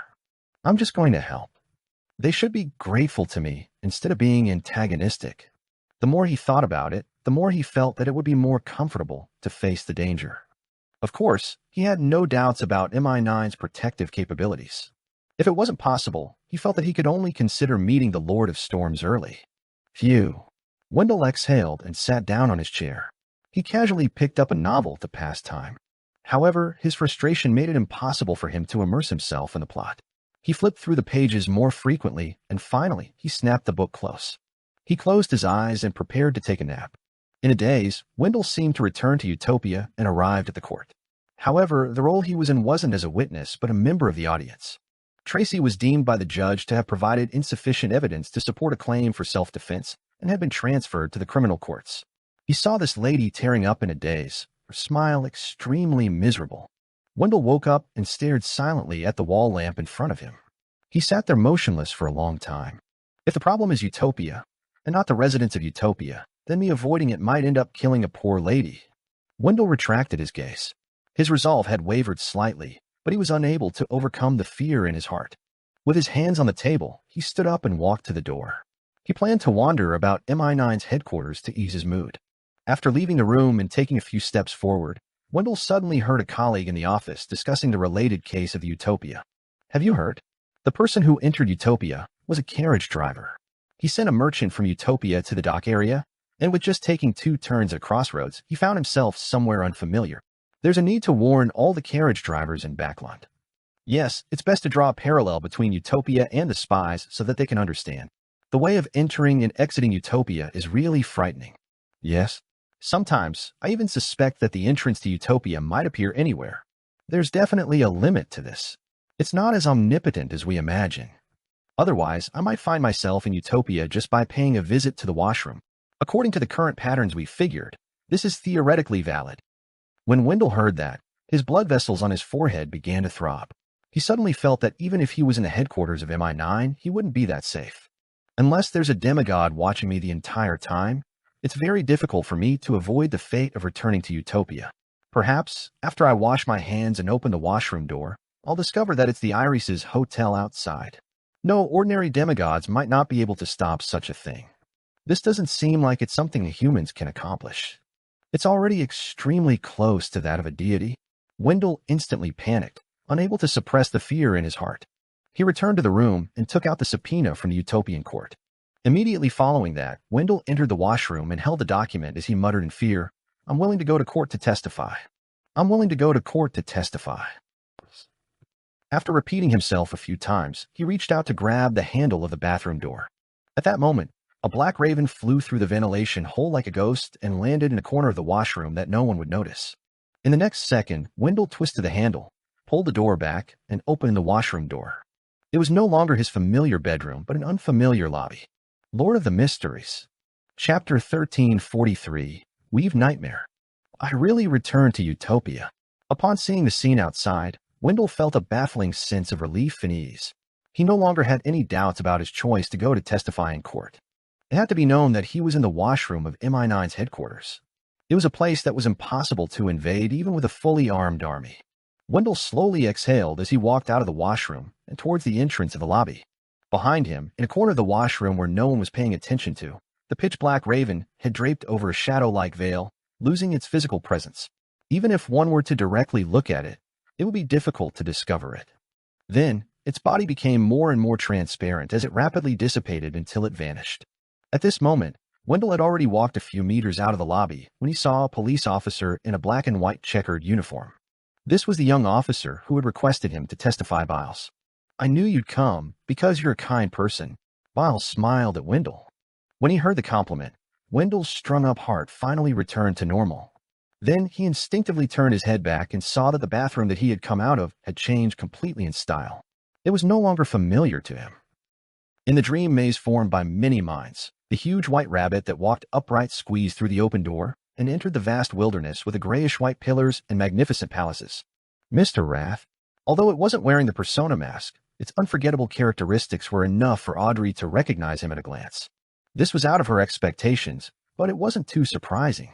From her point of view, just Mr. Wrath alone likely wasn't enough to deal with an ancient mind dragon like Aerihawk. Even if Mr. Fool had warned her to be wary of Mr. Wrath. After all, the leader behind the Psychology Alchemist, the former King of Angels, had already become a Sequence Zero true god. According to the knowledge shared by the Tarot Club, there shouldn't be any other author beyonders in the real world. This way, no matter how powerful Mr. Wrath was, as long as it was still part of the spectator pathway, it would at most be on the same level as Aerihawk. The only things that would differ were combat experience, psychological research, and self-cultivation. At this moment, as the giant white rabbit entered, the large, grayish-white, scaled Aerihawk spread open his wings which covered his skin. The surrounding area was instantly covered in a shadow. With a leap, the white rabbit's legs suddenly became extremely huge, like a tiny hill. At the same time, the gloomy sky above him lit up. The ground beneath his feet cracked open, spewing out crimson lava. Immediately after, a blurry and distorted figure appeared behind it. This figure was dressed in a simple white robe. It was difficult to see his face clearly, and it was impossible to tell his age. One could only vaguely tell that he was a man. A bright halo hung at the back of his head like a miniature sun. Beneath his feet was an illusory clock that was divided into 12 segments. Each segment represented a different symbol of time. Behind him, there was a shadow that looked like a curtain. I seemed to be looking out from the shadow. Just after this figure appeared, the entire dream maze shook violently, and gray fragments fell from the void. The contrast of depravity and pure sunlight rapidly spread around the huge white rabbit, eroding or assimilating the area. However, that simple white-robed figure had trouble truly taking shape. He was unable to enter reality from history and illusions. Every time his silhouette became clear, his figure would distort like a machine that had its signal disrupted. At that moment, Audrey instinctively retracted her gaze, not daring to look directly at the huge white rabbit. Perhaps it was because she was in a dream and was closely connected to the Mind Island and the sea of collective subconscious. She didn't need anyone to explain to her because she knew what Mr. Wrath was doing. The other party knew the latent psychological problems of Aerihawk and knew what he feared the most. Then, according to this, it produced a nightmare that contained the specific images. In a battle between high-sequence beyonders of the spectator pathway, if both parties were at the same level, it would be difficult to produce any true effects using the various means available to them. One could sneak into the island of consciousness and attempt deep hypnosis. The other could guard the door to the body of heart and mind, preventing any foreign consciousness from entering. The other could spread a mental plague and use the sea of collective subconscious to intrude on the enemy without them realizing it. The other would be able to placate themselves, treat the psychological ailments, and maintain their mental health. Therefore, the battle between same-sequence spectator saints often had 3 fixed styles. First, set up a trap ahead of time as a multi-pronged attack preparation. Then, by secretly leading on and guiding the opponent, one could break down their mental defenses in one strike and complete the hypnosis. Second, one focused on their physical defense and as support, relying on powerful sealed artifacts to defeat their enemy. Third, when the Beyonder powers such as mental plague, mind deprivation, dragon's breath, consciousness control, and other Beyonder powers were unable to deal with their opponent, engaging in self-hypnotism and using dragon transformation would result in an intense melee battle that exchanged claw swipes and tail lashes. In the third battle, whoever had a deeper understanding of the mind domain, and whose will was stronger and firmer, would be able to gain the upper hand by relying on the extended usage of dragon transformation. Of course, the prerequisite was that the other party had no chance of escaping. And at the level of an angel, everyone was a true mythical creature. The maintenance time of dragon transformation became meaningless. At this moment, it mainly depended on observation. Whoever could find a flaw in the opponent's mind could weave a corresponding nightmare, directly attacking the enemy's weaknesses, slowly destroying their mental defenses, and reaching the effect of going mad or dying out of fear. As Audrey was in the same dream, even if the nightmare wasn't directed at her, she was still affected by the corresponding emotions, characteristics, status, and even corruption. Now, she clearly knew that the nightmare that Mr. Wrath had weaved represented the ancient sun god. This was the most terrifying existence in Arihog's mind. At the same time, the ancient sun god's influence would uncontrollably corrupt the surroundings until it reached the entire dream. When the time came, once Audrey woke up, she would either become an untreatable mentally ill patient, or she would become an incomplete mythical creature, completely losing all reason and ending up wildly attacking the surrounding creatures. Of course, there was another possibility that she unknowingly became depraved. She would become cold, cruel, and bloodthirsty without realizing it, as if someone had replaced her. At this moment, Arihog, who was squatting at the top of the grayish-white pillar, let out a painful howl. As the dragon's roar echoed, the top of his head turned dark, revealing a sea of secrets and colors that was difficult to describe with words. In the sea, an even bigger grayish-white dragon, spanning 1,000 meters long, rose up. One of his vertical pupils was pale gold, and the other was bright red color. There was a third eye on the dragon's forehead. It seemed to be hiding a thick shadow. Similarly, there was no need for anyone to explain. With the uniqueness of her present state, Audrey immediately knew what nightmare Arihog had weaved. This was something that left a deep trauma in the giant white rabbit's heart. This was the Ankwelt that had been corrupted by the underground world. This was the virtual persona and mental corruption which was sealed behind the bronze door, things that had been split off from that ancient god. At that moment, Audrey was in an indescribable nightmare. Although she hadn't been corrupted, her mental state was in turmoil, as though she had been awed. She immediately used placate on herself, and didn't hesitate to rely on her own consciousness to forcefully escape the dream maze. During this process, she didn't encounter any obstruction not just because she wasn't Arihog's and Mr. Wrath's target, but also because she had reached sequence 4 and possessed a certain amount of godhood. Therefore, she quickly woke up from her dream. Audrey suddenly opened her eyes and saw a crystal chandelier dyed in faint crimson. She saw the deep darkness of the room. Without any delay, she got out of bed and ran to the window to look outside. The entire manor was completely silent, as if it was deep asleep. Everything was normal. Audrey frowned and immediately split out a virtual person, allowing it to enter the mind island of a night patroller. She remembered very clearly that the dream maze was formed by many minds. Once the two nightmares spread, the result was unimaginable. Therefore, before this, she had to wake up everyone in the manor. In the next second, the patrolling guard suddenly raised his hand and removed the grenade hanging from his belt. He pulled out the pin and threw it towards an empty garden. Boom! The loud explosion jolted awake the sleeping people. Immediately after, the guard shouted loudly, "Enemy assault! Enemy assault!" Earl Hall and his wife were already over 50 years old, so as light sleepers, they jolted awake immediately. Regardless of how good Hibbert's sleep quality was, he woke up in a reverie thanks to such a loud explosion. Alfred had opened his eyes the moment the grenade was thrown. The remaining butler, maids, footmen, and bodyguards woke up one after another. They looked confused and dumbfounded, not knowing what had happened. And at the far end of the manor's main building, a few servants heard the commotion and didn't wake up in time. A few seconds later, they struggled on the bed in pain. Like a snake shedding its skin, they broke free from their skin, turning into hideous bodies of blood. They didn't wake up until they died. At that moment, Audrey saw a grayish-white dragon spread its wings in the sea of collective subconscious as it rapidly departed. A huge white rabbit followed closely behind. In the blink of an eye, the dragon's voice resounded in the illusory sea. Adam isn't necessarily Adam, just like how I might not necessarily be Hog. The giant white rabbit suddenly slowed down and gradually stopped. All the abnormalities came to an end as the entire area returned to normal. In the ancient palace above the fog, Adam didn't attack. The fool Klein frowned slightly as he turned his attention back to Utopia and replaced the instinctual monitoring of the worms of spirit. He carefully inspected his marionette town and didn't find anything abnormal. Lord of the Mysteries. Chapter 1344, Humanity. Seeing that there weren't any abnormalities in the town of marionettes, Klein began thinking about Miss Justice's encounter. It wasn't Adam who set up an attack against Hog, but Hermes who masterminded it. Otherwise, it wouldn't be possible for Adam to not descend. It would also be impossible for Hog to escape so easily. He had to rely on the second city of miracles to have some hope of doing so. If Hermes was the mastermind, the development of this whole episode becomes logical. Hermes never thought of capturing or killing Hog. He only hopes to learn some information from this ancient mind dragon. When Hog said Adam isn't necessarily Adam, the operation came to a natural end. Yes, from the looks of it, Hermes already had some doubts about Adam's true state. However, due to the limitations of his status, he has been unable to make Hog appear on his own accord, so he used Miss Justice. Adam isn't necessarily Adam. Hog isn't necessarily Hog. This sentence is very interesting. The upper echelons of the spectator pathway are more mysterious than seers. Back then, Dragon of Imagination Ankwell clearly occupied Sequence 0, but he had a Sequence 1 son of the same pathway as him, Dragon of Nightmare Al-Zahad. If Adam really isn't Adam, then who is he?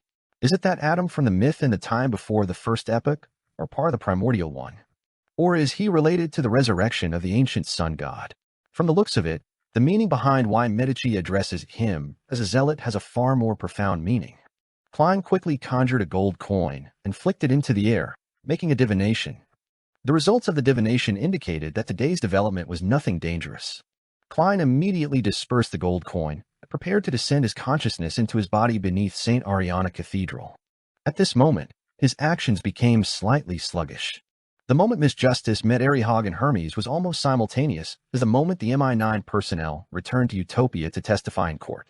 Just looking at them individually, there was no problem, but the word simultaneous made Klein somewhat alert. He was very sensitive to words like happen to, coincidence, simultaneous, and almost the same.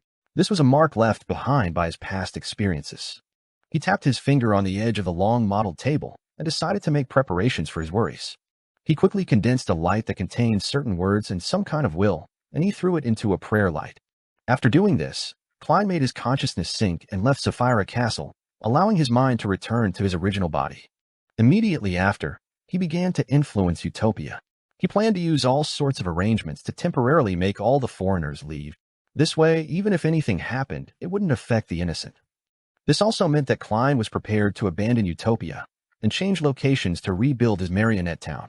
After all, a ritual could be repeated many times, but he could only afford one resurrection. Have a good rest for the next 2 days. There's still some time left before court begins. Baal sent Wendell to the entrance of the Iris's hotel. Wendell replied with a smile, I'm already feeling sleepy. It was in the middle of the night. He had trouble sleeping previously because of his anxiety and nervousness. That was why he thought of walking around the headquarters of MI9 to ease his mood.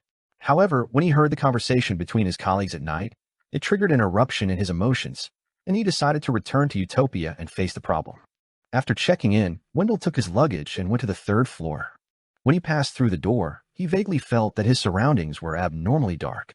In order to sleep better, Wendell walked to the window and drew the curtains. During this process, he felt that the scenery outside the window was unusually familiar. However, under the cover of the night, he couldn't tell what was happening too clearly.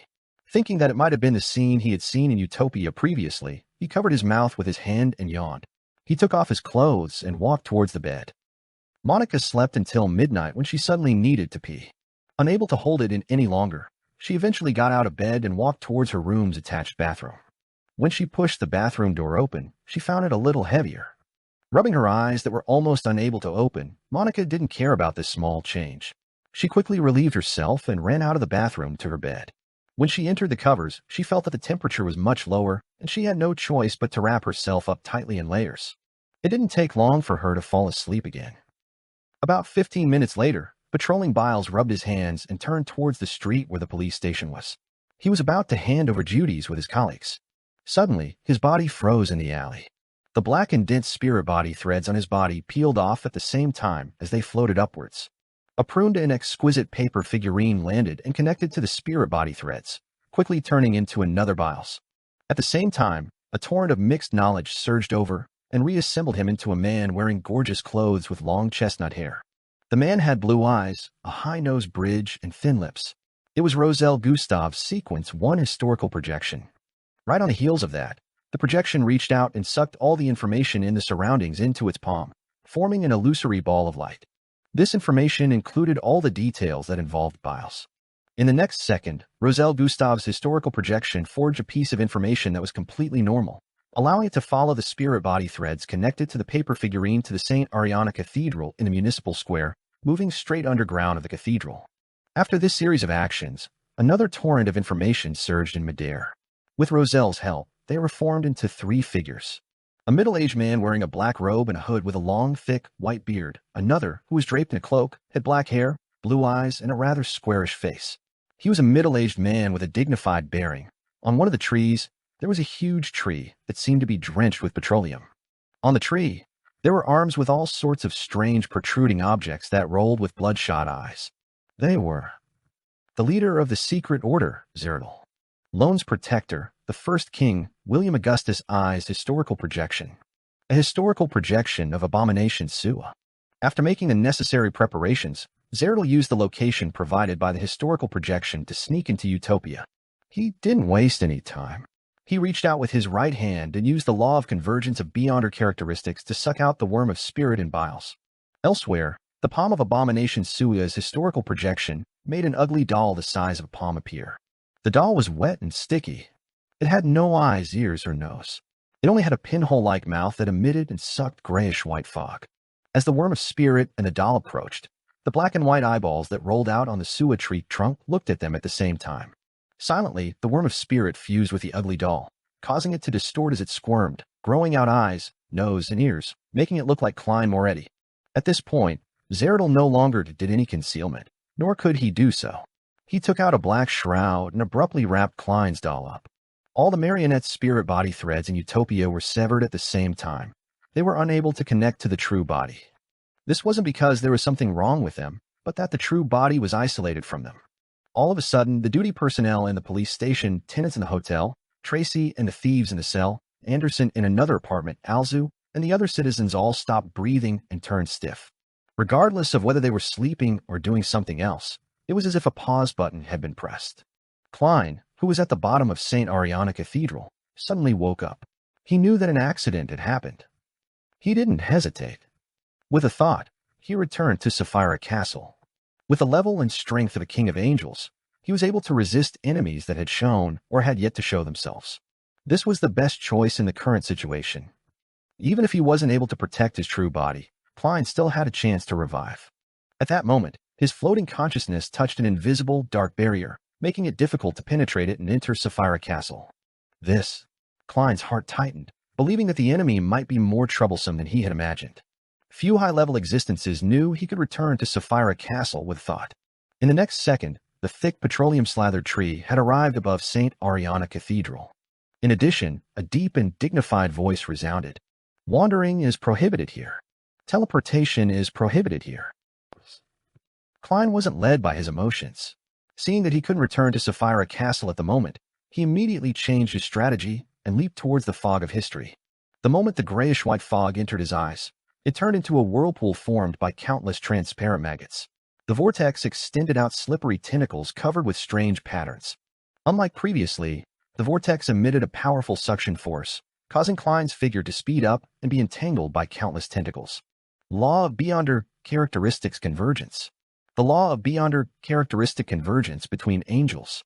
A subtle beam of light flashed as Klein, who was firmly controlled by Zeradol's mythical creature form, turned into a paper figurine. This was an angel-level application of paper figurine substitutes, as well as the help of grafting. Although Klein couldn't return to Sapphira Castle, he could influence the worms of spirit above the gray fog, allowing them to use the curtain to provide help. After dodging Zeradol's fatal blow, Klein ran into the fog of history and fled towards the former metropolis from a time before the first epoch. At this moment, many marionettes, who had been dead for a long time in Utopia, rapidly decayed from losing the spirit body threads maintaining them. Their limbs dropped to the ground or mutated because of their Beyonder characteristics. The latter transformed into different monsters, ones far more terrifying than imaginable. Some swallowed their heads, others were left with only squirming flesh, while others grew dense eyes. Soon, Klein ran into the old metropolis situated inside the fog of history. To him, this was a safe room that could be trusted. This was because only a scholar of your who was a human from before history could enter. Without any hesitation, Klein habitually surveyed the area and began praying to the Evernight goddess in the stacked city. Oof. A faint sound rang out as an ancient wooden stake with traces of blood penetrated Klein's heart from behind. A figure phased into existence behind him. It was a cold-looking man wearing a half-top hat and a black trench coat. Gehrman Sparrow. Klein's pupils dilated as the crazy adventurer said in a deep voice, "Adam has given me humanity. Lord of the Mysteries."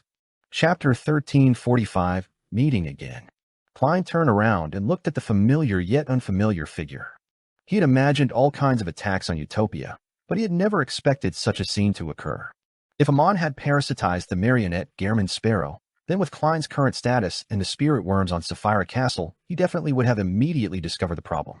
And if Zeradol were to swap the spirit body threads, he could only temporarily hide it from him. Furthermore, he needed help from an angel like a knowledge emperor or a servant of concealment to ensure the element of surprise in the sudden attack. Only the humanity provided by a spectator could slowly firm it, without revealing any abnormalities on the surface. To prevent such a situation, he could only sever the spirit body threads and allow the marionette to deteriorate till it died. That way, regardless of whether it had any humanity in it or not, it would ultimately cease to exist. Unfortunately, Klein had never heard of such methods before. All he did was guard against the invasion of a virtual persona on his marionettes. This might be the power of a visionary, giving life to everything virtual and immaterial, a unique sense of humanity. The carved and cold face was reflected in Klein's eyes as he felt a force pushing him away. He immediately fell backward, falling from the layers of ruins of the old metropolis out from the fog of history. During this process, he wanted to control himself, but there was nothing he could do. This was because the wooden stake at his heart had sealed all his Beyonder powers. With a thought, Klein looked at Gehrman Sparrow and snapped his fingers. Bah! The worms of spirit in Sapphira Castle received his will and gave up the marionette spirit body threads. They also picked up the Staff of the Stars and prepared to give Klein a fatal blow so as to commit suicide. After his main body completely died, Klein would be able to revive above the gray fog and escape from his predicament. He no longer held any hope after finding out that Adam was the mastermind behind the scenes. At this moment, a stone square floating in the void appeared beneath Klein's feet. Black stone pillars rose up and propped up a grand and holy cathedral, enveloping Klein inside. The Corpse Cathedral, Adam's Corpse Cathedral, the divine kingdom of a visionary. Boom! Countless bolts of silver lightning smote down from Sapphira Castle, penetrating the fog of history and struck the cathedral, but failed to shake it at all. At the same time, in the ancient palace, the figure sitting in the fool's seat suddenly collapsed to the side, forming a vortex formed from transparent maggots. The vortex extended out slippery and strange tentacles, crazily smacking the surroundings, overturning the junk pile, and destroying the long-modeled table. Klein's avatar had lost contact with his true body, and because his true body hadn't really died, they had lost control and went crazy, just like Zeradol from before. In the old metropolis before the first epic, Gehrman Sparrow, who was wearing a half-top hat and a black trench coat, looked up at Sapphira Castle, his expression mixed. He was basically a corpse. After his spirit body threads were abandoned, he naturally couldn't maintain his existence. The only thing Adam gave him was humanity. There was no envisioned life for him, as that would result in the discovery of there being something wrong with Gehrman Sparrow. Gehrman Sparrow slowly collapsed as he looked at the rooms in the old metropolis. He died in this ruin. Klein's feet landed on the ground and stood in the middle of the cathedral. He saw that every arch of each pillar was embedded with the skulls of different races. Most of them were pale white in color as they were packed densely together, staring at the intruder with their hollow eyes. On the walls, windows, and doors of the cathedral, transparent, distorted, and painful faces appeared, separating the interior from the outside world. And in front of the cathedral stood a cross that was more than 100 meters tall. In front of the cross were rows of black pews. Adam, who was wearing a simple white robe and had a pale gold beard, was standing under the cross with a silver cross hanging from his neck. He faced the pews like a priest who was preparing to deliver a sermon. His expression was warm and his eyes were limpid, as though he was only inviting Klein to listen to the scriptures. Klein lowered his head and looked at the cross-shaped wooden stake that was stuck in his chest.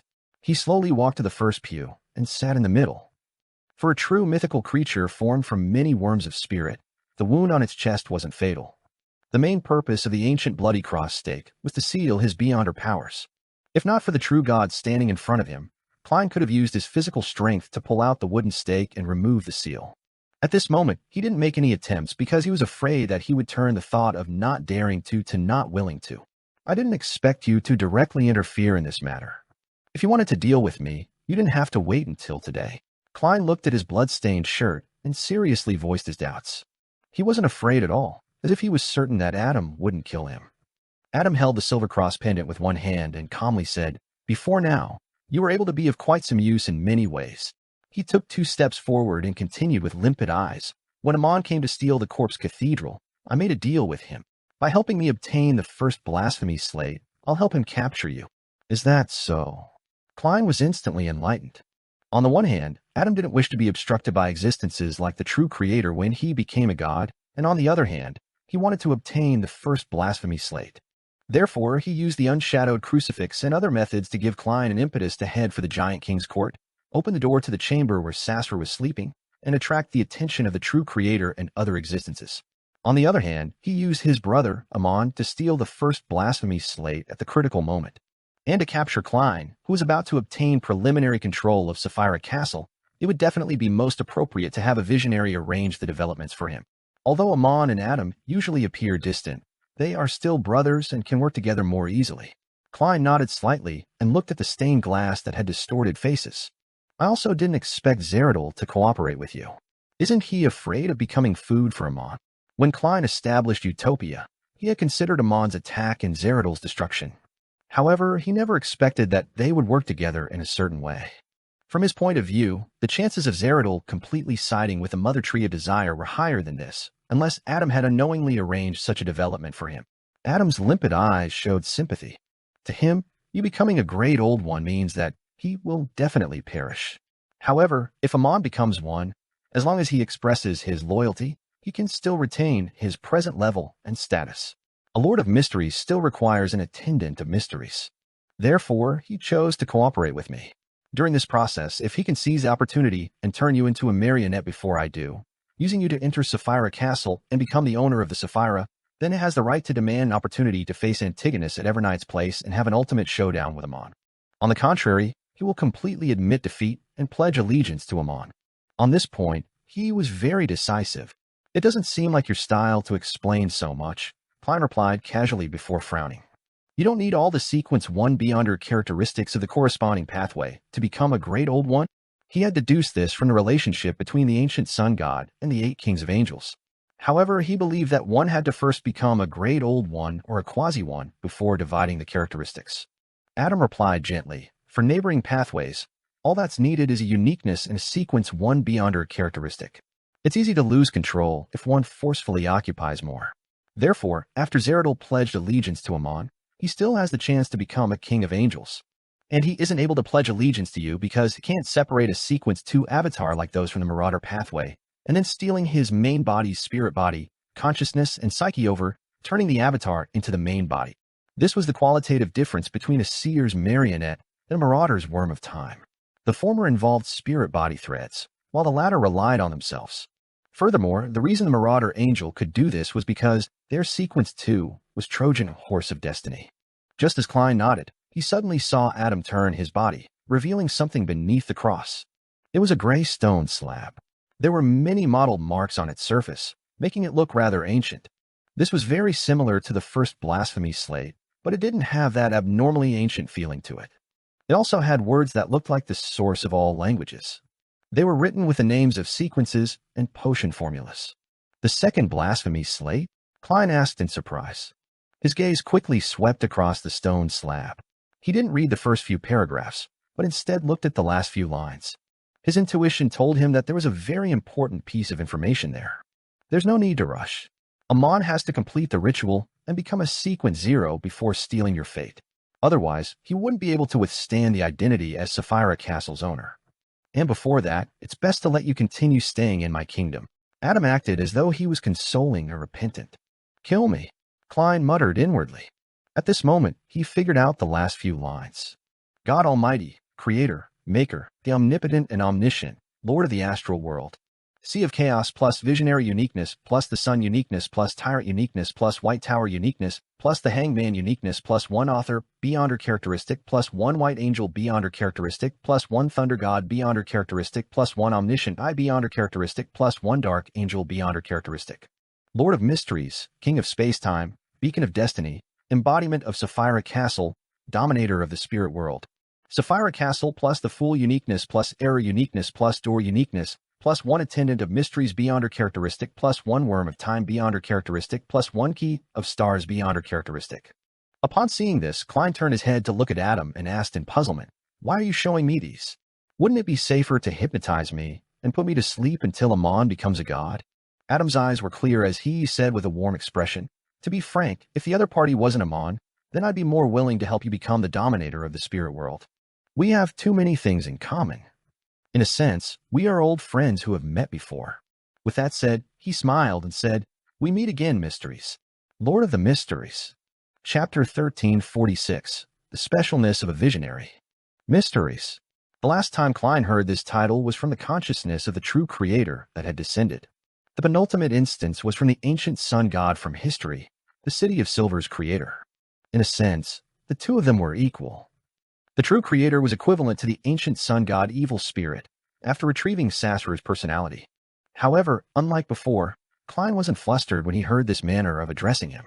Neither his heart trembled nor his teeth chattered. At this moment, he felt as if he had finally seen a suspended rock fall to the ground. Of course, he wasn't that calm either. To a certain extent, surprise, shock, and disbelief were inevitable. It was because of the words "Adam isn't necessarily Adam" from Aryhog that he had already come up with many speculations and was mentally prepared. We meet again. Mysteries. Adam is equivalent to the ancient sun god? Or is this the resurrection contingency of the ancient sun god? He knows of this, but he still wishes to revive his father, so that's why Medici calls him a zealot?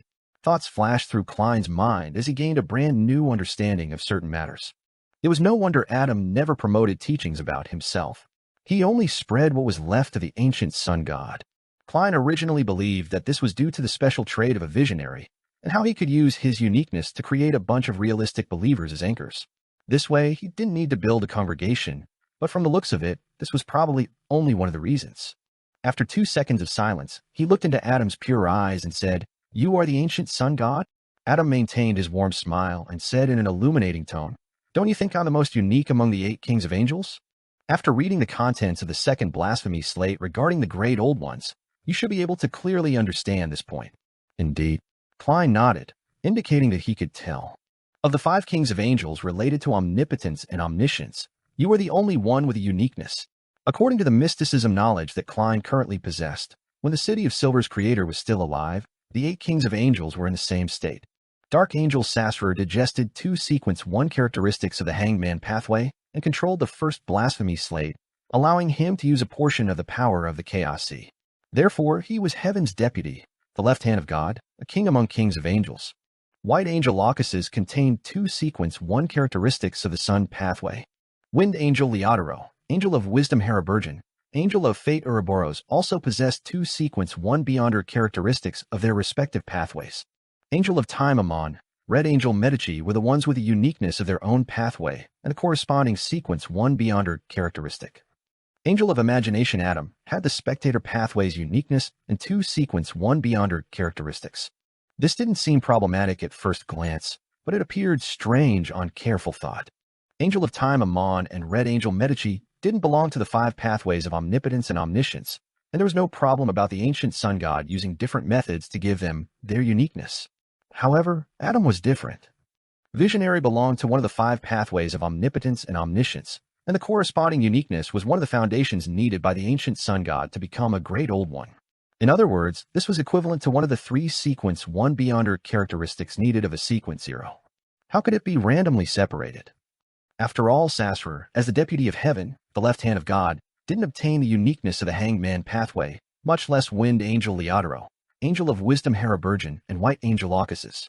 Klein originally believed that the ancient sun god had sensed the awakening of the primordial one, so he had deliberately used the method of having children to separate one of the 5 uniquenesses from himself, taking the initiative to lower his level to resist the corruption and invasion.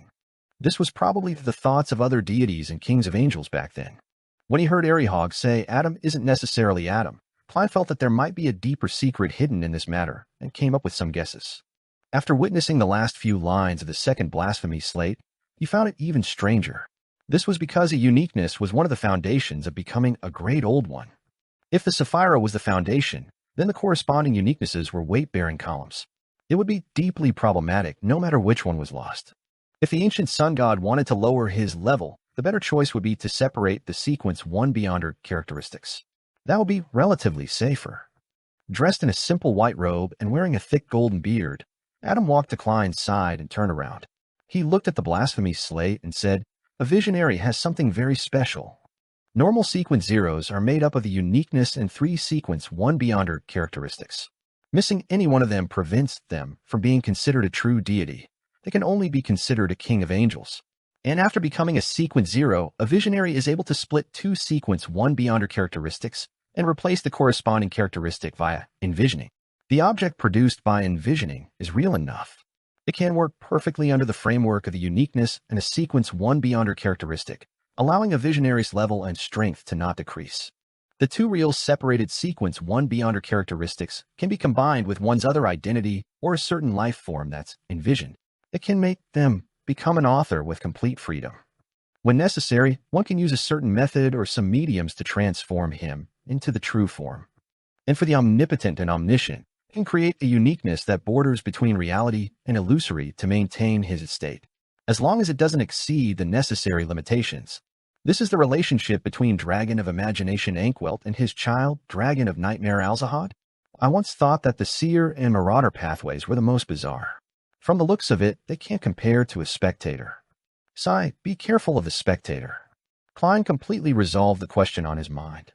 He also understood why Dragon of Imagination Ankwelt had arranged for 0-08 to meet Grizel's travels.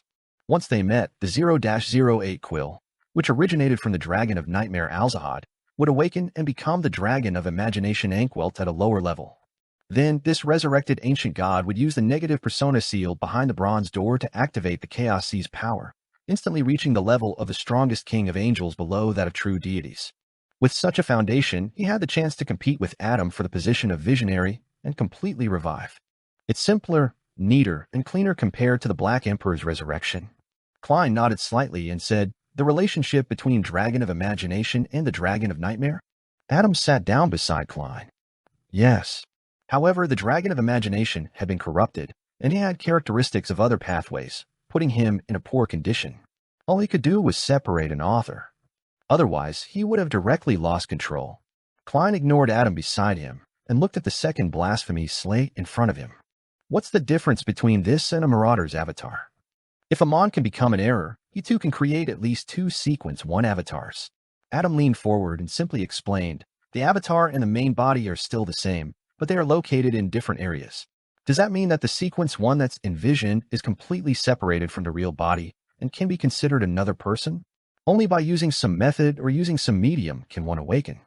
Klein asked thoughtfully, "You awakened when you became a visionary?" "No." Adam looked straight ahead and replied with a gentle expression, "When I perished and True was born." Klein asked in surprise, was no one suspicious? If the deities knew that the ancient sun god had long been resurrected in Adam, the history of the 4th epoch would most likely be to besiege the Solomon Empire, the Twilight Hermit Order, and the Amon family. Apart from True knowing about this, perhaps only Evernight had her suspicions, Adam said, his voice neither fast nor slow. I disguised myself as a zealot wanting my father to awaken in my body. It's not difficult for a king of angels from the visionary pathway to do so. Then, Medici, Klein suddenly felt pity for the Red Angel. Thinking up to this point, he lowered his head to look at the blood-stained wooden stake on his chest. He felt that he deserved more sympathy. Adam said calmly, "It was a necessary sacrifice. Why do you think he can remain alive for so many years after becoming an evil spirit without being discovered?" Klein fell silent for 2 seconds before asking, "Are you going to let me wait just like this? You can also choose to leave this corpse cathedral, but Zeradal will be waiting for you at the entrance. In your present state, you can only become his marionette, Adam said without any emotion. Klein fell silent as he read the remaining contents of the second blasphemy slate. In the fog sea, the dawn silently sailed through the undulating blue waves. Bernadette suddenly opened her eyes and sat up. She frowned and picked up an item on the table. The item was completely golden in color, and there were mysterious symbols engraved on its surface, making it look like a miniature water flask. This was sealed Artifact 0-05, Magic Wishing Lamp. Bernadette held the wishing lamp and bowed her head as she chanted an honorific name. The fool that doesn't belong to this era. The mysterious ruler above the gray fog. The king of yellow and black who wields good luck. Lord of the Mysteries. Chapter 1347, Pillar. Above the gray fog, in the ancient palace, beside the fool's seat, a prayer point of light expanded to produce rippling halos. It was as though someone had suddenly drawn the curtains in a dark, sealed room, allowing sunlight to shine in, piercing into the eyes of the sleeping one. The whirlpool of maggots, which had already quietened down, once again went berserk as it began to flail the slippery and strange tentacles. Klein's gaze swept past the parts that were related to the Lord of Mysteries, and he read the subsequent content on the slate. Eternal darkness, singularity of all, space-time in one. River of eternal darkness plus darkness uniqueness plus death, eternal sleeper, uniqueness plus twilight giant uniqueness, plus one night of misfortune beyond her characteristic, plus one pale emperor beyond her characteristic, plus one hand of God beyond her characteristic. Goddess of origins, mother of all, brood hive of filth. Brood hive plus mother uniqueness, plus the moon uniqueness, plus one nature walker beyond her characteristic, plus one beauty goddess beyond her characteristic. The anarchy, shadow of order.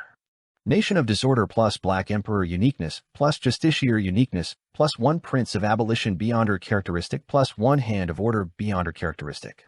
Calamity of destruction, origins of disaster. City of calamity plus demoness, chaos demoness, primordial demoness, uniqueness plus red priest uniqueness, plus one apocalypse beyond her characteristic, plus one conqueror beyond her characteristic. Father of devils, lord of deviance, source of curses. Tenebrous world plus abyss uniqueness plus chain uniqueness, plus one filthy monarch, plus one abomination beyond her characteristic. Demon of knowledge, arcana of madness. Knowledge more plus the hermit uniqueness plus paragon uniqueness, plus one knowledge emperor beyond her characteristic, plus one illuminator beyond her characteristic. Key of light, endless disorder, incarnation of fate. Key of light plus wheel of fortune uniqueness, plus one giant serpent beyond her characteristic. These are the great old one's titles corresponding to the 9 Sphirot. After reading it, Klein sighed inwardly. If he and Emperor Roselle knew this mysticism knowledge earlier, neither of them would have ended up in their present situations. At certain times, even without using beyond her powers, knowledge is completely equivalent to power. The titles of the combined pathways of Earth and Moon are somewhat different from Mother Goddess of Depravity. From the looks of it, it is indeed just a part of her, which means that the title and authority left to the outer deity on the moon is Mother Goddess of Depravity, Origin of Evil, the Indestructible. By the same logic, the Mother Tree of Desire's full name should be Mother Tree of Desire, Heartless God, Perpetual Blatherer. The situation regarding the Son of Chaos isn't very clear. It's as though he vanished, and no one can fully understand him. Klein nodded indiscernibly. He then asked, from the looks of it, the omnipotent and omniscient is the strongest. The Lord of Mysteries and the Space-Time in One are ranked second. The rest are ranked third. This was determined by the number of beyonder pathways each needed, excluding the outer deities. Adam looked at the blasphemy slate and calmly said, that's not how it is. The number of authorities has a certain connection to level and status, but not entirely. The corresponding characteristics, power, and symbols are equally important. After the original creator split apart, the 3 pillars stood above all the great old ones. One was God Almighty, omnipotent and omniscient. The other was Lord of Mysteries, the King of Space-Time, and the last was Mother Goddess of Depravity, Origin of Evil. Upon hearing Adam's last sentence, Klein couldn't help but look down at his left sleeve. Erodes was hiding inside. No wonder Erodes said that he saw a pillar and support from me. Klein had suddenly arrived at a state of enlightenment, as he was a little more convinced by what visionary Adam had said.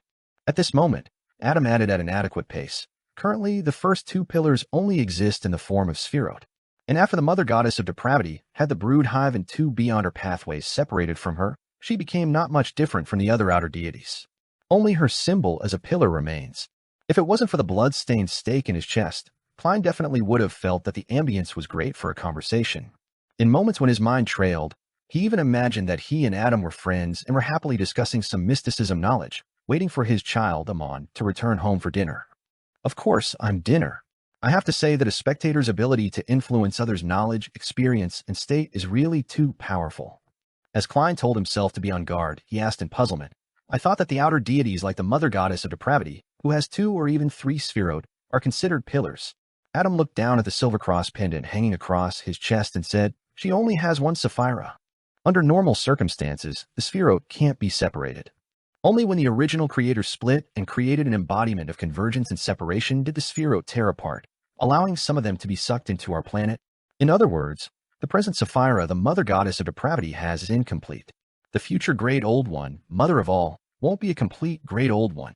Klein pressed. Adam's lips twitched as though he was smiling. It was so at the beginning, but the spherod has the ability to mend itself. The present mother goddess of depravity Sapphira isn't incomplete, and the brood hive can also create a great old one itself. The only problem is that the mother goddess of depravity can only use a portion of pillar she symbolizes, unless she is fused with the brood hive again. This has also caused the birth of life and the feminist powers in the entire universe to undergo a certain anomaly. However, thousands of years of time at astronomical scales is a very short period of time, and the corresponding influence hasn't spread. And if any outer deity obtains a Sapphira that is neighboring theirs, making it equivalent to having 2 spherod, I can't predict what will happen. Before that, only the original creator had contained more than singular Sapphira. However, as long as he awakens, he will definitely split apart. Klein nodded and asked thoughtfully, in the beginning, the creator accommodated at least 9 spherod, but this doesn't mean that having 2 or even 3 spherod is void of problems. There should be a critical point. No one can verify this at the moment. Adam held the silver cross pendant in front of his chest and said, I'm guessing that some existences have attempted it before. After all, convergence is a very strong instinct, but the outcome is unknown. Which existences? Klein rubbed the bloody cross wooden stake that was stuck in his chest. Adam cast his gaze at the gigantic cross that was more than 100 meters tall in front of him and calmly said, the God Almighty from the early first epoch. He can also be called the primordial one. In addition, there's also the Lord of Mysteries, the one you often recite.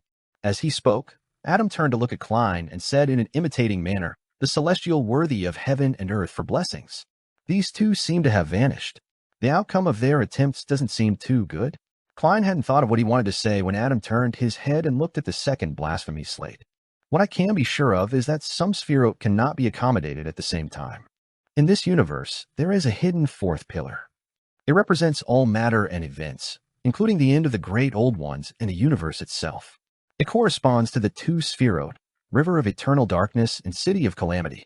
Simply put, if ever night can become an eternal darkness, singularity of all space-time in one, she can then further occupy the 2 pathways of Demoness and Red Priest, encompassing the city of calamity and becoming the true 4th pillar. However, when that happens, she will either enter a deep sleep, be passively split apart, or it will cause the entire universe that contains her and us to be annihilated, starting everything all over again. Never expected that.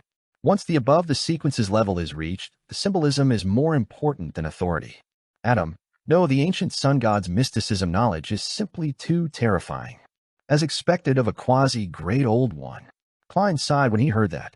He thought and said, in other words, a demigod from the sleepless pathway can transfer to the Demoness pathway? That's right. Adam looked straight ahead. But in that case, there's no way to become a great old one, unless one thinks of a way to separate the beyonder characteristics from before. As Klein looked up, he read the demigod potion formulas of the spectator, sleepless, and arbiter pathways and changed the topic. Where did the potion formula related to the great old ones come from? The first blasphemy slate didn't seem to contain them. Were they hidden in the different sequence 0 potions? Adam's expression changed slightly, and his face seemed to be more radiant. After I gained initial control of the omnipotence and omniscience authority, I began to deduce the method and pathway to become a great old one. Finally, I found a suitable formula and figured out the different symbolism. Unfortunately, at that time, the primordial one had also awoken inside me. Therefore, when the ancient sun god perished, you use a portion of your body and will to create a second blasphemy slate. Klein sighed and said, from now on, there will be light for the apocalypse. It also ended the chaotic battle between the deities due to anger, emotions, and other reasons. It initiated the era of working towards becoming great old ones. Adam maintained his previous expression and didn't say anything. Klein fell silent. After a few seconds, he suddenly asked, What kind of humanity did you fabricate in that marionette of mine? Adam turned his head and said with clear eyes, he was too tired. He wanted rest and freedom, even if it was only for a few seconds. Klein gaped, not knowing how to respond. Why didn't you address him as Gehrman Sparrow, but refer to him as that marionette? Adam asked warmly, as though he was trying to straighten out the thoughts of a member of his congregation. Klein turned his head to look at him, and suddenly said with a smile, I'm Gehrman Sparrow. Gehrman Sparrow is a part of me. If I separate them, even if I can escape your divine kingdom, it will be difficult for me to avert the fate of losing control. Having said that, Klein paused and looked ahead. He asked in a deep voice, You only have godhood left? Rorstad Archipelago, City of Generosity, Biome. After returning here, Verdu Abraham learned that the god of war was a rather active existence in the fourth epoch. It was possible for him to respond to believers. Then he hired a poor person who willingly risked his life to pray to the god of war to confirm that there was no danger. And the price of all of that was 300 gold pounds. Now he received a report that not only was that poor person not dead, he even had some of his wishes fulfilled. Lord of the Mysteries. Chapter 1348, Preparation for the Ritual. Blue Mountain Island, within a primitive forest. Worried that official Beyonders would discover the ritual outside the city, Verdu Abraham, who had finished making preparations, used a sealed artifact to teleport away from Biome and arrived in some place that was nearly uninhabited. Rubbing the pain in his ribs, Verdu took off his classic robe and placed it aside. Following that, he set up an altar, lit the candles, and burnt the correct essential oils, extracts, herbal powder, etc. After finishing the setup, Verdu took 2 steps back and lowered his voice to chant in ancient Hermes, the great god of war, the symbol of iron and blood, the ruler of chaos and strife. A howling wind echoed in the dark forest. Amidst the rustling of the branches and leaves, 2 of the candles on the altar suddenly emitted crackling sounds. The corresponding candle flames rose from the size of a sapling to a towering tree. At the same time, the color of the candlelight changed from orange to bright white. The wind that passed through the forest became even more intense. 2 fiery pillars of fire intertwined together, twisting into a blurry and huge figure. At that moment, Verdu Abraham felt an indescribable gaze cast from high above and onto his body. He hurriedly bowed his head and said, Great God of war, your lowly believer would like to pray for your help. As he spoke, he kept adjusting his attitude and tried his best to remain calm. He knew from his family's books that the most important thing to take note of when praying to the god of war was to not be angry. The massive figure formed from a blinding white flame constantly spewed out flames as it used a language that Verdu could understand, but had no idea what it was. Lowly mortal, a god is not used to satisfy your wishes. Speak, say your prayers, and I'll decide whether to help you in the end. Verdu had already drafted out his request, so he said after some thought, Great god of war, what should I do to make my ancestor, Mr. Dor Bethel Abraham, return to the real world? A ritual. Sacrifice a Bizarros sorcerer, a secret sorcerer, and a parasite. You should already know about it, the flaming giant said in a deep and dignified manner. It's the same as the answer given by Dorian's student. Verdu sighed and said, Great god of war, what must I pay to request you to complete this ritual for me? The flaming giant looked down at the astrologer and said, The corresponding price is not something you can afford. Your pale and puny soul isn't even qualified to be embers. Just as Verdu was disappointed and abnormally depressed, the flaming giant continued, But Mr. Dor can. Besides, I'm in a good mood today. Sacrifice a portion of your blood to me as the mark of the contract. I will request the corresponding price from Mr. Dor. That's possible. Verdu subconsciously had his suspicions, but after some thought, he felt that there was nothing wrong with it. Indeed, only his ancestor, Bethel Abraham, had a right to trade with a secret existence like the god of war. As for whether Mr. Dor was willing to proceed with the deal, Verdu had never considered it. From his point of view, anyone who was in an exiled and sealed state would undoubtedly want to escape, even if they had to pay a huge price. Yes, great god of war. After pondering for a moment, Verdu agreed. He then changed the ritual and added the sacrifice and bestowment parts of a ritual. He then used a metal dagger to pierce through his arm and let out dark red blood. When his blood turned into red pearls and passed through the door of sacrifice and bestowment, it became extremely dark, as though there were countless monsters lurking in it. In the next second, an object was spat out from behind the illusory door. It was a semi-transparent meat blob with slippery tentacles. On the meat blob, twisted maggots crawled out one after another. Upon seeing the object, Verdu's head turned dizzy, as though large amounts of gunk had been injected into it. At this moment, a flame landed, enveloping his body, turning his vision red. With this layer of red light, Verdun no longer suffered any anomalies when looking at the blob of meat. Right on the heels of that, another object was spat out of the door of sacrifice and bestowment. It was a bird with a deformed head. Every feather shimmered with a faint stellar radiance. Strands of insect-like brilliance drilled into its body and occasionally emanated out. Worm of stars. Is this a monster with a secret sorcerer's beyonder characteristic? The previous one corresponds to a bizarro sorcerer. Indeed, secret sorcerer and bizarro sorcerer are only names of potions. They aren't just referring to humans. It's the same with the title of demigods. Unless the term half-man is added to the title. Verdun has a deep understanding of his pathway, allowing him to understand the current situation. And this meant that the ritual to help Mr. Door escape could be done by sacrificing demigod monsters of the seer, apprentice, and marauder pathways. Furthermore, there was no need for Verdun to do it himself. The great god of war had already prepared everything. This made it difficult for Verdun to suppress the joy in his heart. He looked at the door of sacrifice and bestowment light with great anticipation, waiting for the third sacrifice to be spat out. In just a second, an object flew out from the darkness behind the door and landed on the altar. It was an unconscious crow. Of course, it only looked like a crow. Its right eye had a ring of black, and its feathers were almost transparent. On it were rings. A monster corresponding to Parasite. Verdun was delighted as he sincerely praised the great god of war. Inside the corpse cathedral. You only have godhood left? Klein asked in a low voice as he looked at the huge cross in front of him. He felt that using a certain identity or a particular persona to revive definitely had problems. Even if the identity, the persona, had a real body, real beyonder characteristics, and a certain level of self-awareness, it still wouldn't be nearly perfect. And Adam's behavior had deepened his suspicions. Sitting beside him, Adam, who was dressed in a simple white robe, didn't show any change in expression. He maintained his composure when preaching. Yes, I'll only be complete if I fuse with true. Indeed. Klein sighed and said, although the true creator is an embodiment of negative personalities and extreme emotions, he has also inherited your humanity. That's why he went mad. Adam appeared to be speaking about a stranger.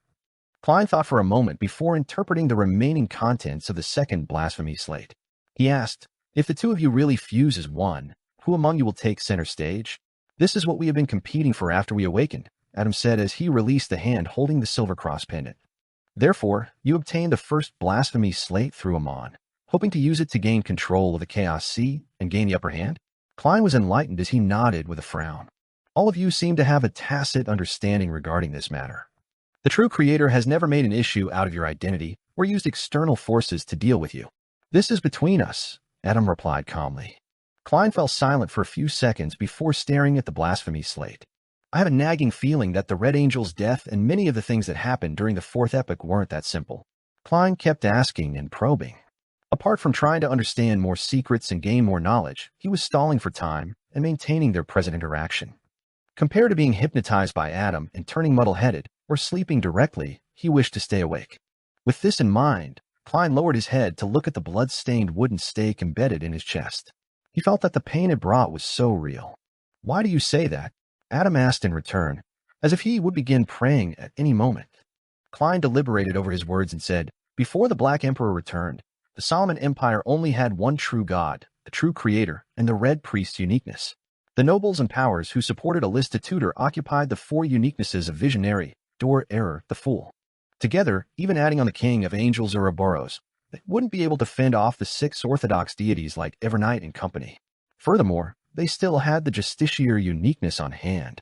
In such a situation, even if you didn't plan on scheming to target the Red Angel, no one will suspect you. Of course, the crazy Blood Emperor might be more useful to you. Adam's gaze remained unchanged as he stared at the huge cross. You don't understand because you don't know enough. In the fourth epoch, apart from the three great empires and the true deities and kings of angels behind them, there were also the Demonist sect and the Moses ascetic order. There was also the Abyss's infiltration and secretly developed artisans, as well as the southern continent's Balaam. And that wasn't all. In addition, there were many crucial factors at stake. Klein nodded thoughtfully and said, for example, the conflict between the six deities? Adam smiled warmly and said, more than that. Without waiting for Klein to ask further, Adam added calmly, you should have been to Bansi. Klein's heart stirred as he opened his mouth but didn't say a word. Adam continued, in addition, after I perished, the invasion on reality by the outer deities clearly deepened. in the ancient palace above the fog. Due to the lack of response to the prayer light representing Bernadette, it kept expanding and contracting, emitting rippling halos. This provoked the vortex formed by the transparent maggots. It frantically flailed its slippery tentacles and lashed towards that direction. After repeated misses, one of the tentacles touched the correct prayer light. Lord of the Mysteries. Chapter 1349, door. After Bernadette received no response, she held a magic wishing lamp and walked to the window in the captain's cabin to take in the deep blue sea. She wasn't impatient, nor did she attempt to use her powers of prophecy, patiently waiting for any further developments. After a few minutes, a grayish-white fog suddenly appeared in front of her eyes. Right on the heels of that, the fog was dyed golden, as though it was coated with a layer of sticky syrup. Bernadette immediately bowed her head and looked at the magic wishing lamp in her hand. She saw that the wick at the mouth of the lamp had automatically ignited itself. Above the gray fog in the ancient palace, beside the fool's chair, the prayer light, which was the size of a human head, was instantly occupied by a distorted, blurry golden figure. The figure's gaze penetrated the prayer light and penetrated the grayish-white fog, looking at the maggot vortex that was attempting to destroy everything around it. His voice immediately reverberated within Sapphira Castle, dignified and grand. You actually lost control? The tone of Genie was clearly mocking. He didn't care whether the crazy worms of spirit could understand him. At this moment, a strange door of light formed from countless balls of light appeared above the chair of the fool that had already collapsed. It was faintly discernible and emitted a bright light, forming a complicated symbol in midair. This symbol originally existed behind the fool's chair, formed from the pupilless eye and the contorted lines. As the symbol took form, the strange light became fainter and eventually completely fused into this space. In the next second, Klein's voice came from the symbol representing the fool. Genie, I want to make a deal with you. The blurry and distorted figure immediately laughed. I said that you would eventually agree. After laughing for a few seconds, Genie calmed down and said, I was just wondering how is it possible for the new owner of Sapphira Castle to so easily lose control. This was a preparation I made for the worst-case scenario. The voice in the symbol of the fool wasn't impatient at all. Genie laughed and said, Aren't you afraid that I'll raise the price at the last minute? Klein replied unhurriedly, This is just one of my preparations, but for you, it might be the only chance for many years. Genie's light gold figure swayed as though it had been blown by a gust of wind as a grand voice sounded. My condition is the same as before. As long as you can remove the seal and release me, I will take what belongs to me back to the cosmos. I will leave the rest to you and grant you 3 wishes. Of course, from the looks of it, you seem to need my advance payment. Klein's voice sounded again from the symbol of the fool. The promise I'll give you is to send the magic wishing lamp into the cosmos before the end of 1368 in this epic age. As for how you get out of your predicament, that is your own problem. My request is even simpler, and I only need 2 wishes. This is the deal I'm talking about. Whether you agree with it is up to you. 1368 was the year when the oldest one's barrier disappeared. It was acknowledged by the world's prophets as the apocalypse. The blurry and distorted figure fell silent for a few seconds before saying, If you don't remove the seal, the wishes I can grant will be very limited. Once it exceeds a certain level, it will be granted in an extremely twisted fashion. Inside the symbol of the fool that was cast with a brilliant light, Klein's calm voice sounded. You can fulfill the 2 wishes I need now. Genie fell silent again and didn't speak for a long time. Biome, inside the primitive forest. Verdu, who was burning up both internally and externally, didn't waste any time. According to the God of War's instructions, he modified the altar and engraved the correct symbols, magic labels, and strange patterns. He was originally worried that the 3 demigod monsters would suddenly wake up, but when the ritual was ready, the sacrificial items remained unconscious, unable to resist. After placing the squirming meat blob, the deformed starbird, and the white raven with a dark eye circle onto the right spot, Verdu looked at the only candle on the altar and lit it. Then he took a few steps back and chanted solemnly in Jotun, Great Door of all doors, Guide of the endless cosmos, Key to all mysterious worlds. I pray for your response, praying for you to descend into this world. Before he could finish his sentence, 3 loud bangs sounded from the altar. The 3 demigod monsters that corresponded to Bizarro Sorcerer, Secret Sorcerer, and Parasite seemed to be being held by an invisible hand. They only struggled slightly before exploding, turning into blobs of flesh and blood that shimmered with different colors. The flesh and blood seemed to have a life of its own. Under the guidance of some indescribable force, they gathered in the air, forming strange and filthy symbols. Countless symbols combined together, forming a huge door that was still squirming like flesh and blood, one that was more than 5 meters tall. The door stood on the altar. It was pitch black inside, and it was unknown where it went. Flames from the candle representing Mr. Door suddenly soared, illuminating the entire door of flesh and blood, illuminating the darkness within.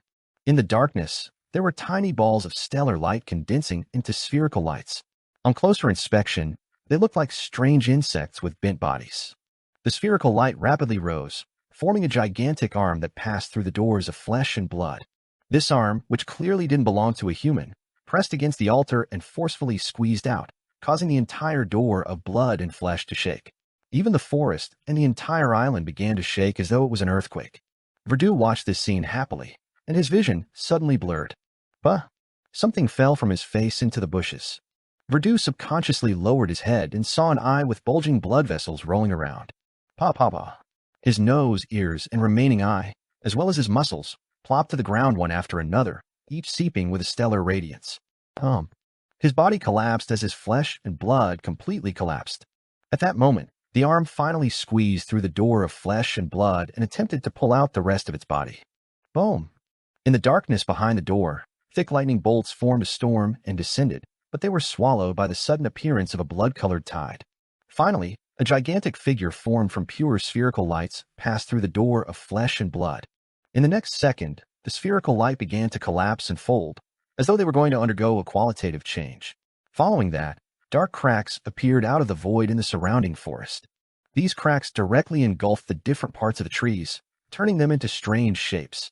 At the same time, a hurricane from unknown origins blew out from a crack and swept in all directions. The entire Blue Mountain Island that Byam was on trembled, as though it was about to sink. Inside the Cathedral of Waves, Alger Wilson, who was vexed over failing to monitor Verdu after he teleported, suddenly heard the sounds of doors opening. Every door in the city was opened automatically at this moment. Alger turned his head and looked into the forest outside the city that seemed to be the source of the anomaly. Thud. The moment the door opened, Derek, who'd been woken up by the earthquake, frowned. Creak, creak, creak. In the cities like Backlund, Trier, and St. Millum, all things that could be called doors opened. Above the gray fog in the half-collapsed ancient palace, the crazy maggot vortex instinctively attacked the light gold figure and the fool symbol, but nothing came out of it. After nearly a minute, Genie suddenly chuckled. You really aren't him. Otherwise, I'd have distorted the promise you made just now and made his seal be removed automatically. This effect can only be achieved by twisting the original owner's words. You previously used this method to realize that I'm not the Lord of Mysteries. Klein's voice sounded from the symbol of the fool. Genie scoffed and said, I have at least 10 ways to verify that it's him. Without waiting for Klein's reply, the pale gold figure smiled and said, You don't seem like you can maintain this state for too long. All right, the deal has been made. After I complete your 2 wishes, you must send the magic wishing lamp into the cosmos before 1368 of this epoch. Genie's voice gradually turned solemn, as if he was proclaiming a law. At that moment, he seemed to have established a particular rule based on this deal. There was no need to worry that Klein would go back on his word in the future. If you can't fulfill this promise, even if you become the Lord of Mysteries, you will perish and split, warned the genie as he asked, Tell me your 2 wishes. Take note. Don't involve higher level beyonder characteristics, and don't exceed the limit of my present powers. Otherwise, the wish will be granted in a distorted way. This is a rule that has been set. I can't violate it now.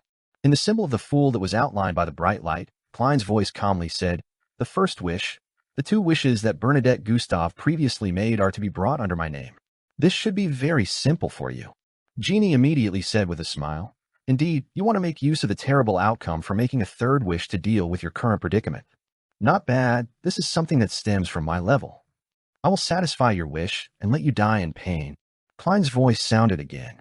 The 2nd wish, let my utopia give rise to a corresponding region in the spirit world. This doesn't involve the advancement of a sequence, nor does it have anything to do with higher level beyonder characteristics. You can definitely do it. Genie's light gold figure wavered before it said with a smile, Your wish will be granted. Inside the corpse cathedral, Klein touched the bloody wooden stake on his chest, as though he was considering how to get it out. During this process, he casually asked Adam, You didn't attempt to become a god in the 4th epoch because you didn't obtain 0-08? It was one factor. More importantly, there were still many latent dangers that haven't been resolved at that time. Adam looked at the huge cross in front of him with a warm gaze. Klein turned his head to the side and looked at the visionary and said, "For example, during that period, the remnant will of the primordial one was still very strong." Before he finished his sentence, a large amount of bright red blood flowed down Klein's head. However, the corner of his lips curled up slightly. Lord of the Mysteries. Chapter 1350 Wish. Adam turned his head and looked at Klein. His limpid, light-colored eyes reflected the face that was stained with blood. His expression remained unchanged, and there was a hint of pity in its warmth. It was as if a god was looking down upon the world. Klein smiled at him as his head cracked apart. This trend on his body caused him to collapse into a pool of blood. In the pool of blood were his clothing, the blood-soaked stake, and an ancient mirror. In the corpse cathedral, in the divine kingdom of visionary Adam, Klein had died a strange death. Adam, dressed in a simple white robe, looked at the scene before him with gentleness and calmness. It was unknown if he had expected it or if he had avoided having any emotions. In the ancient palace above the fog, that crazy maggot vortex instantly stopped as they broke apart into numerous frozen, dead worms of spirit. In the next second, these worms of spirit turned illusory as they became stained with grayish-white as though they had fused into the fog of history. Then they came back to life. As they shimmered with a dark glow, they gathered together. In just a few seconds, the worms of spirit reassembled into a figure. It was Klein Moretti, who had black hair, brown eyes, and a formal suit. With the return of the owner of Sapphira Castle, the destroyed modeled table and the 22 high-back chairs rapidly restored to normal.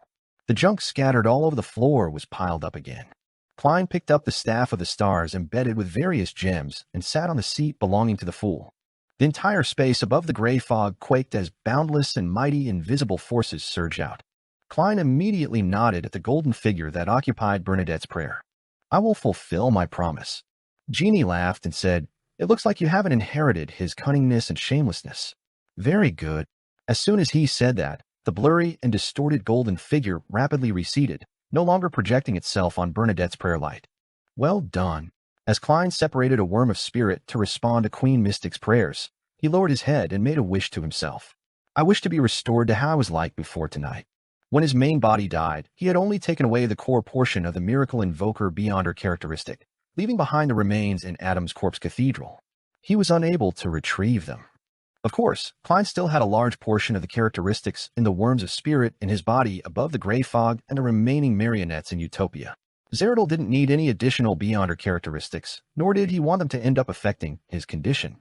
Therefore, he didn't directly use the law of convergence of Beyonder characteristics to suck all the characteristics of the same pathway in Utopia. He collected them using a different method which was relatively slow and would require a certain amount of time.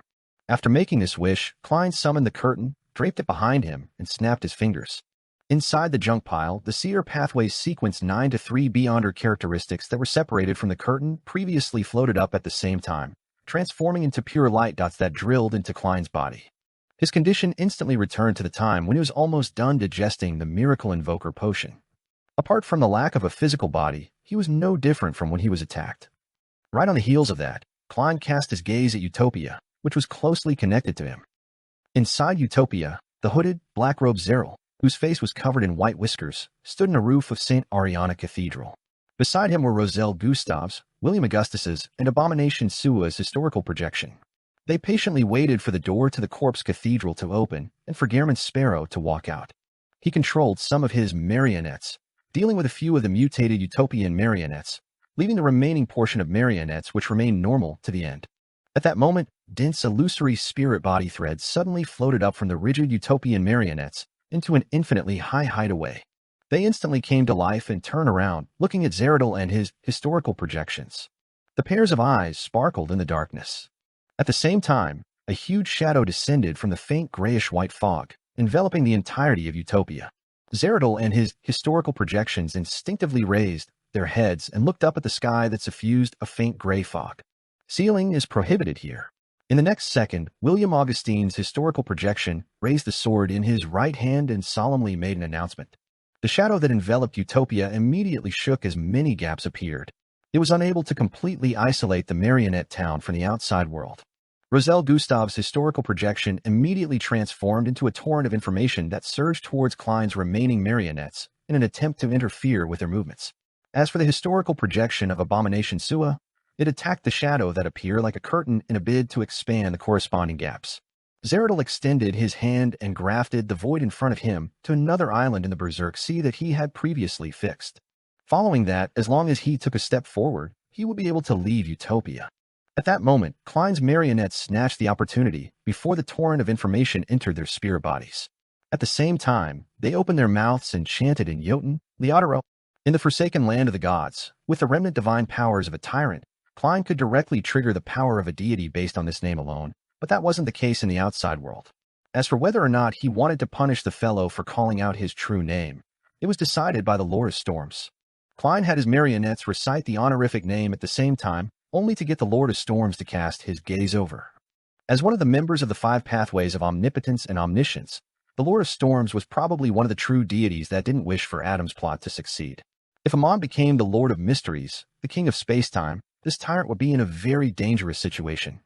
He would have to constantly worry that the Son of the Creator would deal with him and help Adam or the true Creator to ascend to the position of the Lord of the astral world. Therefore, compared to the Evernight Goddess and Earth Mother, Lord of Storms, Eternal Blazing Sun, and the God of Knowledge and Wisdom were probably the existences who didn't wish to see Adam and Amon succeed. If there was a chance, Klein planned on getting his marionettes to continue shouting Aucuses and Heraburgen. Utopia's surroundings instantly turned gloomy, as if it contained the indescribable wrath of nature. Before Zeradal could take that step, the night sky instantly produced different colors of lightning. They bared their fangs and brandished their claws as they wantonly expanded. They seemed to envelop the entire sky in a sea of lightning. Boom! Boom! Before the deafening sounds could be heard, the lightning blasted like a torrential rain at Utopia. The Rorstad Archipelago, new city of silver, the top of the spire. Derek Berg, who was looking at the source of the earthquake, heard the sound of doors and windows opening at the same time. Furthermore, it repeated thousands of times. Although it didn't bring him any direct danger, the bizarre change still made Derek very wary. With some hesitation, he prepared to seek out the current chief, Wait Chermont, and suggest using the god-level sealed artifact, Proof of Glory. He wanted to first protect the new city of Silver and the nearby New Moon City. Then he decided to pray to Mr. Fool based on the progress of the anomaly. Just as he turned around and walked to the door, Wait Chermont, who had a dark blue symbol engraved on his head, walked out from the corridor's light. He said in a deep voice, "The seal underground has failed. The seal has failed."